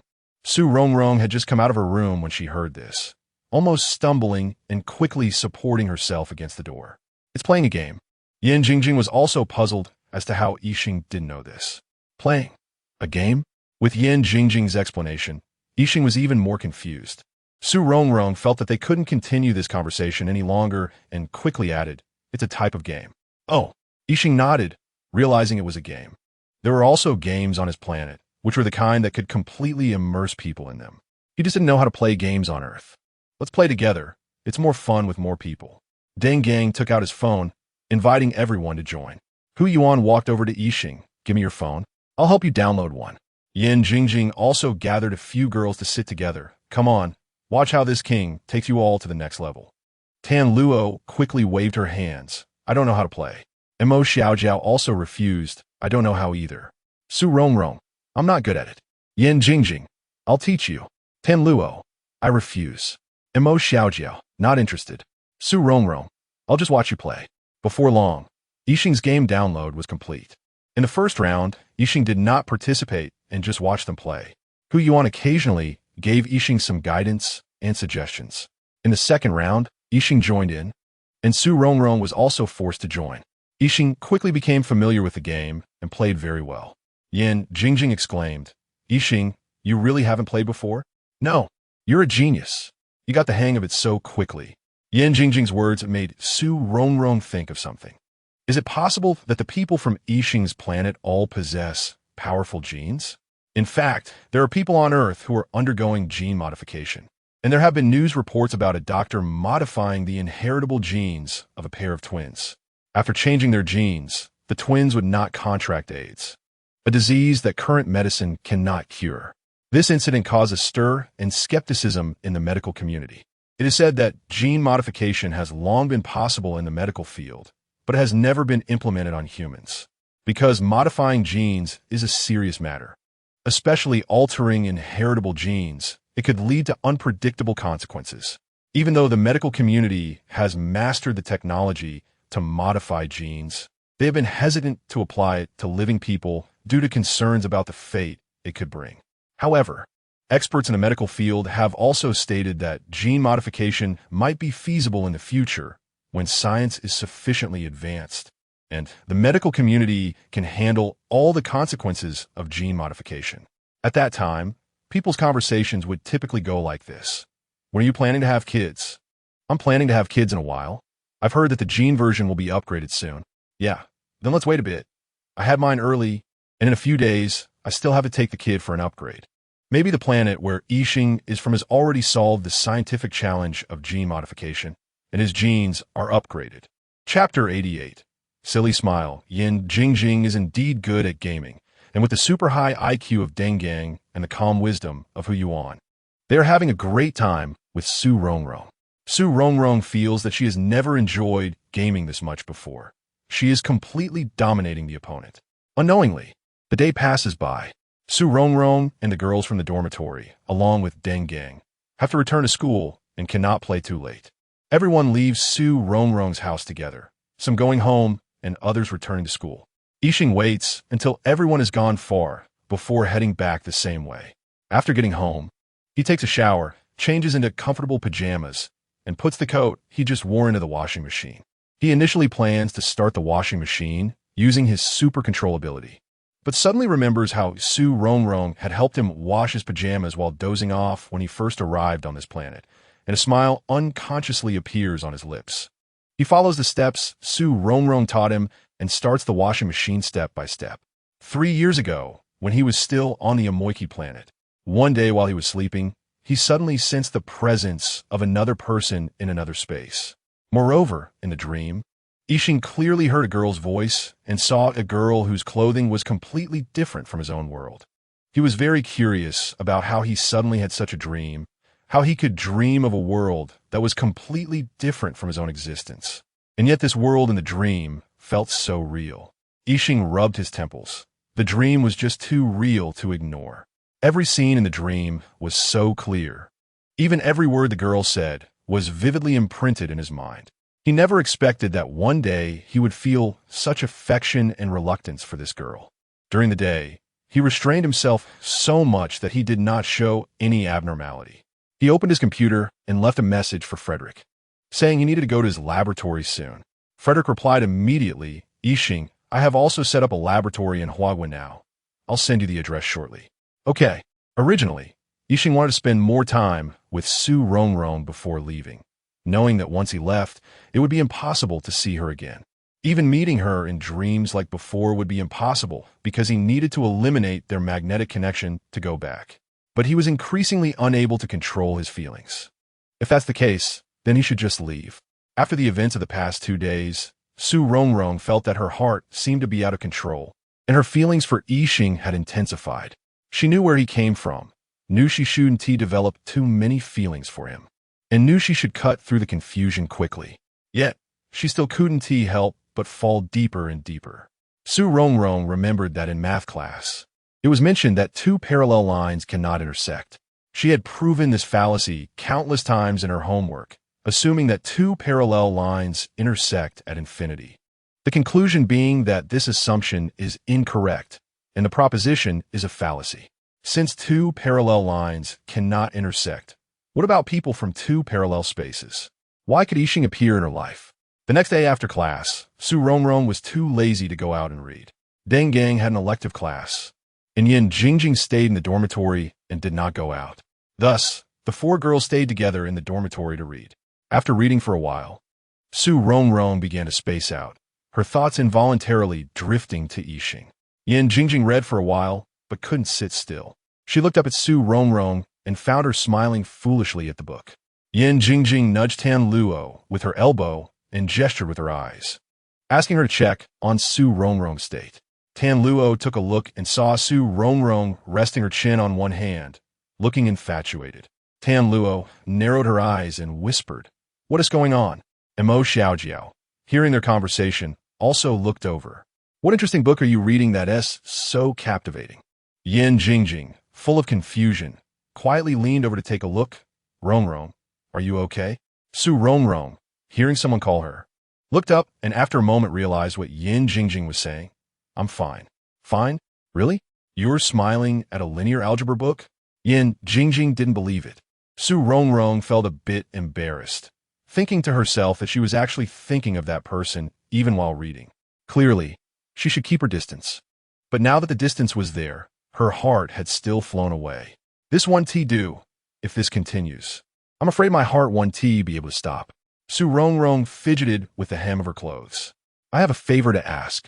I want you to help me think of an idea." "What is it?" the other three asked in unison. "Well," Su Rongrong thought for a moment. "It's not for me. It's for a friend of mine. My friend has developed feelings for someone." Tan Luo asked, "What kind of person does your friend like?" Thinking of Yixing, Su Rongrong's eyes lit up. A really great person, smart, knowledgeable, can cook, attentive and caring, and very handsome. In short, he is good in every way. "Wow, that good?" Tan Luo exclaimed.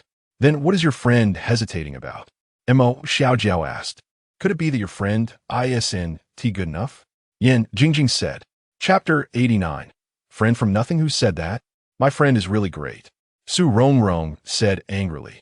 Who thinks they're not good? Then what are you hesitating for? If you like him, just go after him. Yin Jingjing said carelessly. Su Rongrong shot an angry glare at Yin Jingjing. Easier said than done. If you like Deng Gang, why don't I see you going after him? Yin Jingjing replied. I did go after him. Su Rongrong continued to ask when. I didn't know about it. Yin Jingjing said, in high school, I told you before. Su Rongrong retorted. But you didn't say it out loud back then. Yin Jingjing replied, but I did take action. Mo Xiaojiao and Tan Luo watched the two of them twist the building around like this and couldn't help but intervene. Rongrong, why can't your friend say it? Tan Luo asked. Is it because he is a married man? Yin Jingjing's imagination ran wild. Su Rongrong replied, both of them are single. It's not that complicated. Then why? Yin Jingjing was confused. Is it because of his introverted personality? Is he shy? Su Rongrong said, No, there's nothing to be shy about. Listen to Rongrong. Mo Xiaojiao told Yin Jingjing. Su Rongrong fell silent, her expression a bit sad. They can't be together. Even if they say it, it won't help. Just adds to the trouble. Why can't they be together? Tan Luo asked. Is it a case of a rich family and a Cinderella? Yin Jingjing asked. No. It's just that they can't be together. Su Rongrong felt a bit frustrated. Mo Xiaojiao said, since they can't be together, just let go. There are many things in life to do. Why get tangled up in this? Yin Jingjing said, if it were me, I would just love boldly, regardless of what happens later. Tan Luo said, but you have to see if the other person likes your friend too. The three girls looked at Su Rongrong together. Su Rongrong buried her head in the book and muttered, I don't know either. After a moment of silence in the room, suddenly, Yin Jingjing seemed to guess something. Rongrong, you're not making a friend out of nothing, are you? Su Rongrong immediately raised her head from the book and firmly denied. Of course not. Seeing Su Rongrong so nervous, this time, Yin Jingjing fell silent too. Then does your friend want to say it or not? Tan Luo asked. Su Rongrong replied, I don't know either. The three girls exchanged glances. Mo Xiaojiao said, if that's the case, then keep your distance. Yin Jingjing said, get to know more quality guys. Maybe you'll meet someone better. There aren't that many quality guys. Su Rongrong sighed. Yin Jingjing said, Hu Yuan is pretty good. I already said, it's not me, Su Rongrong shouted. I didn't say it was you. I was talking about Hu Yuan. Su Rongrong knew she had been led into a trap by Yin Jingjing, but she really couldn't admit it. If she admitted it, when Yin Jingjing asked her who she liked, how would she answer? Hu Yuan was indeed great, and after getting to know him recently, she felt he wasn't as cold and unapproachable as the rumor suggested. However, she just didn't like him. Just like the female protagonist in the White Horse Whistle's West Wind said, "They're all good, very good, but I simply don't like them." Ding! Su Rongrong received a message from Yixing. She quickly picked up her phone, but the moment she saw the content, her bright eyes dimmed. Yixing had left again.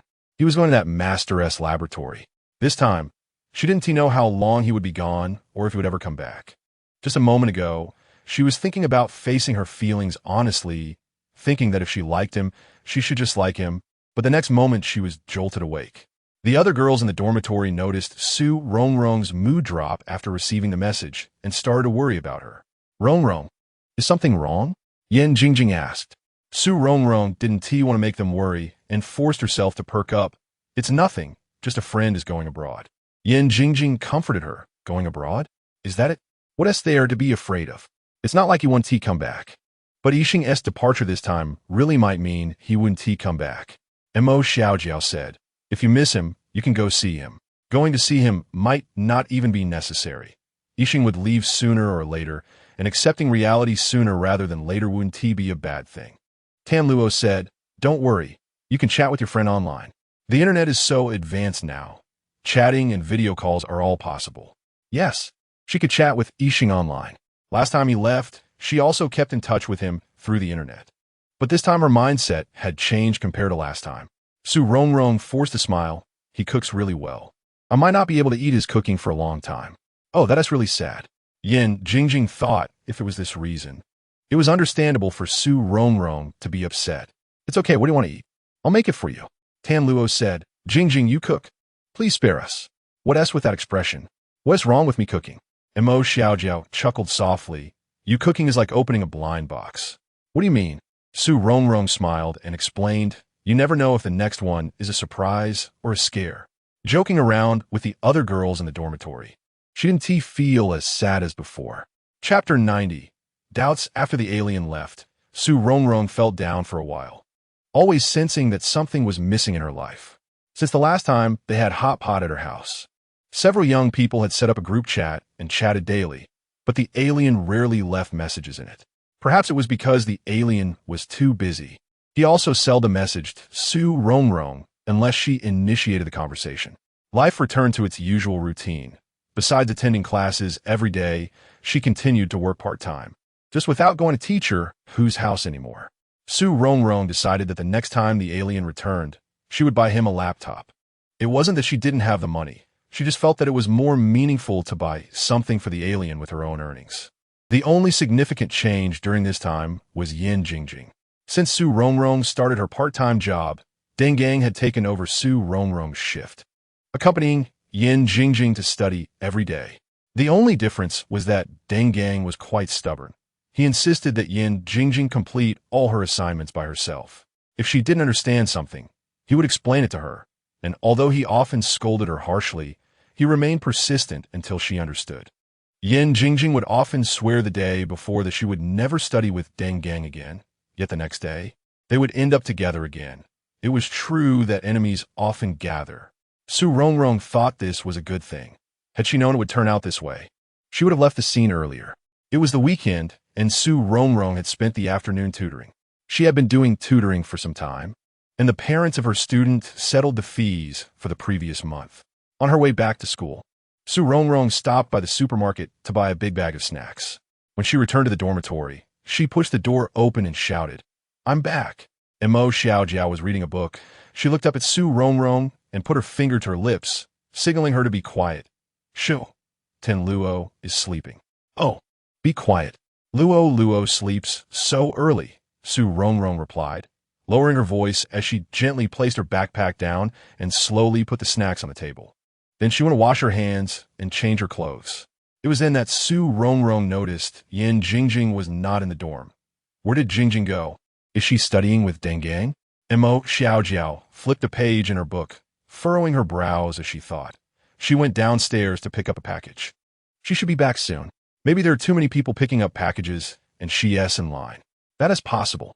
The school's packages were indeed plentiful, and Mo Xiaojiao agreed with Su Rongrong, continuing to read her book. Su Rongrong walked over to Tan Luo's bed, gazing at her adorable sleeping face and thinking how cute she was. She patted her arm and said, "What time do you start sleeping? Stop sleeping. If you sleep any longer, you'll turn into a pig." Tan Luo sleepily opened her eyes, half asleep. "Who said that? I'm a sleeping beauty." "All right, little sleeping beauty. Get up quickly. There are delicious snacks." Seeing Tan Luo's slightly chubby face, Su Rongrong couldn't help but poke it gently with her finger. "Eat delicious snacks," Tan Luo yawned, mumbling sleepily. Suddenly, as if she understood something, she perked up, sitting up straight and looking at Su Rongrong, who was smiling at her. Tan Luo smiled brightly, looking very happy. "Ah, you're back. When did you come back? I didn't even notice." Su Rongrong replied seriously, "You were in deep sleep. There's no way you could know." "Haha."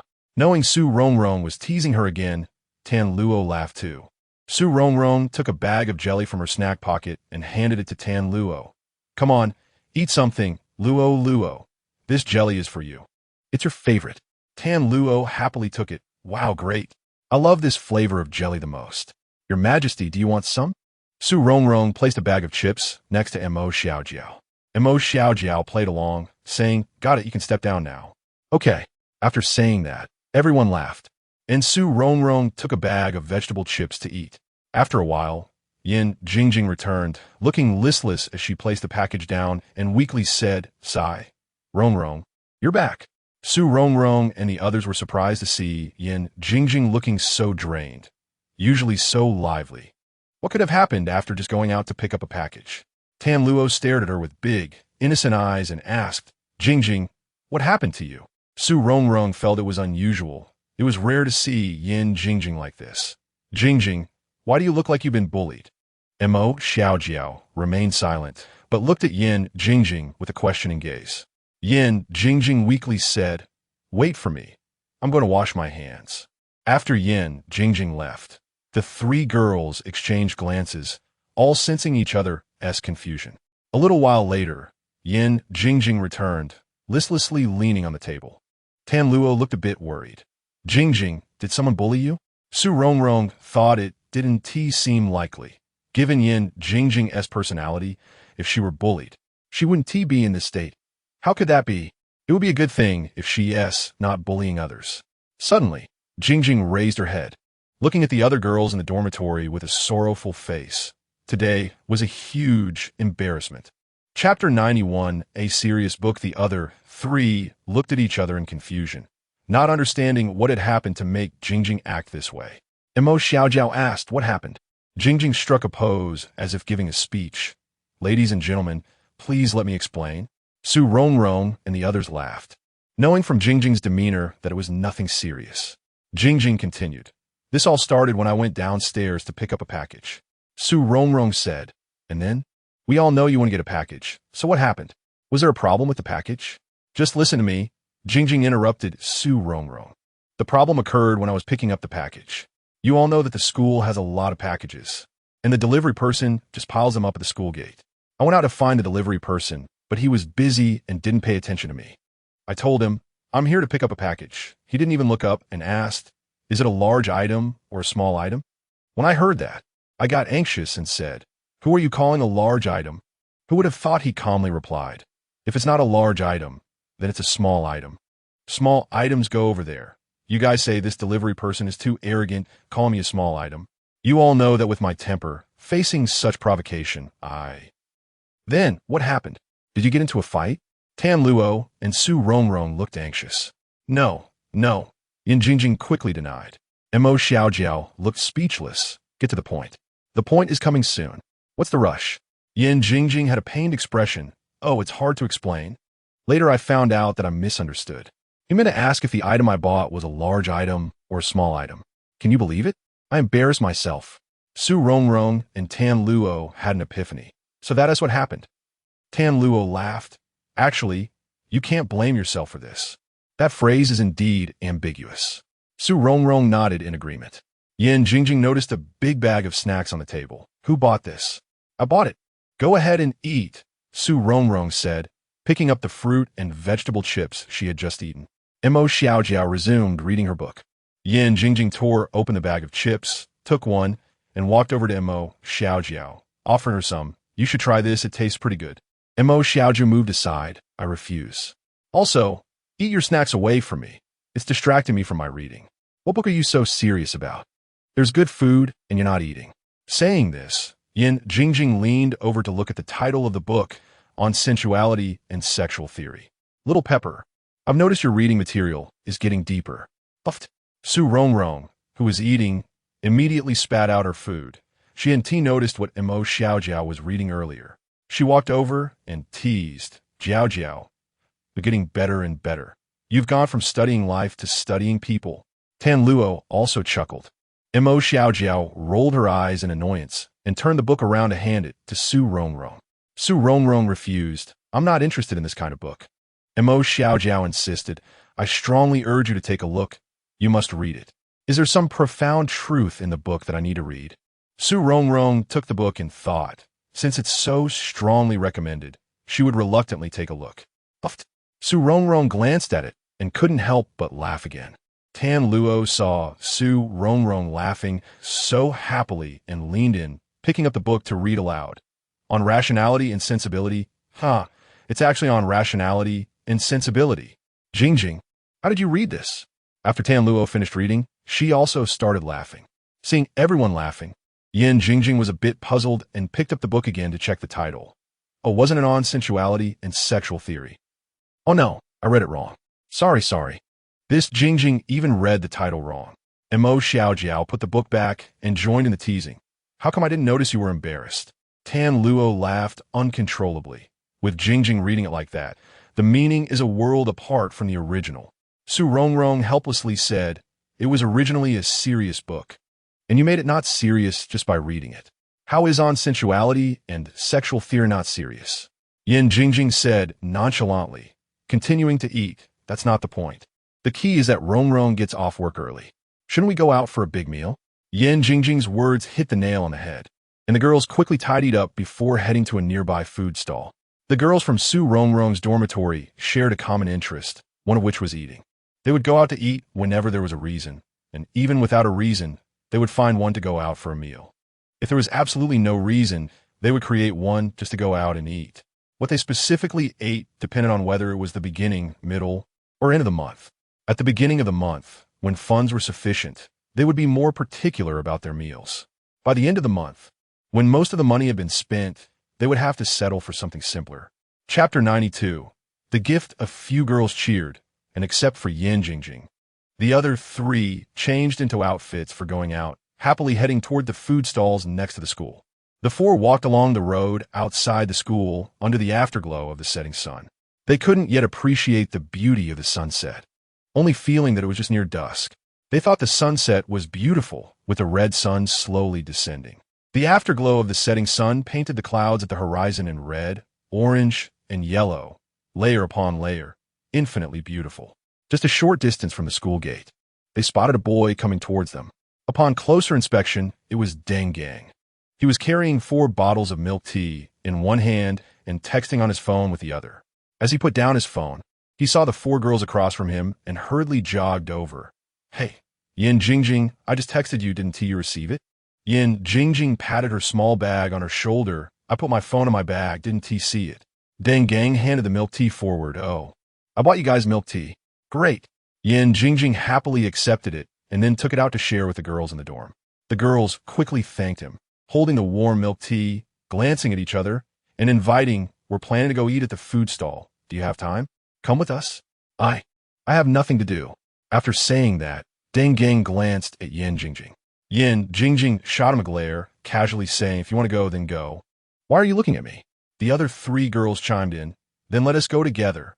Su Rongrong pulled Tan Luo with one hand and Mo Xiaojiao with the other, walking ahead, while Yin Jingjing and Deng Gang lagged a step behind them.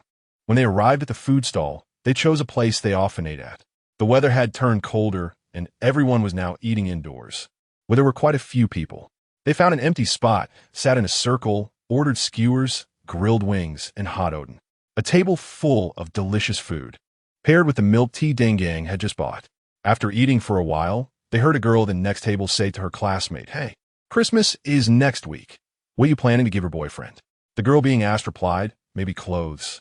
Tan Luo put down the grilled wing in her hand. Oh. I hadn't noticed. The Christmas atmosphere on the streets is getting stronger. Yin Jingjing said nonchalantly, what does it matter? It has nothing to do with us. It's just us few. Who needs to give gifts? Or who can receive gifts?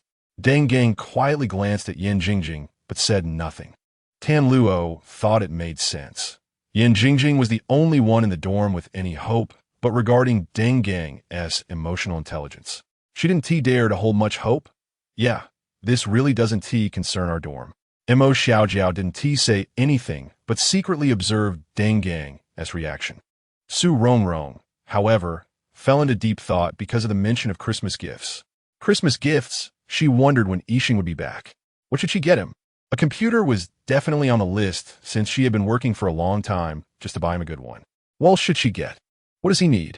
Lost in thought, Su Rongrong slowly nibbled on the chicken wings. Mo Xiaojia noticed Su Rongrong's distracted look and couldn't help but feel worried. Something seemed off with Rongrong. Was she sad? Last year, she had put a lot of effort into preparing Christmas gifts. Would this year remind her of that and make her feel a bit down? After careful observation, it didn't seem like she was sad. Could it be that guy she mentioned before? Although Su Rongrong said he was just a friend, the girls in the dorm all knew that this person was likely Su Rongrong herself. With Deng Gang present, it wasn't convenient to ask such questions, but she thought she would find a chance to ask when they got back. After they were full, Deng Gang offered to treat them, but the girls insisted on splitting the bill. On the way back, the group chatted and laughed, passing a milk tea shop, where each of them bought another cup of milk tea to sip on slowly. Yixing stood under the dim lights, looking at the laughing boys and girls not far away. He stood under the shadow of a tree, the soft light from the street lamp filtering through the branches, casting a mottled glow on him, making his handsome and elegant figure appear somewhat forlorn and lonely, like a pair of eyes that fell into a sea of stars in the dark night. He gazed at Su Rongrong's bright and cheerful smile. That radiant smile disoriented Yixing's heart. It had been a long time since he had seen her. As he had been working in the lab, he now had a new direction for how to eliminate the similar magnetic field between him and Su Rongrong, and both he and Frederick were working hard on it. His lab wasn't far from here, but he hadn't told Su Rongrong. In her mind, he was still in Frederick's lab abroad, just like last time. How long had it been since he last saw Su Rongrong? The longing churned inside him, making his heart chaotic. Knowing it was impossible, he still couldn't help but come to steal a glance at her. This emotion was something he had never experienced on his original planet. Watching the few people disappear at the school gate, Yixing also left, merging into the night. Chapter 93. Understanding. Back in the dormitory, several girls were chattering and rushing to wash up. After washing up, Mo Xiaojiao was using a hairdryer to dry her hair when she saw Su Rongrong, who had also finished washing up, staring blankly at her phone. Mo Xiaojiao and Su Rongrong had very different personalities. Su Rongrong was very enthusiastic, while she herself was more reserved. Su Rongrong easily opened her heart to others, while Mo Xiaojiao needed to confirm the other person's sincerity before she would invest her feelings. Reflecting on Su Rongrong's state during their recent meal at the food stall, Mo Xiaojiao put down the hairdryer. After thinking for a moment, she realized that Su Rongrong had been closely interacting with two people recently. One was Hu Yuan, and the other was a person named Yixing. She didn't know much about Hu Yuan, but given his popularity at school, she had heard a little about him. As for Yixing, she knew nothing about him. He had suddenly appeared in Su Rongrong's life and was very mysterious. Su Rongrong rarely mentioned anything about Yixing. Mo Xiaojiao took out her phone and typed a message. Rongrong, why haven't I seen Yixing lately? Instead of directly asking her, Mo Xiaojiao chose to text. She was afraid that if Su Rongrong didn't want to talk, it would be easier to refuse via text and avoid the awkwardness of face-to-face conversation. Hearing the notification for a new message on her phone, Su Rongrong snapped back to reality and looked at the screen. Upon reading the message, her eyes widened in surprise. She didn't expect the mature and composed Mo Xiaojiao to start gossiping. After thinking for a moment, Su Rongrong began to type. He wanted to do an experiment and needs to be away for a while. Seeing Su Rongrong's reply, Mo Xiaojiao still felt uneasy. So she bluntly expressed her thoughts. Do you know him well? Don't give too much too easily. Su Rongrong read these two sentences and asked herself, do I know him well? She knew a bit, but certainly not everything. She didn't even know all of Yixing's special abilities. Did she not know? Not exactly. She remembered every little thing about her interactions with Yixing clearly. But there was no way to explain this to Mo Xiaojiao. He's just a friend of mine. It's his first time in this city, so I'm just taking care of him a bit. Don't worry, our relationship is still very pure. After typing this, Su Rongrong felt a bit guilty. Lying was really not easy, especially to those who genuinely cared about you. But she couldn't disclose Yixing's background to outsiders. Saying that he was indeed in the city for the first time didn't seem wrong. As for their relationship, it was indeed innocent. Although she liked Yixing a lot, she didn't dare to show it in front of him. Mo Xiaojiao listened to Su Rongrong's explanation and didn't say anything more. Thus, the night passed without further conversation, and time flew by. To buy a computer for Yixing, Su Rongrong took on another etiquette job for a year-end party organized by kindergarten. That day after school, she rushed directly to the venue. To avoid the hassle of changing shoes, she wore a pair of mid-heeled leather shoes to class that afternoon. After school, she walked down the stairs in her heels with a few girls from her dorm, and at that moment, she regretted not bringing a pair of comfortable shoes. Fortunately, the building wasn't too high, and it was definitely too late to change shoes now. As they walked and chatted, Yin Jingjing suggested, how about we hang out during Christmas? Tan Luo cheerfully asked, sure, what should we do? Yin Jingjing reminisced. The last time we played together was so much fun. It's been a long time since I felt that great. Tan Luo was completely uninterested. What's fun about games? It's better to go back and sleep. Mo Xiaojiao also wasn't very interested. I think it's boring too. That's because you haven't really gotten into it. After saying this, she patted Su Rongrong, who was walking in front, and said, hey, Yixing plays games really well. I haven't seen him in a long time. He's been really busy lately. Su Rongrong replied carefully as she walked down the stairs. Isn't it unfair? He's handsome, does well in school, and is great at gaming. Yin Jingjing sighed. Hey, Rongrong. Since you know Yixing so well, do you know if he has a girlfriend? He probably doesn't, Su Rongrong replied honestly. She just hadn't heard Yixing mention anything about it. After a moment, Yin Jingjing's eyes sparkled as she mischievously said, since he doesn't have a girlfriend, can we make a move? Su Rongrong turned her head and said fiercely to Yin Jingjing behind her, no, you can't. Yin Jingjing said, why are you so nervous? You don't want us to make a move? Su Rongrong didn't know how to explain. If Yixing were an ordinary guy, it wouldn't matter as long as they loved each other. In fact, if Yixing didn't plan to return to his original planet, it wouldn't be impossible for an Earthling to date him. If they truly loved each other, a platonic relationship could also work.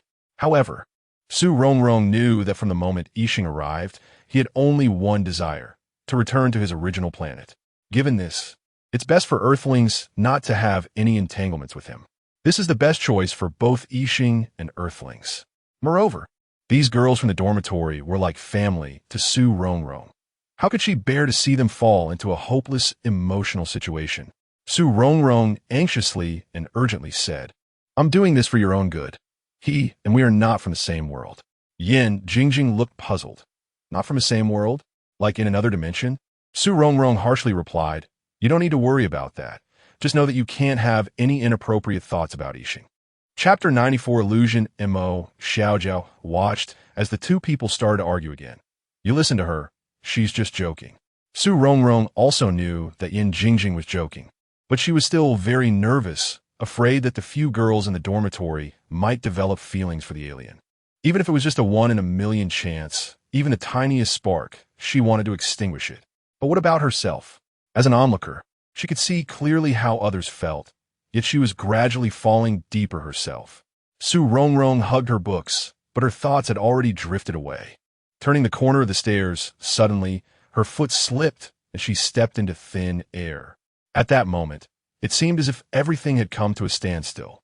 Su Rongrong's mind went blank. In that critical moment, time truly froze. The alien appeared before Su Rongrong without warning, catching her falling body and gently placing her on the landing of the stairs before disappearing. Such scenes often appeared in movies and dramas, and she never expected it would happen to her one day. Previously, she had seen the protagonist spin 360 degrees gazing affectionately at each other before floating down. Long after, when Su Rongrong recalled this moment, she always regretted that in such a romantic situation, she had felt nothing at all. If she had to summarize it in one sentence, it would be, damn, it was too fast. I didn't even have time to feel anything before I fell. There was no slow motion. In the blink of an eye, she landed smoothly on the landing. Su Rongrong felt that she might not have even had time to change her expression.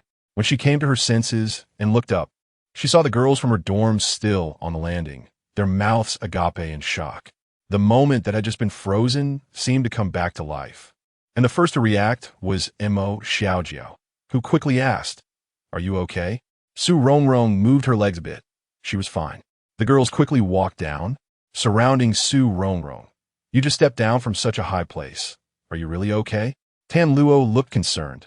"You scared me to death. How'd you just fall down from so high?"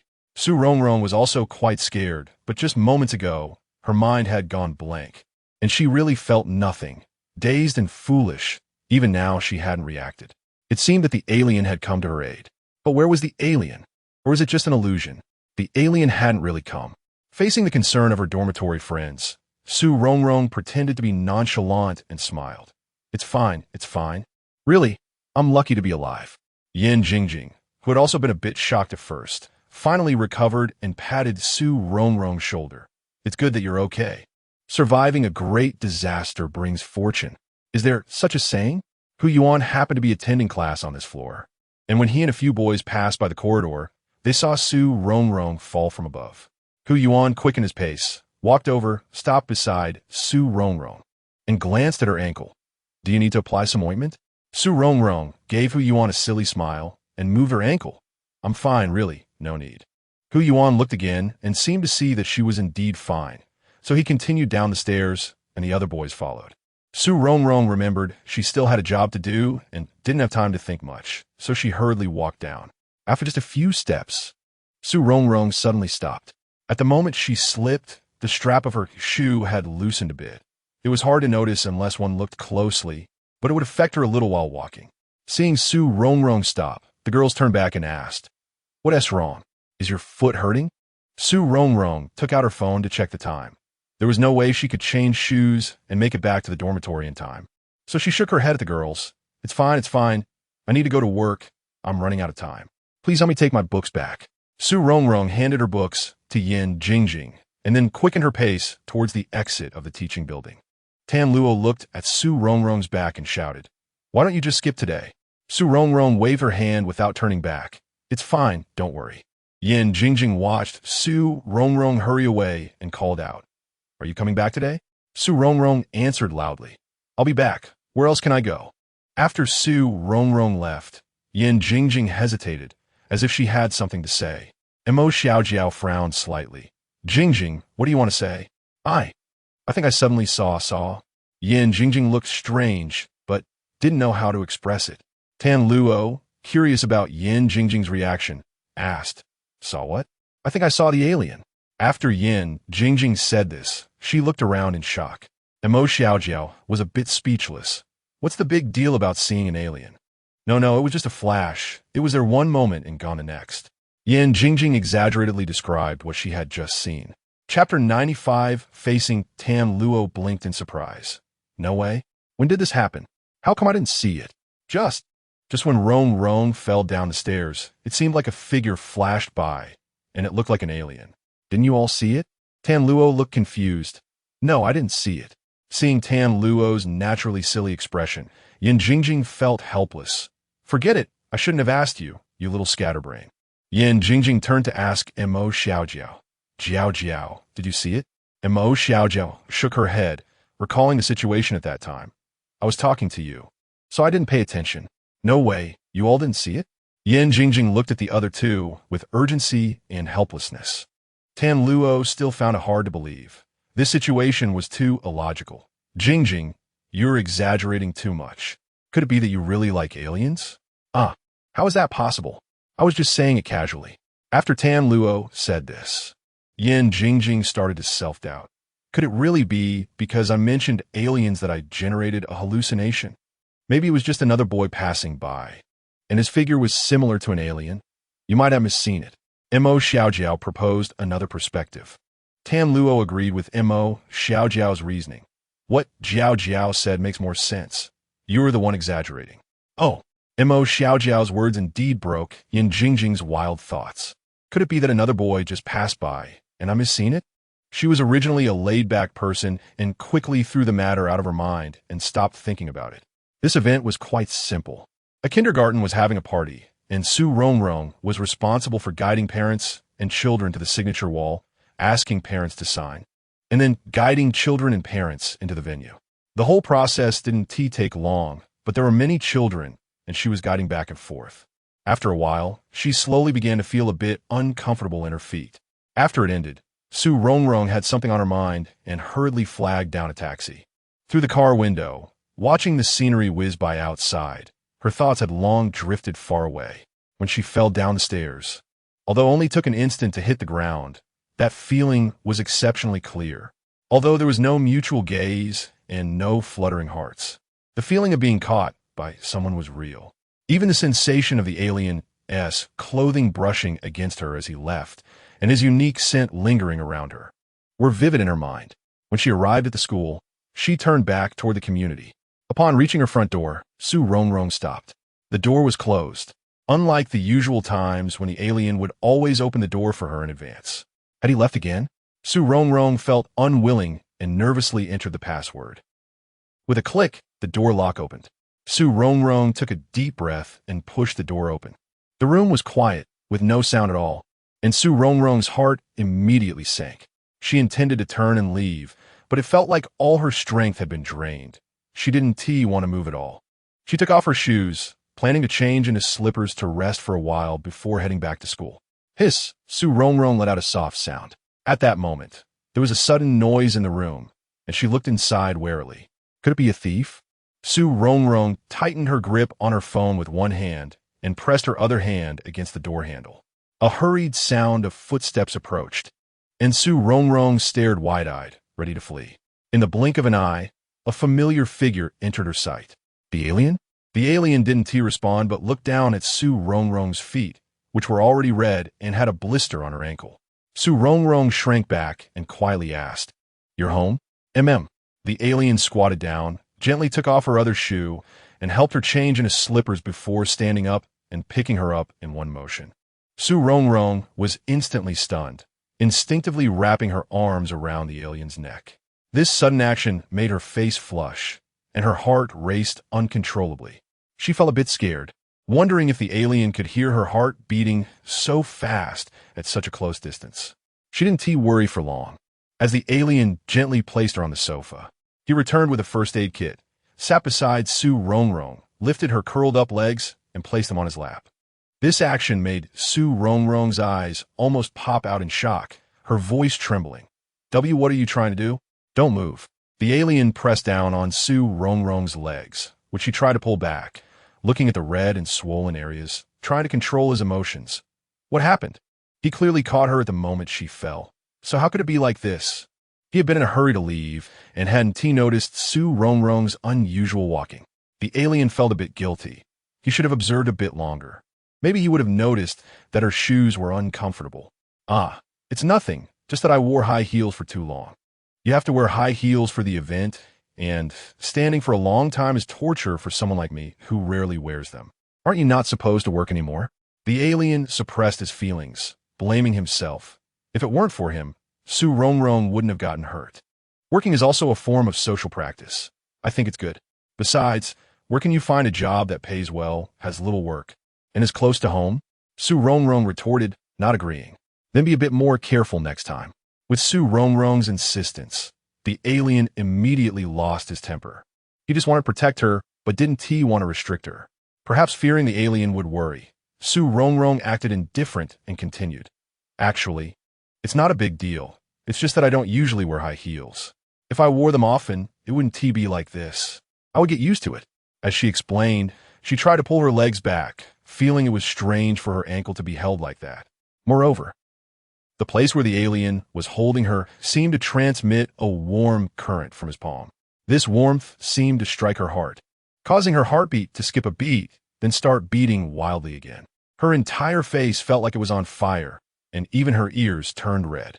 The alien took out medicine and cotton swabs from the first aid kit, carefully applying it to the red and swollen areas and blisters on Su Rongrong's feet. After applying it, the alien gently placed her foot back down. He had already noticed Su Rongrong's embarrassment and rapid heartbeat. From the moment he picked her up, he felt her heart racing unusually fast. Just now, Su Rongrong's face, like a burning cloud, entered his view, and her pulsing heartbeat also transmitted through his palm, making his own heartbeat gradually speed up. To ease the awkwardness, Su Rongrong chattered nonstop. Actually, under normal circumstances, it wouldn't be like this. It was just that when I was coming down today, suddenly she remembered why she came home today. Right today, I almost fell down the stairs. Did you know? So you knew? Did you really catch me? Su Rongrong was so excited she almost jumped up. The alien quickly pressed her down. Don't move. Oh. Su Rongrong quieted down again, looking at the alien with even more gratitude. She thought again, if it weren't for the alien, she wouldn't have had to work, and maybe nothing would have happened. But no matter what, the alien had still saved her and had been so considerate in helping her apply medicine just now. Did you know? If it weren't for my foot hurting, I wouldn't have taken a taxi back today. The bus is so cheap. I still have a student card. Taking a taxi costs so much money. It hurts my heart. I only made so much working today. Yixing's expression when he saw Su Rongrong was completely that of a little money lover, somewhat helpless. Is this the point? Of course it's the point. Do you know how hard it is for me to make money? My little money just flew away like that. After saying this, Su Rongrong couldn't help but lament. Spending money is easy, but making it is hard. Oh, by the way, why didn't you say anything when I came in just now? I was busy. Yixing lowered his eyelids, not daring to meet Su Rongrong's gaze.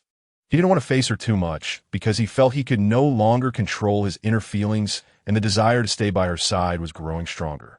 He thought that after Su Rongrong opened the door and didn't see him, she would leave immediately, but unexpectedly, she didn't. Hearing her soft cry of pain, Yixing couldn't hold back any longer and disregarded everything else. Hey, no matter how busy you are, you have to pay attention to safety. You didn't even notice someone came in. What if it was a bad person? As she spoke, Su Rongrong's voice lowered. If a bad person comes, then it's definitely the bad person's bad luck. Who will be so blind as to lay a hand on Yixing? You're right. I'll definitely be more careful next time. Yixing chuckled softly. Su Rongrong felt a bit embarrassed. Worrying about Yixing was unnecessary, so she quickly changed the subject. Why don't you use your alien superpowers to cure me? Do you think this is a martial arts or fairy tale novel? Am I supposed to pass you some true energy? Although this statement was slightly reproachful, Yixing's eyes were filled with affection as he looked at Su Rongrong. Yixing's words made Su Rongrong laugh. You've made great progress. You even know about martial arts and fairy tales now. Thinking back to how poor Yixing's Chinese used to be, she was surprised he understood so much now. Truly, a scholar who has been apart for 3 days should be looked at with new eyes. Su Rongrong lightly fluttered her eyelashes and raised her eyes to look at the handsome man across from her, only to unexpectedly collide with Yixing's eyes, which were as vast as a boundless sea. Those eyes seemed to have a great attraction, gradually pulling Su Rongrong in, making her unable to extricate herself. Just as the atmosphere between the two became increasingly ambiguous, a soft rumble sounded from Su Rongrong's stomach. Yixing, who had always had good hearing, shifted his gaze to Su Rongrong's belly. Haven't you eaten? Su Rongrong shyly covered her stomach with her hand. No, I haven't eaten. She had gone to work right after school and hadn't had time to eat. Yixing got up and went to the kitchen, quickly making a bowl of scallion oil noodles. Looking at the steaming noodles, Su Rongrong felt a warmth in her heart. She loved eating scallion oil noodles and didn't expect Yixing to remember. You eat first. I'll go make you a few side dishes. After saying that, Yixing turned and went back to the kitchen. Watching Yixing's handsome back, Su Rongrong knew that her heart had completely fallen for Yixing, and there was no saving it. Chapter 96 Hesitation after finishing her noodles. Su Rongrong placed her chopsticks on the bowl and quietly asked, Will you still be here during Christmas? She lowered her head, her eyes fixated on the empty bowl, afraid that her eyes would betray her innermost thoughts. Her hands rested on her legs, but her fingers, which were constantly intertwined, revealed her nervousness. Yes. I want to ask you out. Su Rongrong said a few words, fearing that Yixing might misunderstand, and quickly explained, it's not a date, I just want you to spend a day with me, okay?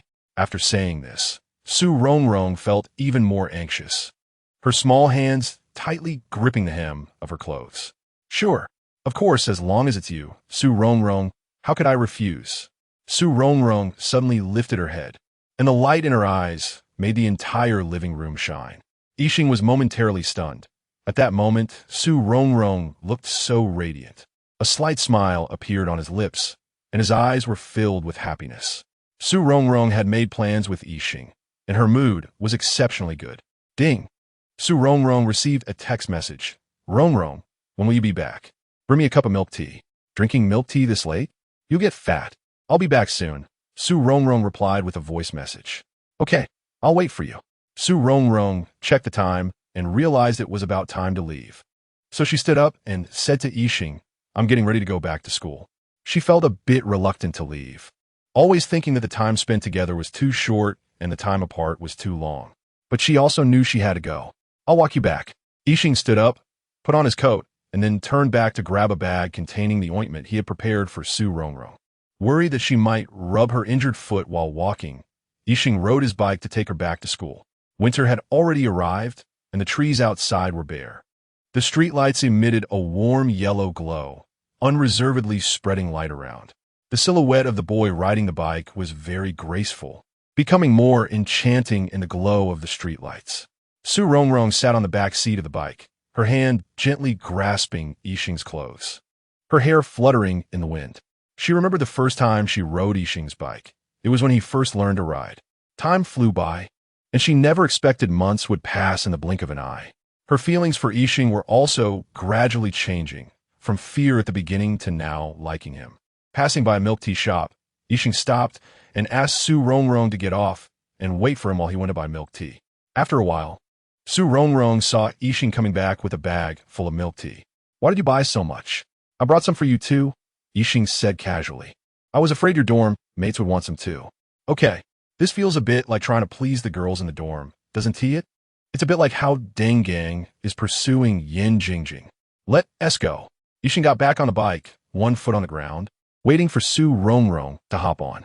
Oh, Su Rongrong sat on the back, looking at Yixing's silhouette, quickly dismissing her earlier thought. How could that be? How could he possibly like me? But what if he does? Can I ask him to stay? Her mind was in a whirl, and she couldn't sort through her thoughts. Arriving in front of the girls' dormitory, Yixing pressed the brake and kept one foot on the ground. Su Rongrong was still lost in her thoughts, and without paying attention, her forehead gently bumped into Yixing's back. She quickly pulled back her thoughts, jumped off the bike, and said rapidly, I'm leaving now. Don't forget about Christmas. After saying that, she hurriedly ran away. Yixing watched Su Rongrong's rapidly departing figure, feeling a bit helpless. He was concerned about her foot. Back in the dormitory, several girls were either reading, playing games, or sleeping. Rongrong, did you bring it for me? Seeing her return, Yin Jingjing's eyes lit up, but her hands didn't stop moving in the game. I did. Thanks, Rongbao. Hurry and give it to me. Yin Jingjing glanced at Su Rongrong, noticing that she was wearing a pair of sports shoes. Wait until I wash my hands. Everyone gets a share. Su Rongrong changed into slippers, placed a bag of milk tea on the table, and took off her coat. Hey, Rongrong, when did you change your shoes? Is it really that obvious? Mo Xiaojiao, following Yin Jingjing's comment, also noticed this detail. When she left home, Su Rongrong felt she could no longer wear those high heels, so she switched to a pair of sports shoes. Oh, those shoes broke, Su Rongrong explained simply, not elaborating further.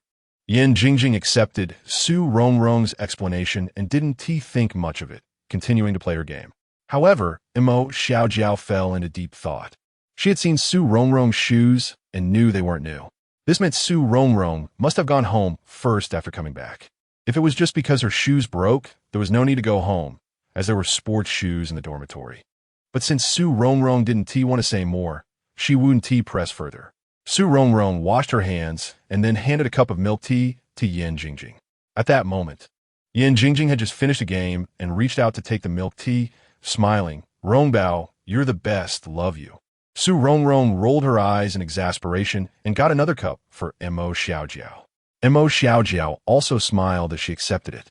Glancing at the still sleeping Tan Luo, she quietly put the milk tea back down. Su Rongrong took a cup for herself and sat down to drink slowly. The milk tea was warm, instantly driving away the cold in her body.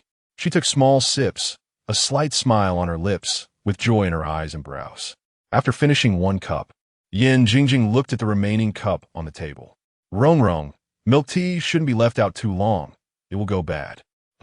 Su Rongrong looked up at Yin Jingjing, her thoughts just returning, still not quite understanding what she meant.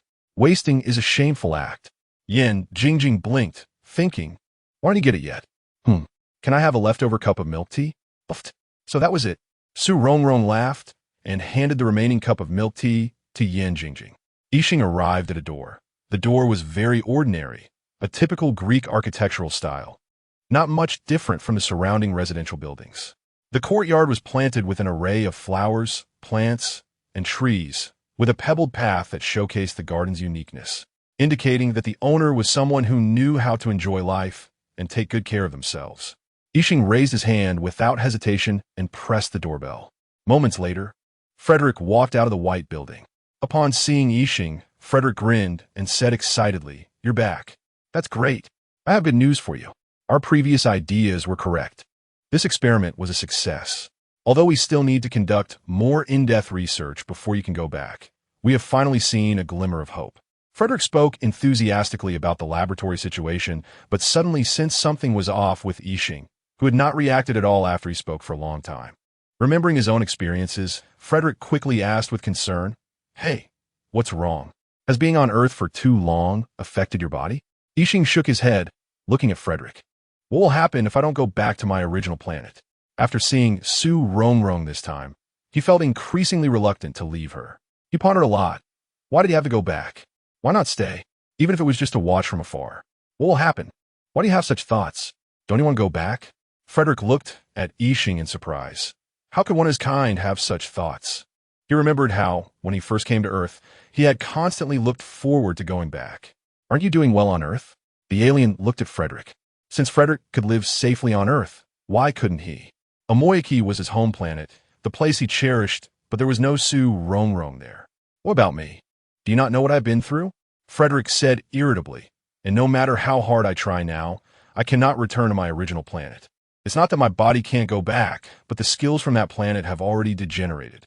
If he returned, he would be seen as a freak. You have the opportunity now. Why not seize it? Do you have to wait until, like me, you can't go back even if you want to, before you realize your regret?" Frederick angrily reproached the alien, knowing how long he had hoped for this day. Countless days and nights he and the alien had spent in the lab, trying their own ways to achieve successful experiments. But in the end, the alien said he wouldn't go back. The alien remained silent. Frederick's reasons could not persuade him. Staying on Earth would be difficult, and wanting to return would also be hard.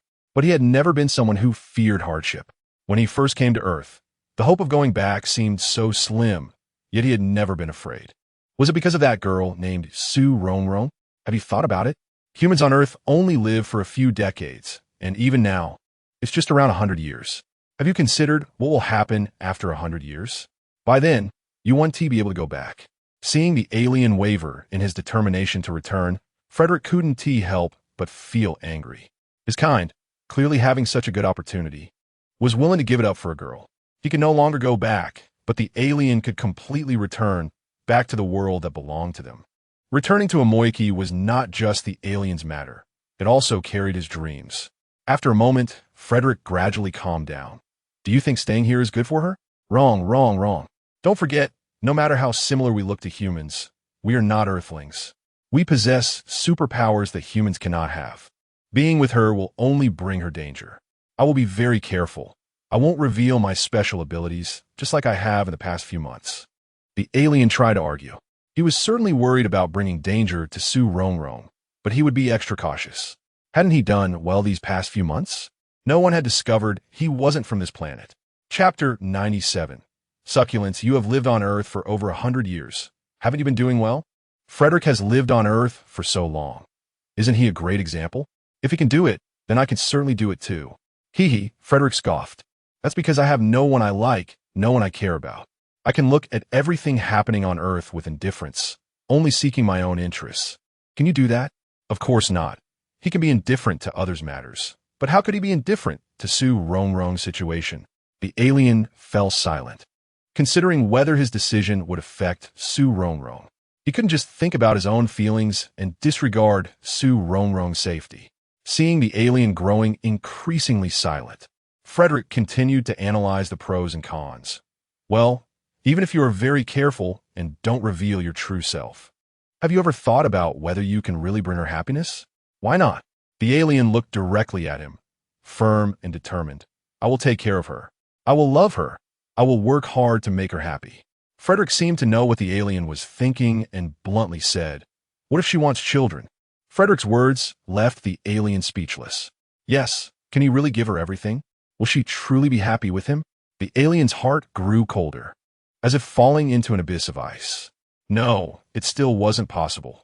There was an insurmountable barrier between him and Su Rongrong, invisible and intangible, yet it truly existed. Seeing the alien's sorrowful expression, Frederick felt a pang of sympathy and comforted him by patting his shoulder. I understand you. Go back, and you will forget about the people and things here. Will I forget? Of course. His current research direction is to eliminate the magnetic field between the two. But he didn't want to forget. Even though this longing would make him sad and distressed, he still didn't want to forget because that memory contained her. In fact, Frederick couldn't truly understand the alien's feelings. He had yet to meet someone who made his heart flutter. However, that didn't stop him from continuing to persuade. After you go back, she will forget you as well. She will find someone who can truly make her happy. The alien knew that Su Rongrong was surrounded by many excellent people, and Hu Yuan was one of them. He had even created some opportunities for Hu Yuan and Su Rongrong to get to know each other. Perhaps after he left, Su Rongrong would end up with Hu Yuan, and they would be very happy together. Frederick consoled. Don't think about it. Time can dull everything. Can time really dull everything? Time flew by quickly, and soon it was Christmas Eve. This day happened to fall on a Saturday, and many classmates were preparing to go out and have fun all night. Mo Xiaojiao repeatedly shouted in the dormitory. Let's go out and play, my dears. Such a good time. Should we really waste it in the dormitory? Mo Xiaojiao looked up and then went back to her book. I don't want to go. There are too many people. Mo Xiaojiao is a typical homebody. Apart from classes and necessary work, she basically stays in the dormitory. As the semester end approached, she had also taken leave from work. Tan Luo was also listless. Not in the mood for going out. It's too cold outside. I'd rather sleep in the dormitory. Su Rongrong was focused on preparing for Christmas and completely ignored Yin Jingjing. Just when Yin Jingjing was about to explode with anger, the phone rang, saying there was a package and she needed to go downstairs to pick it up. Yin Jingjing scratched her head, looking puzzled. A package? I didn't order anything. Su Rongrong said. Could it be you forgot? Yin Jingjing was a bit unsure. I shouldn't have. Mo Xiaojiao reminded. If it's cash on delivery, don't pay. Just refuse to sign. Tan Luo also joked. Make sure to open it and see if it's a bomb. Can't you wish me something good? Yin Jingjing shot her a glare and then put on her coat and hurried downstairs. A little while later, Yin Jingjing came back wearing slippers, pajamas, and casually draped in a coat, holding a large bouquet of bright red roses. This striking visual effect immediately attracted the attention of Su Rongrong and the others. Everyone put down what they were doing and gathered around Yin Jingjing to admire the bouquet. Tan Luo exclaimed, "Wow, so beautiful, what a big bunch. Who sent it to you?" Mo Xiaojiao took the card from the bouquet and then laughed. Su Rongrong and Tan Luo asked in unison, "Who is it?" "Look." Mo Xiaojiao handed the card to Su Rongrong and Tan Luo. The two leaned in to take a look, and it turned out to be from Deng Gang. Wow, Deng Gang actually got a clue. It's not easy. Deng Gang's emotional intelligence improvement can be considered a series of milestones in his life. Su Rongrong's eyes filled with envy. Jingjing, you are so lucky. I've never received flowers before. I envy you so much. After saying this, everyone realized that last Christmas, although Su Rongrong was in a relationship, she didn't receive flowers. Unexpectedly, after entering college, the first girl in the dormitory to receive flowers was actually Yin Jingjing. Mo Xiaojiao found an empty vase filled it with water. And Tan Luo and Su Rongrong helped to arrange the flowers in it. The girls gathered around the roses to admire them, but then noticed Yin Jingjing frantically pressing her phone, looking distressed. Su Rongrong teased, "Hey, you received flowers and you're not happy?" Yin Jingjing looked at the roses and lamented, "Why do people like these flowers? You can't even eat them."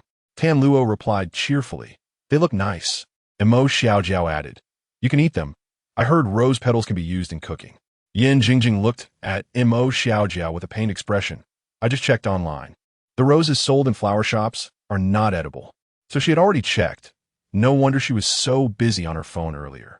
Su Rongrong and Mo Xiaojiao exchanged glances, realizing that the mindset of a foodie is truly beyond ordinary understanding.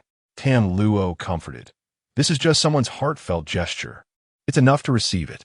I received the sentiment, but..." Yin Jingjing hesitated. "But what?" Tan Luo stared with wide, innocent eyes, waiting for Yin Jingjing to continue. "But why can't he send something else?" Mo Xiaojiao, feeling speechless, directly supported Deng Gang. "Don't make it hard for Deng Gang. Knowing to send flowers is already a big step for him." Sigh. Yin Jingjing sighed deeply and expressed her feelings. "He could have sent popcorn. Popcorn is also a flower." Ha! Su Rongrong, holding back her laughter, said seriously, "Well, broccoli is also a flower, and chai flowers are also flowers." TSK. Yin Jingjing interrupted Su Rongrong. "I don't like eating vegetables. I'm a carnivore." Mo Xiaojiao looked helpless. "I know. Aren't you just a wolf from the north?" Yin Jingjing sighed. "Sigh, look at the girls in the next dormitory." "What about the girls in the next dormitory?" The several girls looked at Yin Jingjing curiously, wondering if the next dormitory received some special gift.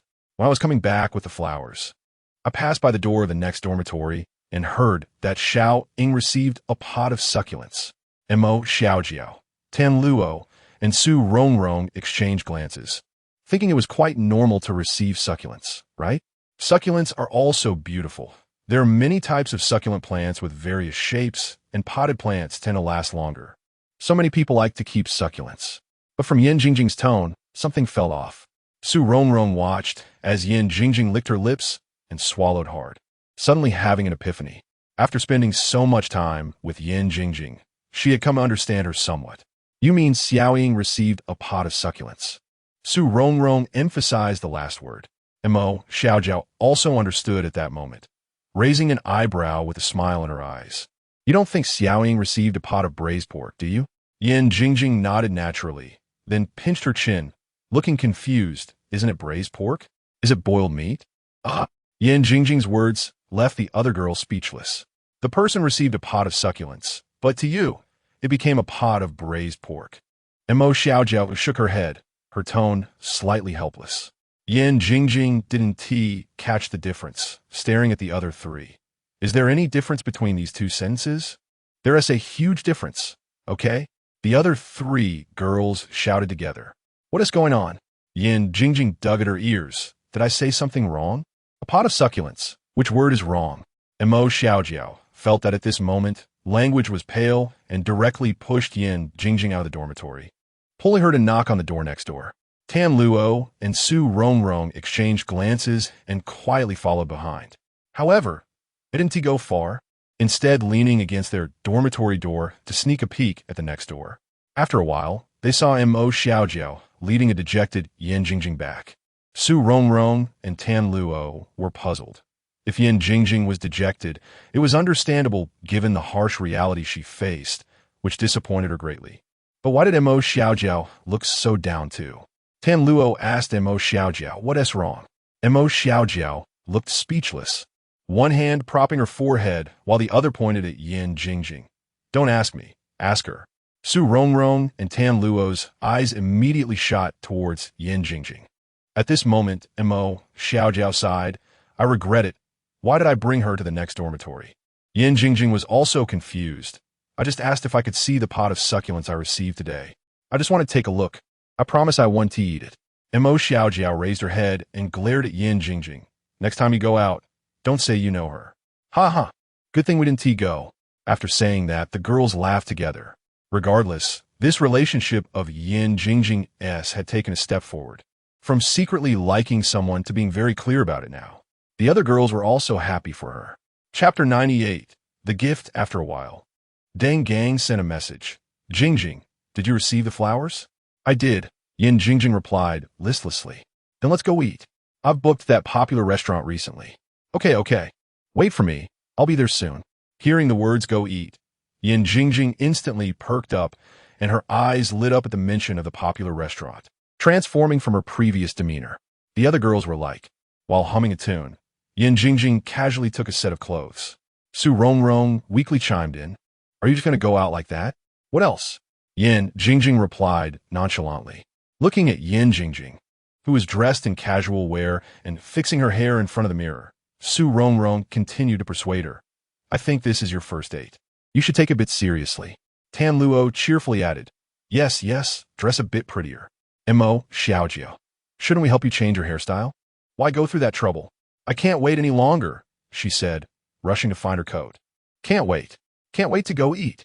Mo Xiaojiao continued to try to persuade her. First impressions are important. What first impression? I've known him since we were kids.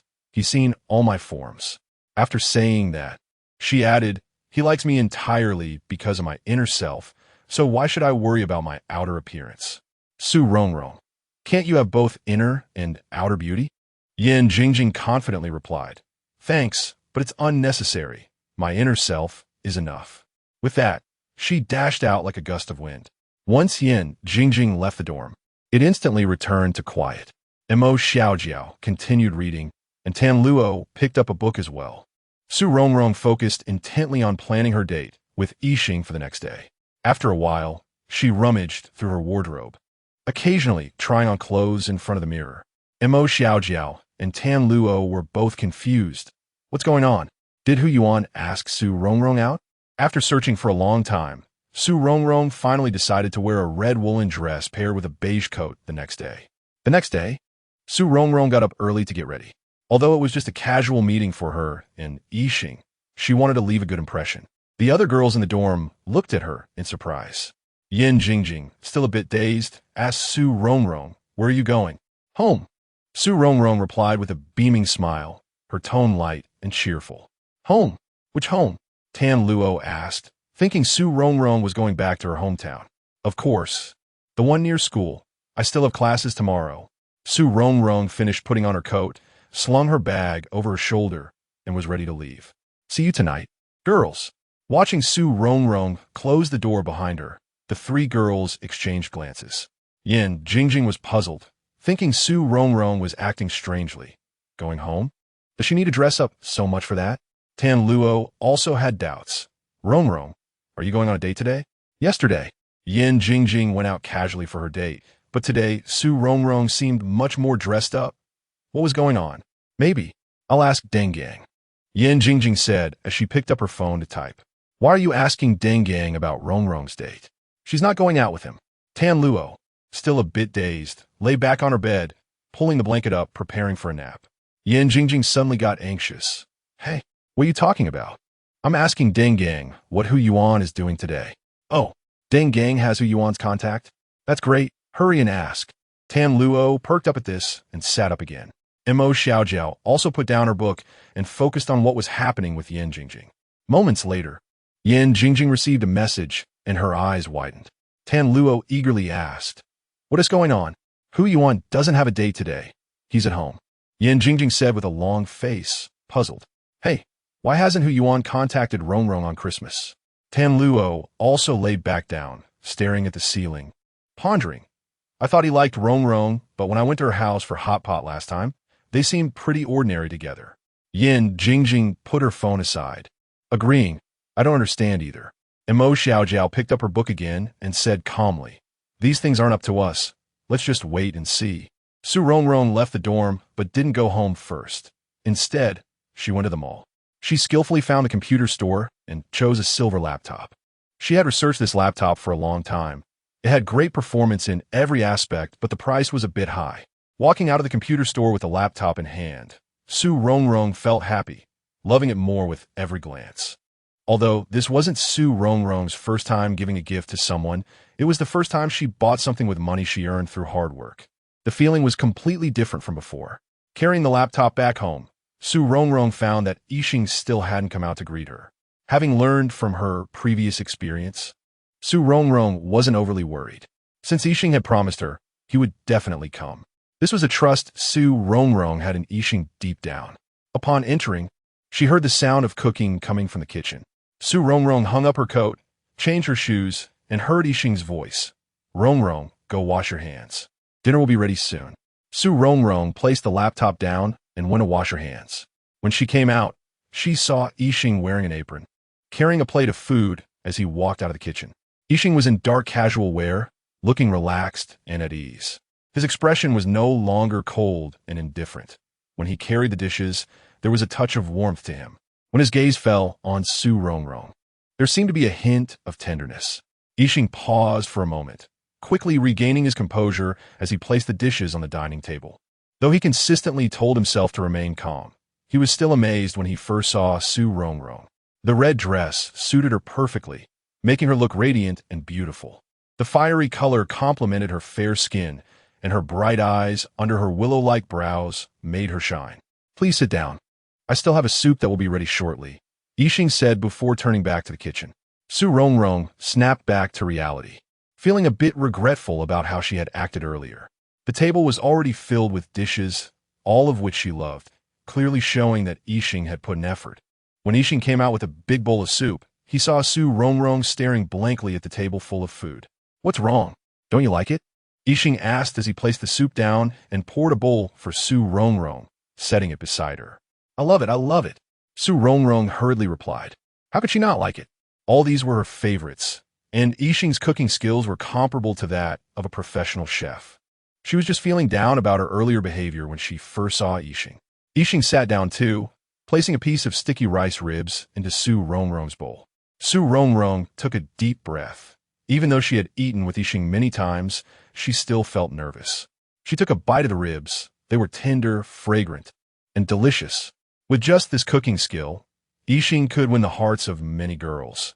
Not to mention he had stunning looks and exceptional intelligence. Any of these traits alone would overshadow many boys. Watching Su Rongrong seriously enjoy her meal across from him, Yixing felt very satisfied. He remembered when they were on Amoy Qixing, the first time he truly sensed Su Rongrong. At that time, the girl was narrating her conjecture about parallel spaces. She spoke in a language different from her own planet. Even through her expressions and movements, the alien could not guess what the girl was saying. Although he did not understand her words at that moment, he forcibly recorded that fragment in his mind. In the days that followed, he repeatedly studied and pondered it, and through exploration and reflection, he finally understood the meaning she was expressing. He never expected that one day he would have lunch with her like this. Even more unexpectedly, one day he would fall in love with her and would be reluctant to leave this planet because of her. You should eat too. Su Rongrong saw the alien sitting quietly without eating, so she picked a piece of squirrel fish and placed it in his bowl. The alien ate the fish and casually asked, "What do you want to do next?" This time, he happily accompanied her, knowing that the next time they met might be when he had to leave. Let's go to the park this afternoon, the place where we flew kites last time. Okay, if you have time tonight, we can also watch a movie. When Su Rongrong said this, she felt very uncertain. Her small hands were drawing circles on the table. She didn't know how long the alien could accompany her. After all, his time was very tight. I have time. Really? That's great. It won't be too late, I promise. When Su Rongrong heard the alien say he had time, her little face seemed to clear away the clouds, and sunlight suddenly poured down. The alien's eyes felt a bit sour. Su Rongrong was really easy to make happy. Just a little bit of satisfaction would keep her happy for a long time. Even such a simple thing he could not fulfill. Are we still flying kites? The alien remembered that Su Rongrong seemed to really enjoy flying kites when they went to the park last time. No, it's too cold now. Let's wait until next spring, then we can fly kites together. A good word got stuck in the alien's throat, and he couldn't make any sound. He could not make any promises and could only lower his head sadly. Su Rongrong did not notice the change in the alien's expression. She really wanted to ask how his experiment was going, but she was afraid of hearing news of his departure. In the end, she could only eat in silence. After finishing the meal, the alien was about to go wash the dishes when Su Rongrong called out to him. Wait a minute, I have something for you. Saying this, she ran to bring over the new computer she had bought today, holding it with both hands and placing it in front of the alien. "This is your Christmas gift from me." Su Rongrong smiled with her eyes curved. Chapter 99. Beautiful looking at Su Rongrong holding the computer with a smile at her eyes. Yixing took the computer with both hands and smiled gently. "Thank you, but I haven't prepared anything for you." Although Yixing said this with a smile, he felt a bit pained for Su Rongrong, as it was her hard-earned money. Su Rongrong had always been selfless in giving, without expecting anything in return. "It's fine. You've made so many delicious dishes. That's the best gift."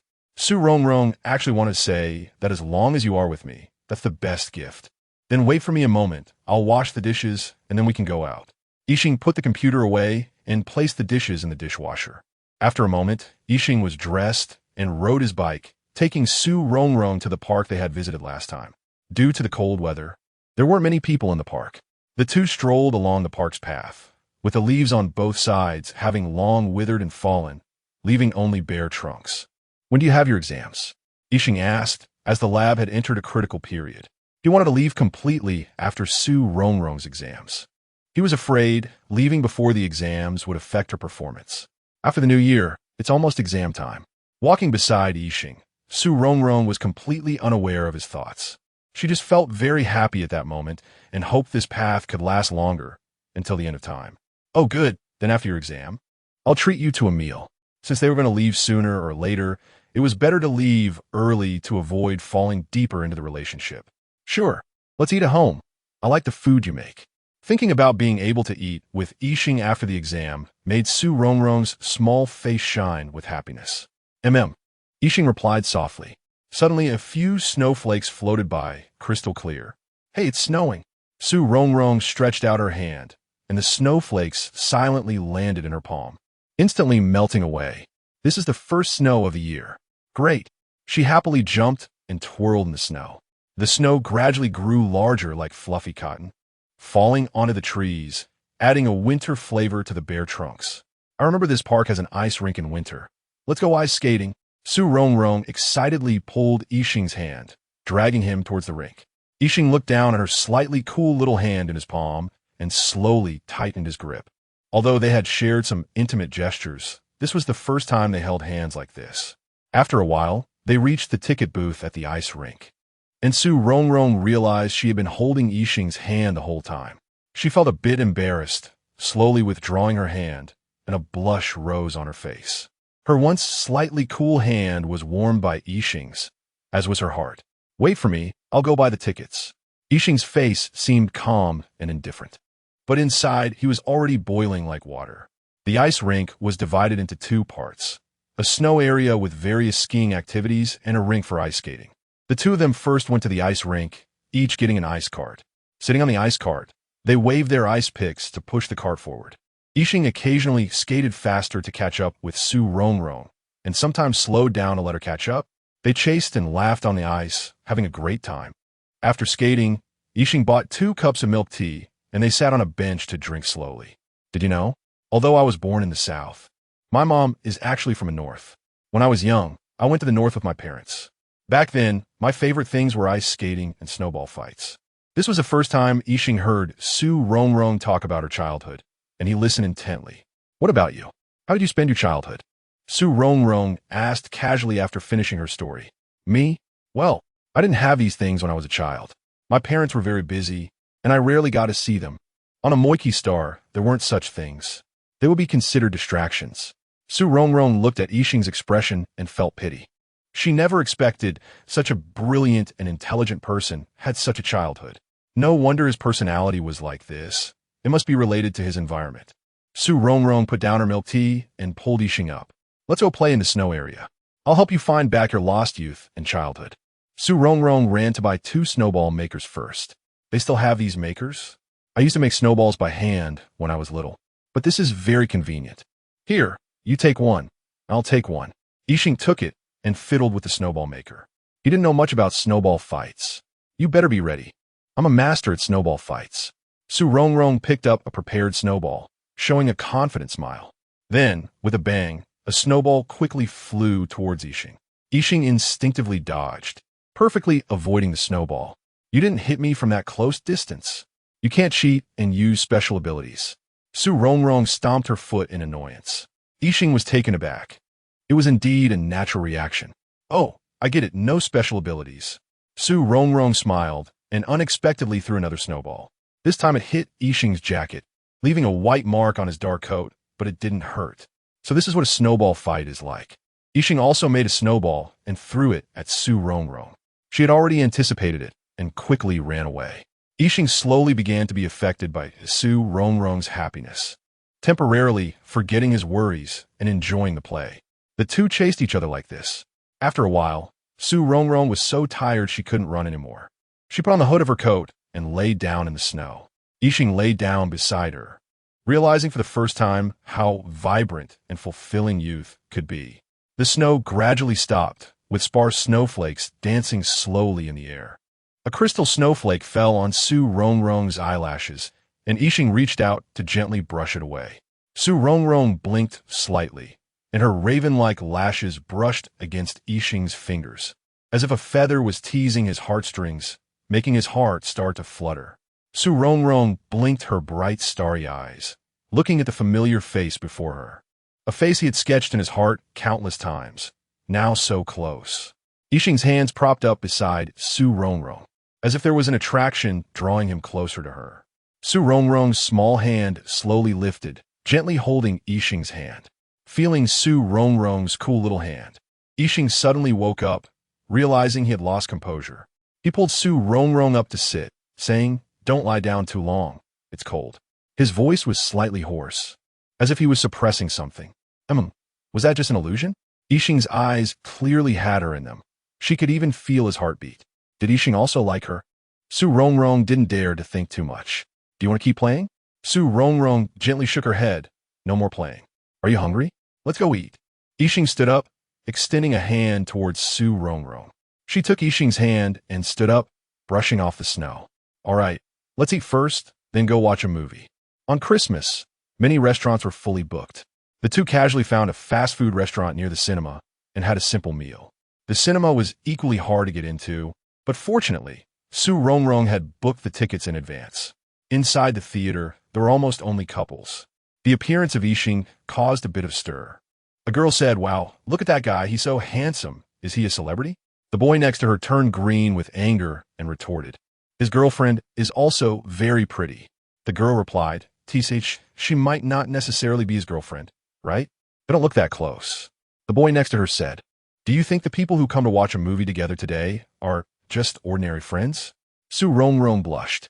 She hadn't anticipated such a situation and secretly glanced at Yixing. He still looked calm, seemingly not having heard anything. Finally, they sat down, and Su Rongrong breathed a sigh of relief. Looking around, she noticed that couples were everywhere, and an awkward atmosphere instantly enveloped them. Fortunately, the movie started soon, and Su Rongrong focused her mind on it. After the movie, the two felt relaxed as they walked and chatted. Yixing recalled when they first arrived, a smile appearing on his face. "I remember when I just arrived on Earth, you were also watching a movie." Su Rongrong also reminisced about that day and laughed. "Yes." Yixing frowned slightly. "At that time, you seemed really scared of me?" "Yes. That's because your entrance was too shocking." Thinking back to that moment, she can now smile about it. "So why didn't you run away?" Reflecting on that scene, Su Rongrong's eyes curved in a smile. "How did you know I didn't want to run? I was so scared of you. My legs were shaking like a vibrating phone. How could I run?" So that's how it was." Yixing felt a bit embarrassed. "You know, I was thinking that the gravity on Earth was just too strong." Yixing raised an eyebrow, knowing that Su Rongrong's thoughts were definitely different from others. They chatted along the way, both feeling a bit sentimental. Time flies, and now both of their mindsets had changed. Yixing had gone from wanting to leave desperately to not wanting to leave at all. Su Rongrong had gone from wishing for Yixing to leave to not wanting him to leave now. But Su Rongrong knew she couldn't ask Yixing to stay. She didn't know whether staying would be good or bad for him. She just carefully preserved the memories of their time together, wanting to keep this small bit of happiness. Little did she know that one day in the future, this cherished memory she had nurtured would be erased and disappear completely. Chapter 100. Wuri and Jingjing went on a date with Deng Gang during the day, but their date was an arcade. They had so much fun playing games that they planned to leave once they used up the game tokens they bought, but their skills were too good, and they ended up winning a lot of tokens. As a result, they played until they were starving before leaving the arcade to get something to eat. Yin Jingjing returned to the dormitory in high spirits, only to find that Su Rongrong had not yet come back. Sigh, Rongrong has been gone for a whole day. Why isn't Tishi back yet? Didn't Tishi go home? Tan Luo was changing the water for the flowers. The flowers that Deng Gang sent seemed to have been sent by mistake, as Yin Jingjing and Ti really looked at them in the past few days. She should be back home by now. What is the point of being alone at home? Yin Jingjing took out the chocolate that Deng Gang had given her and shared it with Tan Luo and Mo Xiaojiao. I think Mo Xiaojiao hesitated while holding the chocolate wrapper, but eventually spoke up. Rongrong might have someone she likes. Tan Luo and Yin Jingjing immediately perked up and leaned closer to Mo Xiaojiao, asking in unison, could it be that person she mentioned last time? Last time, Su Rongrong casually mentioned a new friend, but the girls in the dorm guessed that the person she was referring to was likely herself. Mo Xiaojiao nodded thoughtfully. It's possible. She wouldn't be fooled, would she? Tan Luo expressed some concern, noting that the news occasionally reports on people getting deceived in relationships. I don't think so. Rongrong is smart enough.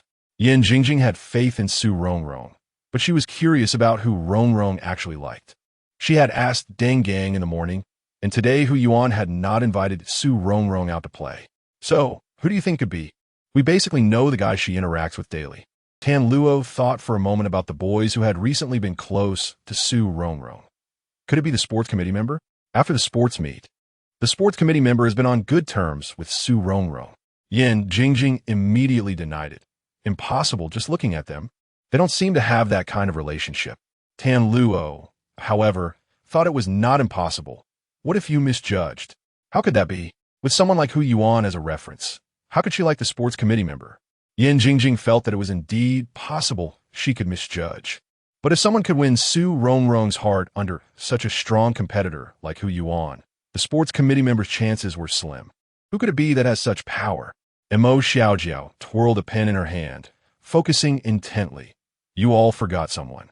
Tan Luo and Yin Jingjing looked at Mo Xiaojiao in unison. Who? Yixing.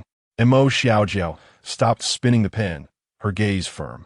She had been harboring this suspicion for some time. Tan Luo and Yin Jingjing exchanged glances, both surprised by the thought. It had been a while since Yixing had appeared, and they had forgotten that Su Rongrong had someone like him around. Yixing really could be a possibility. In terms of looks and abilities, Yixing surpassed Hu Yuan. But it seemed like Yixing had gone somewhere else. They hadn't seen him for a long time. Yin Jingjing was still puzzled. It seemed that these two had not met for a long time. If it was true love, would distance matter? Mo Xiaojiao felt that distance didn't necessarily indicate anything. It wasn't strong evidence against Su Rongrong liking Yixing. But didn't Rongrong say before that they couldn't be together? What is impossible about it? Is Yixing from a wealthy family? Mo Xiaojiao frowned slightly, which was why she had held back for so long before finally speaking up today. She was indeed a bit worried about Su Rongrong. Tan Luo also felt concerned after hearing this. Should we remind her? ISNT, it said, that intelligence drops to 0 when in love. Yin Jingjing attempted to defend Su Rongrong. No way. Su Rongrong wouldn't be unable to tell, right? Tan Luo recalled Su Rongrong's past experiences and became more worried. Last time she was deceived by her boyfriend. What if she gets scammed for money or affection? The usually carefree Yin Jingjing was now a bit uncertain. No way. What you're saying is making me feel uneasy. Mo Xiaojiao finally decided. Why don't we just ask her? Yin Jingjing and Tan Luo nodded in agreement. It was better to ask, as you can never be too careful. Su Rongrong had a great day, and even though she was reluctant, there had to be a moment of parting. However, Yixing had set a time for their next meeting today, and she was looking forward to it, wishing the exams would come faster so she could see him sooner. Little did she know how much of a blow their next meeting would bring her. When Su Rongrong pushed open the door, she saw the 3 girls in the dorm gathered together, whispering about something. Upon seeing her enter, they all turned to look at her. Su Rongrong casually asked, "What are you all doing? You're not plotting something behind my back, are you?" "How could that be?" Yin Jingjing immediately retorted, "Of course. We're not doing anything bad. We're just worried about you. In fact, Su Rongrong didn't pay much attention. It was just a casual question. Her heart was still immersed in the happiness of the day, not yet settled. After changing out of her coat and into her loungewear, she hummed a song while going to wash up. The girls exchanged glances. It seemed that their previous guesses were most likely correct. By the time Su Rongrong returned from washing up, the three girls had each taken their places. Tan Luo casually asked while hugging a pillow, Rongrong, where did you go to play today? Oh, I went to the park. Tan Luo's question was somewhat leading. And Su Rongrong didn't notice anything unusual in the dorm atmosphere, so she just answered. Yin Jingjing looked surprised. You went to the park in such cold weather? Yeah. Cold weather is perfect for playing in the snow, right? Remembering her experience with Yixing in the park that day, a sweet smile appeared on Su Rongrong's face. You want to play in the snow? Why didn't you invite me? I want to go too. Yin Jingjing immediately felt a bit regretful. She loved playing in the snow as well. Next time, let us go together. Su Rongrong thought the snow park was really fun and felt it would be nice to take the girl from the door next time. As Yin Jingjing veered off topic, Mo Xiaojiao had a clearer throat to redirect the conversation. Rongrong, it's been a while since we've seen Yixing. Yeah, he is very busy. Yixing was so busy that even seeing him once was not easy for her. After Mo Xiaojiao's reminder, Yin Jingjing remembered that they had a task today. Pretending to tidy her bed, she casually asked, Hey, Rongrong, what does Yixing's family do? Are they wealthy? Are they wealthy? I really don't know. He seems to have mentioned that his parents are in research and are very busy, so they hardly see each other. They should be an ordinary family. Su Rongrong answered vaguely. Mo Xiaojiao, Tan Luo, and Yin Jingjing exchanged glances, indicating that Yixing had told Su Rongrong that his family was wealthy. But Su Rongrong had clearly said that they couldn't be together, and apart from being wealthy, they couldn't think of anything else that could make Su Rongrong troubled. What do Yixing's parents do? Tan Luo thought it would be better to probe into Yixing's family background. Huh? What else with all the questions about Yixing today? Su Rongrong felt a bit alert. However, there was nothing wrong with discussing Yixing's parents' professions. As long as they didn't ask where Yixing came from, it was all good. His parents are in research. Oh, so they're not from some unreachable family? Su Rongrong's family was quite good. And her school was a 985 university, a double first-class institution. Logically speaking, given Yixing's situation, there shouldn't be any reason for them not to be together. Did they get it wrong? If it's not Yixing, then it could be someone else. That would be a problem. Mo Xiaojiao quickly picked up her phone and read out a prepared message. Hey, have you guys seen the news? There was a girl in a relationship, and at first, the guy treated her really well, but it turned out he was just after her money, and in the end, he caused her death. Tan Luo immediately followed up, also picking up her phone to read a news article. I saw an even scarier news, saying that the guy killed the girl to commit insurance fraud. Yin Jingjing quickly gave another example. I also heard about those PUA cases where the girl ended up committing suicide. It's really terrifying. Mo Xiaojiao looked frightened. Yeah, you have to be careful when dating now, think more, and talk to friends more about anything. Sometimes, bystanders can see clearly. No way, Jiao. You're scared of this? Su Rongrong looked confused. It was surprising for someone as calm as Mo Xiaojiao to worry about this. Jiao is usually quite composed. But women in love can easily lose their heads and not think too much. They should talk to friends more. Yin Jingjing also hinted, reminding Su Rongrong to chat with everyone more. Jingjing, you don't need to worry, right? Deng Gang is such a nice guy. It's good enough that you don't bully him. Yin Jingjing's expression shattered. When did she start worrying about herself? She was clearly concerned about Su Rongrong. Tan Luo gently said, Rongrong, when we both have boyfriends in the future, we must discuss it with the dorm mates. We mustn't get tricked. Listening to Tan Luo's sweet voice, Su Rongrong nodded, her protective instincts suddenly surging. Luo, don't worry. When you get a boyfriend later, we will definitely help you keep an eye on him. Tan Luo fell back on her bed with a thud, thinking who said it was about her. Dating is still far away for her, okay? She was reminding Su Rongrong. All right? Mo Xiaojiao looked at the defeated Yin Jingjing and Tan Luo and had to step in personally. Rongrong, don't just talk about others. You're the same. If you start dating, you must tell us. Su Rongrong quickly nodded, looking sincere. Yeah, don't worry. If I start dating, I will definitely tell you guys first. She did want to date, but the person she liked would ultimately leave. She couldn't beg him not to go. Besides, love means giving him trust. Love means giving him freedom. Even if an alien likes her, she can't confine him in the name of love. Chapter 101 Review. Su Rongrong lay on her bed, her hands supporting her head. She knew that perhaps the other girls in the dorm were worried that she might be deceived. In fact, Mo Xiaojiao and the others didn't need to worry. Yixing wouldn't scam her money. The last time Yixing gave her that bank card, money would be deposited into it regularly, and she didn't even remember how much was in there now. Anyway, she didn't need that much money. She let Yixing save it. Moreover, it was too easy for Yixing to make money. Lost in thought, she fell asleep. Yan Jingjing believed that the possibility of Su Rongrong liking the sports committee member was very slim, but who could say for sure about feelings? She decided to check things out with the sports committee member the next day. After class the next day, Yan Jingjing found an excuse not to return to the dorm with Su Rongrong.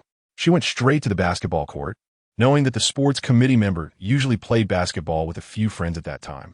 Sure enough, when she arrived, she saw the sports committee member playing basketball. When the sports committee member took a break, Yan Jingjing hurried over and handed him a bottle of water she had prepared. He took it without hesitation and started drinking. With a friendly expression, Yan Jingjing asked, "What do you think of Su Rongrong?" The sports committee member put down the bottle, picked up a towel nearby, and wiped his sweat, saying, "You're in the same dorm as Su Rongrong. Don't you know her?" Yan Jingjing pretended to be nonchalant. "Of course I know. I just want to ask you." The sports committee member thought seriously for a moment. She is a good person, loyal, and has great sportsmanship. Sportsmanship? Who asked you that?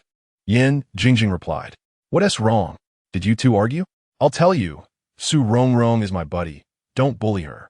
After that, he picked up the water and continued drinking. Argue? We're fine. From the sports committee member's response. It was clear that the person Su Rongrong mentioned couldn't be him. Yan Jingjing didn't want to deal with him anymore and turned to leave, saying, all right, I'm leaving. When Yan Jingjing ran to the library, Deng Gang looked at her angrily and said, why are you so late?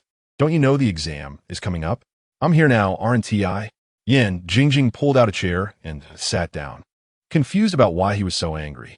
Unbeknownst to Yan Jingjing, Deng Gang had just seen her handing water to the sports committee member. Deng Gang shot her a glare. Hurry up and review. What are you dawdling for? After a while, she encountered a question she didn't understand and poked Deng Gang's arm. Hey, can you explain this question to me? I can't seem to get it right. Deng Gang, feeling frustrated, took her exercise book and started explaining. However, for some reason, Yan Jingjing just couldn't grasp the question, no matter how many times he explained it. Deng Gang finally got angry. Yan Jingjing, I've explained it to you several times, and you still don't get it. Can't you be a bit more serious? Did you grow your head just to increase your height? Yan Jingjing also got angry. Not everyone is as smart as you. I'm just slow, so what? Everyone has their temper. She stuffed her book in her bag, turned, and left without looking back. Yan Jingjing angrily returned to the dorm, turned off her phone, and flopped onto her bed. After Su Rongrong returned from her tutoring session, she noticed something was off in the dorm. Normally lively, Yan Jingjing was quietly lying on the bed today. What is wrong with Jingjing today? Has she transformed? Yan Jingjing, still fuming, didn't say anything. It was Mo Xiaojiao who explained, in the past, during exams, you helped her with tutoring. Now that you're particularly busy, Deng Gang is helping her instead. And today, Deng Gang harshly criticized her while tutoring math. She hasn't gotten over it yet. Yan Jingjing suddenly sat up and said angrily, you all said he came to this school for me, but I feel like he came to make me angry. Su Rongrong laughed. These two are just like that when they're together. Yan Jingjing looked at Su Rongrong with a pitiful expression. Rongrong, I've decided. I absolutely want to let Deng Gang help me with the modeling course anymore. Su Rongrong looked at her in surprise. Are you planning to study by yourself? Yan Jingjing made a how could that be face. Of course not. I mean, I want you to help me study. Su Rongrong nodded. Okay, anyway, starting tomorrow, I want to go out to work anymore. I'll have plenty of time. Mo Xiaojiao suddenly asked, Rongrong, you mentioned you wanted to go teach in a rural area. How is the application going? I got approved. This matter had to do with the time when several girls in the dorm insisted on sending her money. When she went out to work, Mo Xiaojiao and the others didn't understand. So She had to say it was for lost children to return home, and the girls all showed their kindness. Later, Yixing told her to donate that money to those who truly needed it, and that was when she began to understand these matters. Eventually, she simply applied for a teaching position. Another day passed, and Rongrong organized her notes for the modeling course from this semester, marking the types of questions. She originally wanted to tutor the girls in the dorm, but thought that since she was the course representative, anyone who wanted to listen could come. After all, whether it was one sheep or a group of sheep, it was the same to herd them. Finally, she sent a message in the class group, and, with the coordination of the sports committee member, found an empty classroom to give her lesson. That day, quite a few students showed up, including some high-achieving students. Rongrong took out the key types of questions she had prepared. Since it was too late to start from the basics, she could only focus on the key points and teach the important types of questions. It would then depend on everyone's ability to apply what they learned. Although everyone usually wasn't very focused in class, they listened seriously to Rongrong's explanation because it related to whether they would pass or fail the subject. After explaining a question, Rongrong wasn't sure if everyone understood. She glanced at the students who had come to listen and finally focused on the sports committee member. You, answer this question. The tall sports committee member stood up unsteadily. Can I answer in English? What? English? Rongrong was both amused and annoyed. All right. No matter what language, as long as you can answer. The sports committee member stood straight and answered seriously, I don't know. Ha. Upon hearing his answer, the whole class burst into laughter. Rongrong angrily looked around for something to throw at the sports committee member, but couldn't find anything. Seeing Yin Jingjing laughing heartily, she pointed in her direction. Jingjing, you're laughing so happily. You come answer. Yin Jingjing stood up, seriously looking at the options. Choose C. Reason? Yin Jingjing calmly replied. For 3 long and 1 short, choose the shortest. For 3 short and 1 long, choose the longest. For 2 long and 2 short, choose B. For the same length and same short, choose A. For varying lengths, choose D. For uneven, C is invincible. Ha. The laughter in the class grew even louder. Okay. Settle down. I'll explain it again. Rongrong changed her approach and explained once more. This time, most of the students understood. For those who didn't understand, they could stay back and ask her individually later. Now, let us move on to the next question. After a long session, Rongrong finished explaining the summarized exercises. Basically, there were only a few types of major questions. For the other basic questions, everyone could review the book at home. If anyone had questions, they could stay behind to ask me individually. Seeing that some students remained in the classroom to ask questions, Yin Jingjing said goodbye to Rongrong and left first. Mo Xiaojiao and Tan Luo didn't come to the class. Tan Luo was at a god level in academics and felt it would be better to sleep in the dorm than attend Rongrong's lecture. Mo Xiaojiao is a homebody who rarely leaves her dorm unless necessary, and she does well in her classes. Yin Jingjing walked for a while and noticed someone silently following her. When she turned around, she was surprised to find it was Deng Gang. She quickened her pace and ignored him. After a while, she realized Deng Gang was still behind her, so she stopped, turned around, and shouted, Deng Gang, if you keep following me, I'm really going to be angry. Deng Gang remained silent and continued to follow Yin Jingjing.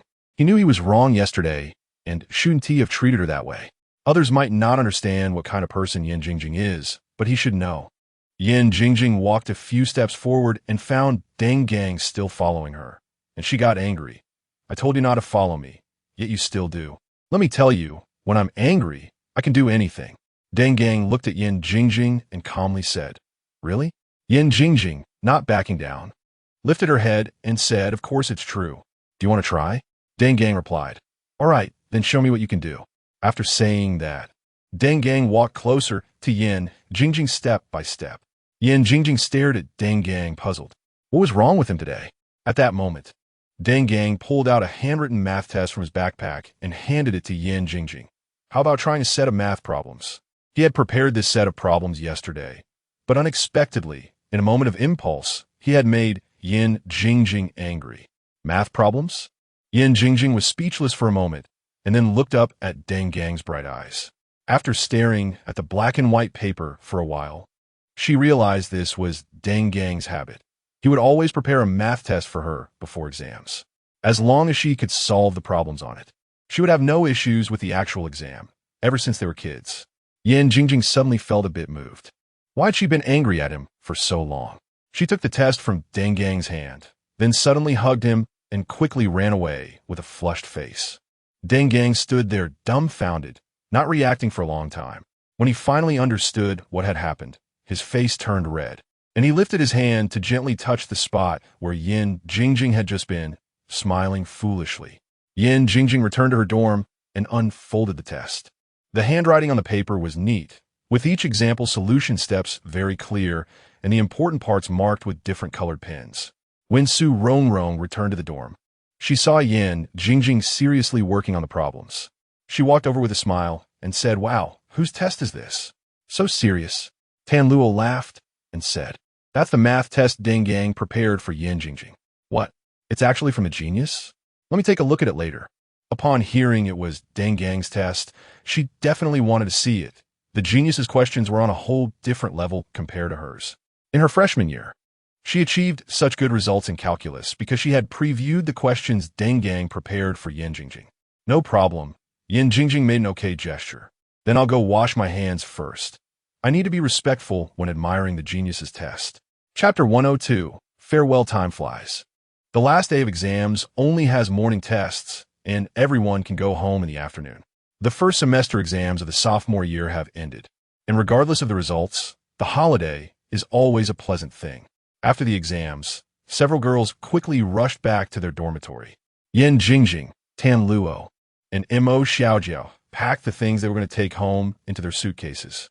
Su Rongrong, however, was not in a hurry to sort things out. She was thinking about how Yixing would be back today. Yixing had sent her a message in the morning, saying he would be home in the afternoon and told her not to worry. She checked the time on her phone, and there was still plenty of time. Watching the other girls busily packing, her thoughts had already flown far away. "Rongrong, when are you going to teach?" Yan Jingjing noticed that everyone was busy organizing their things, while Su Rongrong was daydreaming alone. "Huh? What did you just ask?" Su Rongrong didn't hear what Yan Jingjing said and looked a bit confused. "I said you're really something, able to space out like this." Yan Jingjing, with a helpless expression, tossed the last piece of clothing into the suitcase, closed it with a bang, and asked, "When are you going to teach?" "Next week. I don't know how many days Yixing can stay this time." Thinking that it wouldn't be too long, after Yixing left, she would be alone at home. "Are you going to G-City?" Tan Luo distributed several bags of snacks to the other three girls, then put a few bags into her own backpack. "Yeah. Have you bought the plane tickets?" Mo Xiaojiao, who had also packed almost everything, zipped up her backpack and tucked her water bottle into the side pocket. "I bought them. This time it just happens to be during the new year. Otherwise, I would go with you." Yan Jingjing opened the snacks that Tan Luo had just given her and sat there eating. "Come on, don't lead that innocent child astray." Mo Xiaojiao looked at Yan Jingjing's carefree demeanor and teased her. "Please, if I were to teach those kids, they would definitely like me." After saying that, Yan Jingjing leaned closer to Su Rongrong. "Rongrong, you go experience it first and call us next time when you teach." "When is there a next time?" "I'm just a substitute this time, going for a few days. Normal teaching requires a long-term commitment." Su Rongrong was just lucky this time. A teacher who was supposed to go had a last-minute issue and needed a substitute, so she signed up. Just then, Yan Jingjing's phone rang. It was Deng Gang, who had finished packing and was asking her to come downstairs. Yan Jingjing pulled her suitcase and waved to the other girls, "Bye, darlings. See you next year. Hurry up and go." "See you next year? Aren't you going to chat online?" Su Rongrong waved her hand, looking quite disdainful. Once Yan Jingjing left, Su Rongrong couldn't sit still either. "Jiajiao, Luo, I'm leaving too." Although it was still early compared to the time Yixing had agreed upon, she could go home and wait. After getting home, she indeed didn't see Yixing. She took out her phone and sent him a message. "Yixing, I'm home. I'll wait for you here." With a ding, Yixing took out his phone, glanced at it, and typed back a single word. "Okay." At that moment, he was at Teacher Hu Yixing's house. Seeing Yixing's message, Teacher Hu asked with concern, "Is something wrong?" "Nothing, teacher." Yixing put away his phone. "Teacher Hu, I'm planning to leave here." "Leave here? How's your experiment going?" Hu Yixing knew that Yixing had been working with Frederick on experiments recently. He thought Yixing might be following Frederick in the future.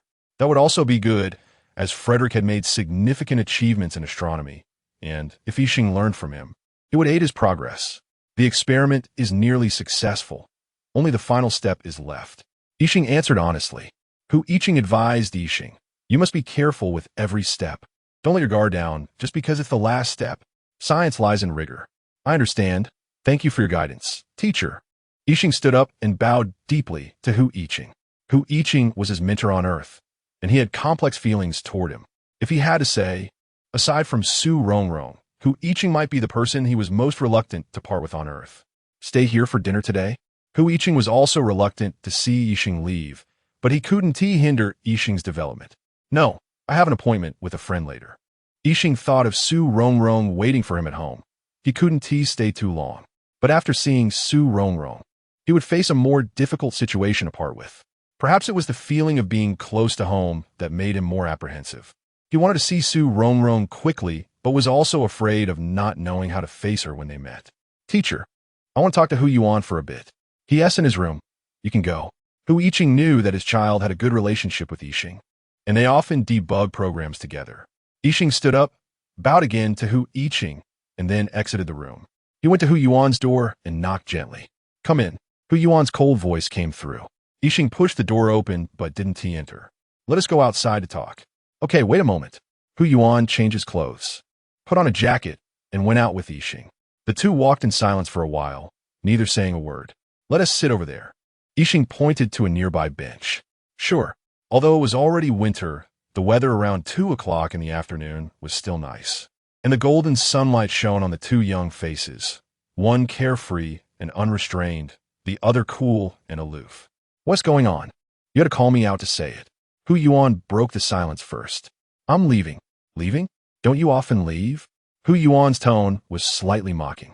Yixing would leave from time to time, and from his father, he learned that Yixing was doing an experiment.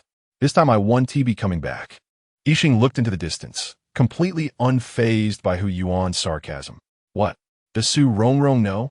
Surprise appeared on Hu Yuan's usually calm face. He was leaving. What would happen to Rongrong? I don't know yet. I'm planning to tell her later. Yixing said these words somewhat awkwardly. If he could, he really didn't want to do this. You. Hu Yuan stood up angrily, pointing at Yixing. How can you be so irresponsible? Don't you know? Don't you know Rongrong likes you? Even an outsider like me can see that. How can you just leave? After I leave, you take care of her. He certainly knew. He chose to leave because he wanted Rongrong to be happier. At first, it was for himself, but gradually he also wanted to stay. However, he feared that his presence would bring greater danger and even misfortune to Rongrong. How I treat her doesn't require your concern. If you really care about her, you should stay. Hu Yuan angrily paced back and forth. He didn't expect Yixing to come to him with this issue. He didn't think about taking advantage of the situation. He was considering Rongrong's feelings first. My leaving is for her good. Yixing was also in great pain. If he could stay, he would certainly want to. He said nothing and told Rongrong nothing because he was afraid she would act impulsively. Enough! Don't be so self-righteous. You think you're doing it for her good, but have you asked her? Have you considered her feelings? If you really care about her, stay. Yixing fell silent. He knew Hu Yuan was right. If Rongrong knew the truth, she would definitely share the burden with him. But he didn't want her to go through all this. He could bear the pain alone. Rongrong should be like he first felt her, sunny and happy. I have to go. I have my reasons for leaving. What reasons? Aliens? Hu Yuan's originally cold voice became even colder at that moment. You. Alien looked surprised at the person standing in front of him. He didn't expect Hu Yuan to know his identity. You want to know how I know? Hu Yuan calmly looked at the alien and began to analyze how he figured it out. I started to suspect it was after the sports meeting when I went to bring her something to eat. Tan Luo clearly said she was in the dormitory, but in reality, she had already left. Logically, she couldn't have left alone in her condition at that time. Of course, that doesn't prove anything. I didn't think much of it then. Until later, I hacked into the school surveillance and found no signs of Rongrong leaving the dormitory that day. The alien nodded slightly. Hu Yuan's analysis made sense, and it was normal for Hu Yuan to be able to hack into the school surveillance since he was good at computer science. Last month, Rongrong fell down the stairs, and I saw you catch her with my own eyes. Although it was just for an instant, if someone else saw it, they might think they were seeing things, but I can be sure you were there at that time. He indeed had been careless at that moment. He sensed Su Rongrong falling and didn't have time to think. Although he later confirmed there were no cameras in that area, he overlooked Hu Yuan. Do you know what the strangest thing is? The lights at Su Rongrong's house. Every time you come back during that time, the lights are on. I hacked into the community's surveillance. You clearly didn't enter the community. What does that mean? It means you don't need to walk to get home at all. Hu Yuan unraveled the clues, analyzing little by little how he knew. How do you know I live at Su Rongrong's house? The alien asked. Just because the lights were on at Su Rongrong's house doesn't mean he turned them on. It's simple. Su Rongrong is at school, but the lights at her house are on, and afterward, Su Rongrong didn't call the police. Why do you think that is? The fact that Su Rongrong didn't call the police shows that the person living in her house is someone she knows well. And Hu Yuan knew that Su Rongrong's parents were very busy and rarely came to see her. You were right about everything, the alien said with a bitter smile. Aren't you afraid I will kill you to cover up the truth that I am an alien? You won't kill me because of Su Rongrong, Hu Yuan sneered. Chapter 103. The password O? The alien looked at Hu Yuan with great interest, not expecting him to be such a meticulous person. Su Rongrong also knows you are an alien, right? Hu Yuan boldly guessed that after the sports meeting, the alien would take Su Rongrong back. But the surveillance footage did not show them entering or leaving the community. What does that imply? It implies that he must have used a special ability like teleportation. At that time, he was with Su Rongrong, which indicates that she completely understands the alien's origins and was not surprised by his actions at all. Furthermore, he had previously asked Su Rongrong about the relationship between the alien and her reaction was also quite unexpected, including the first time the alien appeared at school. Su Rongrong's state was also intriguing. Yes, but she is different from you. The alien admitted that Su Rongrong indeed knew he was an alien. Since Hu Yuan could guess so much, there was nothing to hide. Moreover, he asked Hu Yuan to take care of Su Rongrong, so he had the right to know the truth. On the other hand, Hu Yuan also liked Su Rongrong, and he would not betray her, especially since he understood Hu Yuan's character. Yes, she is different from me because you like her. It is precisely because you like her that you won't kill me. As long as he knows the alien likes Su Rongrong, the alien wouldn't put him in danger for her sake. The alien called him out. The purpose was to let him take care of Su Rongrong instead, right? You are impressive. I didn't expect to leave so many clues. Just as you said, I am an alien, so I have to leave. The alien sighed. Since Hu Yuan already knew, he decided to tell him the truth. He and Su Rongrong came from different planets and could never intersect. Maybe you have your difficulties. I shouldn't stand on a moral high ground to question you. Since you know you are leaving, why provoke Su Rongrong? The alien smiled bitterly. He didn't want it to be this way. He ended up at Su Rongrong's home purely because he and she had the same magnetic field. However, he could no longer tell anyone that he and Su Rongrong were one entity. Anyway, after a while, he would leave. When the moment of eliminating the special substance between him and Su Rongrong came, perhaps everything would end. She will forget me. The alien lowered his head, his voice somewhat strained. All right, for now, I believe what you said. Over time, she will naturally forget. Hu Yuan hoped Su Rongrong could come out of it soon. You told me to treat her well. Don't worry, if I hadn't seen that Su Rongrong has feelings for you, you wouldn't have the chance to say these things here. Thank you. Regardless, Hu Yuan agreed, and that reassured him. Hu Yuan took a deep breath. He had just been a bit excited and lost his usual calm. Don't worry. I won't tell anyone about you being an alien. I believe you. The alien trusted Hu Yuan's character. He could have had a chance to become friends with Hu Yuan, or rather, he had long considered Hu Yuan as his friend. Hu Yuan adjusted his coat. Even though the sun was shining brightly, it was still a bit cold in winter. I wish you all the best. Hu Yuan patted the alien's shoulder, saying this as a friend, as he once regarded the alien as a friend. After saying this, Hu Yuan turned and left. He originally wanted to say goodbye to the alien, but he knew the alien might never come back. Watching Hu Yuan's departing figure, the alien quietly said, "Thank you. Thank you for your feelings for Su Rongrong, and thank you for once considering me a friend." After the exam, Su Rongrong didn't eat. She was thinking about going home early. In case the alien returned early, she could see him sooner. Unexpectedly, she had been back for a while, and the alien still hadn't come home. Su Rongrong was too hungry, but she didn't want to go out, fearing that if she left, the alien would return. She wandered around the house a few times before running to the kitchen to find something to eat. Opening the refrigerator, she found it full of vegetables and fruits. Huh?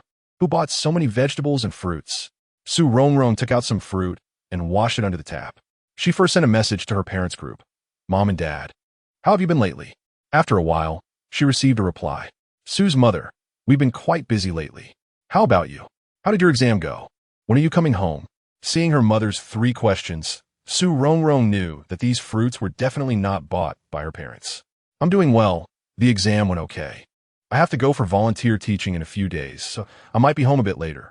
Su's mother, volunteer teaching sounds good, but as a girl, you must pay attention to safety. Mom, don't worry, I'm applying in a regular place. It will be fine. Su's mother, all right, I'll have your dad take you over. No need, someone will arrange it here. Okay, I won't chat anymore. You all are busy. Su Rongrong hurriedly ended the chat, afraid her mother would continue to nag. Su's mother was still a bit worried. Let us know on the day you set off. Okay, don't worry. After saying that, Su Rongrong put her phone aside and stared at the washed fruit in a daze. Should she eat or not? Besides her parents, there was also the alien. These fruits are so fresh. They must have been bought today. If it wasn't her parents, could it be the alien? But he hasn't come back yet, right? Su Rongrong hesitated a few times and finally picked up her phone, sending the alien a message. Did you buy the fruits at home? At that moment, the alien was sitting on a bench in the community. Since Hu Yuan left, he hadn't moved. He was afraid to face Su Rongrong's disappointed eyes. How should he tell her? A ping sound broke his thoughts. He received a message. The alien took out his phone and saw Su Rongrong's message, starting to type. Yes, I bought them. You can eat them. The alien stood up, put his phone away. He still had to face what he needed to face. He couldn't escape. Su Rongrong saw the alien's reply and was a bit curious. Did he come back and then leave again? Recently, he had indeed been very busy. The fact that the alien was so busy but still came to see her made Su Rongrong feel a sweet sensation rise in her heart, and she smiled while biting her lip. When the alien returned home, Su Rongrong was holding a bowl of fruit and eating. Seeing the alien, she hurriedly put down the bowl and swallowed what was in her mouth. The moment the alien saw Su Rongrong, all the frost melted away, and he looked at her gently, reminding her softly, eat slowly. Su Rongrong bounced over to the alien, looking at him with a smile. Although it hadn't been long since they last met, she felt like it had been ages since she saw him. There seemed to be a faint sadness clouding his brow.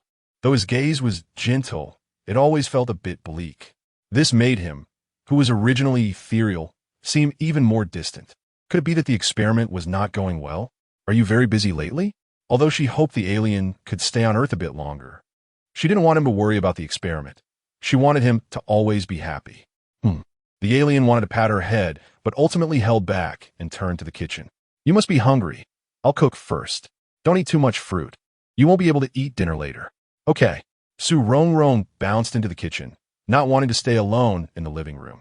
They had little time to meet, and she wanted to be in the same space as him, where she could see him with just a glance. It's too smoky here. You go wait in the living room. It will be ready soon. Seeing Su Rongrong come in, Yixing quickly urged her to go out and rest. I want to stay here. Su Rongrong hesitated for a moment and continued, I want to chat with you here. It's boring being alone in the living room. In fact, she wanted to say, I want to watch you, but she felt shy about it. My computer is in my room. Why don't you take it out and watch a movie? Don't you like watching movies? Yixing gently persuaded her. Yixing's computer? Su Rongrong's eyes lit up. It should be the one she bought for him. This suggestion indeed touched her, and she was very curious about what was on Yixing's computer. The password is the same as yours. Watching Su Rongrong run to the room, Yixing called out, Oh, Yixing's password is the same as mine. Su Rongrong felt a little happy inside. When she set the password, he had said her password was too simple. She didn't expect he would also use such a simple password. Su Rongrong brought the computer to the living room, comfortably sitting on the sofa, occasionally hearing the sound of cooking from the kitchen.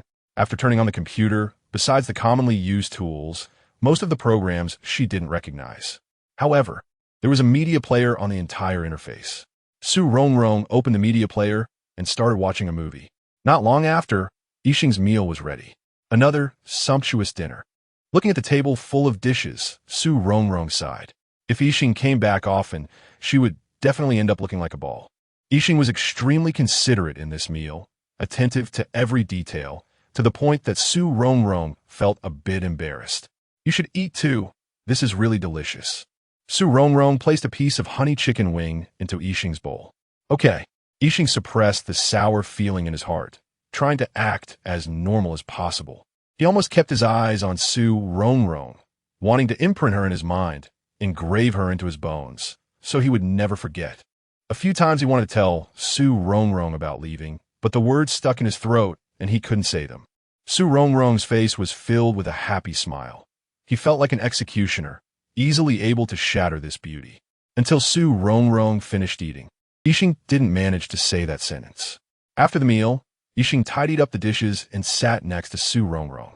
Su Rongrong took a slice of orange and held it to Yixing's mouth. Eat this, it's really good.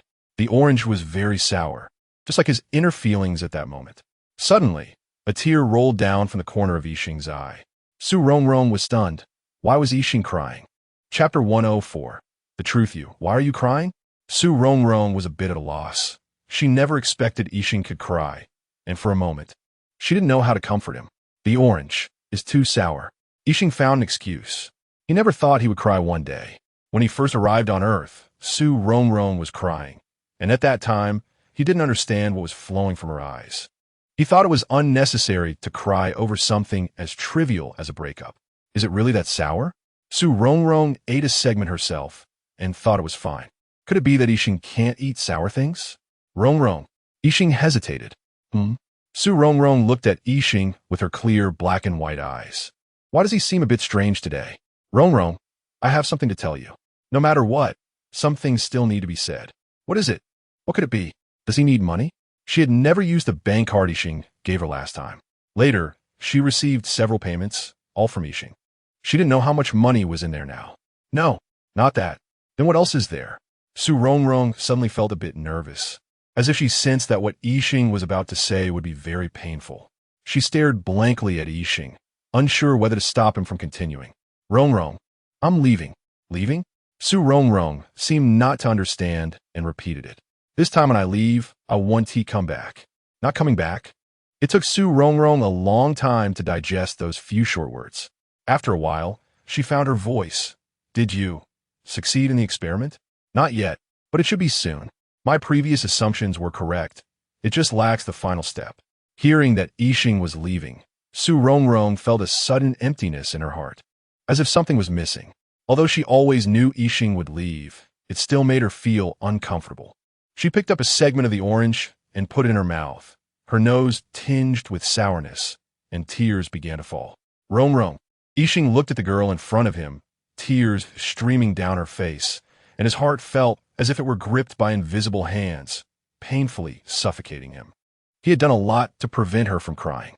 He never expected that one day he would make her cry. This orange, really, is too sour.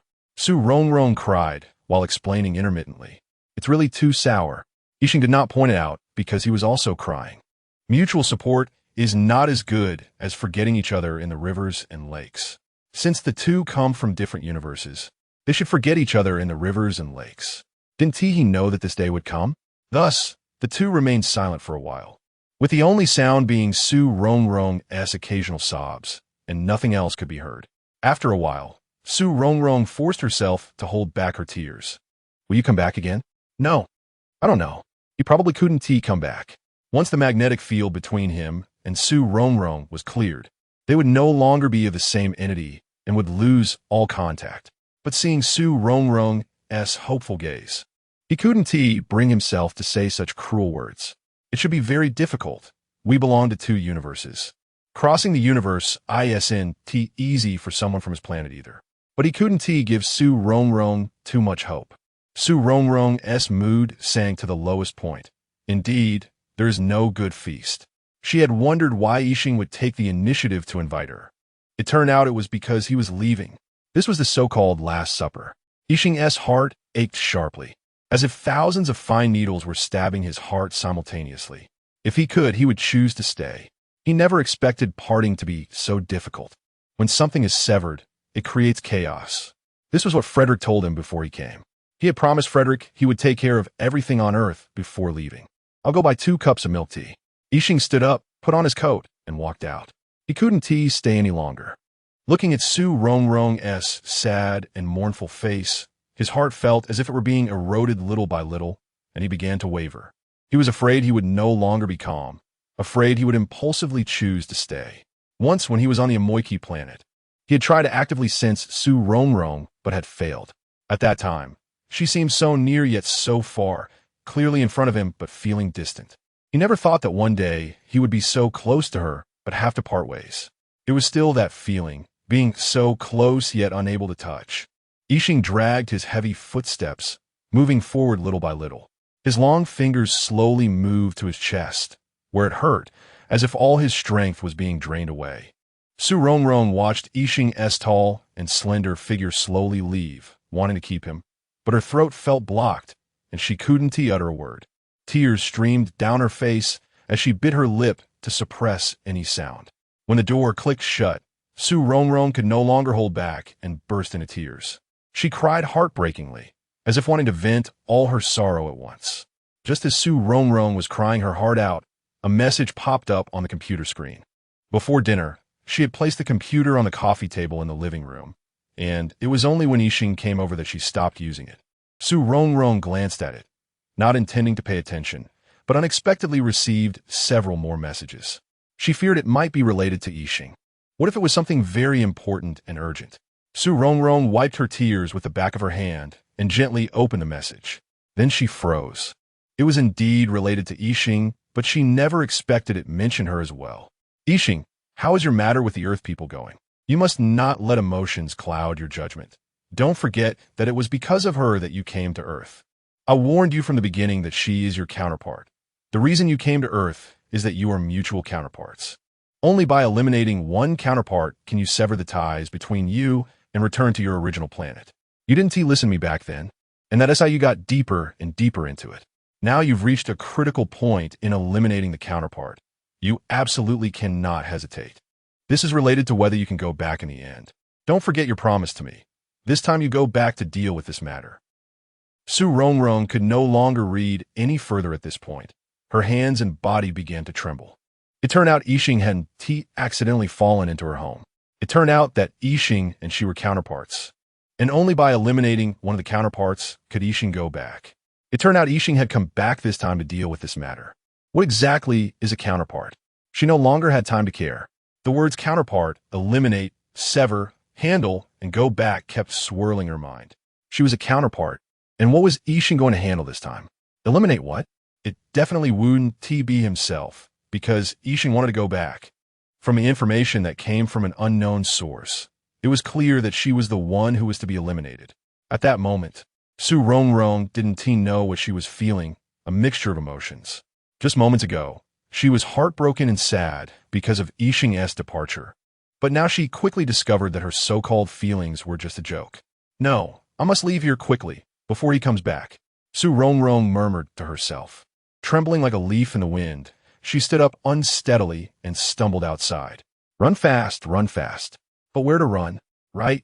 I want to leave this city and go to a remote place. Su Rongrong desperately pressed the elevator buttons, looking around anxiously, fearing that Yixing would appear before her at any moment. The moment she stepped into the elevator and watched it descend floor by floor, she urged in her heart, hurry up faster. Just moments ago, she wished Yixing would always be in front of her, but now she was terrified of his appearance. When the elevator finally reached the first floor, Su Rongrong rushed out, only to realize she wasn't wearing a coat and was in slippers. But at this moment, she couldn't care less. Every second she lingered meant more danger. As she turned the corner of the building, she saw Yixing walking towards her from a distance, holding a milk tea. What to do? Su Rongrong quickly turned around and ran in the opposite direction. Yixing had already spotted Su Rongrong and was puzzled, wondering why she had come out dressed so lightly. Was she in a hurry? He intended to quicken his pace to catch up with her, but to his surprise, Su Rongrong immediately turned and ran away upon seeing him. What was wrong with her? Didn't she see him? Rongrong, Yixing also quickened his pace, racing towards her. But unexpectedly, upon hearing his call, Rongrong ran even faster. Yixing had no time to think. He was worried that Rongrong was underdressed and might catch a cold. With a quick step, he reached Rongrong in an instant. He took off his coat, wanting to drape it over her. However, the moment Rongrong saw him, her eyes were filled with terror, even more than when she first met him. When Yixing's coat touched her body, Rongrong reflexively pushed it away, shouting, "Take your clothes off, I don't need them." Her eyes were red, and she yelled as she turned and ran in the opposite direction again. "Rongrong, what is wrong?" Yixing, holding the coat, followed closely behind, trying to put it on her again. "Go away, stay away from me." Rongrong pushed the coat away again and kept walking quickly towards the community's gate. Yixing finally stopped. He sensed something was off with Rongrong. She seemed particularly afraid of him, as if he would harm her. Yixing took out his phone and dialed Hu Yuan's number. "Hu Yuan, hurry, Rongrong's not right." She's heading towards the community gate. "I'm following her from a distance, and will keep you updated on her location." Upon hearing this, Hu Yuan was so angry he nearly smashed his phone. What had he done? What did he say to Rongrong? Why was she acting like this? Hu Yuan quickly put on a coat and rushed downstairs. Where is she now? She's already left the community and is heading towards the school. Yixing kept a safe distance behind, not daring to get too close. Chapter 105. Escape. Hu Yuan rode his bicycle quickly, wishing he could fly. He didn't stop when passing the alien world. He had already seen Rongrong's figure. She was about to cross the road, but the traffic was heavy, and the honking was incessant. Rongrong seemed a bit dazed, trying to rush across several times, but was blocked by the flowing cars. At that moment, there was a screeching sound, the sound of the handbrake rubbing against the tires, and the urgent sound of the wheels grinding against the ground. Hu Yuan slammed on the brakes and came to a sudden stop in front of Rongrong. Hearing the harsh screech of the brakes, Rongrong raised her terrified eyes and recognized Hu Yuan. She immediately breathed a sigh of relief. Hu Yuan looked at Rongrong with concern. She wasn't even wearing a coat and was only in slippers, her thin body shivering in the cold wind. Her originally bright and colorful little face was now streaked with tears, her eyes filled with fear. Hu Yuan threw his bicycle aside, took off his jacket, and draped it over Rongrong. She initially wanted to refuse, but Hu Yuan was very determined. "Put on quickly, I'm a guy. I can stand the cold." The jacket still carried Hu Yuan's body warmth, slowly warming Rongrong's numb heart. She gradually came to her senses, but tears gushed out again. What happened? Rongrong cried, and Hu Yuan became even more flustered. He had rushed out without bringing tissues or handkerchiefs, so he could only pull down his sleeve and use the cuff to wipe her tears. After seeing that information, Rongrong had been nervous and afraid, her nerves taut, and that tension was only now being released. Hu Yuan cursed inwardly. What did that alien say to Rongrong? How did things end up like this? Although he had put a jacket on Rongrong, she was still in slippers, and even though they were fluffy, Hu Yuan was still worried she was too cold. He gently patted her back and comforted her. "Let's go back to school." Given Rongrong's state, Hu Yuan really didn't know where to take her. If they went back to her home, she had just run away from there. If he took her to his house, she probably wouldn't go either. Moreover, in her current condition, his parents would definitely ask questions, and that would make Rongrong even more uncomfortable. The only option was to return to school, wait for her to calm down a bit, and slowly ask about the reason. Rongrong nodded. She also wanted to go back to school. Hu Yuan gently held her hand, clearly feeling her small hand trembling slightly and icy cold. The alien stood silently in the distance, one hand holding bubble tea and the other draping a jacket over his arm. He knew that from the moment he said he was leaving, he no longer had the right to care about Rongrong. Wasn't this what he wanted to see? But why did his heart ache so much? Watching Hu Yuan hold Rongrong's small hand, a sour feeling surged in his heart. The alien threw the bubble tea into a nearby trash can, intending to turn and leave, but for some reason, it was as if a force was pulling him, and he silently followed behind the two. After helping Rongrong cross the road, Hu Yuan let go of her hand. "Are there still people in your dorm?" Hu Yuan tried to find a topic to ease Rongrong's tense emotions. Rongrong shook her head. The girls in the dorm should have all left. And Yin Jingjing should have already gone home by this time. After returning to the dorm, she needed to leave immediately. It was too unsafe here, and it would be easy for the alien to find her. If she got further away, maybe his special abilities had distance limitations. When we go home, Hu Yuan continued to find some light topics. I'll leave soon. Su Rongrong was already calm. She had to leave immediately. The alien might not have reacted yet, and from his previous behavior, it was very likely he wanted to numb her and then look for an opportunity to strike. Leaving soon? Yes. Su Rongrong turned to look at Hu Yuan, her gaze firm. Then I'll take you. No. Su Rongrong immediately refused. If Hu Yuan followed her, it might bring trouble to him. No. If Hu Yuan walked so close to her, the alien might find out, and wouldn't that put Hu Yuan in danger? Su Rongrong urgently said to Hu Yuan, you should go back quickly. If the alien asks you where I went, you mustn't tell him. Okay. Hu Yuan nodded. Since Su Rongrong didn't want to tell the alien, he would keep a secret for her. Su Rongrong continued to remind him, and the most important thing, stay away from the alien in the future. Why? Hu Yuan couldn't understand why Su Rongrong would say that. He also couldn't grasp her current state. What exactly had happened? If it was just the alien saying he would leave, Su Rongrong shouldn't be like this. He is very dangerous. In short, you must stay away from him. Su Rongrong felt she couldn't explain everything to Hu Yuan in detail.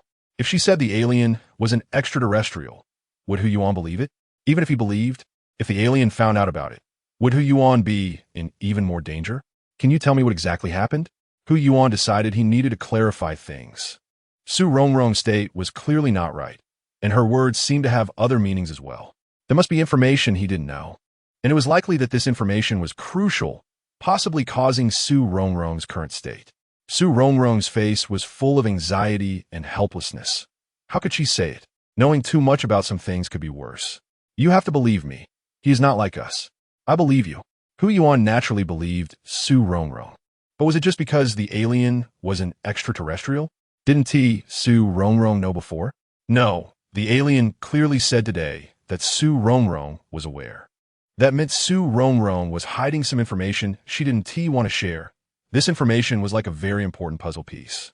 Without this piece, the whole picture wouldn't connect. Since Hu Yuan had already believed what she said, Su Rongrong felt relieved.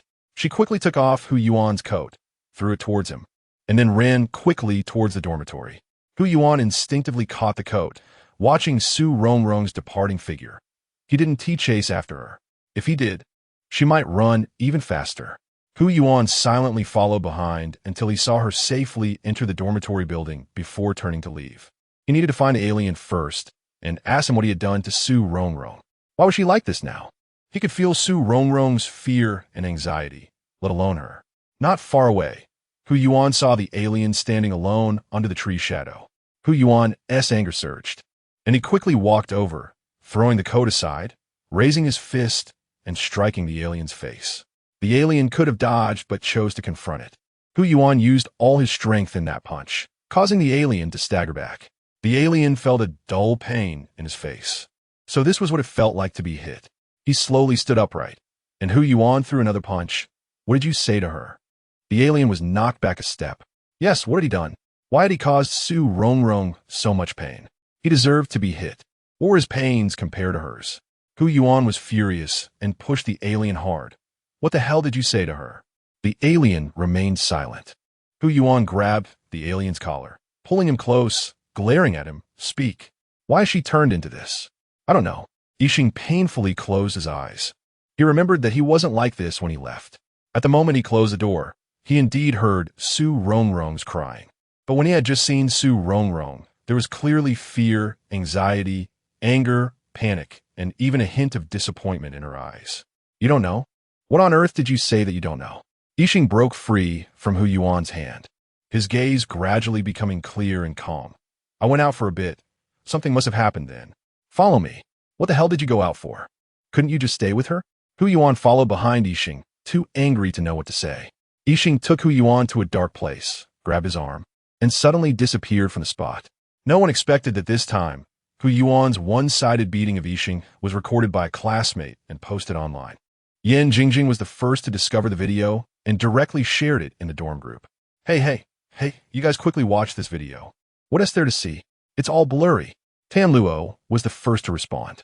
By then, it was already dark, and the video was indeed very blurry. Plus, at that time, Yixing was afraid that Su Rongrong would notice him, so he deliberately stood in the shadow of a tree. Oh, can't you see? Where's Rongrong? Yan Jingjing began to tag Su Rongrong, but after tagging for a long time, no one responded. Rongrong must be busy and not checking her phone. In the end, Yan Jingjing tagged Mo Xiaojiao. Xiaojiao, quickly take a look at the video.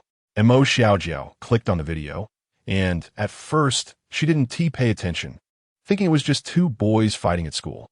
Just as she was about to close it, she suddenly realized something was wrong, quickly paused the video, and then zoomed in on the picture. It was Hu Yuan and Yixing. Mo Xiaojiao was also surprised. Weren't these two usually on good terms? How could they end up fighting? Wow, Jiao, you're amazing. You recognized it at a glance. Tan Luo, this little scatterbrain, hasn't figured it out yet. No, I've looked at it several times too, Mo Xiaojiao denied. No way. The ones fighting are actually Hu Yuan and Yixing. They don't look like the type to fight. Oh, didn't you see clearly? It's Hu Yuan beating Yixing unilaterally. Yan Jingjing continued to explain. What on earth happened? No matter what, it's too strange for these two to be fighting. Exactly, I just wanted to ask Rongrong. But who knew she hasn't shown up until now? Su Rongrong, who had been absent from the group, was currently rushing to the train station. Chapter 106, Misunderstanding Originally. Su Rongrong had booked a flight to the province for her teaching volunteer work, planning to take a taxi or transfer to a bus after arriving there. Now, she had gone directly to the train station to buy a train ticket, as it was a holiday period and train tickets were hard to come by. She didn't think too much about it, setting her direction without caring how many times she needed to change trains along the way. Fortunately, she hadn't told Yixing about her volunteer work. The moment she boarded the train, Su Rongrong's heart slowly calmed down. In her rush to leave, she had forgotten her phone at home. Without the distractions of her phone, Su Rongrong gazed out at the fleeting scenery outside the window. The northern winter was vast and desolate. She tried hard not to think about the events of today, but memories of her moments with Yixing kept flashing in her mind. Yixing's unusual behavior today seemed to be constantly proving to her that he had ulterior motives. The kindness he had shown her was merely to fatten her up before the kill. She remembered Yixing saying that the experiment was just one step away from completion. Su Rongrong scoffed internally. Perhaps she was that final step. How ridiculous. How could she have been so gullible back then? She still clearly remembered asking Yixing on the day he first came, "Will you hurt me?" Yixing had answered firmly, no. It wasn't that he wouldn't but rather that it wasn't necessary at that time. Regardless, all of that was in the past. If he wanted to deceive her in such a way again, it would be so easy. She wouldn't easily submit, even if it meant a destructive end. Yixing, along with Hu Yuan, instantly returned to Su Rongrong's home. The moment Hu Yuan landed, he finally caught his breath.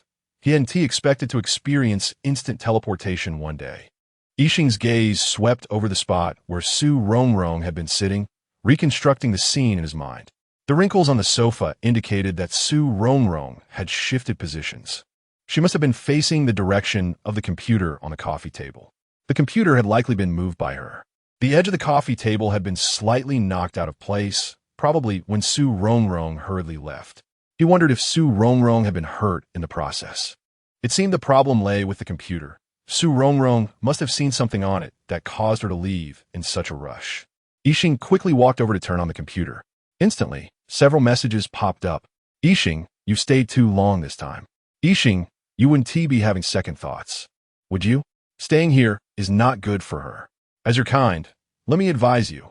While your special ability hasn't disappeared yet, hurry back. Don't wait until one day, like me, you find you can't go back. Yixing quickly scrolled through the previous messages. At this moment, Hu Yuan also came over. He knew the problem must be with the computer. Otherwise, Yixing wouldn't have brought him back and wouldn't be so anxious to browse through the content on it. After reading the messages on the computer, Hu Yuan felt as though he had fallen into an ice pit. It turned out he had come to Earth because of Su Rongrong, simply because he and Su Rongrong were of the same entity. What exactly was this same entity? But he didn't have the heart to research that now, as he had seen that glaring line, eliminate one of the same entity. How was he supposed to eliminate the same entity? No wonder Su Rongrong was in such a state. As a young girl, how terrified and afraid would she be upon reading that line?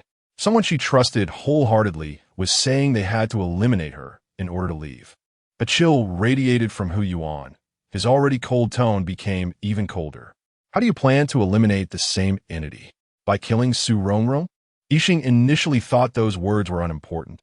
It was just a fact, and he expected them to cause misunderstanding.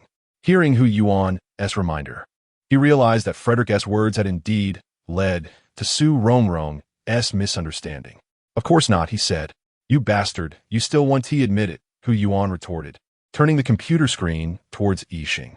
The facts were right in front of them, and he was still making excuses. I should have hit you harder today. This matter isn't what you think it is. Yixing was also anxious, irritably rubbing his hair. Not what you think. Fine. Then explain to me what eliminating the same entity means. You wouldn't be eliminating yourself, would you? Hu Yuan was so angry he sat down on the sofa, waiting for Yixing to explain. Normally, it does require one person to be sacrificed, Yixing said, sitting down slowly as if recounting someone else's story. Oomph, Hu Yuan snorted. He just said it wasn't what he thought, and now he was saying this. Yixing ignored Hu Yuan's sarcastic remarks and continued. If I wanted to eliminate the same entity, I could have left months ago. But I didn't want to do that. I've been looking for a way to eliminate the magnetic field between me and Su Rongrong without harming either of us. So that was it. Although Yixing spoke lightly, Hu Yuan knew that facing an opportunity to return, Yixing had given it up, which was not easy at all. Even though he said he wanted to find a way. What if he couldn't? He possessed special abilities, but staying on Earth was equally dangerous for him. Just like what he had just seen that fellow of Yixing's kind say, the longer he stayed on Earth, the more his special ability would disappear.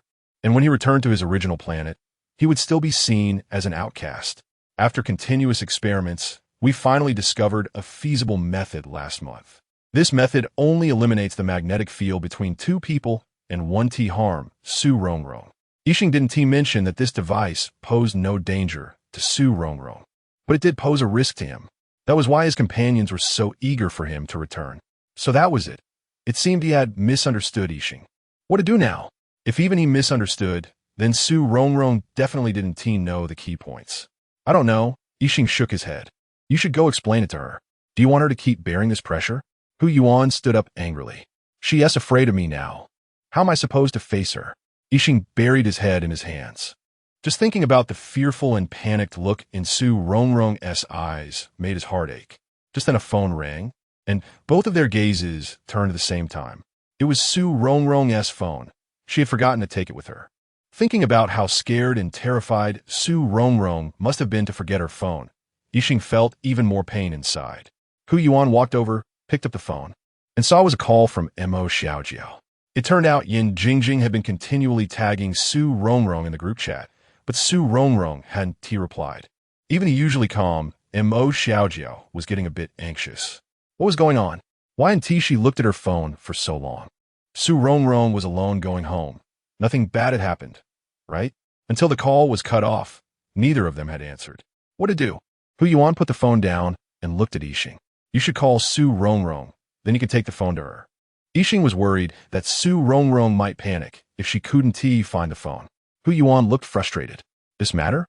Calling Su Rongrong was no problem, but he had just promised her not to have contact with Yixing, so where would he get a phone? Forget it. Don't worry about that for now. Just call Su Rongrong first. Things need to be resolved. Hu Yuan dialed Su Rongrong's dormitory phone, but the ringing went on for a long time with no one answering. Yixing and Hu Yuan's expressions grew increasingly grim. Could something have happened? At this moment, Yixing couldn't care about much else. He grabbed Hu Yuan's arm and instantly appeared in Su Rongrong's dormitory. The dormitory was empty, with only the two of them present. Where was Su Rongrong? At that moment, Hu Yuan's phone rang.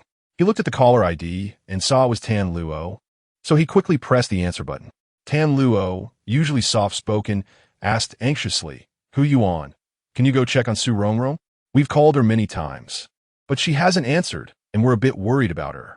Hu Yuan felt a bit embarrassed. He had just come from Su Rongrong's place and hadn't seen her either. However, he couldn't tell Tan Luo that, So he lowered his voice and said, I just dropped Su Rongrong off at the dorm. Don't worry. I'll go check on her in a bit and let you know if anything's up. Oh, thank you for that, Tan Luo replied, relieved to hear Hu Yuan personally dropped Su Rongrong off at the dorm. No problem. I'll hang up now. Hu Yuan quickly ended the call. Yixing, who was waiting for Hu Yuan to hang up, immediately said, I can sense where Su Rongrong is. Why didn't you sense it earlier? Hu Yuan asked. Yixing didn't respond. He had been feeling quite chaotic and hadn't thought about it much.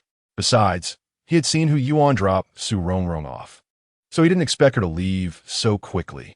It seemed she really wanted to escape, not wanting to stay even for a moment. At the train station, bustling with people, Yixing and Hu Yuan saw a girl hurriedly getting out of a taxi and rushing to the ticket counter. It was Su Rongrong. They watched her buy a ticket and then wait in the waiting area, not daring to get too close. They kept an eye on Su Rongrong until she boarded the train before leaving. I remember Su Rongrong's home isn't in this direction, Yixing suddenly said. Huh? Hu Yuan was startled. If Su Rongrong wasn't going home, where could she be going? You should quickly ask the girls in her dorm where Su Rongrong might go. Yixing urged anxiously. He could sense Su Rongrong, but he couldn't read her thoughts, making it hard to know her destination. If he followed her too closely and she spotted him, it would only increase her fear. For now, the best course of action was for Hu Yuan to inquire. If he could find out, that would be great. If not, Yixing would have to follow her quietly and adapt as needed. Hu Yuan took out his phone and dialed Tan Luo's number. Tan Luo had already mentioned in the group chat that she had just called. Yan Jingjing was confused. Hu Yuan actually dropped Su Rongrong off at the dorm, and then he fought with Yixing? What's going on?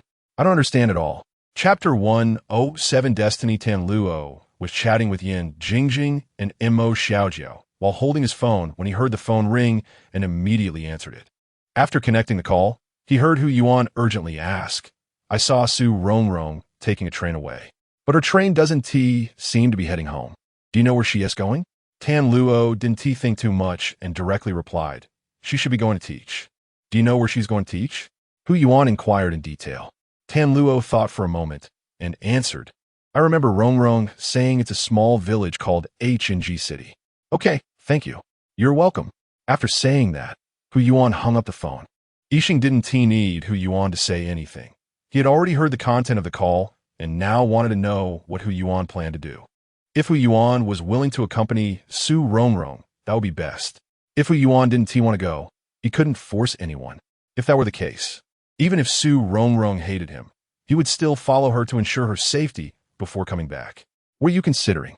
Hu Yuan did not hesitate and said firmly, I will go to the place where she is teaching.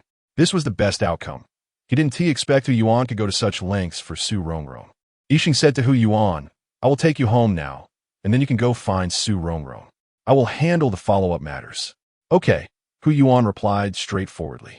Hu Yuan didn't expect to experience so many teleportations in one day, but fortunately, he had always been a calm person.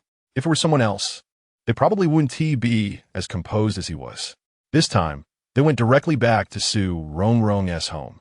Hu Yuan took Su Rongrong's phone, which she had left at home, and then went home to start packing his clothes. After everything was ready, Hu Yuan told his parents that a friend was going to teach in a remote area, and he wanted to see if he could help. Teacher Hu Yixing naturally supported him vigorously, believing this was a good deed. After confirming the teaching location, he agreed to let Hu Yuan leave. Hu Yuan's mother was a bit reluctant, but acknowledged that as the child grew up, some things had to be decided by them. In the end, Hu Yuan bought a train ticket and set off on the journey to find Su Rongrong. At this point, Yixing had completely calmed down.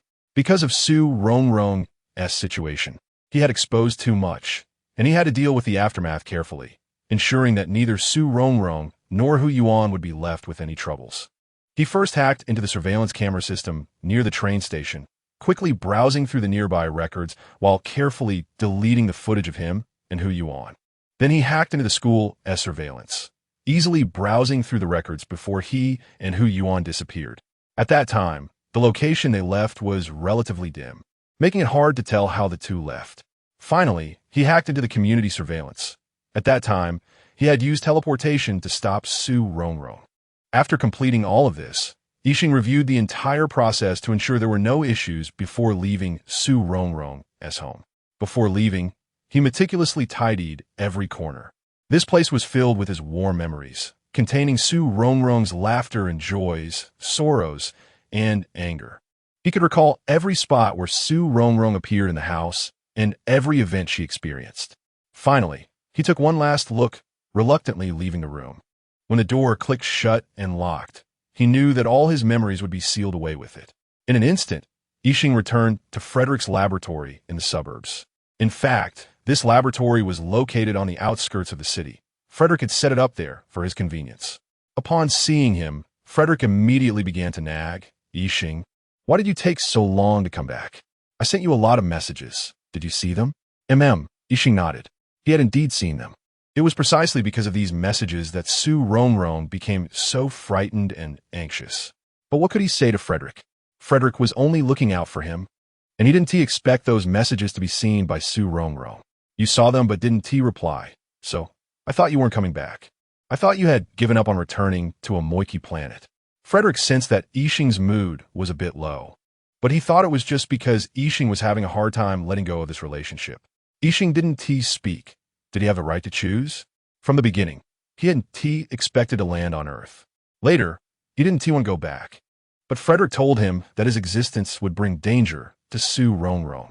Over the years on Earth, Frederick had conducted extensive investigations and research. Every being living on Earth likely had two fates. One was to be eliminated by another counterpart, and the other was to die unexpectedly. In either case, only one of the two counterparts could survive. Yixing remained silent, dragging his heavy footsteps deeper into the laboratory. I originally wanted to call you, but I was afraid you were with that Earthling and wouldn't be able to answer the phone. Frederick continued to chatter beside Yixing. Later, I sent you a message on your computer. I thought you took your computer back, and you would definitely use it. Yixing paused, realizing it was like that. No wonder Frederick had sent messages to the computer. He had taken the computer back only to return it to Su Rongrong. Huh? Why didn't you bring your computer back? Frederick then noticed that Yixing was empty-handed. The computer is hers. Oh, that's fine. I have a spare computer. You can use it. Frederick didn't know that Su Rongrong had already seen the content he sent. Even if he knew, he probably wouldn't be able to view the issue from an Earthling's perspective. Just like when Yixing first saw the messages Frederick sent. He didn't think there was anything wrong. When he first arrived on Earth, Su Rongrong had asked him how he happened to land at her home. Yixing had always concealed this matter. He came to Earth because he sensed Su Rongrong's inner pain. Initially, he wasn't very sure, but after encountering Frederick, his suspicions were further confirmed. If it weren't for Hu Yuan's reminder, Yixing might have only worried that Su Rongrong would feel guilty after learning this matter, completely overlooking her fear upon seeing the words about eliminating counterparts. Since the relationship with Earthlings has completely ended, we can wholeheartedly proceed with the next experiment. Frederick was somewhat eager, although he could no longer go back. Having Yixing replace him was also good. Yes, everything is over. Although the process was different from what I expected, the outcome is the same. Perhaps this is the best result. Seeing that Yixing's mood was not very high, Frederick solemnly reminded him, Yixing, we are now at a critical juncture. You must not have any emotional fluctuations. You need to understand how dangerous this experiment is. You are trying this with your own body. A slight misstep could cause irreversible damage to you. As long as it doesn't harm her, I can fully accept it. Yixing replied calmly. How can someone like you appear among us from a Moiki planet? Frederick sighed sadly.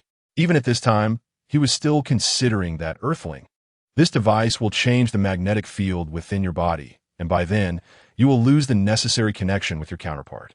Losing connection, that is only a matter of time. Seeing Yixing's dejected appearance, Frederick couldn't bear it and sighed, reminding him, you should know better than me that although this device can send you back, it also has its drawbacks. Once you enter this device, you must continue. If you have second thoughts halfway through, it will backfire, and this backlash will harm you greatly. The abilities you possess from the Amoyaki planet will fade even faster. Moreover, after the interruption, you will lose the ability to return to the Amoyaki planet forever. I understand. Frederick patted the alien's shoulder and said earnestly, I just want to remind you, if you are prepared, don't have second thoughts. Don't worry, since I've chosen to leave, I will be ready. Frederick stopped and looked at the alien's back, feeling somewhat worried. Many things cannot be perfect. The research time on this device is too short, and many aspects are not well developed. However, if the research time is too long, the aliens' time away from the Amoiki planet will be even longer. And who knows what unpredictable events may occur during that time. What kind of person is this Earthling who dares to make the alien risk everything, even at the cost of their own sacrifice? What could have been a simple matter becomes complicated if this Earthling had an accident. The alien wouldn't have to take such a huge risk and could return to the Amoiki planet sooner. Yen Jingjing, Mo Xiaojiao, and Tan Luo were also worried about Su Rongrong. They didn't know that Su Rongrong had left her phone behind, and the three of them took turns calling her. But no one answered. Later, Tan Luo called Hu Yuan and learned that Su Rongrong had returned to her dormitory, which made them feel relieved. However, not long after, Hu Yuan called back, saying that Su Rongrong had already boarded a train and left. They didn't know when exactly Hu Yuan had taken Su Rongrong back to the dormitory, but Su Rongrong had mentioned at noon that she would be going to teach next week. How could so much change in just half a day? The three girls began to worry again. Luo, why didn't you ask a few more questions? How come Rongrong left today? Didn't Hu Yuan say she was back in the dormitory? Yen Jingjing started to scold Tan Luo anxiously. Tan Luo was also anxious. She really hadn't thought that much. She was usually someone who didn't like to think. Besides studying, she rarely used her brain for anything else. Don't blame Luo. The problem now is how to find Rongrong. Luo, I didn't mean to say that to you. I'm sorry. I was just too anxious. Yen Jingjing knew that when she got anxious, she would blurt out whatever came to her mind, completely out of control. It's fine. It really is my fault for not asking clearly. I'll call again now. Tan Luo also knew her personality. She usually didn't take things to heart. Luo, give me Hu Yuan's number, and I'll call. Mo Xiaojiao thought for a moment and felt that it would be more reliable for her to make the call. Okay, I'll send the number over. Tan Luo was worried that making the call would delay things, so she quickly sent Hu Yuan's phone number to the group chat. Chapter 108 Encounter. When Mo Xiaojiao called, Hu Yuan was sorting his clothes. Hearing the phone ring, he casually picked it up. Hello, Hu Yuan. I'm Mo Xiaojiao, Xie Rongrong's friend. Hu Yuan paused for a moment. He had some impression of Mo Xiaojiao from the last time they had a hot pot at Xie Rongrong's house. She was a quiet girl who didn't talk much. Why was she calling me? Is there something you need? After a slight pause, Hu Yuan put the phone on speaker so it wouldn't interfere with his preparations. We've called Rongrong many times, but no one is answering. We're really worried about her. Mo Xiaojiao straightforwardly stated the reason for her call. Do you know why she changed her plans? Although Mo Xiaojiao asked this, she had already prepared for the worst. If Hu Yuan didn't know the reason either, she would ask more detailed questions. How'd he meet Xie Rongrong? What was her condition when he sent her back to the dorm? What did she say? Hu Yuan tossed the clothes in his hands onto the bed, picked up his phone, and paused for a moment. Rongrong's phone is with me. She forgot to take it. I'm about to take it to her. He couldn't elaborate on the specific process, as his identity as an alien was too sensitive. Saying too much might complicate matters. You are going to deliver it to her. Mo Xiaojiao was a bit surprised. Xie Rongrong was already on the train. How was Hu Yuan going to deliver it to her? It couldn't be. I'm going to the place where she is teaching. Hu Yuan's tone remained calm, and he didn't think there was anything wrong with that. Okay, then thank you. When you see Xie Rongrong, please let her report to us that she's safe. Just as she thought. She didn't expect Hu Yuan would go to such lengths to deliver the phone. As for why the phone was with Hu Yuan, Mo Xiaojiao felt there was no need to delve deeper. This was good. With Hu Yuan accompanying Xie Rongrong, they could feel more at ease. As for why Xie Rongrong left early, she would ask her in person when she had the chance. All right, don't worry. If anything comes up, you can call me.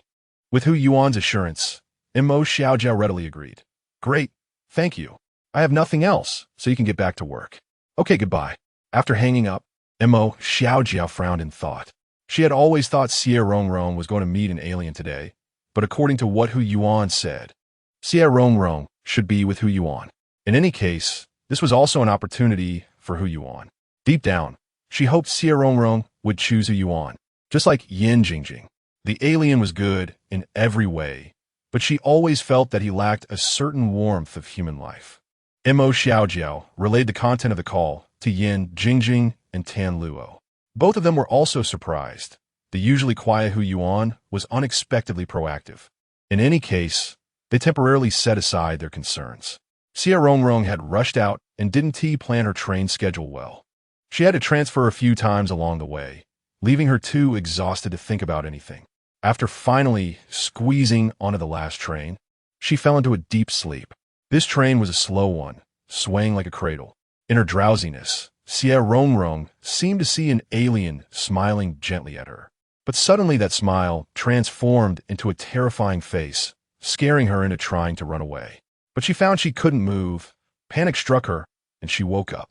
It turned out she had just had a nightmare. Lying on her stomach, her limbs numb from sleeping, Xie Rongrong quickly moved them around. While stretching, she asked the passenger next to her, "Excuse me, where are we now?" "Oh, little sister, you really can sleep. We're about to arrive at E-Town." "What? Oh no, that's where I'm getting off." Xie Rongrong hurriedly stood up and took her luggage down from the overhead rack. After getting off the train, she dragged her luggage in search of the minibus to H Village. These minibuses had very few departures, some only once a day. However, they mainly served passengers coming from the train, so their departure times were aligned with the train schedule. After some effort, Xie Rongrong found the minibus stop. The driver, seeing her, eagerly welcomed her and helpfully placed her luggage in the vehicle. The bumpy ride left Xie Rongrong's hair messy, and her clothes were no longer as smooth and neat as they had been. After taking a few steps into the bus, she suddenly froze. What's going on? Is this really the bus to H Village? Was she seeing things? The person sitting in the bus looked so much like Hu Yuan. Xie Rongrong turned around, wanting to get off. She had to check if she had gotten on the wrong bus. Hu Yuan was also slightly taken aback when he saw Xie Rongrong, but quickly returned to normal. He knew where Xie Rongrong was teaching, but since she had left in a hurry, he couldn't determine how many transfers she would make and where she would change trains. He could only choose the fastest route to this area, not expecting that he and Xie Rongrong would end up on the same train. Xie Rongrong. Just as she turned to get off, Hu Yuan called her name.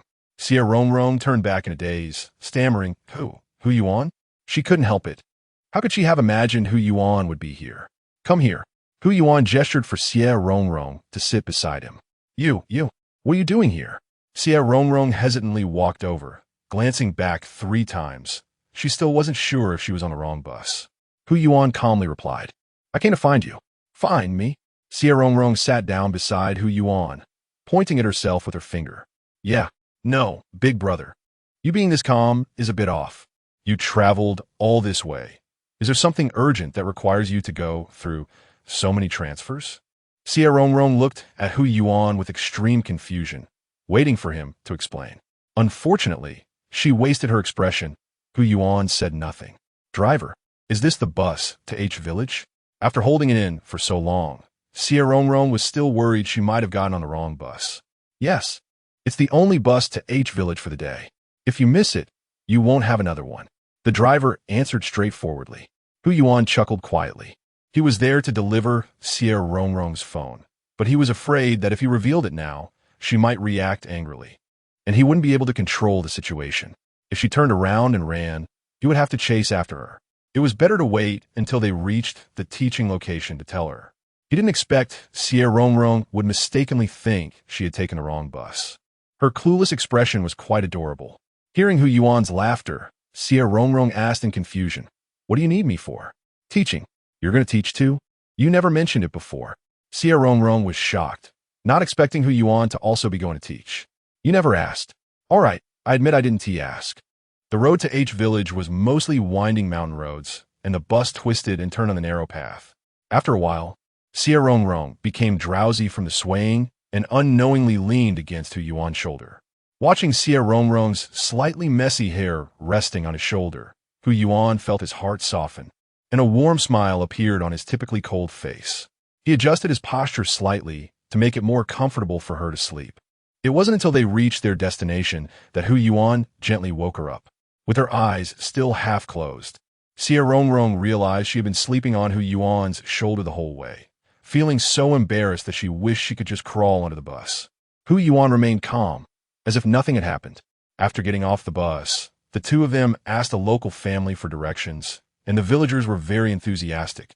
directly taking them to the home of the principal of the teaching support school. As soon as the principal heard they were there for teaching support, he hurried out to greet them, warmly inviting them inside. The principal's wife also busied herself arranging accommodation for the two. Once Hu Yuan and Su Rongrong had settled their things, the principal's wife organized a meal for them. Su Rongrong hadn't felt hungry until she saw the table full of dishes. She realized she had been eating on the go the whole trip. The principal's family had already eaten, and this meal was specially prepared for Su Rongrong and Hu Yuan. On the table were some home-cooked dishes, a plate of fried eggs, and stir-fried greens with cured meat. The two sat there eating while chatting with the principal. It turned out that there were two teachers providing support, but one had to return home due to an urgent matter, so the principal had been substituting classes for a few days. The principal was particularly happy that Su Rongrong had arrived early. Su Rongrong asked, "What about the other teacher?" She had only seen the principal's family and hadn't met anyone else. The other teacher had gone to the village chief's house to make a phone call. The signal was poor, and they relied on a landline to make calls. The quality of the signal didn't matter much to Su Rongrong, since she didn't have a mobile phone anyway. She had originally planned to borrow Hu Yuan's phone to call her parents and let them know she was safe. But now it seemed she would have to go to the village chief's house instead. Just as the principal finished speaking, a thin, dark-skinned boy walked in. "Hey, principal, there's a beautiful girl." The thin boy's eyes lit up when he saw Su Rongrong. The principal sternly told him, "This is the substitute teacher." "Oh, so she's the substitute teacher. I've heard that a teacher would come, but I didn't expect her to be so pretty. Didn't she say she would arrive in a couple of days? Why is she here so early?" Looking next to the beautiful girl, he saw a handsome young man with a cold expression, watching him warily. "Huh, so the beautiful girl has a guardian." The thin boy was just momentarily taken aback by Su Rongrong's beauty. He walked over to Hu Yuan and asked, "Bro, you really treat your girlfriend well, coming all this way with her." Su Rongrong noticed the misunderstanding from the thin boy and quickly said, "He is also here for teaching support." "Teaching support?" The thin boy sized up Hu Yuan, realizing that this young man hadn't won her over yet. Otherwise, why would he come up with such a reason? He had never heard of another teaching support. The principal was also surprised. This boy was here for teaching support too? Seeing that the principal was about to speak, the thin boy quickly changed the subject. "Great. This brother can help me. It's a bit hard to manage the classes alone." The principal agreed, thinking the thin boy had a point. This boy named Hu Yuan looked like a knowledgeable college student. The thin boy extended his hand to Hu Yuan. "I'm Jiadong. Welcome to our big family."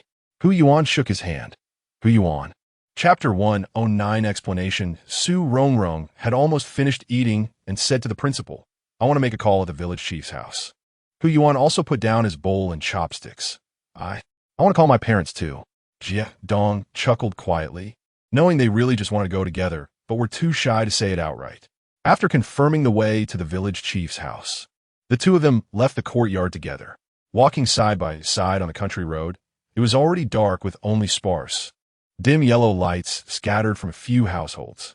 Hu Yuan turned on the flashlight on his phone, casting long shadows of the two. After walking in silence for a while, Hu Yuan broke the silence first. "You should call your classmates in the dorm later." Su Rongrong looked at Hu Yuan with a questioning gaze. "Did they call you?" "Yes." In the night, Hu Yuan seemed less cold than usual, with a bit more warmth in his voice. "Oh, how do they know you were coming?" Su Rongrong showed signs of suspicion. "They asked me." "Okay, so it goes back to the fact that I didn't ask." When they arrived at the village chief's house, they explained their purpose. The village chief kindly allowed them to make their calls. Su Rongrong called home first. Initially, Su's mother was somewhat worried about Su Rongrong going to teach, but upon hearing that she had a classmate accompanying her, she felt much more at ease. When it was time to call the dorm, Su Rongrong hesitated for a moment and ultimately decided to call Mo Xiaojiao. Her sudden change of schedule would certainly raise suspicions among the girls. Otherwise, they wouldn't have called Hu Yuan. Mo Xiaojiao was more composed. She wouldn't ask what Su Rongrong didn't want to say. Just as Su Rongrong expected, Mo Xiaojiao only inquired about her current situation and didn't ask anything else. Hu Yuan also called his parents to report his safety. After thanking the village chief, the two began their walk back. The sky was darker now, with a crescent moon hanging like a curve of silk against the velvet night, countless stars twinkling like diamonds scattered across the sky. One couldn't help but say that the air here was truly wonderful, with so many stars visible. So beautiful, Su Rongrong exclaimed. It was Yuan's first time seeing such a beautiful night sky. They slowed their pace, unable to help but be enchanted by the view. Thinking back to the day when she came from another star, although the rain had just cleared, there weren't as many stars visible. Why was she thinking about him again? Su Rongrong shook her head, trying to dispel those thoughts. Hu Yuan watched Su Rongrong, who seemed to want to say something but hesitated, unsure how to comfort her. The rural path was not easy to walk on, and they moved slowly. By the time they returned, everyone except Jiedong was already resting. Jiedong told them where to get water for washing up and handed them a pot of hot water he had taken from the kitchen. Hu Yuan poured more than half of the hot water for Su Rongrong and kept the rest for himself. After washing up, Hu Yuan and Su Rongrong returned to their respective rooms. Su Rongrong felt a bit uncomfortable sleeping in a new bed and gazed out at the deep night sky, unconsciously recalling the pair of eyes from another star that sparkled like the stars. Those eyes seemed to have a magic power, and she could never control her fascination, becoming lost in them. Thinking of another star, her heart felt as if it were gripped by a strong hand, twisting her heart and bringing waves of sorrow and pain. After tossing and turning in bed for a long time, Su Rongrong finally fell into a daze and drifted off to sleep. The next day, when she opened her eyes, it was already bright outside. Faint sounds of students reading could be heard from afar, occasionally mixed with the crowing of roosters and barking of dogs. No way. It's only the first day, and she's already late as a teacher. After hurriedly washing up, she quickly ran out of the courtyard toward the school. When she arrived at the school, the students were still in class. Following the loud reading voices, Su Rongrong quietly approached. Through the window, she saw Hu Yuan standing on the podium, one hand holding a book and the other hanging by his side, his tall figure commanding attention. Seemingly sensing someone watching, Hu Yuan gently shifted his gaze from the book, slightly raised his head, and looked in Su Rongrong's direction. The corners of his mouth lifted slightly, revealing a calm smile, and even his usually cool eyes sparkled. No wonder all the girls in the school liked Hu Yuan. Even the arrival of another star hadn't shaken his status as the school heartthrob. After waiting a while, class ended, and Jiedong came out of another classroom first. Upon seeing Su Rongrong, he greeted her. "Hi, beautiful. You're here." Su Rongrong felt a bit embarrassed. She indeed got up late today. Jiedong pointed at Hu Yuan's classroom and joked, "No worries, you have a substitute teacher anyway." At that moment, Hu Yuan also came out of the classroom, and Su Rongrong quickly said, "I'll teach the next class." "Okay." Hu Yuan didn't refuse. Jiedong walked over to Hu Yuan and said, "Bro, help me cover a class. I want to go to a villager's house to buy some things." The local mountain delicacies were great, and with only a few days left until classes ended, Jiedong planned to buy some to take back home for his family. Sure, Hu Yuan readily agreed. School ended early in the afternoon, and some children lived far from the school. The mountain paths were inconvenient, so they could only walk. After a day of classes, Hu Yuan and Su Rongrong walked back together. When they came yesterday, it was already late, and this morning they rushed to school. So Su Rongrong only now noticed how beautiful this small mountain village was, surrounded by green mountains and clear waters, with birds singing and flowers fragrant, and houses scattered among the hills, making her feel as if she were in a traditional Chinese landscape painting. They passed through a bamboo forest, where the elegant rustling of the leaves created a serene atmosphere. Su Rongrong. Hu Yuan hesitated for a long time before calling out to her. Su Rongrong was lost in the beauty around her and felt a bit dazed. Hu Yuan couldn't bear to break this beautiful moment. But this matter had to be addressed sooner or later. He took Su Rongrong's phone from his backpack and handed it to her. When Su Rongrong saw her phone, she was startled, her eyes widening as she looked at Hu Yuan. "Where did you get this?" She clearly left her phone at home. How could it be in Hu Yuan's hands? Could it be that another star followed her? "I went to your house before I came." Hu Yuan answered honestly.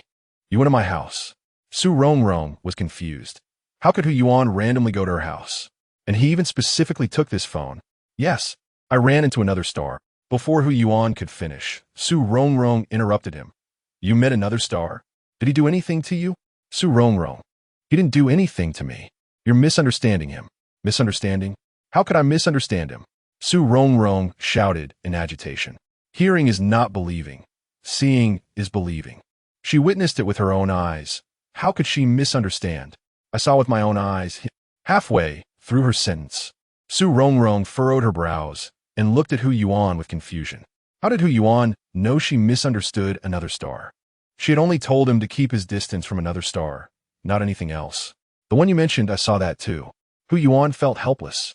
Su Rongrong's misunderstanding of another star was a good opportunity for him, but that was just his nature. He didn't want to take advantage of the situation. Since you saw it, what else is there to say? Su Rongrong's emotions became a bit agitated. She didn't understand why Hu Yuan, having seen it, still didn't believe her words. Another star explained that there was a misunderstanding.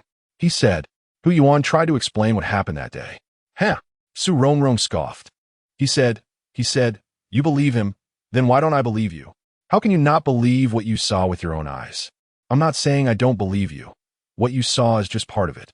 Another star said he has already found a solution. What solution? Su Rongrong's eyes turned red, and tears fell uncontrollably. Calm down.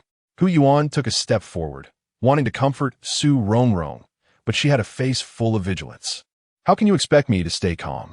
This is a matter of life and death. How many people can stay calm? Su Rongrong's tone grew colder, carrying a sense of desolation. A cool breeze suddenly rose, rustling the bamboo leaves. The two stood silently in the bamboo forest for a while, and finally, Hu Yuan retracted his imposing demeanor and handed over his phone. You should hold on to this first. Su Rongrong hesitated for a moment before accepting the phone and putting it in her backpack. Hu Yuan decided to wait until she calmed down to have a proper talk with her. In her current state, she couldn't absorb any words. Suddenly, he felt a few drops of water fall on his face. Hu Yuan quickly took off his jacket and draped it over Su Rongrong's head while he held his backpack over his own head. It's raining. Let's hurry up and go.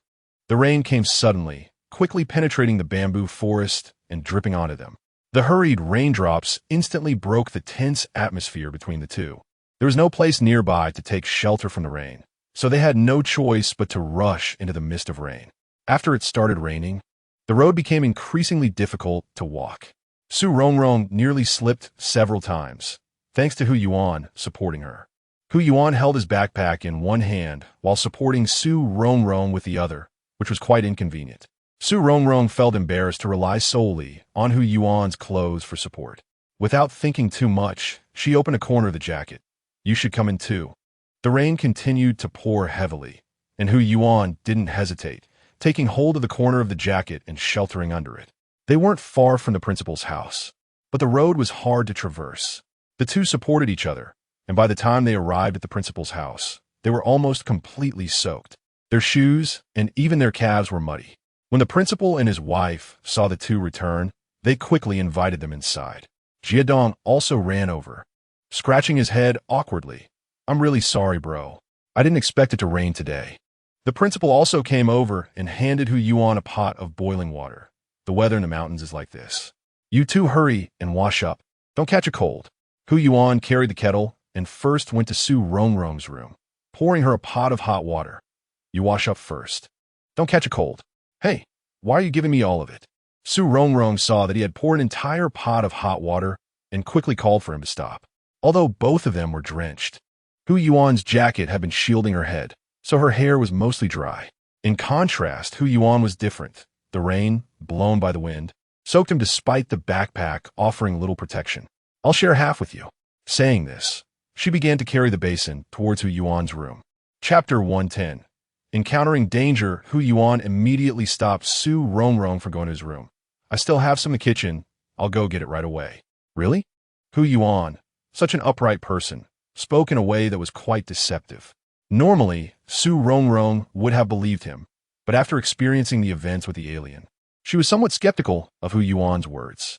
Really, if you don't believe me, you can change your clothes and go have a look.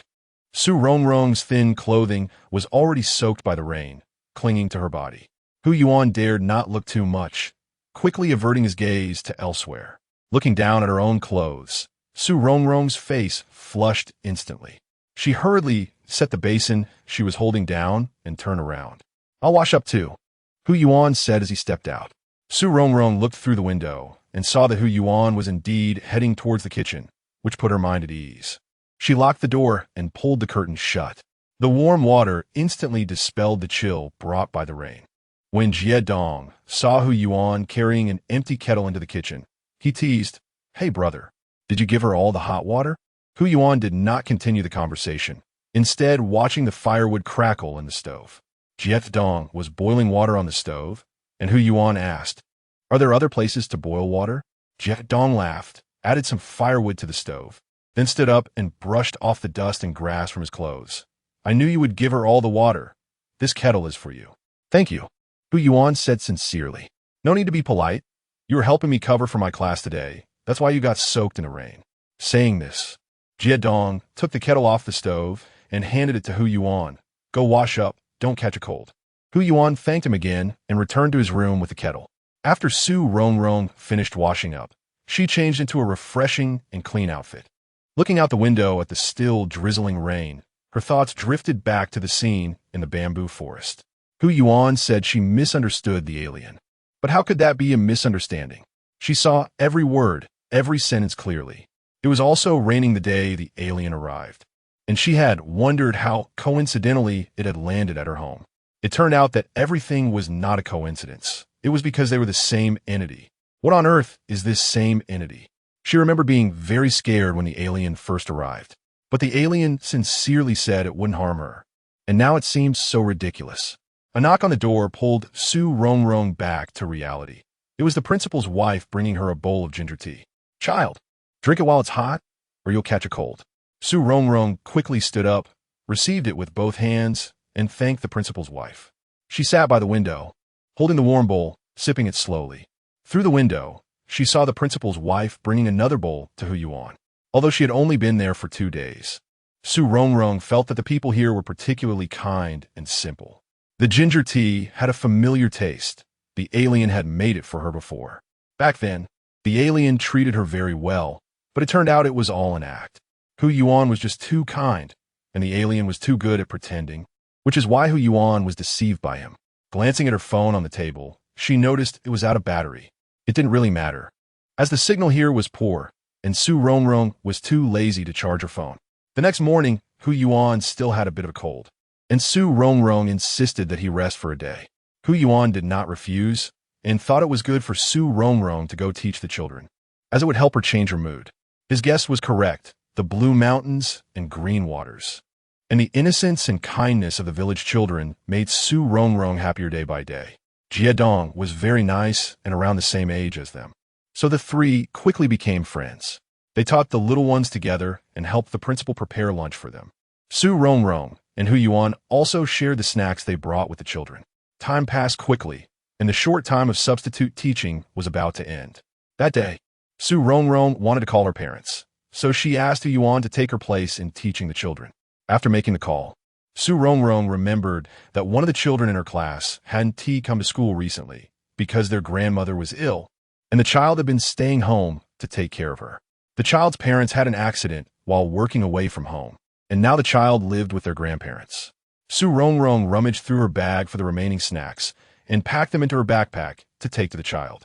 The alien and Frederick had successfully conducted research to eliminate the same entity, and the alien was preparing to leave Earth. After living on this planet for some time, the alien truly felt reluctant to leave, reluctant to part from the people here. He stood at the door of the laboratory, looking into the distance. That direction was where Su Rongrong was teaching. The person he cared about should be fine, with Hu Yuan accompanying her, so he had nothing to worry about. During this time, he had been focused in the laboratory. The laboratory was built with special materials, isolating it from the outside world. Inside the laboratory, he could not feel Su Rongrong. Frederick also walked out of the laboratory and stood beside the alien. "It's about to start. Are you ready?" It seemed that the alien was still thinking about that earthling, which was extremely detrimental to what he was about to undertake. The alien let out a long breath. "Don't worry, I'm ready," Frederick said earnestly. "That's good. You need to know that the experiment ahead is extremely dangerous. You must not be careless. If you lose focus, it could cause irreversible harm to you." The alien smiled faintly. He certainly knew the dangers of this experiment.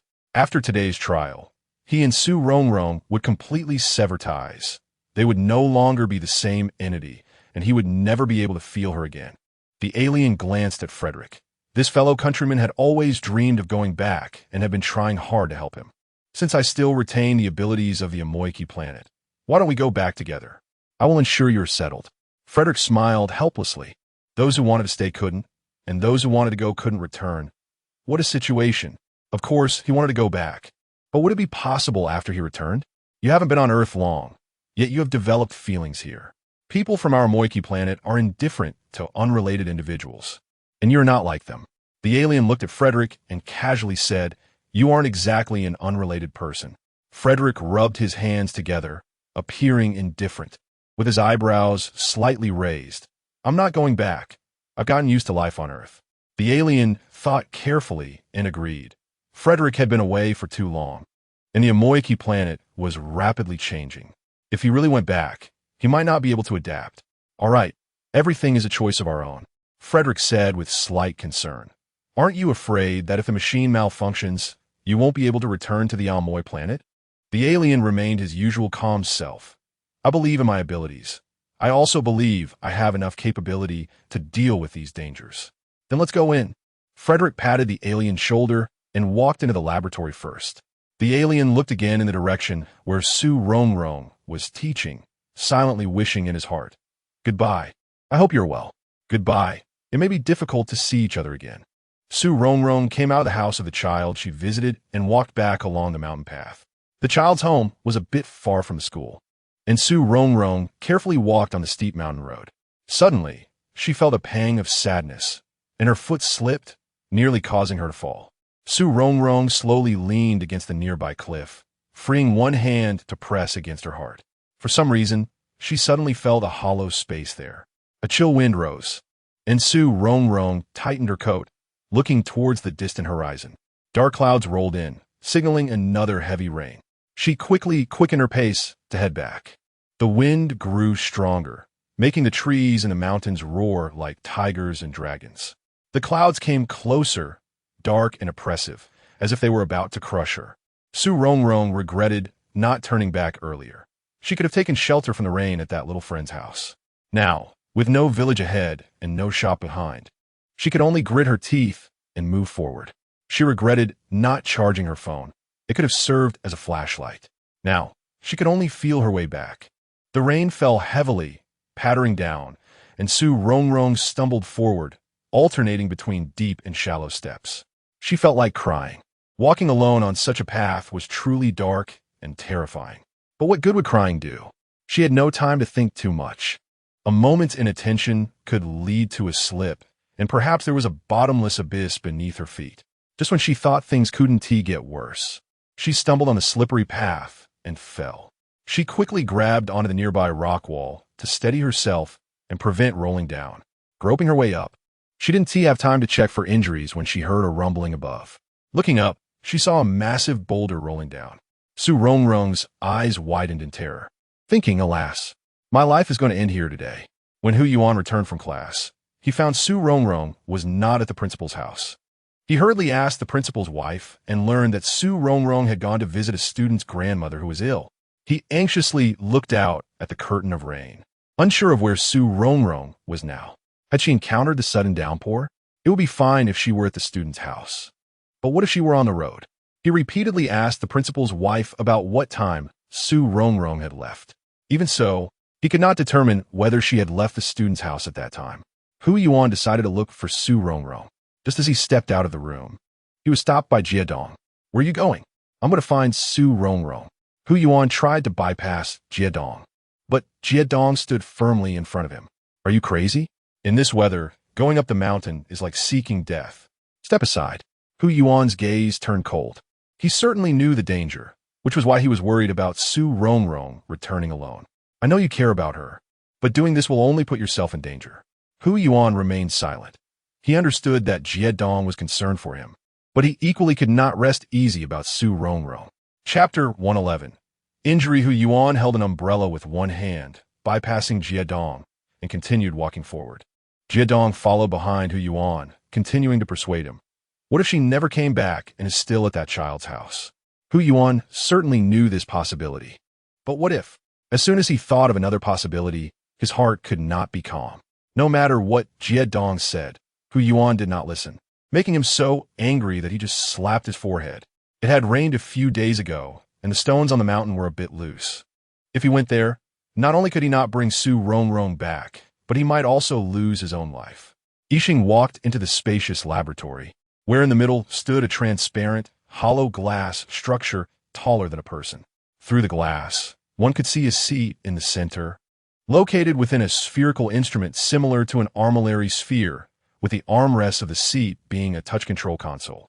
Surrounding the laboratory were control consoles, and the main control console had a monitor that could display the instrument's operational status and the progress of the magnetic field cutting process. Yixing put on the clothes he wore when he first arrived on Earth and stepped toward the glass structure in the middle of the laboratory.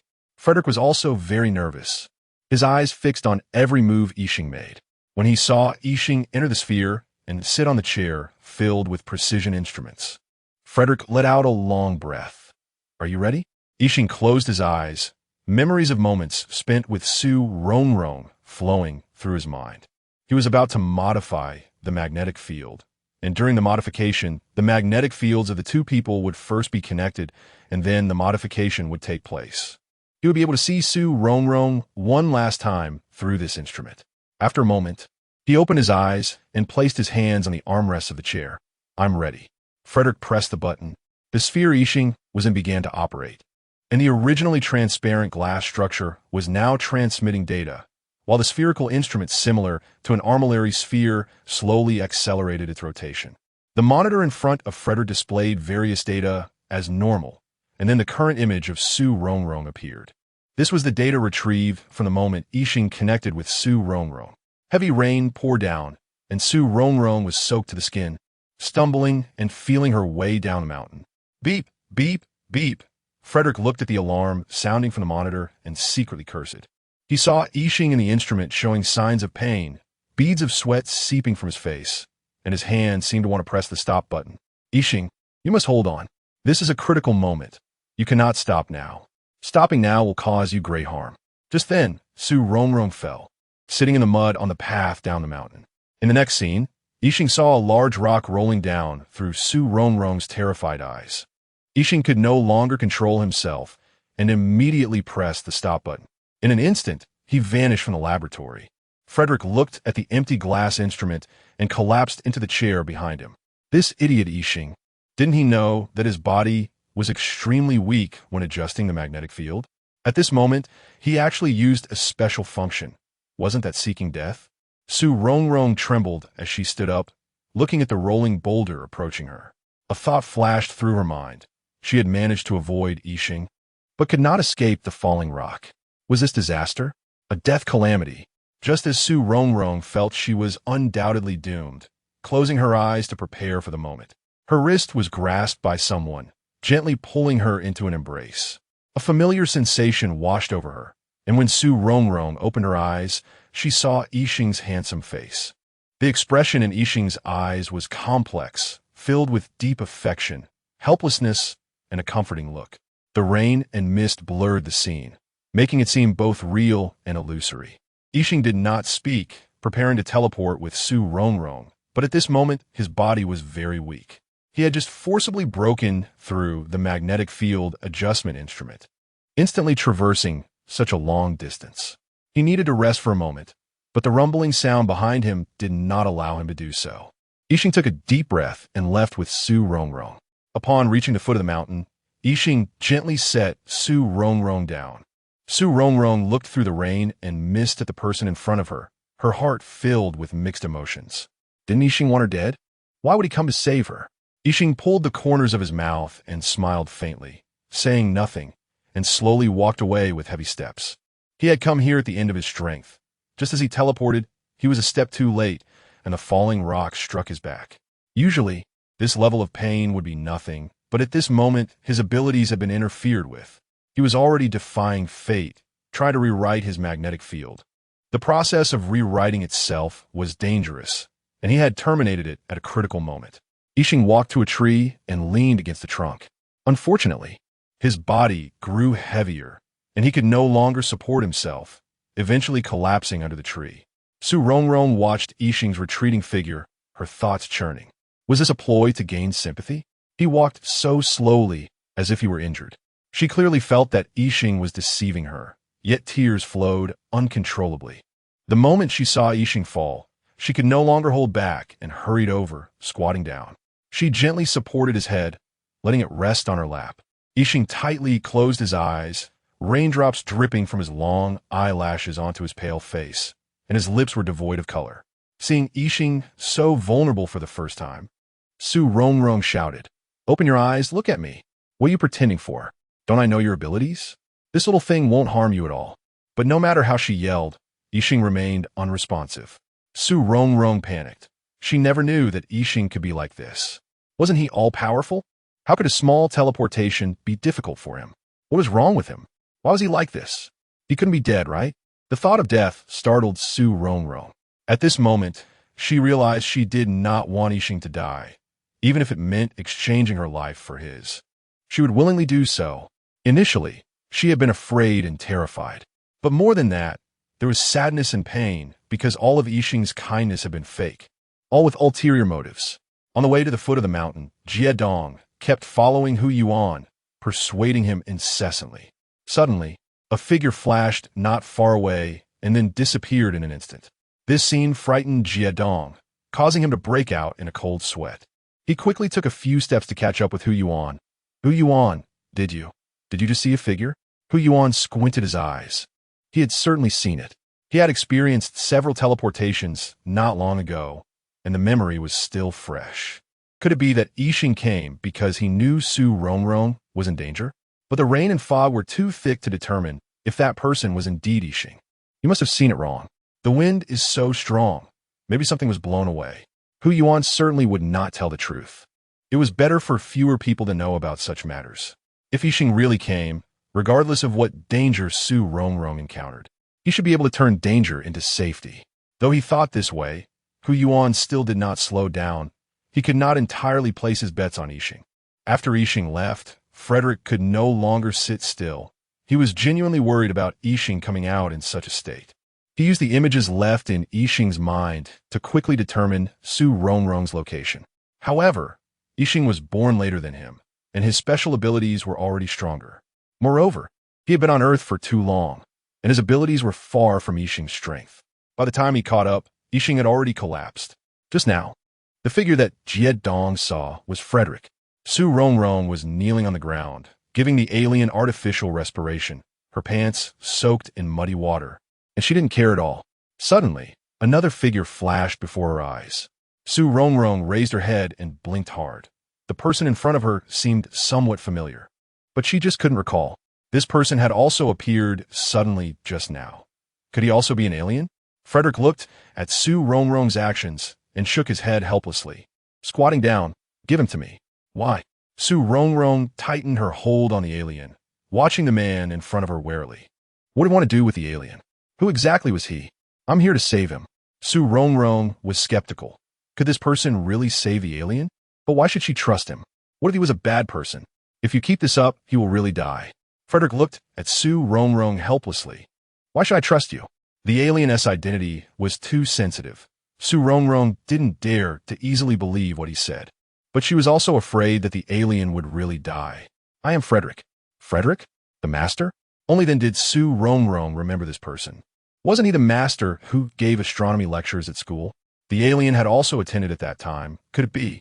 "I come from the same planet as the alien." Frederick revealed this extremely secretive information, fearing that Su Rongrong would not trust him. "Can you give it me now?" Frederick extended his hand, wanting to take the alien. Su Rongrong hesitated but still refused to let go.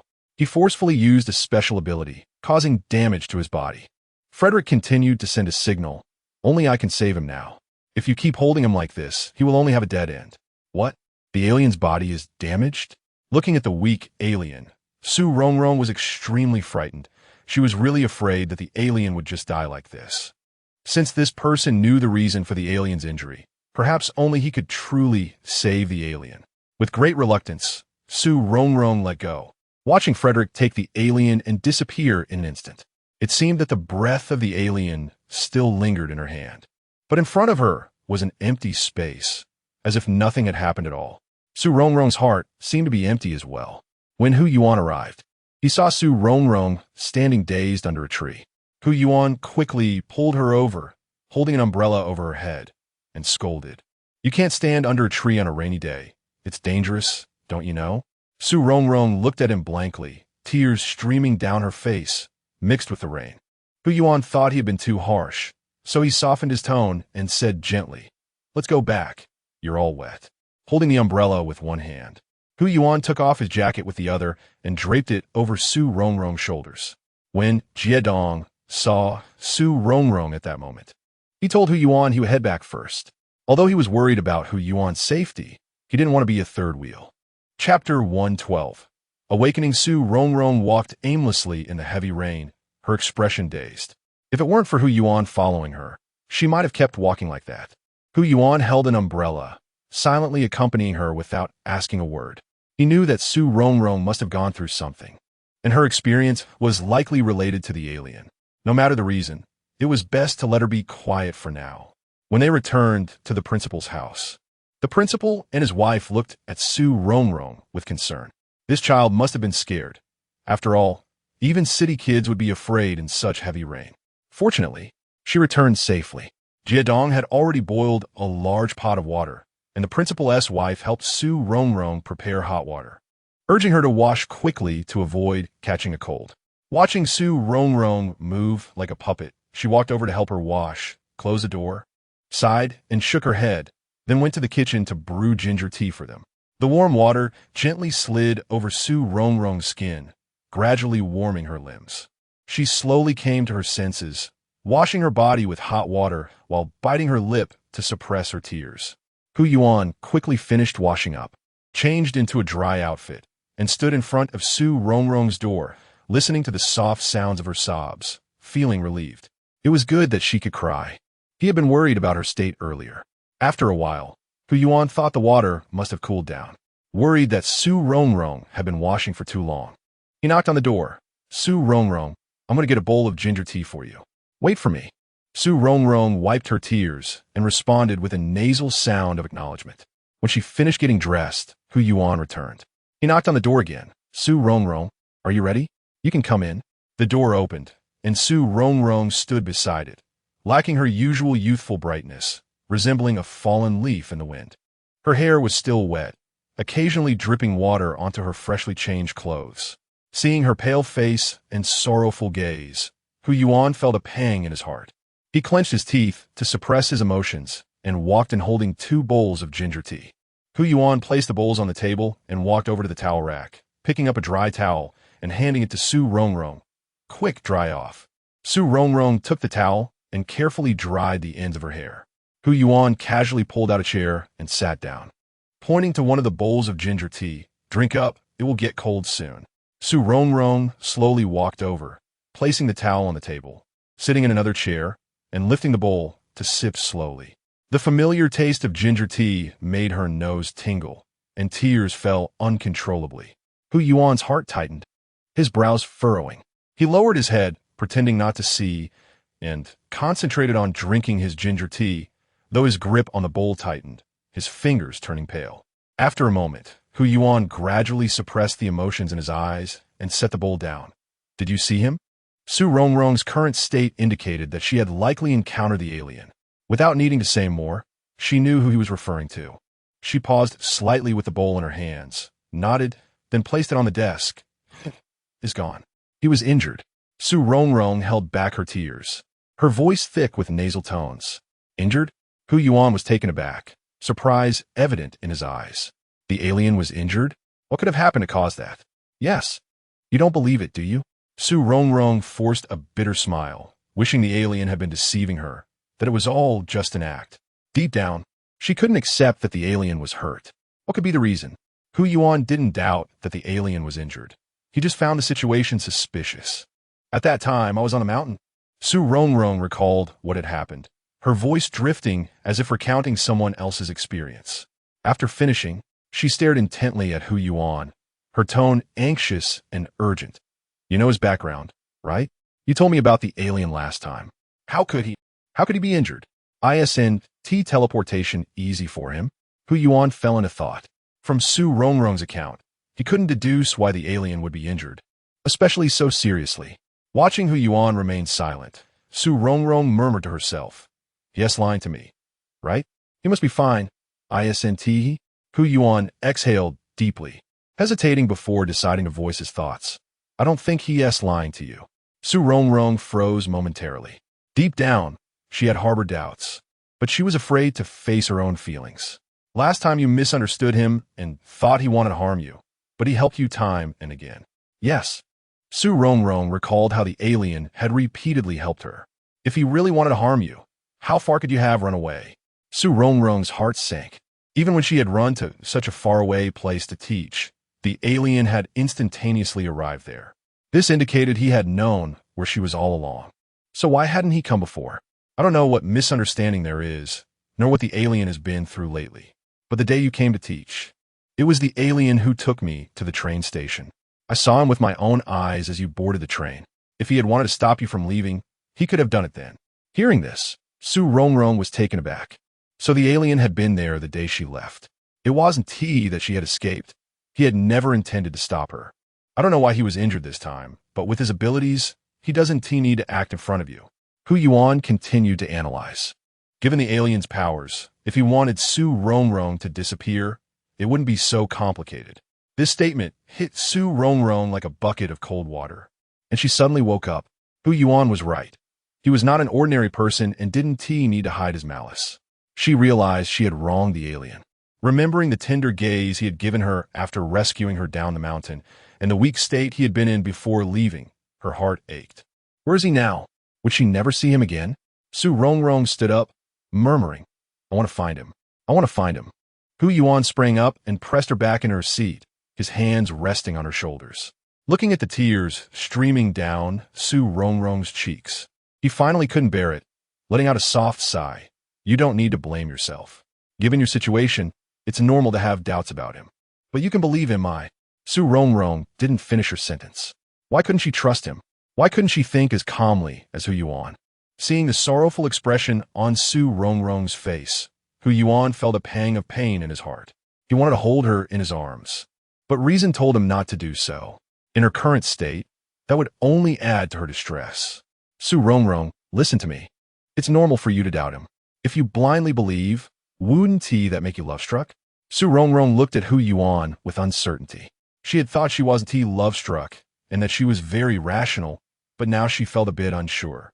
She realized she hadn't truly viewed the situation rationally. She had been afraid of the alien from the beginning, always cautious. Seeing Su Rongrong's emotions gradually stabilize, Hu Yuan gently released his grip and slowly straightened his body. I can believe in him because a bystander sees clearly. I am not in the situation, so I see things more clearly than you do. Is that really the case? Even if Hu Yuan is right. Just thinking about what she did to Yixing on the day of departure, the cruel words she said to Yixing, and even after being saved by Yixing, she still had no kind words for him. She didn't even give Yixing a chance to explain, arbitrarily condemning him. Hu Yuan sat back in his chair, lightly tapping the table with his fingers, frowning and pondering the information Su Rongrong had provided earlier. You said Yixing was taken away by his kind? That person is the one who gave a speech at the school last time. Su Rongrong's thoughts were pulled back by Hu Yuan's words, and she frowned in recollection, slowly saying, You said he can save Yixing? When Su Rongrong said this, she was nervous yet hopeful, her lively eyes filled with expectation as they looked at Hu Yuan. Hu Yuan's fingers stopped tapping the table, and after a moment of silence, he said, I believe he can do it. Really? Really? With Hu Yuan's affirmative answer, Su Rongrong's heart felt a little more at ease. She couldn't help much, so she could only silently pray, hoping Yixing would be out of danger and recover soon. Seeing that Su Rongrong had nothing else to say, Hu Yuan took his leave and returned to his room. After Hu Yuan left, Su Rongrong propped her head up, resting her elbows on the table. Memories surged like a tide, and the scenes of her time with Yixing vividly played out in her mind. She didn't know how long it had been, but when her head began to feel a bit heavy, she lay down on the bed and fell asleep. Time flew by, and the days of teaching quickly came to an end. Dong left 2 days early, and his classes were taken over by Hu Yuan. The two added each other as friends and agreed to meet again when they had the chance. On the day, Rongrong left. Su's father and mother drove to pick her up, conveniently taking Hu Yuan to the airport as well. Upon seeing that her daughter was teaching alongside a handsome young man, Su's mother immediately had some suspicions. No wonder Rongrong suddenly wanted to teach. It was because of this boy. This boy seemed quite nice and was very polite upon first meeting. Rongrong had no idea that her mother was viewing Hu Yuan with the attitude of a mother-in-law assessing a son-in-law. Su's father was driving. Su's mother sat in the front passenger seat, and Rongrong and Hu Yuan sat in the back. Su's mother secretly observed Hu Yuan and Rongrong, noting that they behaved perfectly appropriately, not crossing any boundaries. Could it be that they had a fight? Su's mother, changing her usual stern demeanor, adjusted her tone to what she considered the most gentle. Hu Yuan, are you and Rongrong classmates? Annie, Rongrong and I are from the same school, but we are not in the same department. Oh, then what are you studying? Computer science. That's great. Computer science is widely applied now. Chapter 113. Changes on the way back. Mother Su appeared to be casually chatting with Hu Yuan, while Rongrong was distractedly gazing out the window. Originally, Mother Su wanted to treat Hu Yuan to a meal, but he politely declined. After returning home, Rongrong first charged her phone. Then she eagerly turned it on, and a flood of missed calls popped up, all from her dormitory mates. Rongrong felt a warmth in her heart, and then opened the chat group, where there were countless unread messages. She started reading from the first unread message, and quickly came across a video sent by Yin Jingjing. However, when she clicked on it, she found that the video had expired and couldn't be opened. Looking further down at the chat between Yin Jingjing and others, she learned that the video was about Hu Yuan and Yixing. Rongrong quickly sent a message. Hey, does anyone have the video of Hu Yuan fighting Yixing? Not long after, she received a reply. Rongrong, you're back. Yin Jingjing was the first to respond. Yeah, do you have that video? Wait, I knew you'd want to see it. Soon, the video was re-uploaded. Rongrong clicked on it. The video was quite blurry, but she still recognized Yixing at a glance. Hu Yuan threw a punch, and Yixing took it head-on. Rongrong felt a pang of heartache. Why didn't he dodge? With his abilities, he could have easily avoided it. Rongrong scrolled back to find the time when Yin Jingjing first posted the video. That time was right after Hu Yuan had sent her back to the dormitory. Did Yixing follow her the whole time? In the days that followed, she kept reflecting on her interactions with Yixing, trying to analyze that day's events with a rational mind. However, she could never calm down. Yixing's weak appearance when he left lingered in her mind. At that moment, Rongrong received another message. Rongrong, did you see it? What happened? Why did Hu Yuan fight with Yixing? I'm not sure. No way, you don't know either. This gossip had left Yin Jingjing guessing for several days. But since Rongrong didn't know, she decided to let it go. Yin Jingjing, with her carefree personality, wouldn't dwell on such matters too much. How's the teaching experience going? I heard from Jiao Jiao that the signal there is poor. Yeah, the signal is bad there. Hearing Yin Jingjing mention the teaching experience reminded Rongrong of how she had been thinking about how to help those children. By the way, the kids there have a tough life. Let us pool some money together and buy them some school supplies to send over. Sure, no problem, Yin Jingjing readily agreed. Tan Luo and Mo Xiaojiao were also tagged in. Mo Xiaojiao replied, I'm in too, just let me know when. Tan Luo said, I'll donate the lucky money I received during the new year. Yin Jingjing envied. No way. Luo, you still get lucky money? So lucky.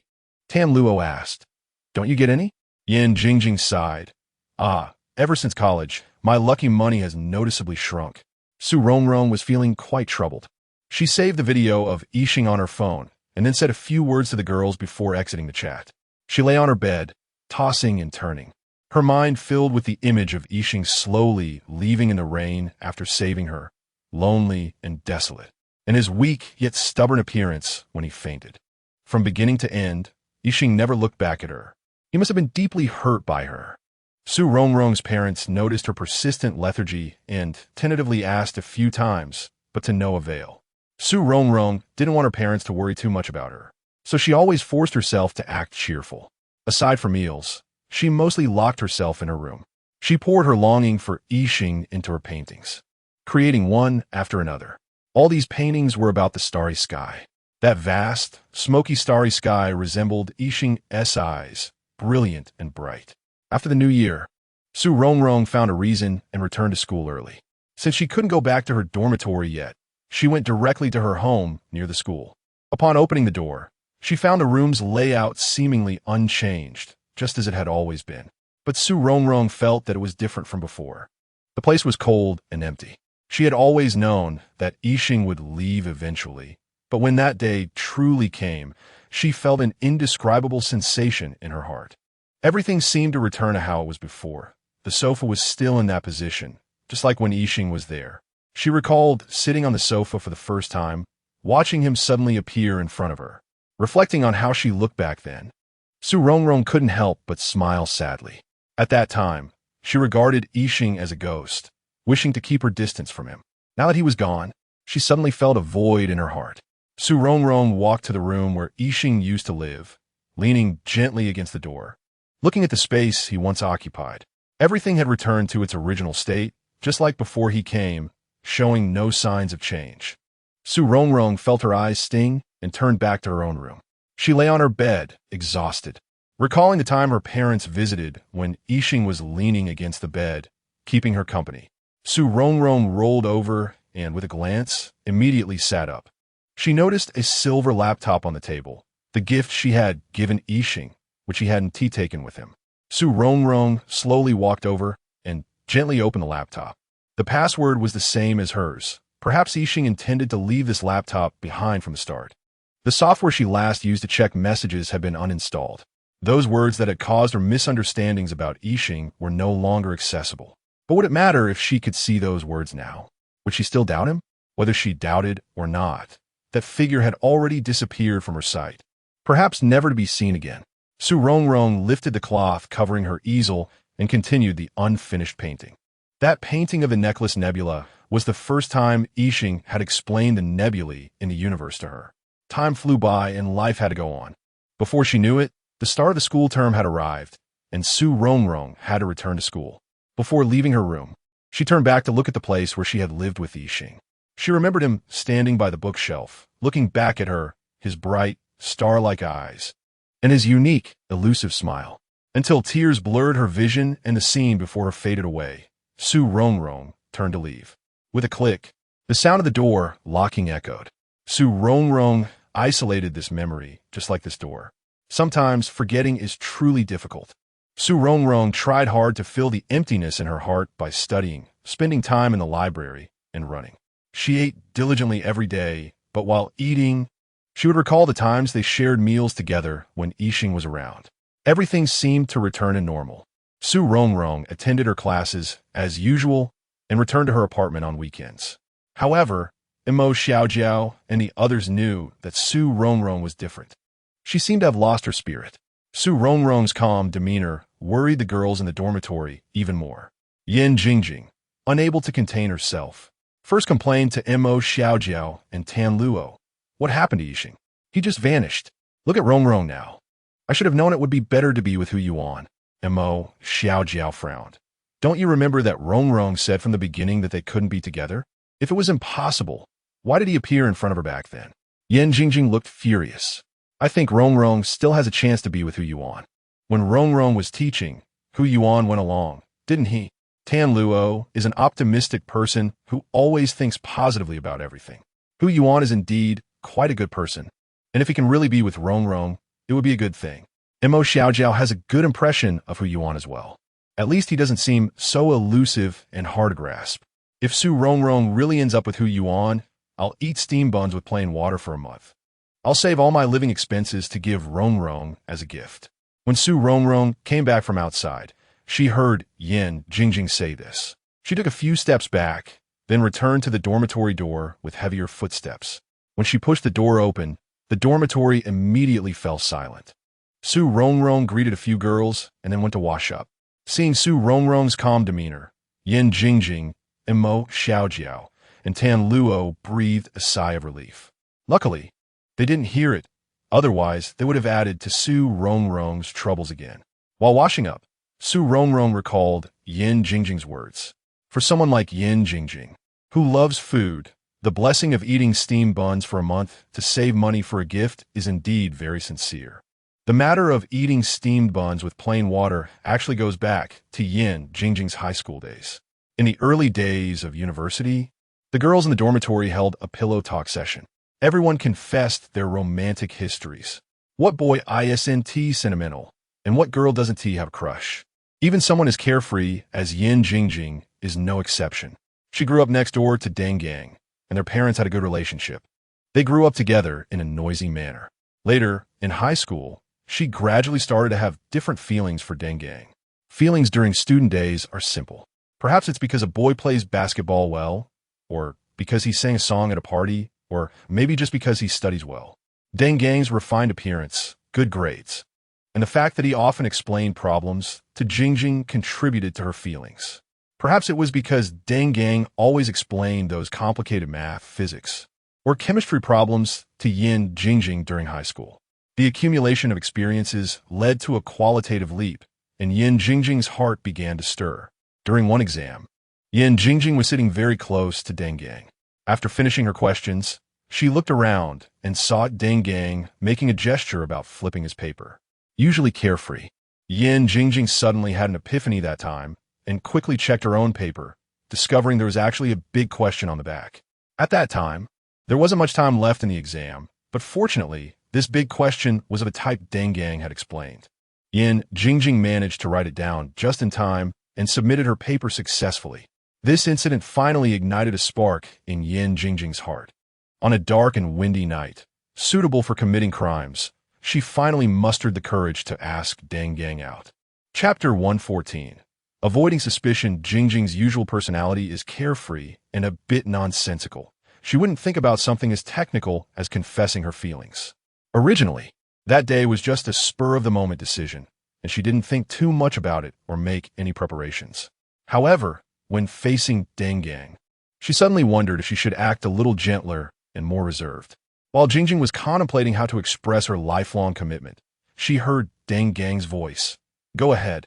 What's the matter? Hurry back to study after you finish. The exam is coming soon. Have you prepared well? This sentence didn't seem like much at first, but Deng Gang followed it up with, I hate it when you're so absent-minded. Hearing this from Deng Gang made Jingjing completely forget her original intention of finding him. The spark of love was instantly extinguished, and anger flared up instead. What are you talking about? How dare you say you hate me? The most? Jingjing immediately retorted angrily. What else with that petty attitude? It's just a little bit of your time. Is it that serious?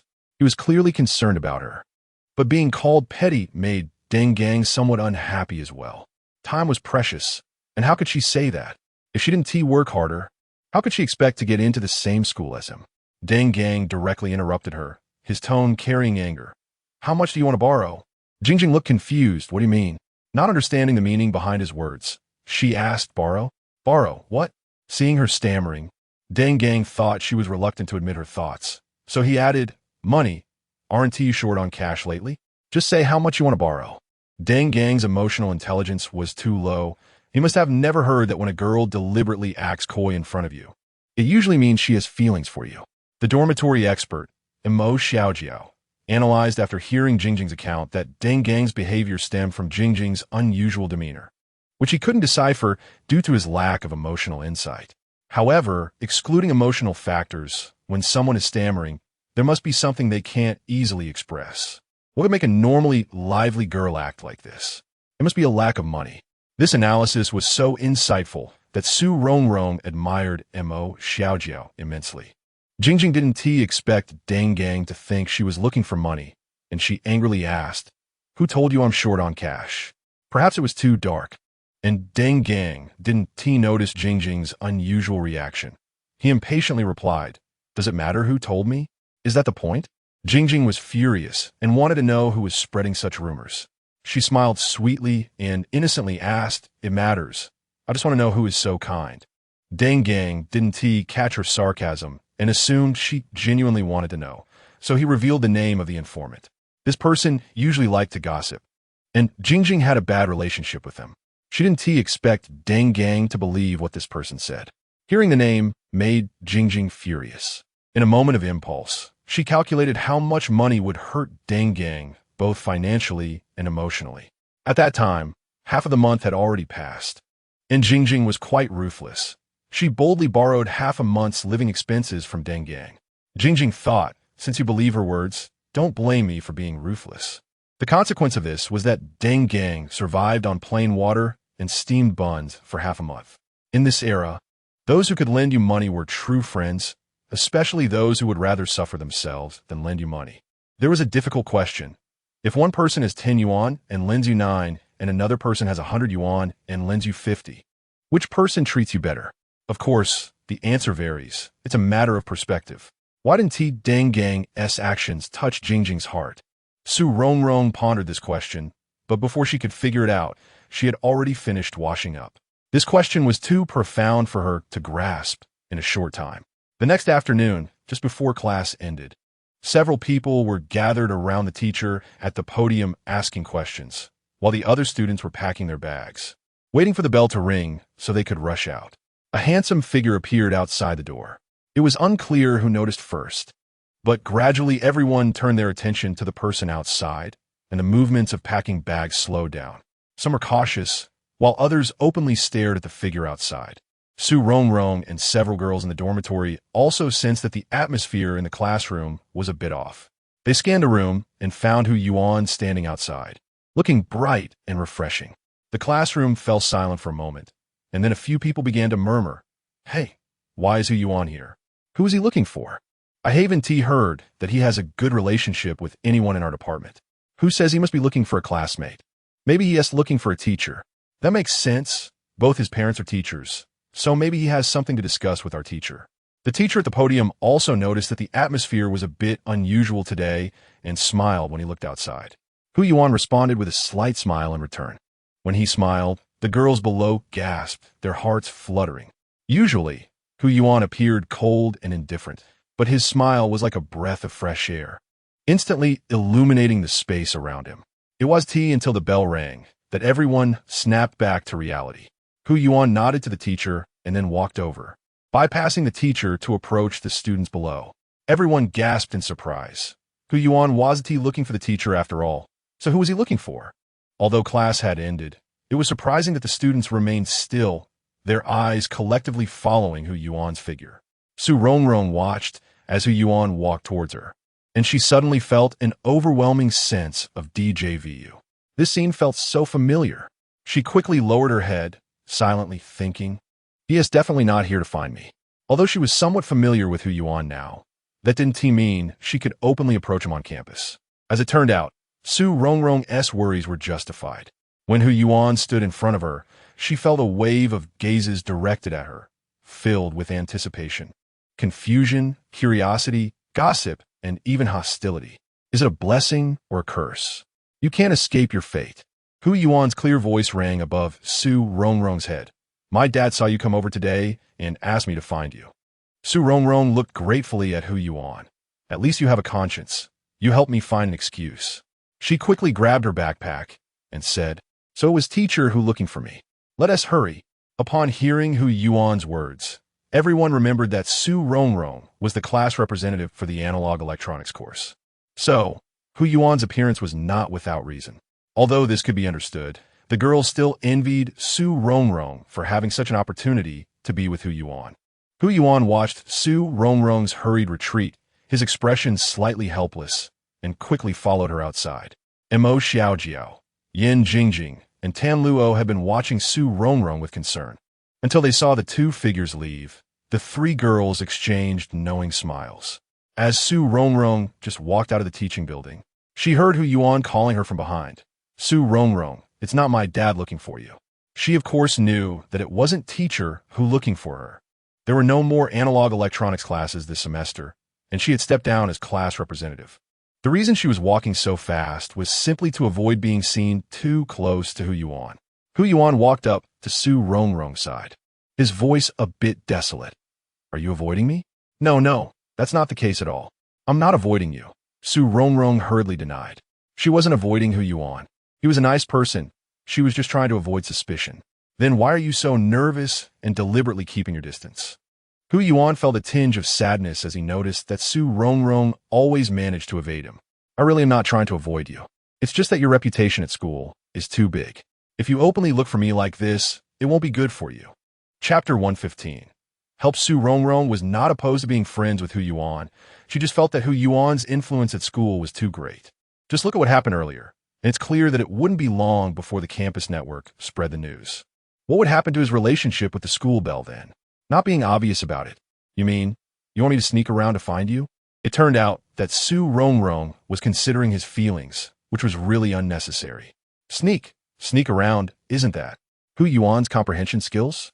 Seeing Su Rongrong's aggrieved expression, Hu Yuan suppressed a laugh, maintaining an indifferent facade. I'll pay attention next time. Pay attention next time? What kind of attention is that? If he really did that, wouldn't it be worse? Su Rongrong felt frustrated and quickly interrupted. Forget it. You can just find me openly. Okay. Hu Yuan put on a face that said, since you request it, I'll reluctantly comply. Su Rongrong felt like she was being led around by Hu Yuan and continued to struggle. Actually, what I meant was if I get too close to you, it might be misunderstood by other students who are not in the know. So, do you understand? Not in the know. Hu Yuan felt a bit frustrated. Perhaps you're the only one who doesn't get it. Not wanting to continue this topic with Su Rongrong, he took the initiative to mention the reason for seeking her out. I'm here this time to ask you for a favor. Help?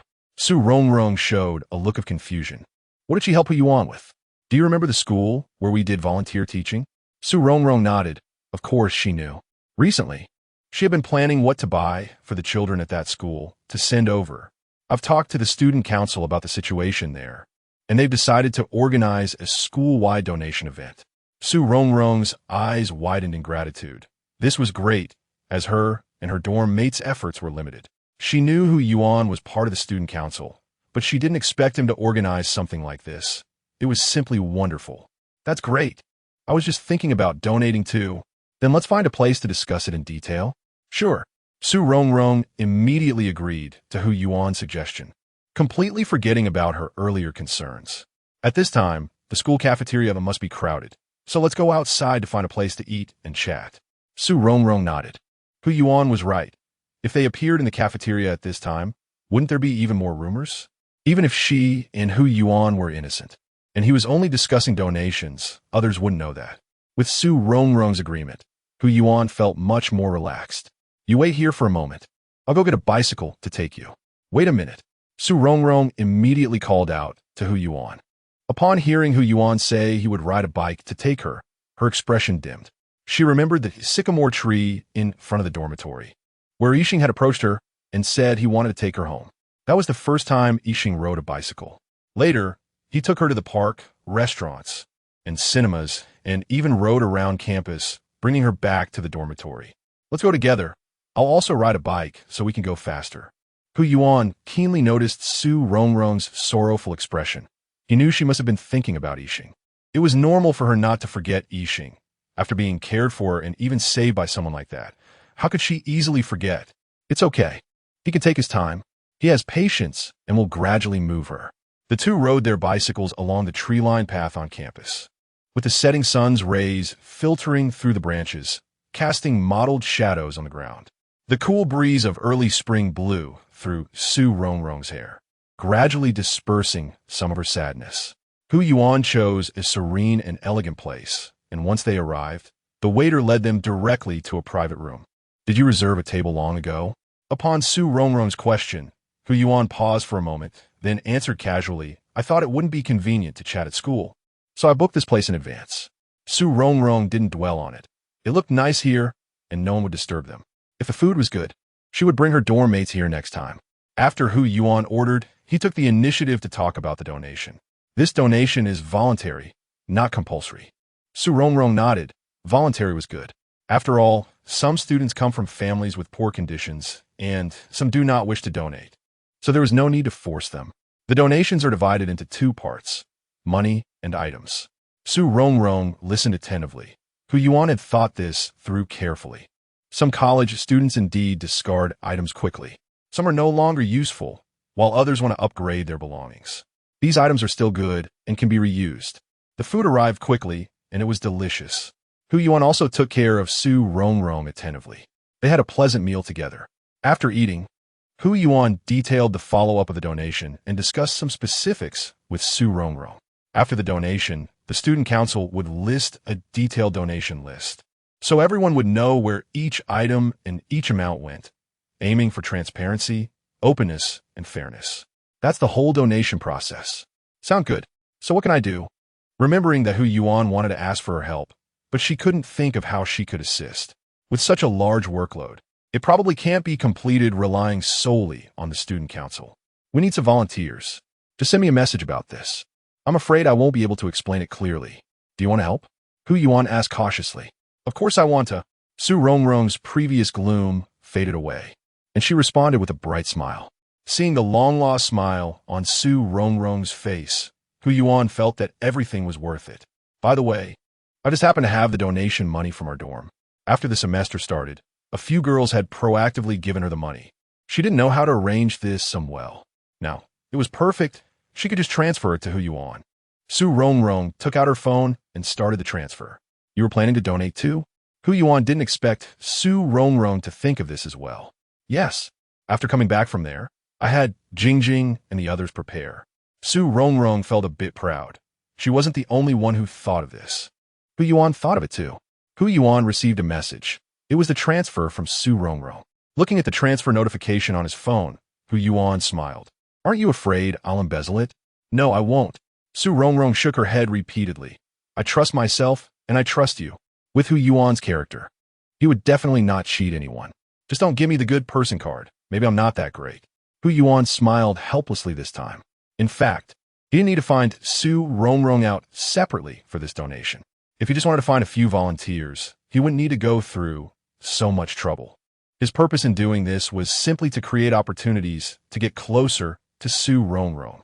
However, Su Rongrong felt that with the school bell like that in front of her, how could Hu Yuan possibly like her? Hu Yuan's actions were only because he was warm-hearted and kind. Moreover, he was also good friends with Yixing and thus took extra care of her. The campus fundraising was scheduled for a few days later, and Su Rongrong was pulled by the president of the calligraphy and painting club to make promotional posters. She was already very concerned about this fundraising event, and since she wasn't working this year, she had plenty of free time. When the club president mentioned it, she readily agreed. On the days when the begonia flowers bloomed, the fundraising event officially kicked off on campus. On the day of the fundraising, she also called her 3 dorm mates to join her. She couldn't help with the money collection. Professional matters should be handled by professionals. Several accounting students from the school were brought in to focus on bookkeeping. Su Rongrong and the girls in the dormitory only helped to sort and organize the donated items, categorizing them to see what was useful and what could no longer be used. After the donation, Su Rongrong unexpectedly encountered the campus bell.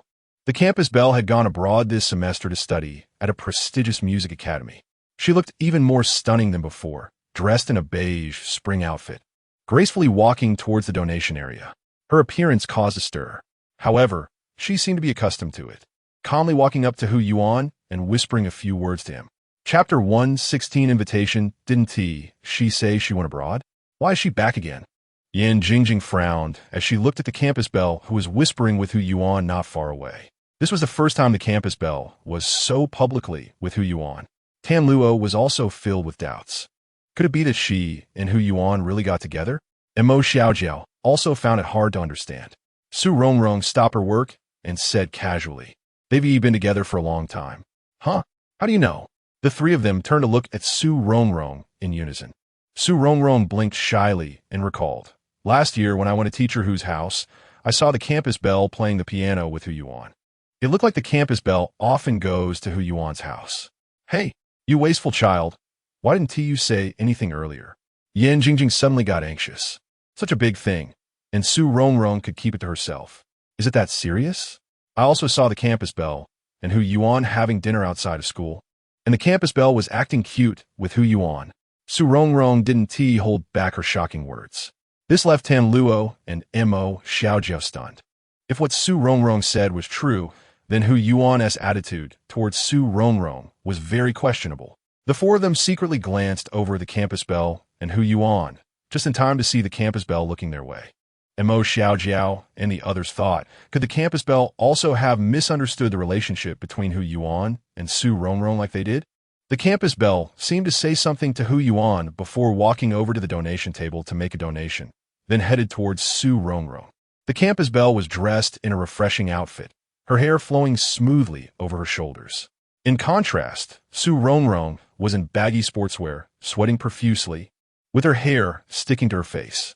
The campus belle stood in front of Su Rongrong and smiled slightly. Su Rongrong, long time no see. It really has been a while. The last time I saw you was when I was working. Su Rongrong didn't care about her appearance and replied generously. Yeah, long time no see. Looking at the pile of old items in front of Su Rongrong, the campus belle asked, do you need any help? Although Su Rongrong was very keen on brand names, she could tell that the campus belle's outfit was quite expensive, and she quickly waved her hands. No need. No need. We're enough. The campus belle hesitated for a moment and said to Su Rongrong, when will you be done? Let's chat together. Chat again? It seemed like she didn't have much to talk about with the campus belle. She still vividly remembered their awkward conversation last time. Plus, the campus belle had said that her relationship with Hu Yuan wasn't what Su Rongrong thought, which had made her gossiping enthusiasm surge. However, since the campus belle had treated her to coffee last time, she thought she should return the favor. Okay, just wait for me a moment. I'll wait for you at the school CAF. Okay, I'll go there in half an hour. The donation work was almost done. They just needed to carry the items to the warehouse and wait for them to be packed and taken away. The subsequent work wouldn't require them volunteers. Not long after the campus belle left, Hu Yuan walked over. Mo Xiaojiao and the others stared blankly at this scene. What was going on? Hu Yuan didn't mention the campus belle. He just told the girls that they could rest once they finished organizing, and that the heavy lifting should be left to the boys. After saying that, he walked up to Su Rongrong. Su Rongrong, thank you in your dormitory for helping today. If not, I'll treat you all to dinner later. I want to go. The campus belle just invited me for coffee. If you want to thank me, then treat them instead. Hu Yuan frowned slightly. Lin Jinyao had invited Su Rongrong. He saw Lin Jinyao coming, but he didn't expect her to get ahead of him. Turning to the other three girls, Hu Yuan asked, what do you like to eat? Mo Xiaojiao and the others exchanged glances. They had a good impression of Hu Yuan at first, but he had just been happily chatting with the campus belle, and now quickly came to find Su Rongrong. Did he think they were blind? Mo Xiaojiao politely refused. Sorry, we also have plans. Hu Yuan paused. He noticed the coldness in Mo Xiaojiao's tone.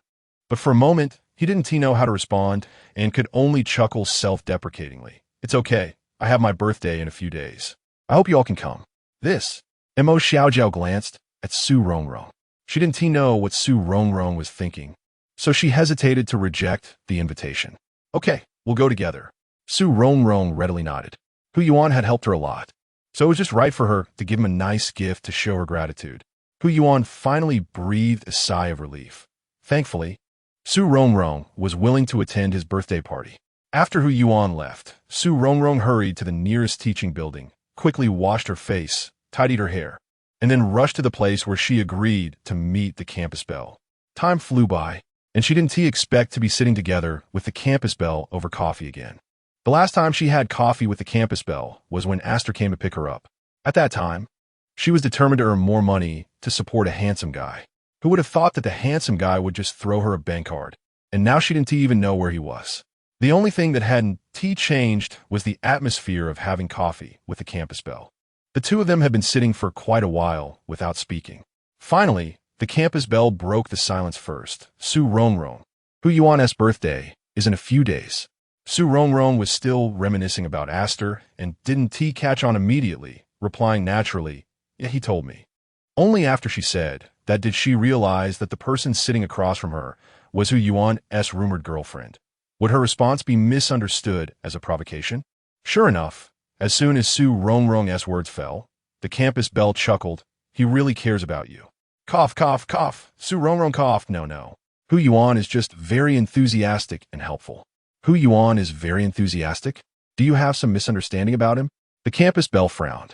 She didn't feel that way at all. No, really. He is very enthusiastic.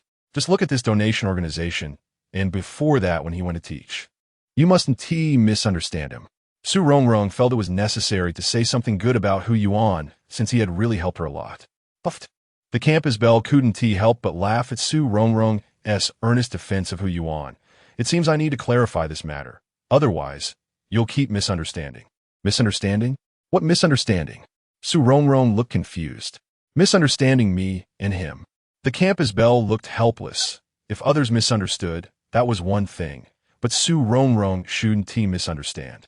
This isn't a misunderstanding. Many classmates saw you two studying together. Could it be that the campus belle wanted to break up with Hu Yuan after going abroad? Well, didn't you also study with him? The campus belle smiled at Su Rongrong. Su Rongrong almost choked. She had studied with Hu Yuan willingly? She was clearly dragged there by Aster. There's no smoke without fire. You say you and Hu Yuan are not that kind of relationship, but everyone thinks you are. What was going on with the campus belle? Did she really want to break up with Hu Yuan? It completely negated everything that had happened before. Su Rongrong felt a bit indignant for Hu Yuan. Rumors are not always true. The campus belle shook her head helplessly. All right, seeing is believing. I've seen you walking with Hu Yuan on the playground. Su Rongrong didn't expect the campus belle to be like this. Her impression of the campus belle had been quite good before. Now she was getting anxious and directly pointed out what she had seen. Curious how the campus belle would argue this time. Hu Yuan also ran with you, didn't he? The campus belle held back her laughter, looking at Su Rongrong's righteous demeanor. Well, we were running separately, and it was just a coincidence. Su Rongrong thought. The campus belle wasn't trying to shift the blame onto her, was she? She wasn't afraid of anything. It was just that it was unfair to Hu Yuan. Do you really believe in so many coincidences? The school beauty raised a question. It was precisely because she didn't believe in coincidences that Su Rongrong felt there was something complicated between Hu Yuan and the school beauty. She suddenly remembered the first time she went to teacher Hu Yidao's house to study. She saw Hu Yuan playing the piano with the school beauty. This school beauty couldn't be just a coincidence, right? Su Rongrong immediately perked up. Oh, right, I also saw you playing the piano with Hu Yuan. The school beauty seemed unwilling to argue any further, sighed, and elongated her voice. He is my brother. What? Your brother? Now, it was Su Rongrong's turn to be shocked, staring wide-eyed at the school beauty. Could she really come up with such a reason? You told me last time that your name is Lin Jinyao, right? The school beauty nodded. Your last name is Lin, and his last name is Hu, and you say he is your brother. Are you kidding me? Yes, he really is my brother, the school beauty reiterated. As far as I know, teacher who has only been married once and has only one child, Hu Yuan. Where would he have a sister? Does she really think I don't know anything? The school beauty nodded decisively. Hu Yiqing indeed only has one son, Hu Yuan. Then why do you still say Hu Yuan is your brother? Su Rongrong's momentum rose. She insisted on getting to the bottom of this. He is really my brother. We have a blood relationship. The school beauty dropped another bombshell. Wait a minute. You said you have a blood relationship? This left Su Rongrong confused. If they really had a blood relationship, then it could indeed be her brother. But the school beauty just admitted that teacher who only has Hu Yuan as a son. Could it be? No way, no way. She must have read too many novels about family feuds in wealthy households. But why don't you have the surname Hu? Su Rongrong's momentum weakened. Lin Daiyu and Shui Baochai also don't have a surname Jia. The school beauty smiled at Su Rongrong. Lin Daiyu, Shui Baochai. Su Rongrong's mind turned, and she suddenly realized. Oh, so they're cousins. How did I not think of this? Yes, not only do Lin Daiyu and Shui Baochai not have the surname Jia, but Shi Shangyun also doesn't have a surname Jia. No wonder. I originally thought the school beauty and Hu Yuan had a couple's resemblance. It turns out they are relatives. After Su Rongrong understood, she was instantly petrified. So the truth is like this. Chapter 117. Birthday from the resemblance between the two. Hu Yuan looks like his mother, suggesting they might be cousins on the maternal side. If the school belle resembles her mother, she would be a maternal cousin. If she resembles her father, she would be a paternal cousin. No wonder the school belle has a particularly deep understanding of art. It is said that her maternal family is from an artistic lineage. Oh my, what a misunderstanding. It's really embarrassing. One cannot judge a situation solely by appearances. One must look beyond the surface to see the essence. Who would have thought that these two are actually cousins and even attend the same school? But I've never seen you call Hu Yuan brother or Hu Yuan call you sister. We're the same age. Why would I call him brother? We've always just called each other by our names since we were kids. All right, you guys are impressive. This pair of cousins is too good at misleading others. The last time we met, the school bell only spoke halfway. What a trap. So, about the rumors at school regarding you and who you on, why don't you explain? Rongrong really didn't understand the actions of this brother-sister duo. It's troublesome. The school bell seemed helpless and pouted. Is it too troublesome to explain? These two are so aloof, yet it's just a matter of a few words. Why complicate things? The school bell seemed to know what Rongrong was thinking and explained. This can prevent a lot of trouble. The school bell's answer once again overturned Rongrong's understanding. It could be handled this way. No way, you guys did it on purpose. The school bell replied indifferently. She just wanted to quietly enjoy campus life at school. And at that time, Hu Yuan had similar concerns, so they hit it off. However, Hu Yuan makes a pretty good shield. So why did you tell me today? You didn't say anything last time, so why suddenly now? The school bell lightly furrowed her brows, thinking that after seeing you last time, you would ask Hu Yuan, but unexpectedly, you didn't ask. And Hu Yuan didn't say anything. The school bell was also speechless about the way these two interacted. Clearly, she had created an opportunity for them last time. But what happened? Neither of them seized it. Otherwise, why would she be so troubled? She didn't know what Hu Yuan was doing all day. At this rate, his future sister-in-law would fly away. Ask, Hu Yuan. She always thought the school bell and Hu Yuan had that kind of relationship. How could she ask? In what capacity could she ask? Did Hu Yuan know you met with me last time? He knows. Thinking of this matter, the school bell felt a sense of helplessness. Last time she met Rongrong, she had clearly told Hu Yuan that she was going to have coffee with her future sister-in-law. But Hu Yuan was completely indifferent. She was afraid that if she didn't help, Hu Yuan would remain single for life. However, from today's perspective, Hu Yuan performed quite well. He knew to invite Rongrong to celebrate his birthday. The two chatted for a while longer before Rongrong took her leave. This time, Rongrong insisted on paying, and the school bell didn't insist otherwise. With a bright smile towards Rongrong, she said, "Then I won't argue with you. I believe we will have more opportunities to chat in the future, but next time, let's not have coffee. Let's eat something else." The school bell looked really beautiful when she smiled. If Rongrong weren't feeling so calm, she might have been swayed. After returning to the dormitory, a few girls quickly surrounded her, all with concern on their faces. Yan Jingjing looked Rongrong up and down and asked, "Rongrong, the school bell didn't bully you, right?"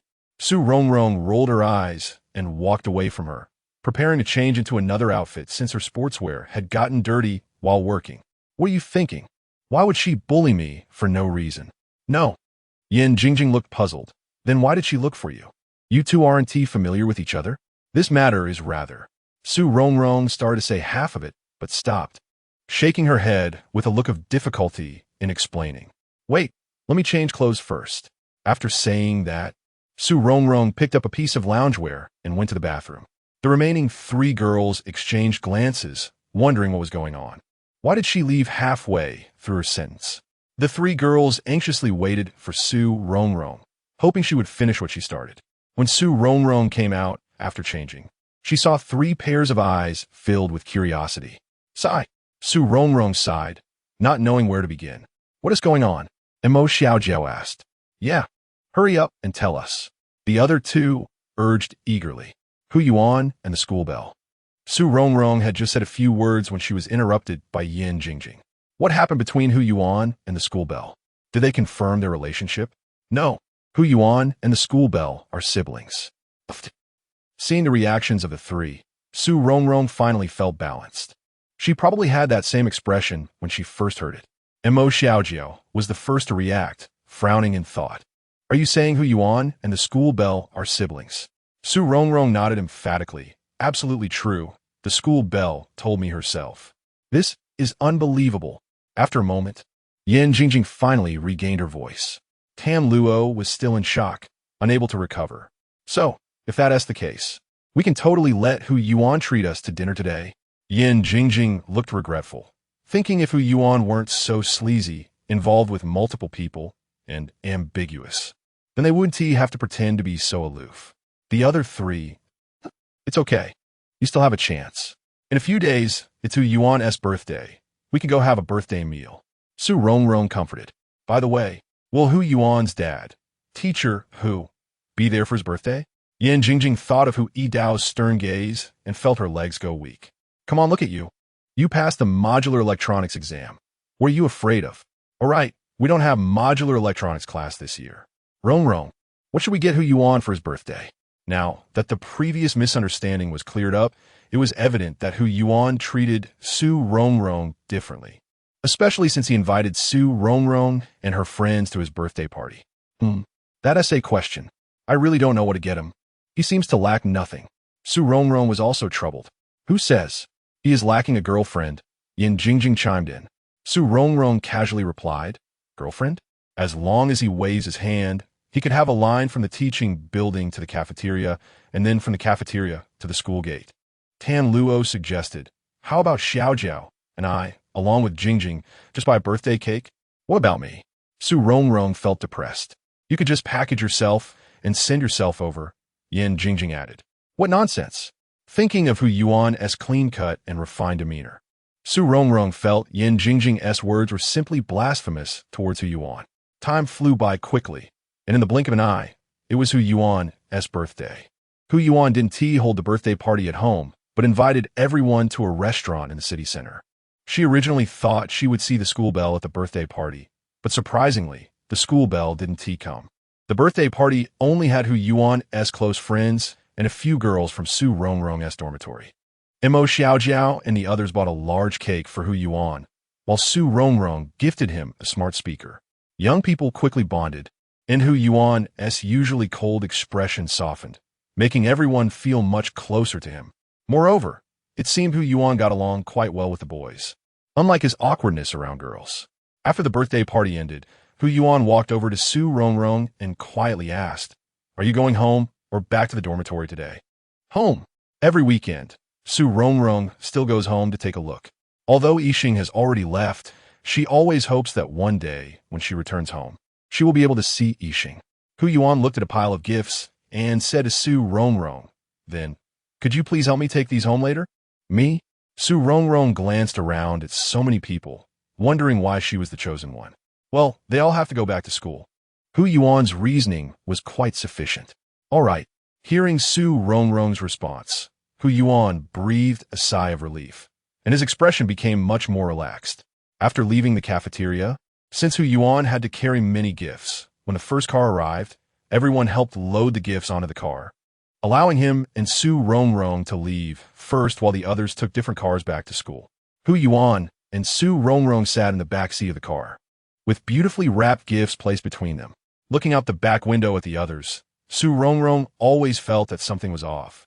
Logically speaking, it wasn't their first time being alone together, but today's atmosphere felt a bit different.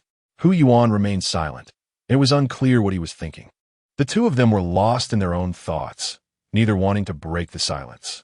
Suddenly, there was a break, and the stacked gifts were about to fall due to inertia. Su Rongrong quickly reached out to support them, not expecting Hu Yuan to reach out as well. Hu Yuan's palm perfectly covered Su Rongrong's small hand, and the soft touch made Hu Yuan's heart flutter, his gaze towards Su Rongrong carrying some ambiguous feelings. Su Rongrong was also taken aback, and before she could think much, she heard the driver in front yelling, Can't you see while riding? Are you looking for death? He then muttered to Su Rongrong and Hu Yuan, People these days don't even look while walking, just charging around. They think they can collide with me. Su Rongrong looked out the car window to see a young man riding a bicycle with a girl dressed plainly behind him. The two were crossing the road recklessly. Yixing had once taken her across the road like that, and she was terrified.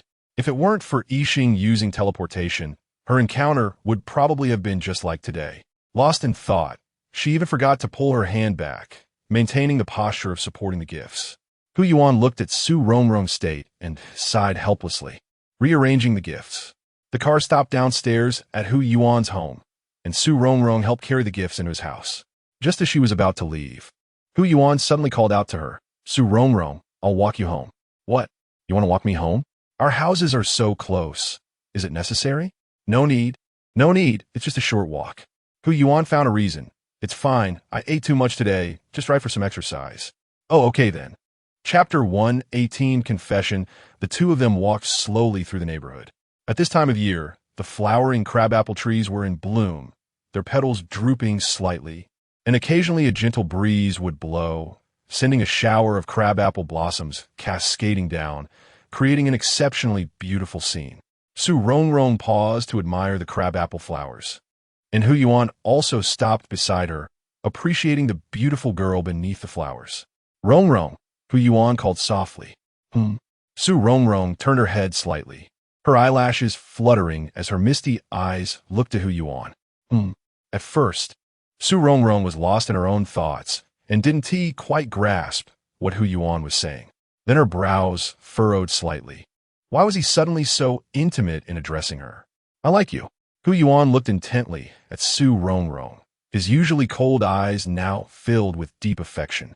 Upon closer inspection, one could see that his hands, which hung by his side, were tightly clenched into fists, betraying his inner tension. Crabapple petals fluttered down around them, and time seemed to stand still for a moment. Wait a minute. She couldn't keep up with her thoughts.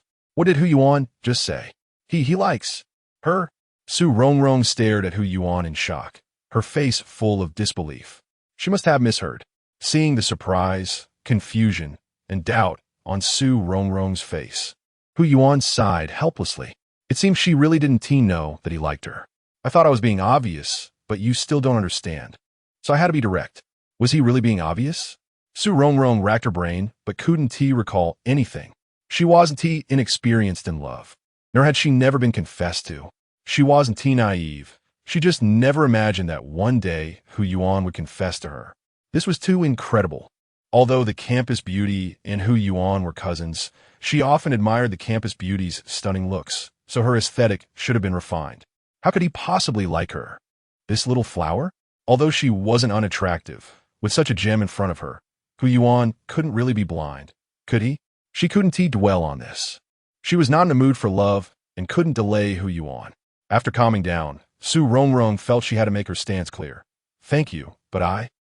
Hearing Su Rongrong say thank you, Hu Yuan knew instantly and bitterly smiled, interrupting her words. Don't say it, I know what you want to say. I just wanted to tell you that I like you. Was he being this forward? A domineering CEO?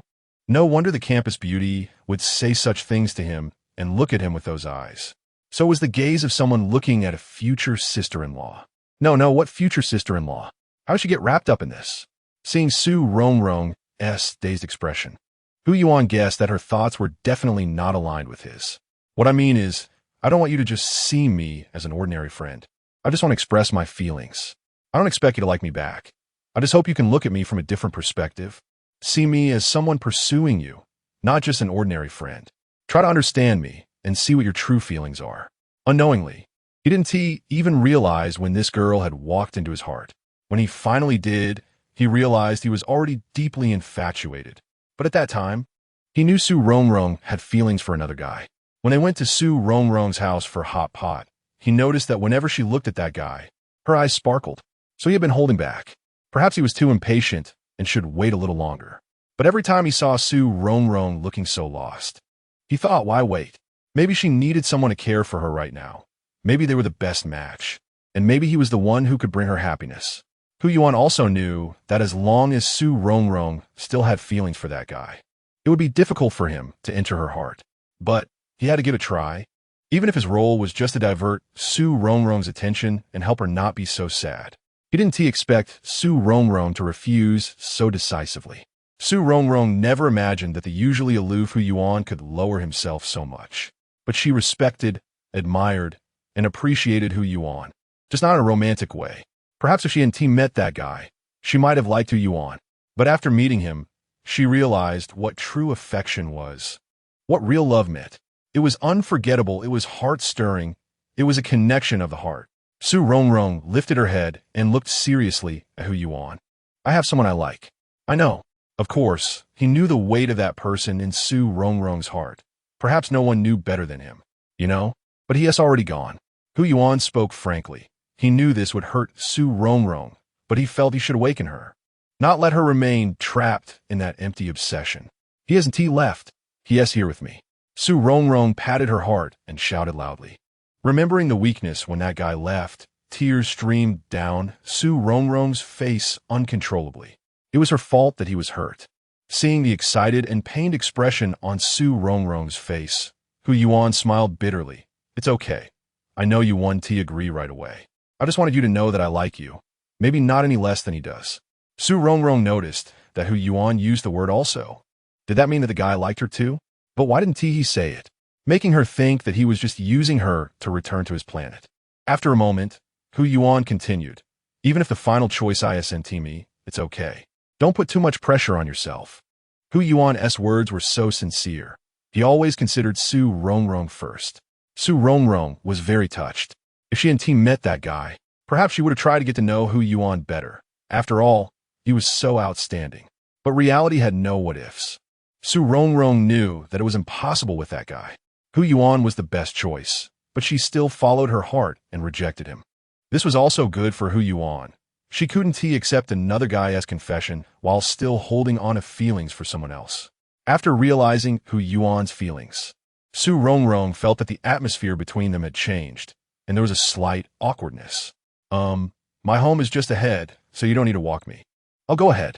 Watching Su Rongrong's fleeing figure, Hu Yuan stood alone under the crabapple trees, letting the petals fall on him. Slowly closing his eyes, he swallowed down a hint of bitterness. He had long anticipated this outcome, but when it actually happened, it was still painful. Su Rongrong ran all the way downstairs and hurriedly got into the elevator. After getting out of the elevator, she took out her keys and was just about to open the door when a figure appeared in front of her. She looked up and saw the figure opposite her. Her initial surprise slowly fading. Frederick looked at the expression on Su Rongrong's face with amusement. What? Disappointed? Su Rongrong calmed down. She had thought that the sudden appearance of the figure was that guy, but it turned out to be the person who took him away last time. How is he now? You said you could heal him when you took him away. It wouldn't be impossible, would it? She didn't answer Frederick's question, but instead returned with a concerned question of her own. Although this person had promised to save that guy, friends or foes, Su Rongrong still couldn't figure it out. Frederick saw through Su Rongrong's thoughts. Cough. You don't need to provoke me. I've been on Earth for over 100 years. Over 100 years? Why does he look so young? Since the provocation method didn't work, Su Rongrong simply decided not to beat around the bush. How is he now? Not good, very bad. Frederick frowned, thinking about the current state of Yixing, feeling a bit angry inside. If Yixing hadn't given up at the last moment, he would have returned to a Moyaki planet long ago. How could he still not have awakened until now? Hearing the words not good, Su Rongrong's body swayed, almost falling over. Frederick quickly went to support her. Su Rongrong steadied herself against the door and glared at Frederick. Didn't you say only you could save him? If I had known it would be like this, I shouldn't have handed Yixing over to you no matter what. I didn't expect his injuries to be so severe at that time. I thought he was just. Su Rongrong frowned, nervously and urgently asking, just what? Frederick sighed. Forget it. It doesn't matter to tell you now. He glanced at the tightly closed door and signaled with his eyes. Can we go in and talk? Su Rongrong opened the door, fully aware that Frederick could have entered directly. His waiting outside was a sign of respect for her. Su Rongrong poured 2 cups of water. Placing one in front of Frederick, can we talk now? You know, Yixing has always wanted to return to a Moyaki planet. However, to go back, he must eliminate the symbiosis. As Frederick spoke, he glanced at Su Rongrong. He didn't understand what was so special about this girl that Yixing would rather delay his return to his original planet and even sacrifice his life to save her. Su Rongrong's heart sank. It turned out what she saw back then was all true. But Yixing didn't want you to be harmed at all and warned me not to take action against you. Su Rongrong looked at the master in front of her in surprise, realizing there was such a thing. Yixing was quietly protecting her, and she had been completely unaware. I advised him at that time, if he didn't eliminate the symbiosis, he wouldn't be able to go back. Moreover, the longer he stayed on Earth, the more of his special abilities would disappear. Frederick shrugged with a helpless expression. That's why I knew Yixing went to save you, but still didn't arrive in time. I've been on Earth too long, and the speed of teleportation is no longer fast enough. So that's how it is. Her fingers tightened around the water cup. Yixing actually risked not being able to return, unwilling to harm her. Yet she misunderstood him. Thinking back to the day she learned about the symbiosis, Her heart ached at how she had treated Yixing. How heartbroken he must have been at that time. Yet he still didn't blame her and rushed to save her when she was in danger. Yixing insisted on finding a way to eliminate the symbiosis without harming you. He was fortunate he found that method. Rongrong looked at Frederick in astonishment. If that's the case, Yixing should be able to go back, right? Chapter 119. Drunk Frederick sighed and continued his story. This method cannot be easily terminated during operation, or it will cause irreversible harm to him. So it turns out that the alien didn't want to hurt her. It really was about eliminating the shared body. But the alien would rather be injured himself than harm her in the slightest. He was also unfortunate. During the process of eliminating the shared body, you encountered danger while climbing the mountain.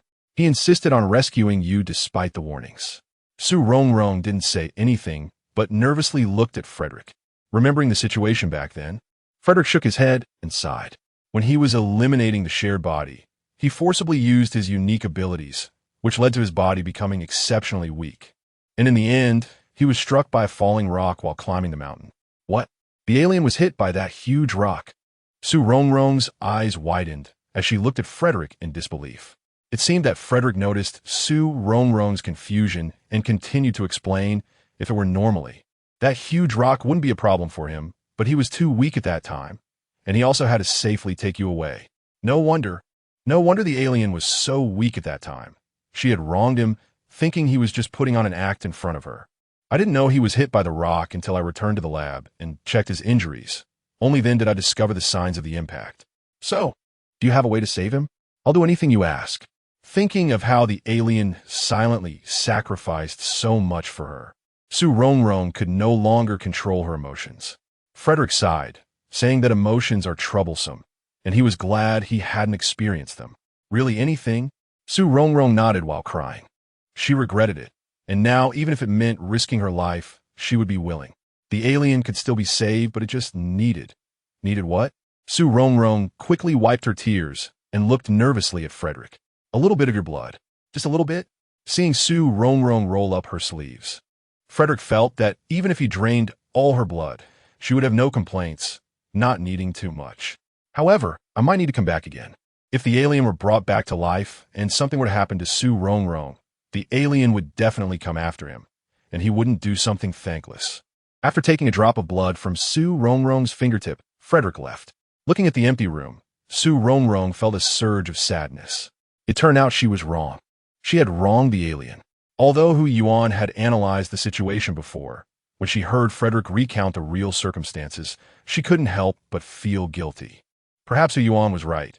As a girl, it was normal to be scared when seeing those words. To run away was also normal, and even a doubt was normal.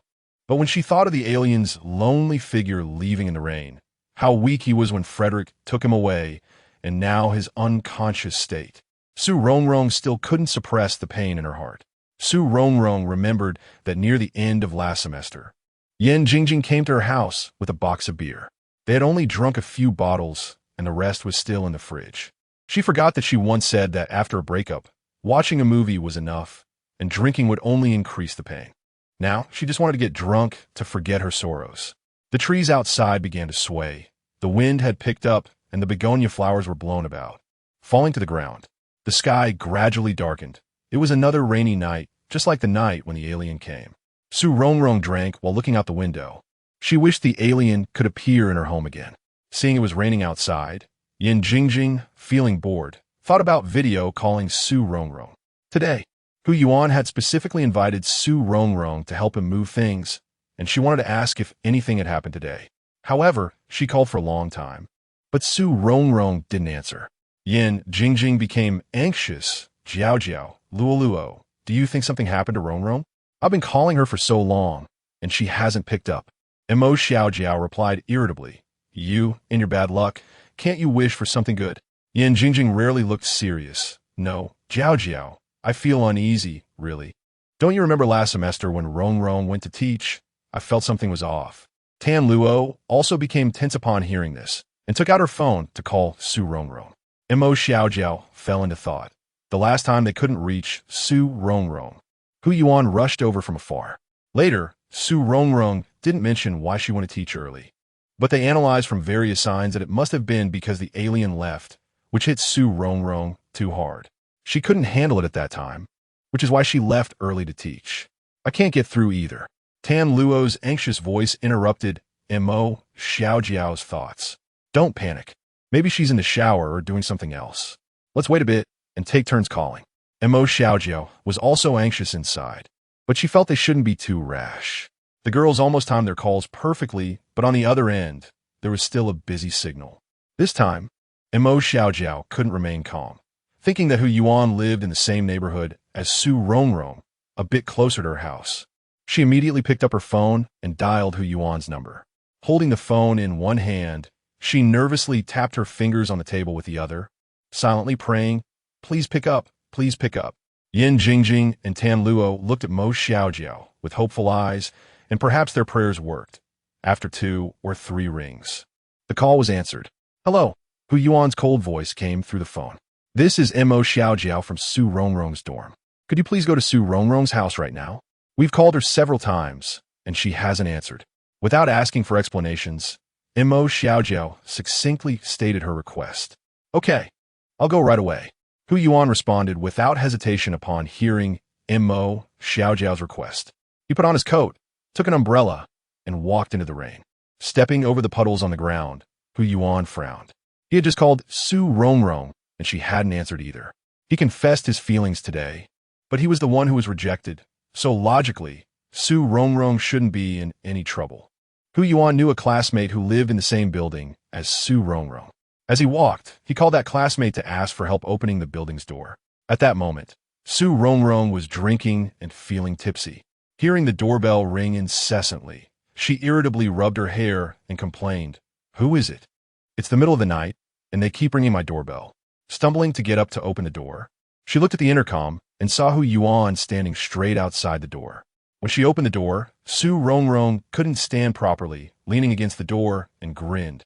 "Ha ha, you must be here to make fun of me, right? You have such a good-looking guy like you, and you still like someone. Su Rongrong hiccuped and couldn't continue. Hu Yuan smiled bitterly. He knew Su Rongrong had been drinking.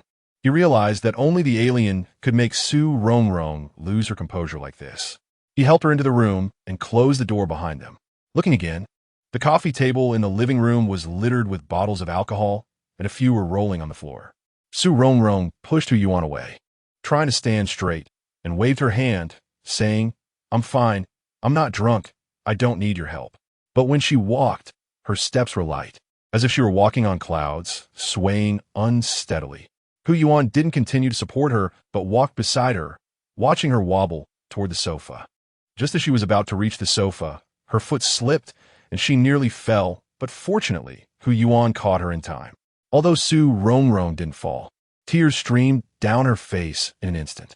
She kicked a bottle lying at her feet and bitterly complained, "Damn it, who put this bottle here?" Perhaps having found an outlet for her emotions, Su Rongrong squatted down, wrapping her arms around her legs and resting her head on her knees. Tears flowed down her cheeks, soaking her arms and knees. After saying that, she recalled the time she met Yixing when she also said "damn it," and, at that time, Yixing didn't understand what it meant. Remembering that scene, Su Rongrong smiled again, crying and laughing at the same time, her smile filled with endless sadness. Hu Yuan watched as Su Rongrong cried, and suddenly felt a sense of relief, gradually easing his worries. It was good that she could cry.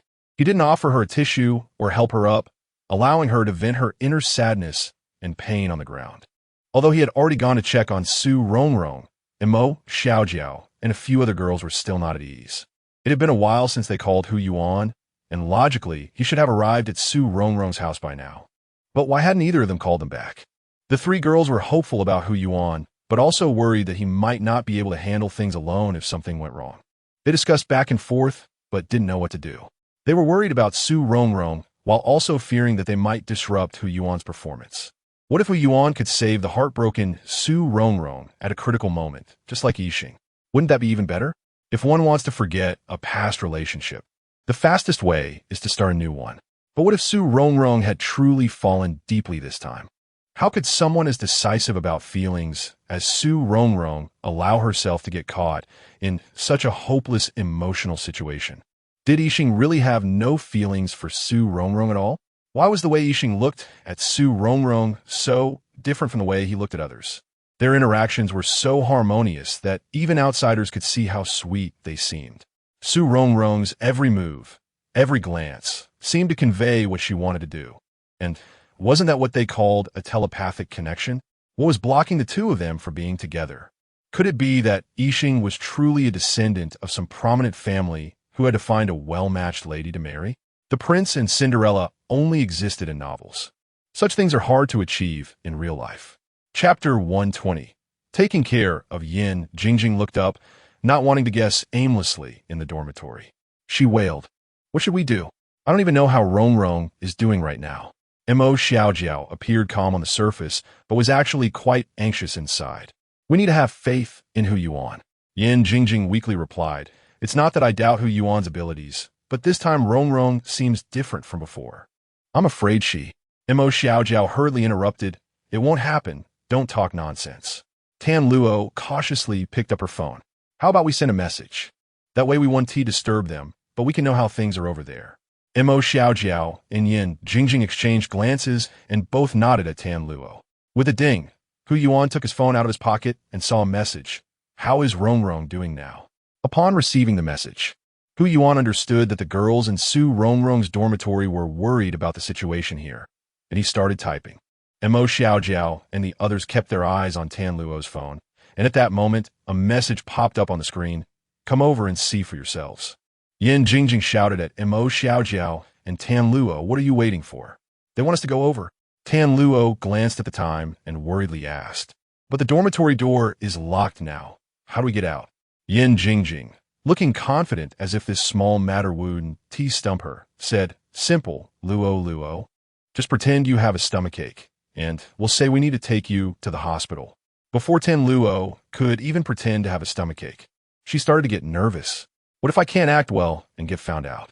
At that moment, Mo Xiaojiao calmed down, saying, "Jingjing, you pretend to have a stomachache, and Luo, you help her. Keep your head down. I'll talk to the dorm supervisor." Once they were ready, as they approached the first floor, Yin Jingjing began to act like she had stomachache.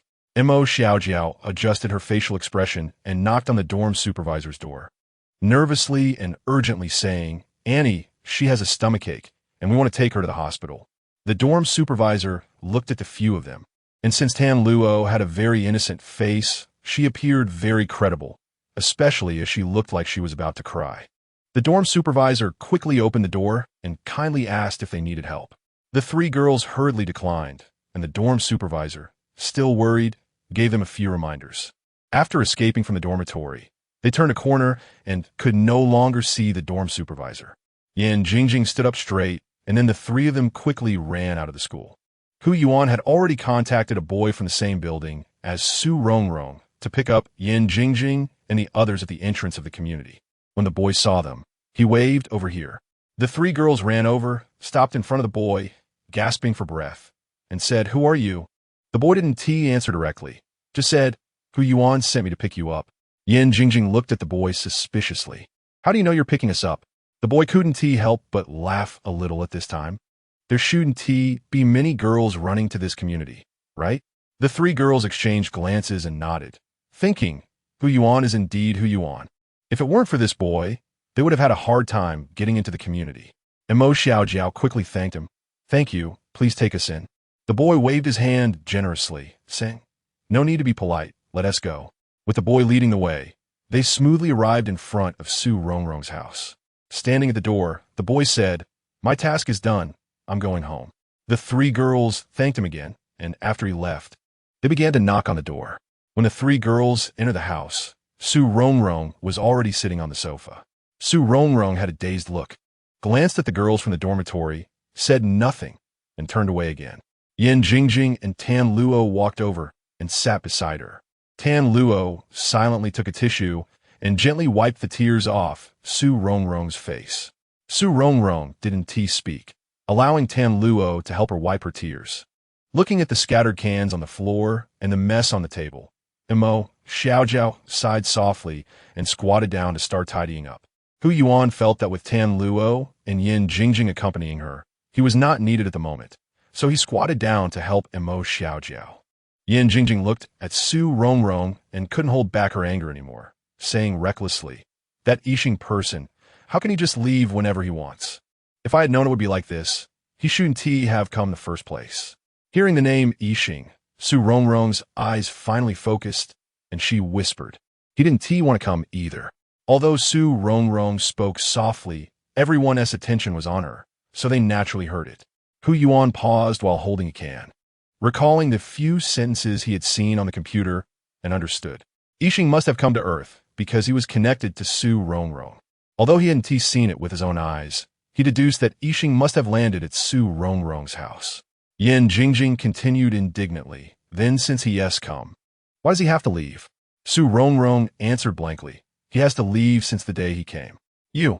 Yin Jingjing wanted to scold Su Rongrong for a bit, thinking that since she knew he had to leave, why did she let herself get into this state? But looking at Su Rongrong's fragile and pitiful appearance, she couldn't bear to say the words of blame. In the end, she could only shift her anger onto Yixing, thinking that if he was going to leave, he should have left earlier. Why did he have to leave after making her like this?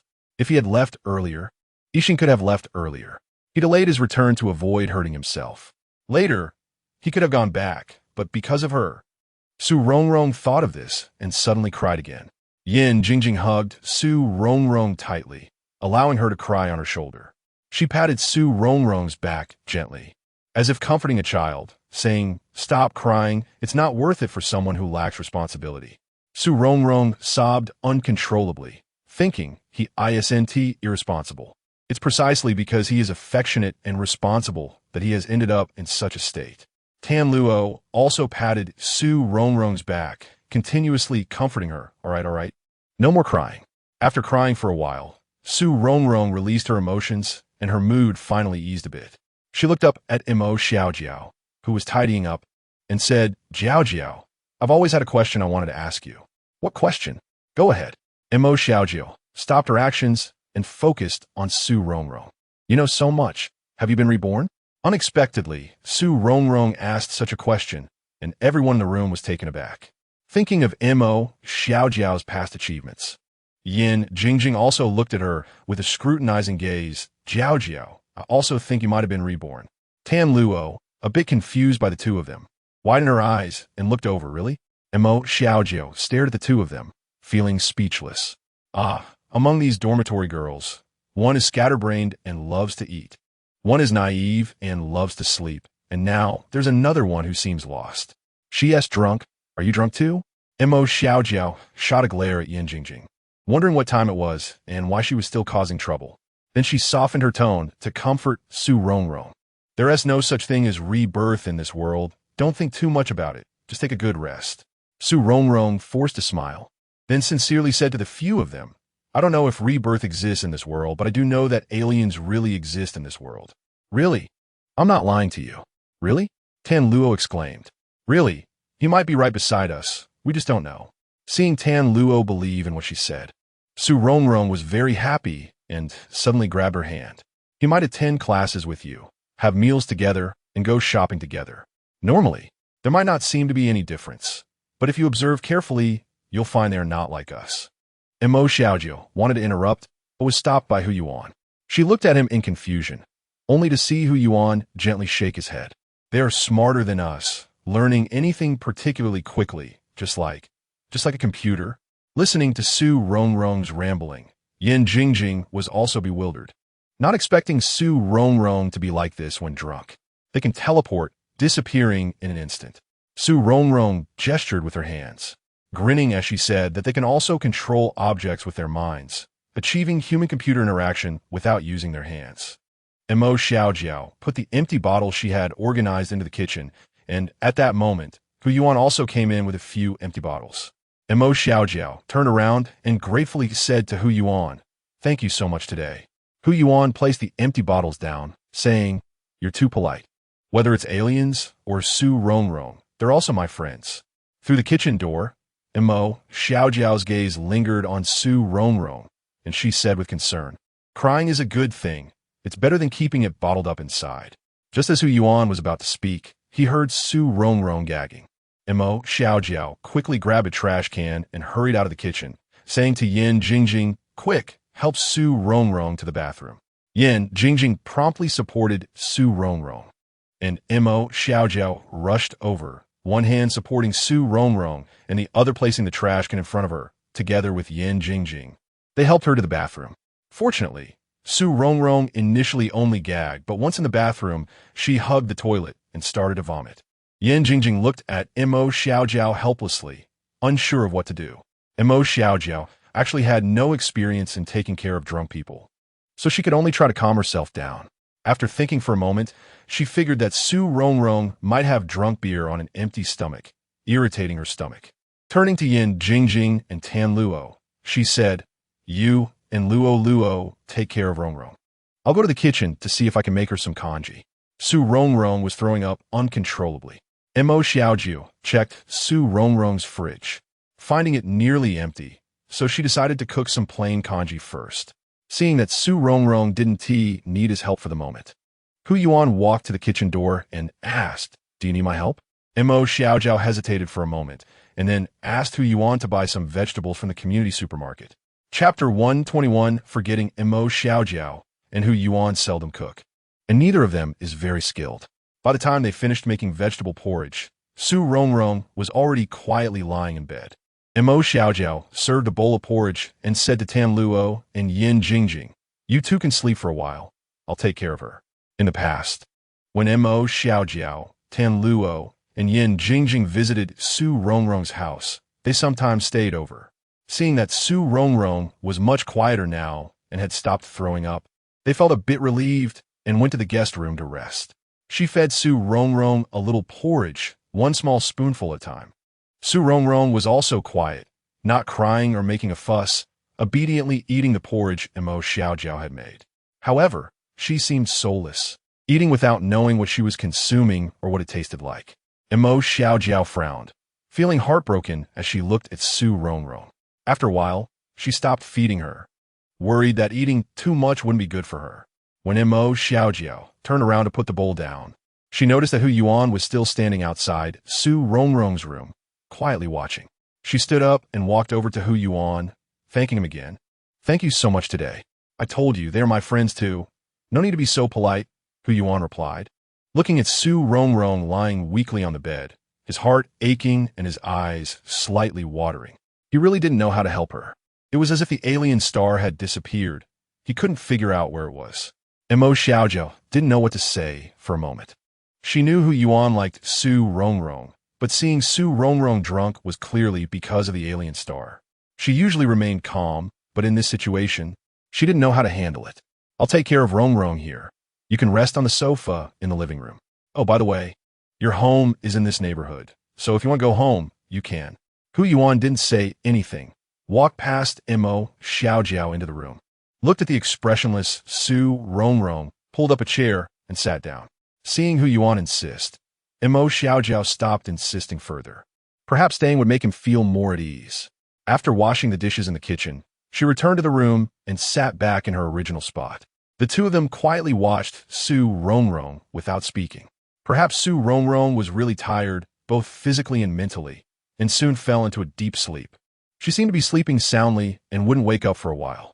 Mo Xiaojiao signaled to Hu Yuan that she wanted to go out to the balcony of the master bedroom for some fresh air. Hu Yuan stood up and joined her on the balcony. The night wind was a bit cool. Mo Xiaojiao tightened her clothes, hugged her arms, and looked at the scattered lights in the neighborhood. Hu Yuan took off his jacket and handed it to Mo Xiaojiao. She glanced at the jacket in his hand, smiled politely, but didn't take it. "No need, this is fine. It helps clear my mind a bit." Hu Yuan draped the jacket over his arm and suddenly smiled. "You've always been very clear-headed, even without the wind." Mo Xiaojiao actually didn't have much interaction with Hu Yuan, so she was surprised by his evaluation of her. She frowned slightly and turned to look at Hu Yuan's profile. His profile was also handsome. The night softened his usually cold features, but from his deep, watery eyes, Mo Xiaojiao still couldn't discern much, so she could only counter, "In front of you, I wouldn't dare to say that." Hu Yuan suddenly laughed self-deprecatingly. "You're much clearer than I am. That photo was sent by you, right?"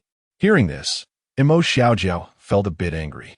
She seemed to understand what Hu Yuan was referring to, but she still held back her frustration. "I admit, I added you on WeChat and sent the photo of Su Rongrong running at night. I apologize for that. You admitted it? Hu Yuan was surprised at how quickly she acknowledged it. He had known about Su Rongrong participating in the sports meet, but he didn't know where exactly she would be running or at what time. It was only because someone had sent a photo of Su Rongrong running that he figured out where and when she would be running.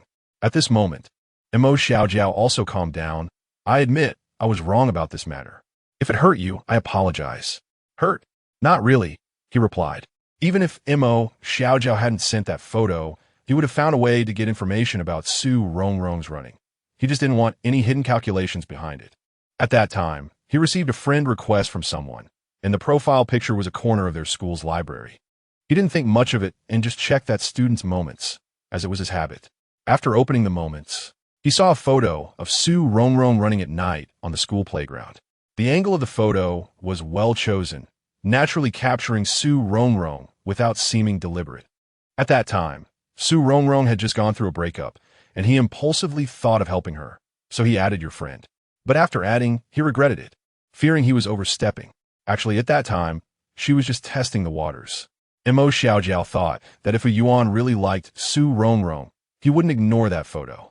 If he didn't like her, he would naturally overlook it. Mo Xiaojiao had always felt apologetic about this, and now that it was out in the open, it was a good thing. Hu Yuan looked at Mo Xiaojiao's apologetic face, trying to discern the truth. So you just added me as a friend, but never sent a message. Mo Xiaojiao nodded, her gaze drifting into the distance. At this time, most people were already asleep, and only a few households in the neighborhood had lights on. After a while, she slowly said, one impulsive act is enough. Hu Yuan didn't really care about this matter. He turned his head and looked into the distance. Actually, I could have figured out who that person was back then, but for some reason, I didn't do it. Regardless, that person had helped him. After a moment of silence, Hu Yuan suddenly asked, I heard you like reading a lot? Mo Xiaojiao wasn't surprised that Hu Yuan knew this. He and Su Rongrong had a good relationship, and they inevitably talked about things in the dorm. So she calmly replied, I just like reading casual books. Hu Yuan chuckled softly. Good.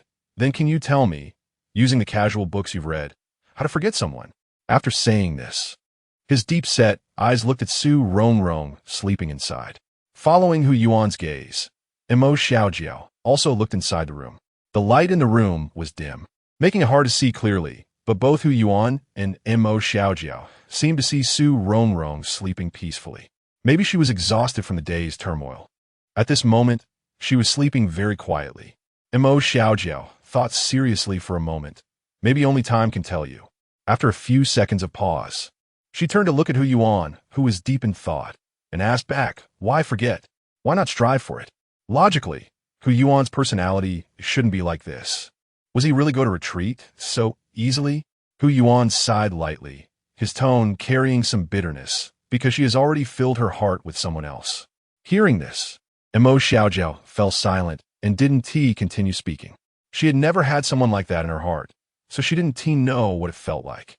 Even though she had read many books, she couldn't empathize. In a lifetime, does liking someone never change?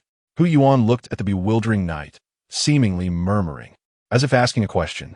Unexpectedly, the seemingly cold Hu Yuan could also be in such a state. Mo Xiaojiao felt a pang of sympathy. If she hadn't posted that photo back then, would Hu Yuan have ended up in such a situation? It's just that at that time, she couldn't think of so much. Now, all she can do is try to comfort him. Well, actually, we usually don't like a person, but rather a type of person. It's just that the process of liking someone has its ups and downs. When we like a person, we invest our emotions, and that person becomes irreplaceable. Oh, it seems Hu Yuan has taken Mo Xiaojiao's words to heart, as he slightly lowers his head, deep in thought. After a moment, he looks at Mo Xiaojiao again. You are very good to her. If it were me, she would treat me the same way. She and Su Rongrong are two different types of people. She is slow to warm up and doesn't easily invest her feelings in anyone. Su Rongrong, however, is like fire, always very enthusiastic. It won't be you, Hu Yuan suddenly said. This statement came out of nowhere, and Mo Xiaojiao was momentarily taken aback, looking at Hu Yuan with confusion. Hu Yuan explained, you are too rational. This means that even if she experienced heartbreak, she wouldn't be like Su Rongrong. Looking at Hu Yuan's calm expression, Mo Xiaojiao raised an eyebrow, were the same. Hu Yuan didn't know that Mo Xiaojiao's nickname was Little Pepper, and he didn't expect her to be so sharp-tongued. He suddenly laughed. You really are quite sharp. Mo Xiaojiao took over Hu Yuan's words and completed the sentence.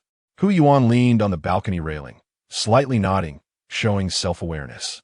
Mo Xiaojiao, however, didn't mind and took Hu Yuan's words as a compliment. Thank you for the praise. Hu Yuan smiled and said nothing more.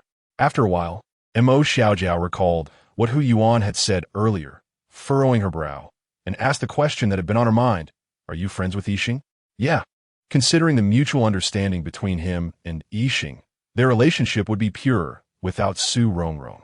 In any case, he truly regarded Yixing as a friend. Mo Xiaojiao hesitated for a few seconds, looking up at Hu Yuan. What kind of person is he? Why can't he be with Su Rongrong? It's no wonder Mo Xiaojiao didn't know. Yixing's identity is too special, and Su Rongrong could never mention it to anyone. He had also deduced it from various signs back then. Chapter 122 Understanding. He looked up at the night sky, the moon bright and the stars sparse, and sighed. He is not from the same world as us. Not from the same world? Does it have to be so profound? Mo Xiaojiao frowned. Rongrong said the same thing back then. Not from the same world? A prince? An heir to a conglomerate? Hu Yuan fell silent. He couldn't give Mo Xiaojiao a clear answer either, so he continued to look out at the night sky. Can't he come back? Mo Xiaojiao was a bit angry. She couldn't imagine what kind of person could make Hu Yuan tight-lipped. If she had known this would happen, why did she bother to provoke Rongrong back then? Some things are not subject to human will. Although Hu Yuan felt heartache for Su Rongrong, he still viewed the situation fairly. He couldn't push the blame onto the alien. In the whole matter, the alien was the one who worked the hardest to change things. He had been searching for ways to help Su Rongrong without hurting her and risked his safety to rescue her when she was in danger. Hu Yuan unexpectedly spoke up for the alien, which made Mo Xiaojiao reconsider the situation. Thinking of Hu Yuan's deep feelings for Su Rongrong, Mo Xiaojiao felt that perhaps Hu Yuan was the good one. Since the alien couldn't return, why not take advantage of the situation? Because I'm also a rational person. He had always been calm. The only time he was irrational was when he liked Su Rongrong, right? At that time, he clearly felt that Su Rongrong looked at the alien differently, yet he still couldn't help but fall for her. If I help her with a purpose now, it might trouble her. Unexpectedly, Hu Yuan first thought of Su Rongrong at this moment, and Mo Xiaojiao suddenly felt selfish. All along, each of them had first thought of Su Rongrong and had never considered Hu Yuan's perspective. They had never thought about whether Hu Yuan would be hurt or sad facing such a situation. It seemed like Hu Yuan was calm, wise, and invulnerable. But she realized she was wrong. With this in mind, Mo Xiaojiao asked apologetically, "Then why did you agree to come today? Since you were so rational, and since you were afraid of troubling Su Rongrong, why not keep your distance? That way, you wouldn't be so sad." Hu Yuan smiled wryly. "But I can't just ignore her." Seeing a hint of sorrow on Hu Yuan's usually calm face, Mo Xiaojiao suddenly felt that Su Rongrong was lucky. Although the alien had left, meeting someone like Hu Yuan was also a kind of luck. Someone who does good for her without expecting anything in return. Hu Yuan noticed Mo Xiaojiao staring at him and raised an eyebrow as if asking. Mo Xiaojiao felt a bit embarrassed. She had never looked at a boy with such focus before, but she quickly calmed down and sincerely remarked, "Su Rongrong is really lucky to meet you. Are you complimenting me?" Although everything Hu Yuan did was voluntary, being understood by someone still brought him some comfort. Yes, not pestering her, but being there to help when she needed it. Mo Xiaojiao looked at Hu Yuan seriously and expressed her thoughts sincerely. Hu Yuan's feelings for Su Rongrong were definitely not selfish. He did not care just to possess her. He showed concern with restraint, without causing her trouble. He viewed the alien's feelings for Su Rongrong fairly, not taking advantage of the situation or adding insult to injury. His feelings for Su Rongrong were sincere and restrained, persistent yet not clingy. It seemed unromantic, yet it was the deepest kind of love. After Mo Xiaojiao finished speaking, she suddenly laughed. What qualifications did she have to evaluate Hu Yuan? She realized she had been reading too much. The compliments were probably what he lacked the least in his life. For genuine praise, the more the better. Hu Yuan felt happy hearing Mo Xiaojiao's compliment. This girl in front of him seemed plain, but could understand him. This understanding wasn't just about seeing his efforts or defending him, but about comprehending his methods and feelings for Su Rongrong. Hearing Hu Yuan's words, Mo Xiaojiao smiled and lowered her head. It seemed that even a great person like him could feel lonely after standing high for too long. Chatting with Hu Yuan today had brought her a lot of insights. She could even view the issue from Hu Yuan's perspective now. However, thinking of Hu Yuan and Su Rongrong, both of whom loved in vain, her mood sank again. She sighed lightly and turned to look at the sleeping Su Rongrong. Perhaps due to the effects of alcohol, or maybe because she had been tense lately, Su Rongrong was sleeping soundly at the moment. Perhaps people are biased. Mo Xiaojiu still hoped for Su Rongrong's happiness. She quietly asked Hu Yuan, "Can the alien really not come back?" Hu Yuan fell silent. He couldn't answer that either. He had tracked the alien's computer to Su Rongrong's house, proving that the alien hadn't taken it when he left. He couldn't track the alien's phone either. Moreover, Su Rongrong said the alien was severely injured when he left, taken away by another alien like him. He didn't know the level of medical technology on the alien's planet. Therefore, he couldn't determine whether the alien would come back or not. Seeing that Hu Yuan hadn't answered for a long time, Mo Xiaojiao understood most of it, but couldn't help but feel sorry for Su Rongrong. Rongrong had fallen too deep this time. She didn't know how long it would take to recover. I believe in her. She will definitely come through. Su Rongrong seemed weak, but she was actually strong inside. The degree of harm an event causes to a person has little to do with the event itself. It depends on the person's attitude toward it. The more one values it, the more severe the injury. The less one values it, the lighter the injury. If one ignores it, there is no injury. This time, the alien's departure clearly caused Su Rongrong considerable harm, but unexpectedly, after getting drunk, she seemed to completely forget about him, as if she had never met the alien. Knowing that Su Rongrong had truly let go, Yin Jingjing finally felt relieved. It's best if you can let go. I'm just afraid you won't. What if I can't let go? Should I commit suicide over love? Su Rongrong scoffed. How could that be possible? There are people who do that. Yin Jingjing was actually quite worried about Su Rongrong. She was really afraid Su Rongrong might think too much. Don't worry, I told you, my life isn't just mine, it's a shared stock. Right now, my life is divided into 3 parts. 1 for myself, and the other 2 for my parents. In the future, when I have a partner, there will be another part, and if I have children, they will need a part too. Death may be the easiest option, but it leaves the living in immense pain. Su Rongrong would not seek to end her life over emotional matters, even if she had deep feelings for the alien. Chapter 123. Regret a month later. Frederick returned to Su Rongrong's home, this time drawing 100 milliliters of blood. Su Rongrong had 1,000 questions to ask, but in the end, she asked nothing. She understood in her heart that Frederick's return proved that her blood was effective for the alien. If that was the case, the alien should have woken up by now, right?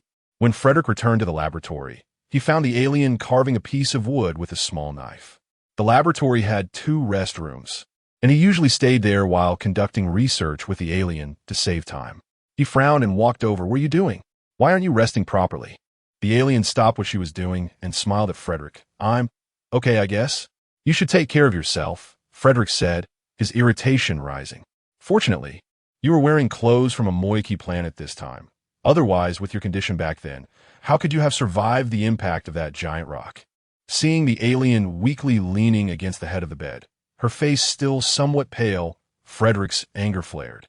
Looking at the blood plasma in Frederick's hand, the alien sighed lightly. "I'm fine now. Don't draw her blood again next time." "Is this what you call fine?" Frederick exclaimed, his voice raising in frustration. "Why don't you get up and walk around? Are you giving me a special function?" The alien forced a smile, knowing that she was barely hanging on. "I've lived on Earth for over 100 years, and I've never been this angry before meeting you. Are you sent by my enemy to drive me crazy?" Frederick was furious, his head throbbing. He put away the blood plasma and pointed at the alien, heartbroken. "How could you have been so impulsive back then? If you hadn't been so reckless, would you be living well now? You would have returned to a Moiki planet by now." The alien thought that was fine. Even though he was very weak now, he still retained the memories of being with Su Rongrong, which were precious to him. However, he also knew that Frederick cared for him. He looked into Frederick's eyes and asked, "Did you regret it after that person connected to you died?" Frederick was momentarily taken aback, all his anger dissipating in an instant, and his gaze gradually dimmed. He quietly sat beside the alien, and after a while, he said, "I regret it. Yes, I regret it. For the first time in over 100 years on Earth, I'm saying I regret it." He continued, "He died because of my indifference. If I had acted back then, maybe he wouldn't have died." The alien softly replied, "Yes, if I hadn't acted back then, I would also regret it." "No, alien, you and I are different. I regret it because I can't go back, and I've spent too long on Earth, picking up the habits of Earthlings and forgetting that we Amoiki people are indifferent." Frederick knew that the alien was different from him. After severing the connection between their bodies, he could no longer sense Su Rongrong. So how could there be any talk of regret? If at that time, the alien hadn't gone to save Su Rongrong, he would have returned to a Moiki planet by now, and his previous memories would have disappeared as well. Unexpectedly, when severing the connection, the alien had escaped the apparatus, which is why he still retained those memories. No, it's not that. You regret it because that's who you are. It was Earthlings who awakened your heart. There are cold and brutal people on Earth too, and some of them are even more ruthless than people from our planet. Though the alien spoke weakly, his tone was firm. Frederick had met those caring Earthlings, just as he had met Su Rongrong. Without Su Rongrong, he might still be indifferent and detached, as he was on a Moiki planet. It was Su Rongrong's warmth and help that gradually moved him, warming his cold heart. Hearing the alien's words, Frederick forced a smile. "I often comfort myself that I'm just an alien, merely a spectator on this planet. The lives and deaths of others have nothing to do with me. If I weren't on this planet, these people would still die. So when my body encountered danger, I chose indifference." Taking a moment, he continued, "I didn't do anything wrong. I just did nothing." The alien knew he had touched Frederick's heart. He hadn't planned to say this, but he also hoped Frederick could understand his decision back then. "I'm sorry, Frederick interrupted the alien. "It's nothing. You don't need to say sorry. In fact, this matter has weighed on my heart for a long time. Now that I've said it, I feel much better. Sometimes, having someone trustworthy to listen to your troubles is a good thing." He had carried this burden for too long. Now that he had spoken about it, he felt much lighter. "What are you holding?" Frederick asked, looking at the piece of wood in the alien's hand, changing the subject. "It's a wooden comb." Frederick reached over to take a closer look at the comb the alien was holding. It was almost finished, a very delicate wooden comb with some stars carved on it. He frowned slightly. "Why are you carving these? I can help you buy one if you need it." The alien took the comb back from Frederick's hand and said softly, "Her birthday is coming up." Upon hearing this, Frederick's expression changed, and he began to fume. He had suspected that the alien couldn't possibly be bored enough to do this. It turned out he was still thinking about that girl. "Have you finished it? Can you give it to her?" The alien's eyes darkened. Yes, even if he finished it, he couldn't give it to Su Rongrong. It wasn't due to his physical condition, but rather his decision to quietly protect her from now on and not to interfere in her life, causing her any trouble. He couldn't give her happiness, so he could only guard her silently. On Monday, right after class, Su Rongrong received a text from the president of the art club. She said there would be a calligraphy and painting competition held in the country, and she asked Su Rongrong if she was interested in participating. After considering it for a moment, she agreed. She hadn't worked part-time this semester, so she had plenty of time. Plus, she wanted to make her free time more fulfilling. However, this meant her time at school would gradually decrease, as she couldn't move her drawing board and easel to the dormitory. Moreover, competition pieces were generally larger, and the dormitory didn't have enough space. She could only go home to paint. She recalled the night the alien left, standing alone and weak under the tree. She decided to use this as the theme for her painting, creating an ink wash painting of distant mountains, green cypress trees, starry skies, and the lonely figure beneath the tree. Chapter 124. Guardian Su Rongrong poured all her longing for the alien world into this painting. Whenever she had time, she would go back to paint. Late at night, gazing at the lonely figure in the painting, she couldn't help but shed tears. Unknowingly, May, fragrant with pear blossoms, had arrived, and Su Rongrong's birthday was drawing near. Frederick came to her house again, taking another 100 milliliters of blood. After returning, he informed the alien about Su Rongrong's condition. On her birthday, she couldn't muster any enthusiasm, so the day passed in a rush. And she only had birthday cake with a few girls from her dormitory. She still remembered when the alien first arrived. She had asked him why he was called that. The alien had said it was just a code name. She felt that a line from Li Bai's poetry suited him well, with lofty thoughts and ambitions. I wish to ascend to the sky and embrace the bright moon. The alien also asked her why she was called Rongrong, and she explained that she was born in the season when pear blossoms bloom. The pear blossom poem by Chiu Chuji described the flowers as if they were bathed in moonlight, so her parents named her Rongrong. At that time, she had said that when the pear blossoms bloomed, she would take the alien to see them together. But now, she didn't know where the alien was or if he had recovered. Su Rongrong had spent nearly 2 months on this meticulous painting, perhaps due to excessive worry or fatigue. In the last 2 days of finishing the painting, she felt dizzy and her temples throbbed. Unable to continue painting, she stood up and went to the kitchen for a bottle of water. She returned to the living room, slumped on the sofa, pressing her temples hard to alleviate her headache. Unknowingly, she drifted off to sleep. At this moment, a figure appeared behind the sofa. The person listened carefully for a moment, confirming that Su Rongrong was asleep before slowly approaching.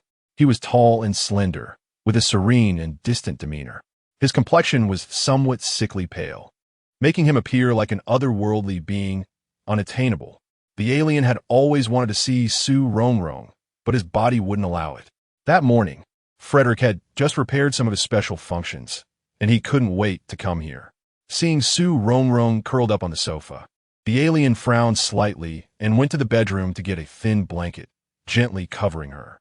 If it were before, he could have made the blanket float over with a thought, but now he hadn't fully recovered. The alien knelt down in front of Su Rongrong. Perhaps the blanket brought warmth.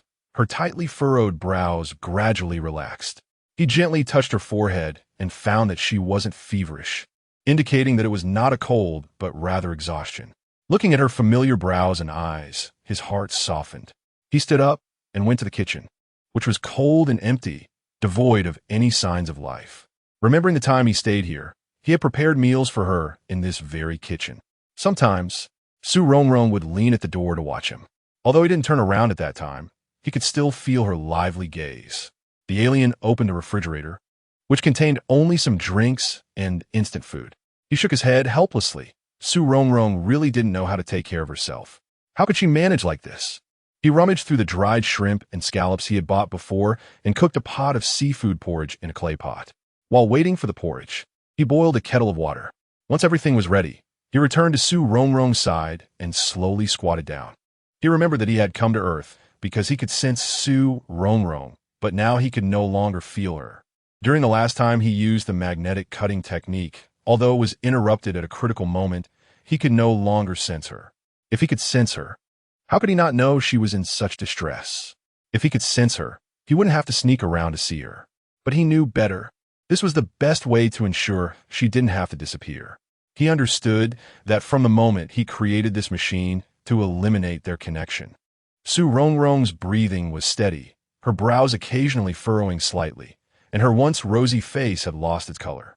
Just then, Su Rongrong seemed to dream of something. Her long eyelashes fluttered a few times, and her eyes suddenly opened wide. Supporting herself with one hand, she slowly sat up. The headache had subsided somewhat, but the dream had not completely faded. She lifted her eyes to glance outside. It was pitch black, and dawn had not yet broken.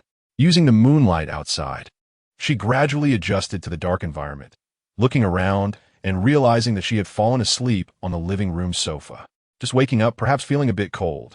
Su Rongrong instinctively pulled the blanket closer. Suddenly, her hand froze. The blanket on her. She didn't remember taking it. So where did it come from? It couldn't be her parents. They always called before coming. Su Rongrong's eyes suddenly lit up. Could it be the alien had returned? She looked around again, but everything was still quiet, with no signs of anyone having been there. Her bright eyes dimmed again, and she smiled bitterly. She had overthought it. How could the alien come to see her? She had been so resolute, saying so many hurtful things, claiming that the alien was just putting on an act. Perhaps it was the lingering dream. Su Rongrong felt her throat was a bit dry and wanted some water. Sliding her legs off the sofa, she paused for a moment, glancing at the water cup on the coffee table. Su Rongrong smiled bitterly. She had bought that cup with the alien. The scene of buying the cup still vividly lingered in her mind. But now, everything had changed, and she was left with nothing but sorrow. She sniffed, reaching out to pick up the cup. When she touched the cup, she froze for a moment, and then her eyes widened in an instant. She jumped up and hurriedly searched the room. When she held the cup, she found that it was warm, which could only mean one thing. The alien had definitely been back, and it had been not long ago. But Su Rongrong searched every corner of the house and found only a pot of warm seafood porridge in the kitchen. Aside from that, there was no trace of the alien. She fell back onto the sofa, looking at the blanket that had slipped to the floor and the cup on the coffee table. Su Rongrong's nose soured as she began to sob softly. He had come back. He had come to see her. But why didn't he let her find him? He must have hidden himself. He was an alien, and it would be easy for him to hide from her. But since he had returned, why didn't he let her see him? I really miss you. The alien wished to see Su Rongrong just as much. If he didn't want to see her, why couldn't he help but return here? The alien clenched his fists, struggling to control himself, telling himself, Alien, where is your rationality? You know you're an alien and cannot have any ties with Earthlings. Didn't you resolve to silently protect her after waking up? After all this effort, are you really going to give up? But seeing the tears in Su Rongrong's eyes, the alien's eyes turned red. He kept asking himself in his heart, what should I do for her to be happy? Chapter 125. X's The art exhibition was held as scheduled, and Su Rongrong went to the opening with a few girls from her dormitory. After entering the hall of the exhibition center, Yin Jingjing suddenly had a stomachache. Rongrong, my stomach hurts. Where's the bathroom? Su Rongrong pointed to a staff member and said, you can ask them. I'm not sure either. Yin Jingjing looked at Mo Xiaojiao with a pitiful expression. Jiao, please go with me. I'm afraid I won't find it. Yin Jingjing was good at everything, but she was directionally challenged. After Yin Jingjing and Mo Xiaojiao left, Su Rongrong and Tan Luo stood at one side of the hall waiting for them. Rongrong. Just as she walked to one side of the hall, a voice came from behind her. Su Rongrong thought this voice sounded a bit familiar, but she couldn't recall where she had heard it. Moreover, this person addressed her so intimately. Who could it be? Turning around, her expression immediately turned cold. I told you to call me by my full name. Wang Zi was taken aback, noticing that another girl was standing next to Su Rongrong, and his expression immediately soured. He was very concerned about his image, and didn't he expect Su Rongrong to embarrass him in front of others. However, thinking of his purpose for coming, he could only awkwardly smile. Why are you still this temperamental? Tan Luo, with her big innocent eyes, stared at Wang Zi. She usually didn't pay attention to unrelated matters and looked a bit dazed, so she couldn't remember who this boy was. However, judging by Su Rongrong's attitude, this boy must have a history with her. There were probably not many people who could make Su Rongrong speak to them like this. Su Rongrong rolled her eyes in silence, not wanting to face her ex-boyfriend. What does it have to do with you? Seeing Su Rongrong about to leave, Wang Zi hurriedly said, I heard the boy you often hang out with has left. Su Rongrong suddenly stopped in her tracks.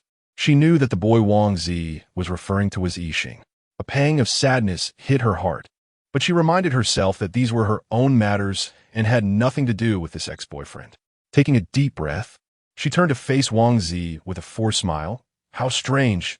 You didn't care about me like this when we were together. Why are you so concerned now that we've broken up? Tan Luo's eyes widened in surprise. No way, what a coincidence. This person turned out to be Su Rongrong's ex-boyfriend. Should it be the best scenario for an ex-boyfriend to be to treat him like he was dead? Why was he suddenly back? Tan Luo became alert instantly. Wang Zi felt a bit awkward from the rebuttal. I'm just worried you might get hurt. Su Rongrong had a look that clearly said she didn't need his meddling. Thanks, but no thanks. I heard he's not a college student. Wang Zi said with a proud expression, as if he thought that now that Su Rongrong had left him, she could only settle for someone like that. Su Rongrong sneered inwardly. He had even heard clearly that Yixing wasn't a college student. Tan Luo was also taken aback. What did this boy mean? Why was he suddenly bringing up Yixing? It was known that the girls in the dorm rarely mentioned Yixing in front of Su Rongrong, fearing it would upset her. Also, even though Yixing wasn't a college student, who would dare to underestimate him? Not only was he a direct disciple of Hu Yixing, but according to Su Rongrong, Even Master Frederick held Yixing in high regard. When Yixing was abroad, he was doing experiments alongside Frederick. How could you choose such a low-quality boyfriend? Seeing that Su Rongrong didn't refute him, Wang Zi showed a look of pity, as if he genuinely felt sorry for Su Rongrong, but his tone was condescending. Su Rongrong was really amused by her ex-boyfriend's arrogance. Where did he get this confidence? She didn't refute him just now because she was too lazy to argue. It was indeed low quality before, but now it's much better. Wang Zi was once again at a loss for words. Su Rongrong's remarks were much sharper than before, implying that he was inferior to that boy. What he didn't know was that when it came to arguing, the girls in Su Rongrong's dorm, aside from Tan Luo, who seemed soft, were all quite formidable. Yan Jingjing and Deng Gang had been bickering since childhood and had plenty of practical experience. Mo Xiaojiao, known as Little Chili, was also sharp-tongued. Moreover, since Su Rongrong was originally Wang Zi's girlfriend, she naturally wouldn't say too harsh things to him. However, there was no need to indulge his bad habits now. Tan Luo almost laughed out loud upon hearing Su Rongrong's response. She had wanted Yan Jingjing and Mo Xiaojiao to come back quickly. Those two were the strongest fighters. Unexpectedly, Su Rongrong managed to handle it all by herself. Wang Zi changed to a self-proclaimed deep expression. He thought Su Rongrong's previous remarks were meant to provoke him, proving that she still had feelings for him. I know I was wrong to abandon you, but you can't just give up on yourself because I left you. Su Rongrong was speechless. How had she given up on herself? If Yixing's departure had truly caused her pain, it was certainly not because of this person in front of her. She could only respond with a ha twice. I wouldn't go so far as to give up on myself, just because we broke up. After saying that, she raised her arm and pretended to check a non-existent watch on her wrist. I don't have time to waste with you. But in her heart, she was wondering, where had Yan Jingjing gone? Why hadn't she come back yet? Maybe she should just go to the bathroom to look for her. Seeing Su Rongrong about to leave again, Wang Zi hurriedly blocked her. I have something to say to you. Get to the point. Su Rongrong was speechless. So, everything she had just said was meaningless chatter in his eyes? Did he think she had all the time in the world? Wang Zi glanced at Tan Luo, hesitated, and said, I want to speak to you alone. Tan Luo immediately grabbed Su Rongrong's arm and stood firmly beside her. With her other hand, she took out her phone and sent a message to Mo Xiaojiao. This was truly pushing it too far. Su Rongrong felt her patience was at its limit and coldly said, There's nothing for us to talk about. If you want to say something, just say it now. Wang Zi looked at the innocent Tan Luo and thought, this girl looks so small. It should be fine to talk in front of her, right? He blushed and stammered. Rongrong, I think we're the most suitable for each other. Just as his words fell, a cold laugh came from behind Su Rongrong. A voice said, Who was just speaking? How shameless. Hearing this voice, Tan Luo breathed a sigh of relief. Great, reinforcements had arrived. Su Rongrong and Tan Luo turned around to see Yan Jingjing and Mo Xiaojiao striding over aggressively. Wang Zi had noticed the two girls approaching earlier, thinking they were just passing by, and hadn't paid much attention. He didn't expect them to be coming directly for him. He rarely visited Su Rongrong, and the 2 times he had were during their freshman year, so he couldn't remember the faces of the girls in Su Rongrong's dormitory. Furthermore, university was like a beauty salon. They had gradually shed their youthful innocence from high school and transformed and grown in college. At this moment, Mo Xiaojiao and Yan Jingjing had already reached Su Rongrong's side. Seeing Tan Luo's happy little eyes, Mo Xiaojiao comfortingly patted her shoulder. Chapter 126, Starry Sky, Missouri. Xiaojiao and Yan Jingjing looked at Wang Zi with hostility. Mo Xiaojiao pretended to be surprised and said, No way. Jingjing, I clearly see that he has some face. Wang Zi was also a bit stunned. The girl just now said he was shameless, and this one said he had face. Although every word seemed to lean towards him, he felt something was off about it. Yan Jingjing also looked surprised. Impossible from my perspective. He clearly has no face at all. Mo Xiaojiao said sincerely, Really, not only does he have face, but he has 2 layers of it. Yan Jingjing suddenly realized, Oh, so it's a double-faced person. Tan Luo couldn't help but laugh out loud. But Mo Xiaojiao maintained a serious expression and said, Yes, you know, a person who is both shameless and double-faced is indeed rare, right? Yan Jingjing sighed. A strange person, truly rare in this world. Su Rongrong stifled a laugh, watching the two of them play off each other. When these two were together, no one else mattered. If she participated, it would only affect their performance. Looking at Wang Zi's face after hearing these words, it changed like a palette, shifting through red, orange, yellow, green, blue, and purple. He had never experienced such humiliation before. He looked good, had decent grades, and was always sought after wherever he went. Wang Zi's expression darkened, suppressing his anger. I'm talking to Su Rongrong, and others better not interrupt. Su Rongrong wouldn't indulge him, lightly responding, what they said is exactly what I wanted to say.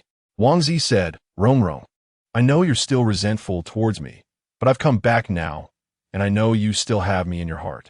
Su Rongrong secretly rolled her eyes, wondering how he could see that she still had feelings for him. She really didn't want to waste time talking. With someone so narcissistic, nothing made sense. Whatever you said, he would think you still liked him. Su Rongrong adjusted her backpack and prepared to leave. Seeing her about to go, Wang Zi reached out to stop her. At that moment, Hu Yuan quickly stepped forward, blocking Wang Zi and handing a bouquet of flowers to Su Rongrong, saying, for you.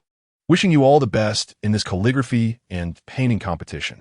As soon as he entered, he saw a boy next to Su Rongrong who was trying to block her. Watching Hu Yuan's imposing figure standing in front of him, Wang Zi felt a surge of jealousy. This classmate, I have something to say to Su Rongrong, please step aside. Hu Yuan turned to face Wang Zi, his voice cold as he said, if you want to talk to her, you need to ask if she wants to. Hu Yuan naturally had the aura of a domineering CEO, and even when he spoke coldly, Su Rongrong felt a sense of oppression. This was also why so many girls in the school liked him, but very few dared to pursue him. At this moment, Hu Yuan's presence was fully unleashed, leaving Wang Zi speechless for a few seconds. After a moment, Wang Zi regained his composure and pointed at Hu Yuan. You are Hu Yuan? The great god? Huh, what's going on? Wang Zi knew Hu Yuan. Su Rongrong's gaze flickered between the two. However, it was clear that Hu Yuan didn't recognize Wang Zi at all and couldn't be bothered to respond. Wang Zi, however, excitedly said, great god, I met you during the last college computer competition. So that's what it was. Su Rongrong recalled that Wang Zi was also from the computer department. Unexpectedly a little fan of Hu Yuan. Hu Yuan had no impression of Wang Zi, and because of Wang Zi's earlier behavior, he had a poor impression of him and didn't want to engage. He softly said to Su Rongrong and her dorm mates, let's go inside. Seeing the rumored great god change from his aloof demeanor to speak gently with Su Rongrong and looking at the flowers in her hands, Wang Zi had nothing left to misunderstand. Moreover, he noticed that Hu Yuan's gaze towards Su Rongrong was filled with affection, not the coldness he had expected. Who spread these false rumors? Wasn't it said that Su Rongrong had just suffered a breakup and that she was dumped by someone without an education? Originally, he had approached with the idea of being a savior, wanting to rescue Su Rongrong from her pain, and had specially inquired about her schedule. But the situation was far from what he had imagined, and judging by Hu Yuan's demeanor, it seemed he hadn't pursued her yet. The person he didn't care about was seen as a treasure by such an impressive figure. Was it that Hu Yuan was blind, or that he was blind to the truth? He thought he was not bad either, but compared to Hu Yuan, he was simply on a different level. Perhaps due to his restless mind or eagerness to escape, Wang Zi stumbled and fell not far away. Although he wasn't hurt badly, it still made him wince in pain. This trip was truly unfortunate. First, he was mentally attacked by several girls from Su Rongrong's dorm, and now he had suffered physical injury. Those girls were not girls at all. They were simply a group of demons, too terrifying. He lost interest in the art exhibition and limped out of the gallery. Yixing stood among the crowd, glancing at Wang Zi before his gaze followed the group that disappeared around the corner. Mo Xiaojiao and the others saw Su Rongrong's painting for the first time and were full of admiration. The concept and details of Su Rongrong's painting were well executed, showing that she had put her heart into it. Yan Jingjing asked, Rongrong, what is the name of this painting? Starry Sky. The others' hearts sank. It seems Su Rongrong hadn't forgotten that person. It appeared that the lonely and elegant figure in the painting was indeed Yixing, since her friends came to support her. Su Rongrong decided to treat everyone to a big meal at a nearby restaurant. After they left, a figure stood in front of the painting. He gazed at the artwork and did not leave for a long time. The painting Su Rongrong created was precisely the place where he had saved her, although it had been a rainy night when he rescued her. And this painting depicted a clear blue sky after the rain, the mountains, the tree, and the figure beneath. It all told the story of that day. Perhaps this was what Su Rongrong had in her heart. Yixing felt a wave of bitterness. During the days of the exhibition, every time night fell, Yixing would stand in front of this painting, reflecting on the moments he shared with Su Rongrong. A few days later, Su Rongrong received a call from the exhibition hall, saying someone wanted to buy her painting at high price. This painting contained so much of her effort and emotion, not to mention the figure in it was someone she couldn't forget. Su Rongrong politely declined. "I'm sorry. I have no intention of selling this painting. I truly apologize." But after calming down, Su Rongrong began to have doubts. She wasn't a well-known artist. How could someone offer such a high price for her work? This didn't make sense. Neither collectors nor art dealers would do such a thing. Su Rongrong thought of a possibility and suddenly felt excited. She immediately called the person in charge of the exhibition hall to ask for the phone number of the person who wanted to buy her painting. However, after the call, she was disappointed again. The person was just an agent, and due to a confidentiality agreement, he couldn't disclose the buyer's information to her. Chapter 127. Doubt. After the art exhibition ended, Hu Yuan asked Su Rongrong to study together, but for several consecutive days, he found Su Rongrong looking listless. He walked over to her, gently turned the book in front of her upside down on the table. Su Rongrong looked up at Hu Yuan, confused. Seeing her dazed eyes, Hu Yuan waved his hand, signaling her to come out with him. The two of them left the library and strolled along the tree-lined path on campus. Su Rongrong was downcast, walking absent-mindedly. Hu Yuan's gaze followed her figure as he quietly asked, "Did something happen to you recently?" I always feel like Yixing is right next to me, but he always avoids me." Su Rongrong lightly kicked a small stone on the road. Hu Yuan furrowed his brows in thought. He guessed correctly that Su Rongrong indeed had something on her mind, and it was related to Yixing. Maybe it's just your illusion. If it were Yixing, he wouldn't be avoiding you. Maybe. A few days ago, someone wanted to buy my painting for a high price. I asked the people at the exhibition hall, but they couldn't find out who that person was. Su Rongrong sighed. She didn't know why either. If Yixing really hated her, loathed her, then why did he take care of her when she was sick? He covered her with a blanket, brought her warm water, cooked porridge. But if he really cared for her, why would he avoid her? Doesn't he know how much she misses him? Hu Yuan continued to ask, "Do you suspect that person is Yixing?" Su Rongrong expressed her doubts about the matter. "Well, I'm not a famous painter. If someone wanted to collect or resell, they wouldn't offer me that much money. That's indeed suspicious. But I can't find out. Do you think it really is him?" Su Rongrong frowned. She truly felt powerless when facing Yixing. "I'll help you." Seeing Su Rongrong's troubled expression, Hu Yuan sighed inwardly. He had always been rational. Matters of the heart couldn't be forced. He couldn't just watch her suffer. Perhaps a detached attitude would be more beneficial for him. But he always felt that was selfish under the name of love. "You'll help me?" Su Rongrong's eyes lit up instantly. With Hu Yuan's help, did that mean she had a better chance of seeing Yixing? Hu Yuan's expression was calm as he quickly found a breakthrough. "I can hack into the exhibition hall surveillance." "Oh, how could I forget that? I can directly check the surveillance." After Hu Yuan's reminder, Su Rongrong suddenly had an epiphany. How had she not thought of checking the surveillance at the exhibition hall? For others, it might be difficult to check, but since her painting was displayed there, she had every reason to look. No, Yixing could also tamper with the surveillance. This time, I'll download the footage from that time period and compare each frame. However, Hu Yuan denied Su Rongrong's idea. Yixing's computer was learned from him, and he certainly knew how skilled Yixing was with computers. If they just casually checked the surveillance room, they probably wouldn't discover anything. "Give me the agent's phone number. I'll check his call records to see who he's been in frequent contact with recently. Then, we can figure out if that person is Yixing based on the phone numbers." Hu Yuan decided to investigate from both aspects, as it would increase their chances. Su Rongrong had mentioned that she always felt Yixing nearby, which was harder to investigate. Yixing could teleport and was very familiar with the spaces in Su Rongrong's life. He could easily avoid the surveillance. Su Rongrong looked at Hu Yuan gratefully. She couldn't talk to others about Yixing, and the reason she told Hu Yuan was that he knew Yixing's background. She didn't expect Hu Yuan to be willing to help her. Moreover, he was so clever. Without him, she wouldn't have thought of these things. Hu Yuan straightforwardly bid farewell to Su Rongrong and returned home to work on this. The books in the library were all organized by Su Rongrong. Once home, Hu Yuan first hacked into the exhibition hall surveillance and then began downloading. After a rough browse, he found no clues. He marveled at how skilled the hacker was. If they had followed Su Rongrong's method, they probably wouldn't have found anything. He replayed the moment Su Rongrong appeared at the exhibition hall and then compared each frame. 2 days later, Hu Yuan leaned back in his chair, exhausted, blinked his sore eyes, and then took out his phone to send Su Rongrong a message.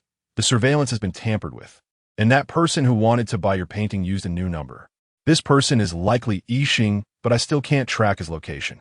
After receiving the message, Su Rongrong's mood was complicated. That person was indeed Yixing. He was alive, and he was right next to her. Thank you. After a moment, Su Rongrong typed these 2 words. She knew that no amount of words could express her gratitude. Although she hadn't seen how Hu Yuan had searched, she knew the process must have been very tough. Hu Yuan lacked nothing. What he wanted, she couldn't give him, besides those 2 pale and powerless words. After receiving Su Rongrong's reply, Hu Yuan smiled. He rarely smiled, but when he did, he looked good, youthful, and radiant. He didn't need Su Rongrong to do anything. He just wanted to help her. Perhaps that was all he could do. Besides this, what he wanted to give, Su Rongrong wouldn't accept. At this moment, Su Rongrong's mind was in chaos. That person was Yixing. What should she do? After a long while, she finally calmed down, and her whole being fell into deep thought. She needed to find a way to force him to appear. Su Rongrong left a message for a few girls in her dorm and then rushed home. She set the water heater to cold water. Although it was already June, when the cold water splashed on her body, Su Rongrong still couldn't help but shiver. But then she thought, if she got sick, would Yixing appear? Just like last time, covering her with a blanket and cooking porridge for her. Unfortunately, after all her efforts, she didn't get sick. Su Rongrong looked at herself in the mirror, feeling frustrated. Why? Was it because the weather had warmed up? Why was it so hard to get sick? Should she crash a car? Forget it. What if she couldn't control it? She didn't really want to die. Moreover, that would be too unethical. It might even implicate the driver. Later, Su Rongrong ate several ice creams, causing her stomach to cramp. And after spending half a day in hospital, she finally stopped her antics. If she continued, her little life would really be in jeopardy. Just like that. Until Su Rongrong graduated from university, she never saw Yixing again. After graduation, Su Rongrong continued to choose to work in this city. She always felt that as long as she didn't leave this city, she could preserve everything she had with Yixing. The parks, cinemas, shopping malls, restaurants, schools they had visited together, and the home they had lived in. Chapter 128. The end. After graduating from university, Mo Xiaojiao went to work in the south. Tan Luo and Hu Yuan continued to stay at school for their master's degrees. Su Rongrong thought that these two were indeed quite suitable for further study. The most surprising thing to everyone was Yan Jingjing. She and Deng Gang had quarreled since childhood, yet she was the first among the girls to get married. The girls from the dormitory went their separate ways, but fortunately, she and Tan Luo could still get together, occasionally bringing Hu Yuan along. Hu Yuan remained as aloof as ever, with only a few close to him knowing that he wasn't as hard to get along with as he seemed. These were all things Su Rongrong was aware of, but what she didn't know was that Yixing had never really left her. While she was at work, Yixing would wait for her to finish at a nearby CAF. When she fell asleep at night, he would quietly tuck her in. He would also place her work documents in places she couldn't easily forget. However, Su Rongrong completely overlooked these subtle gestures. One day, suddenly the wind picked up. It was strong, making the windows creak. As Su Rongrong reached her community, she encountered the strong wind that blew dry branches and leaves on the ground, rolling them around.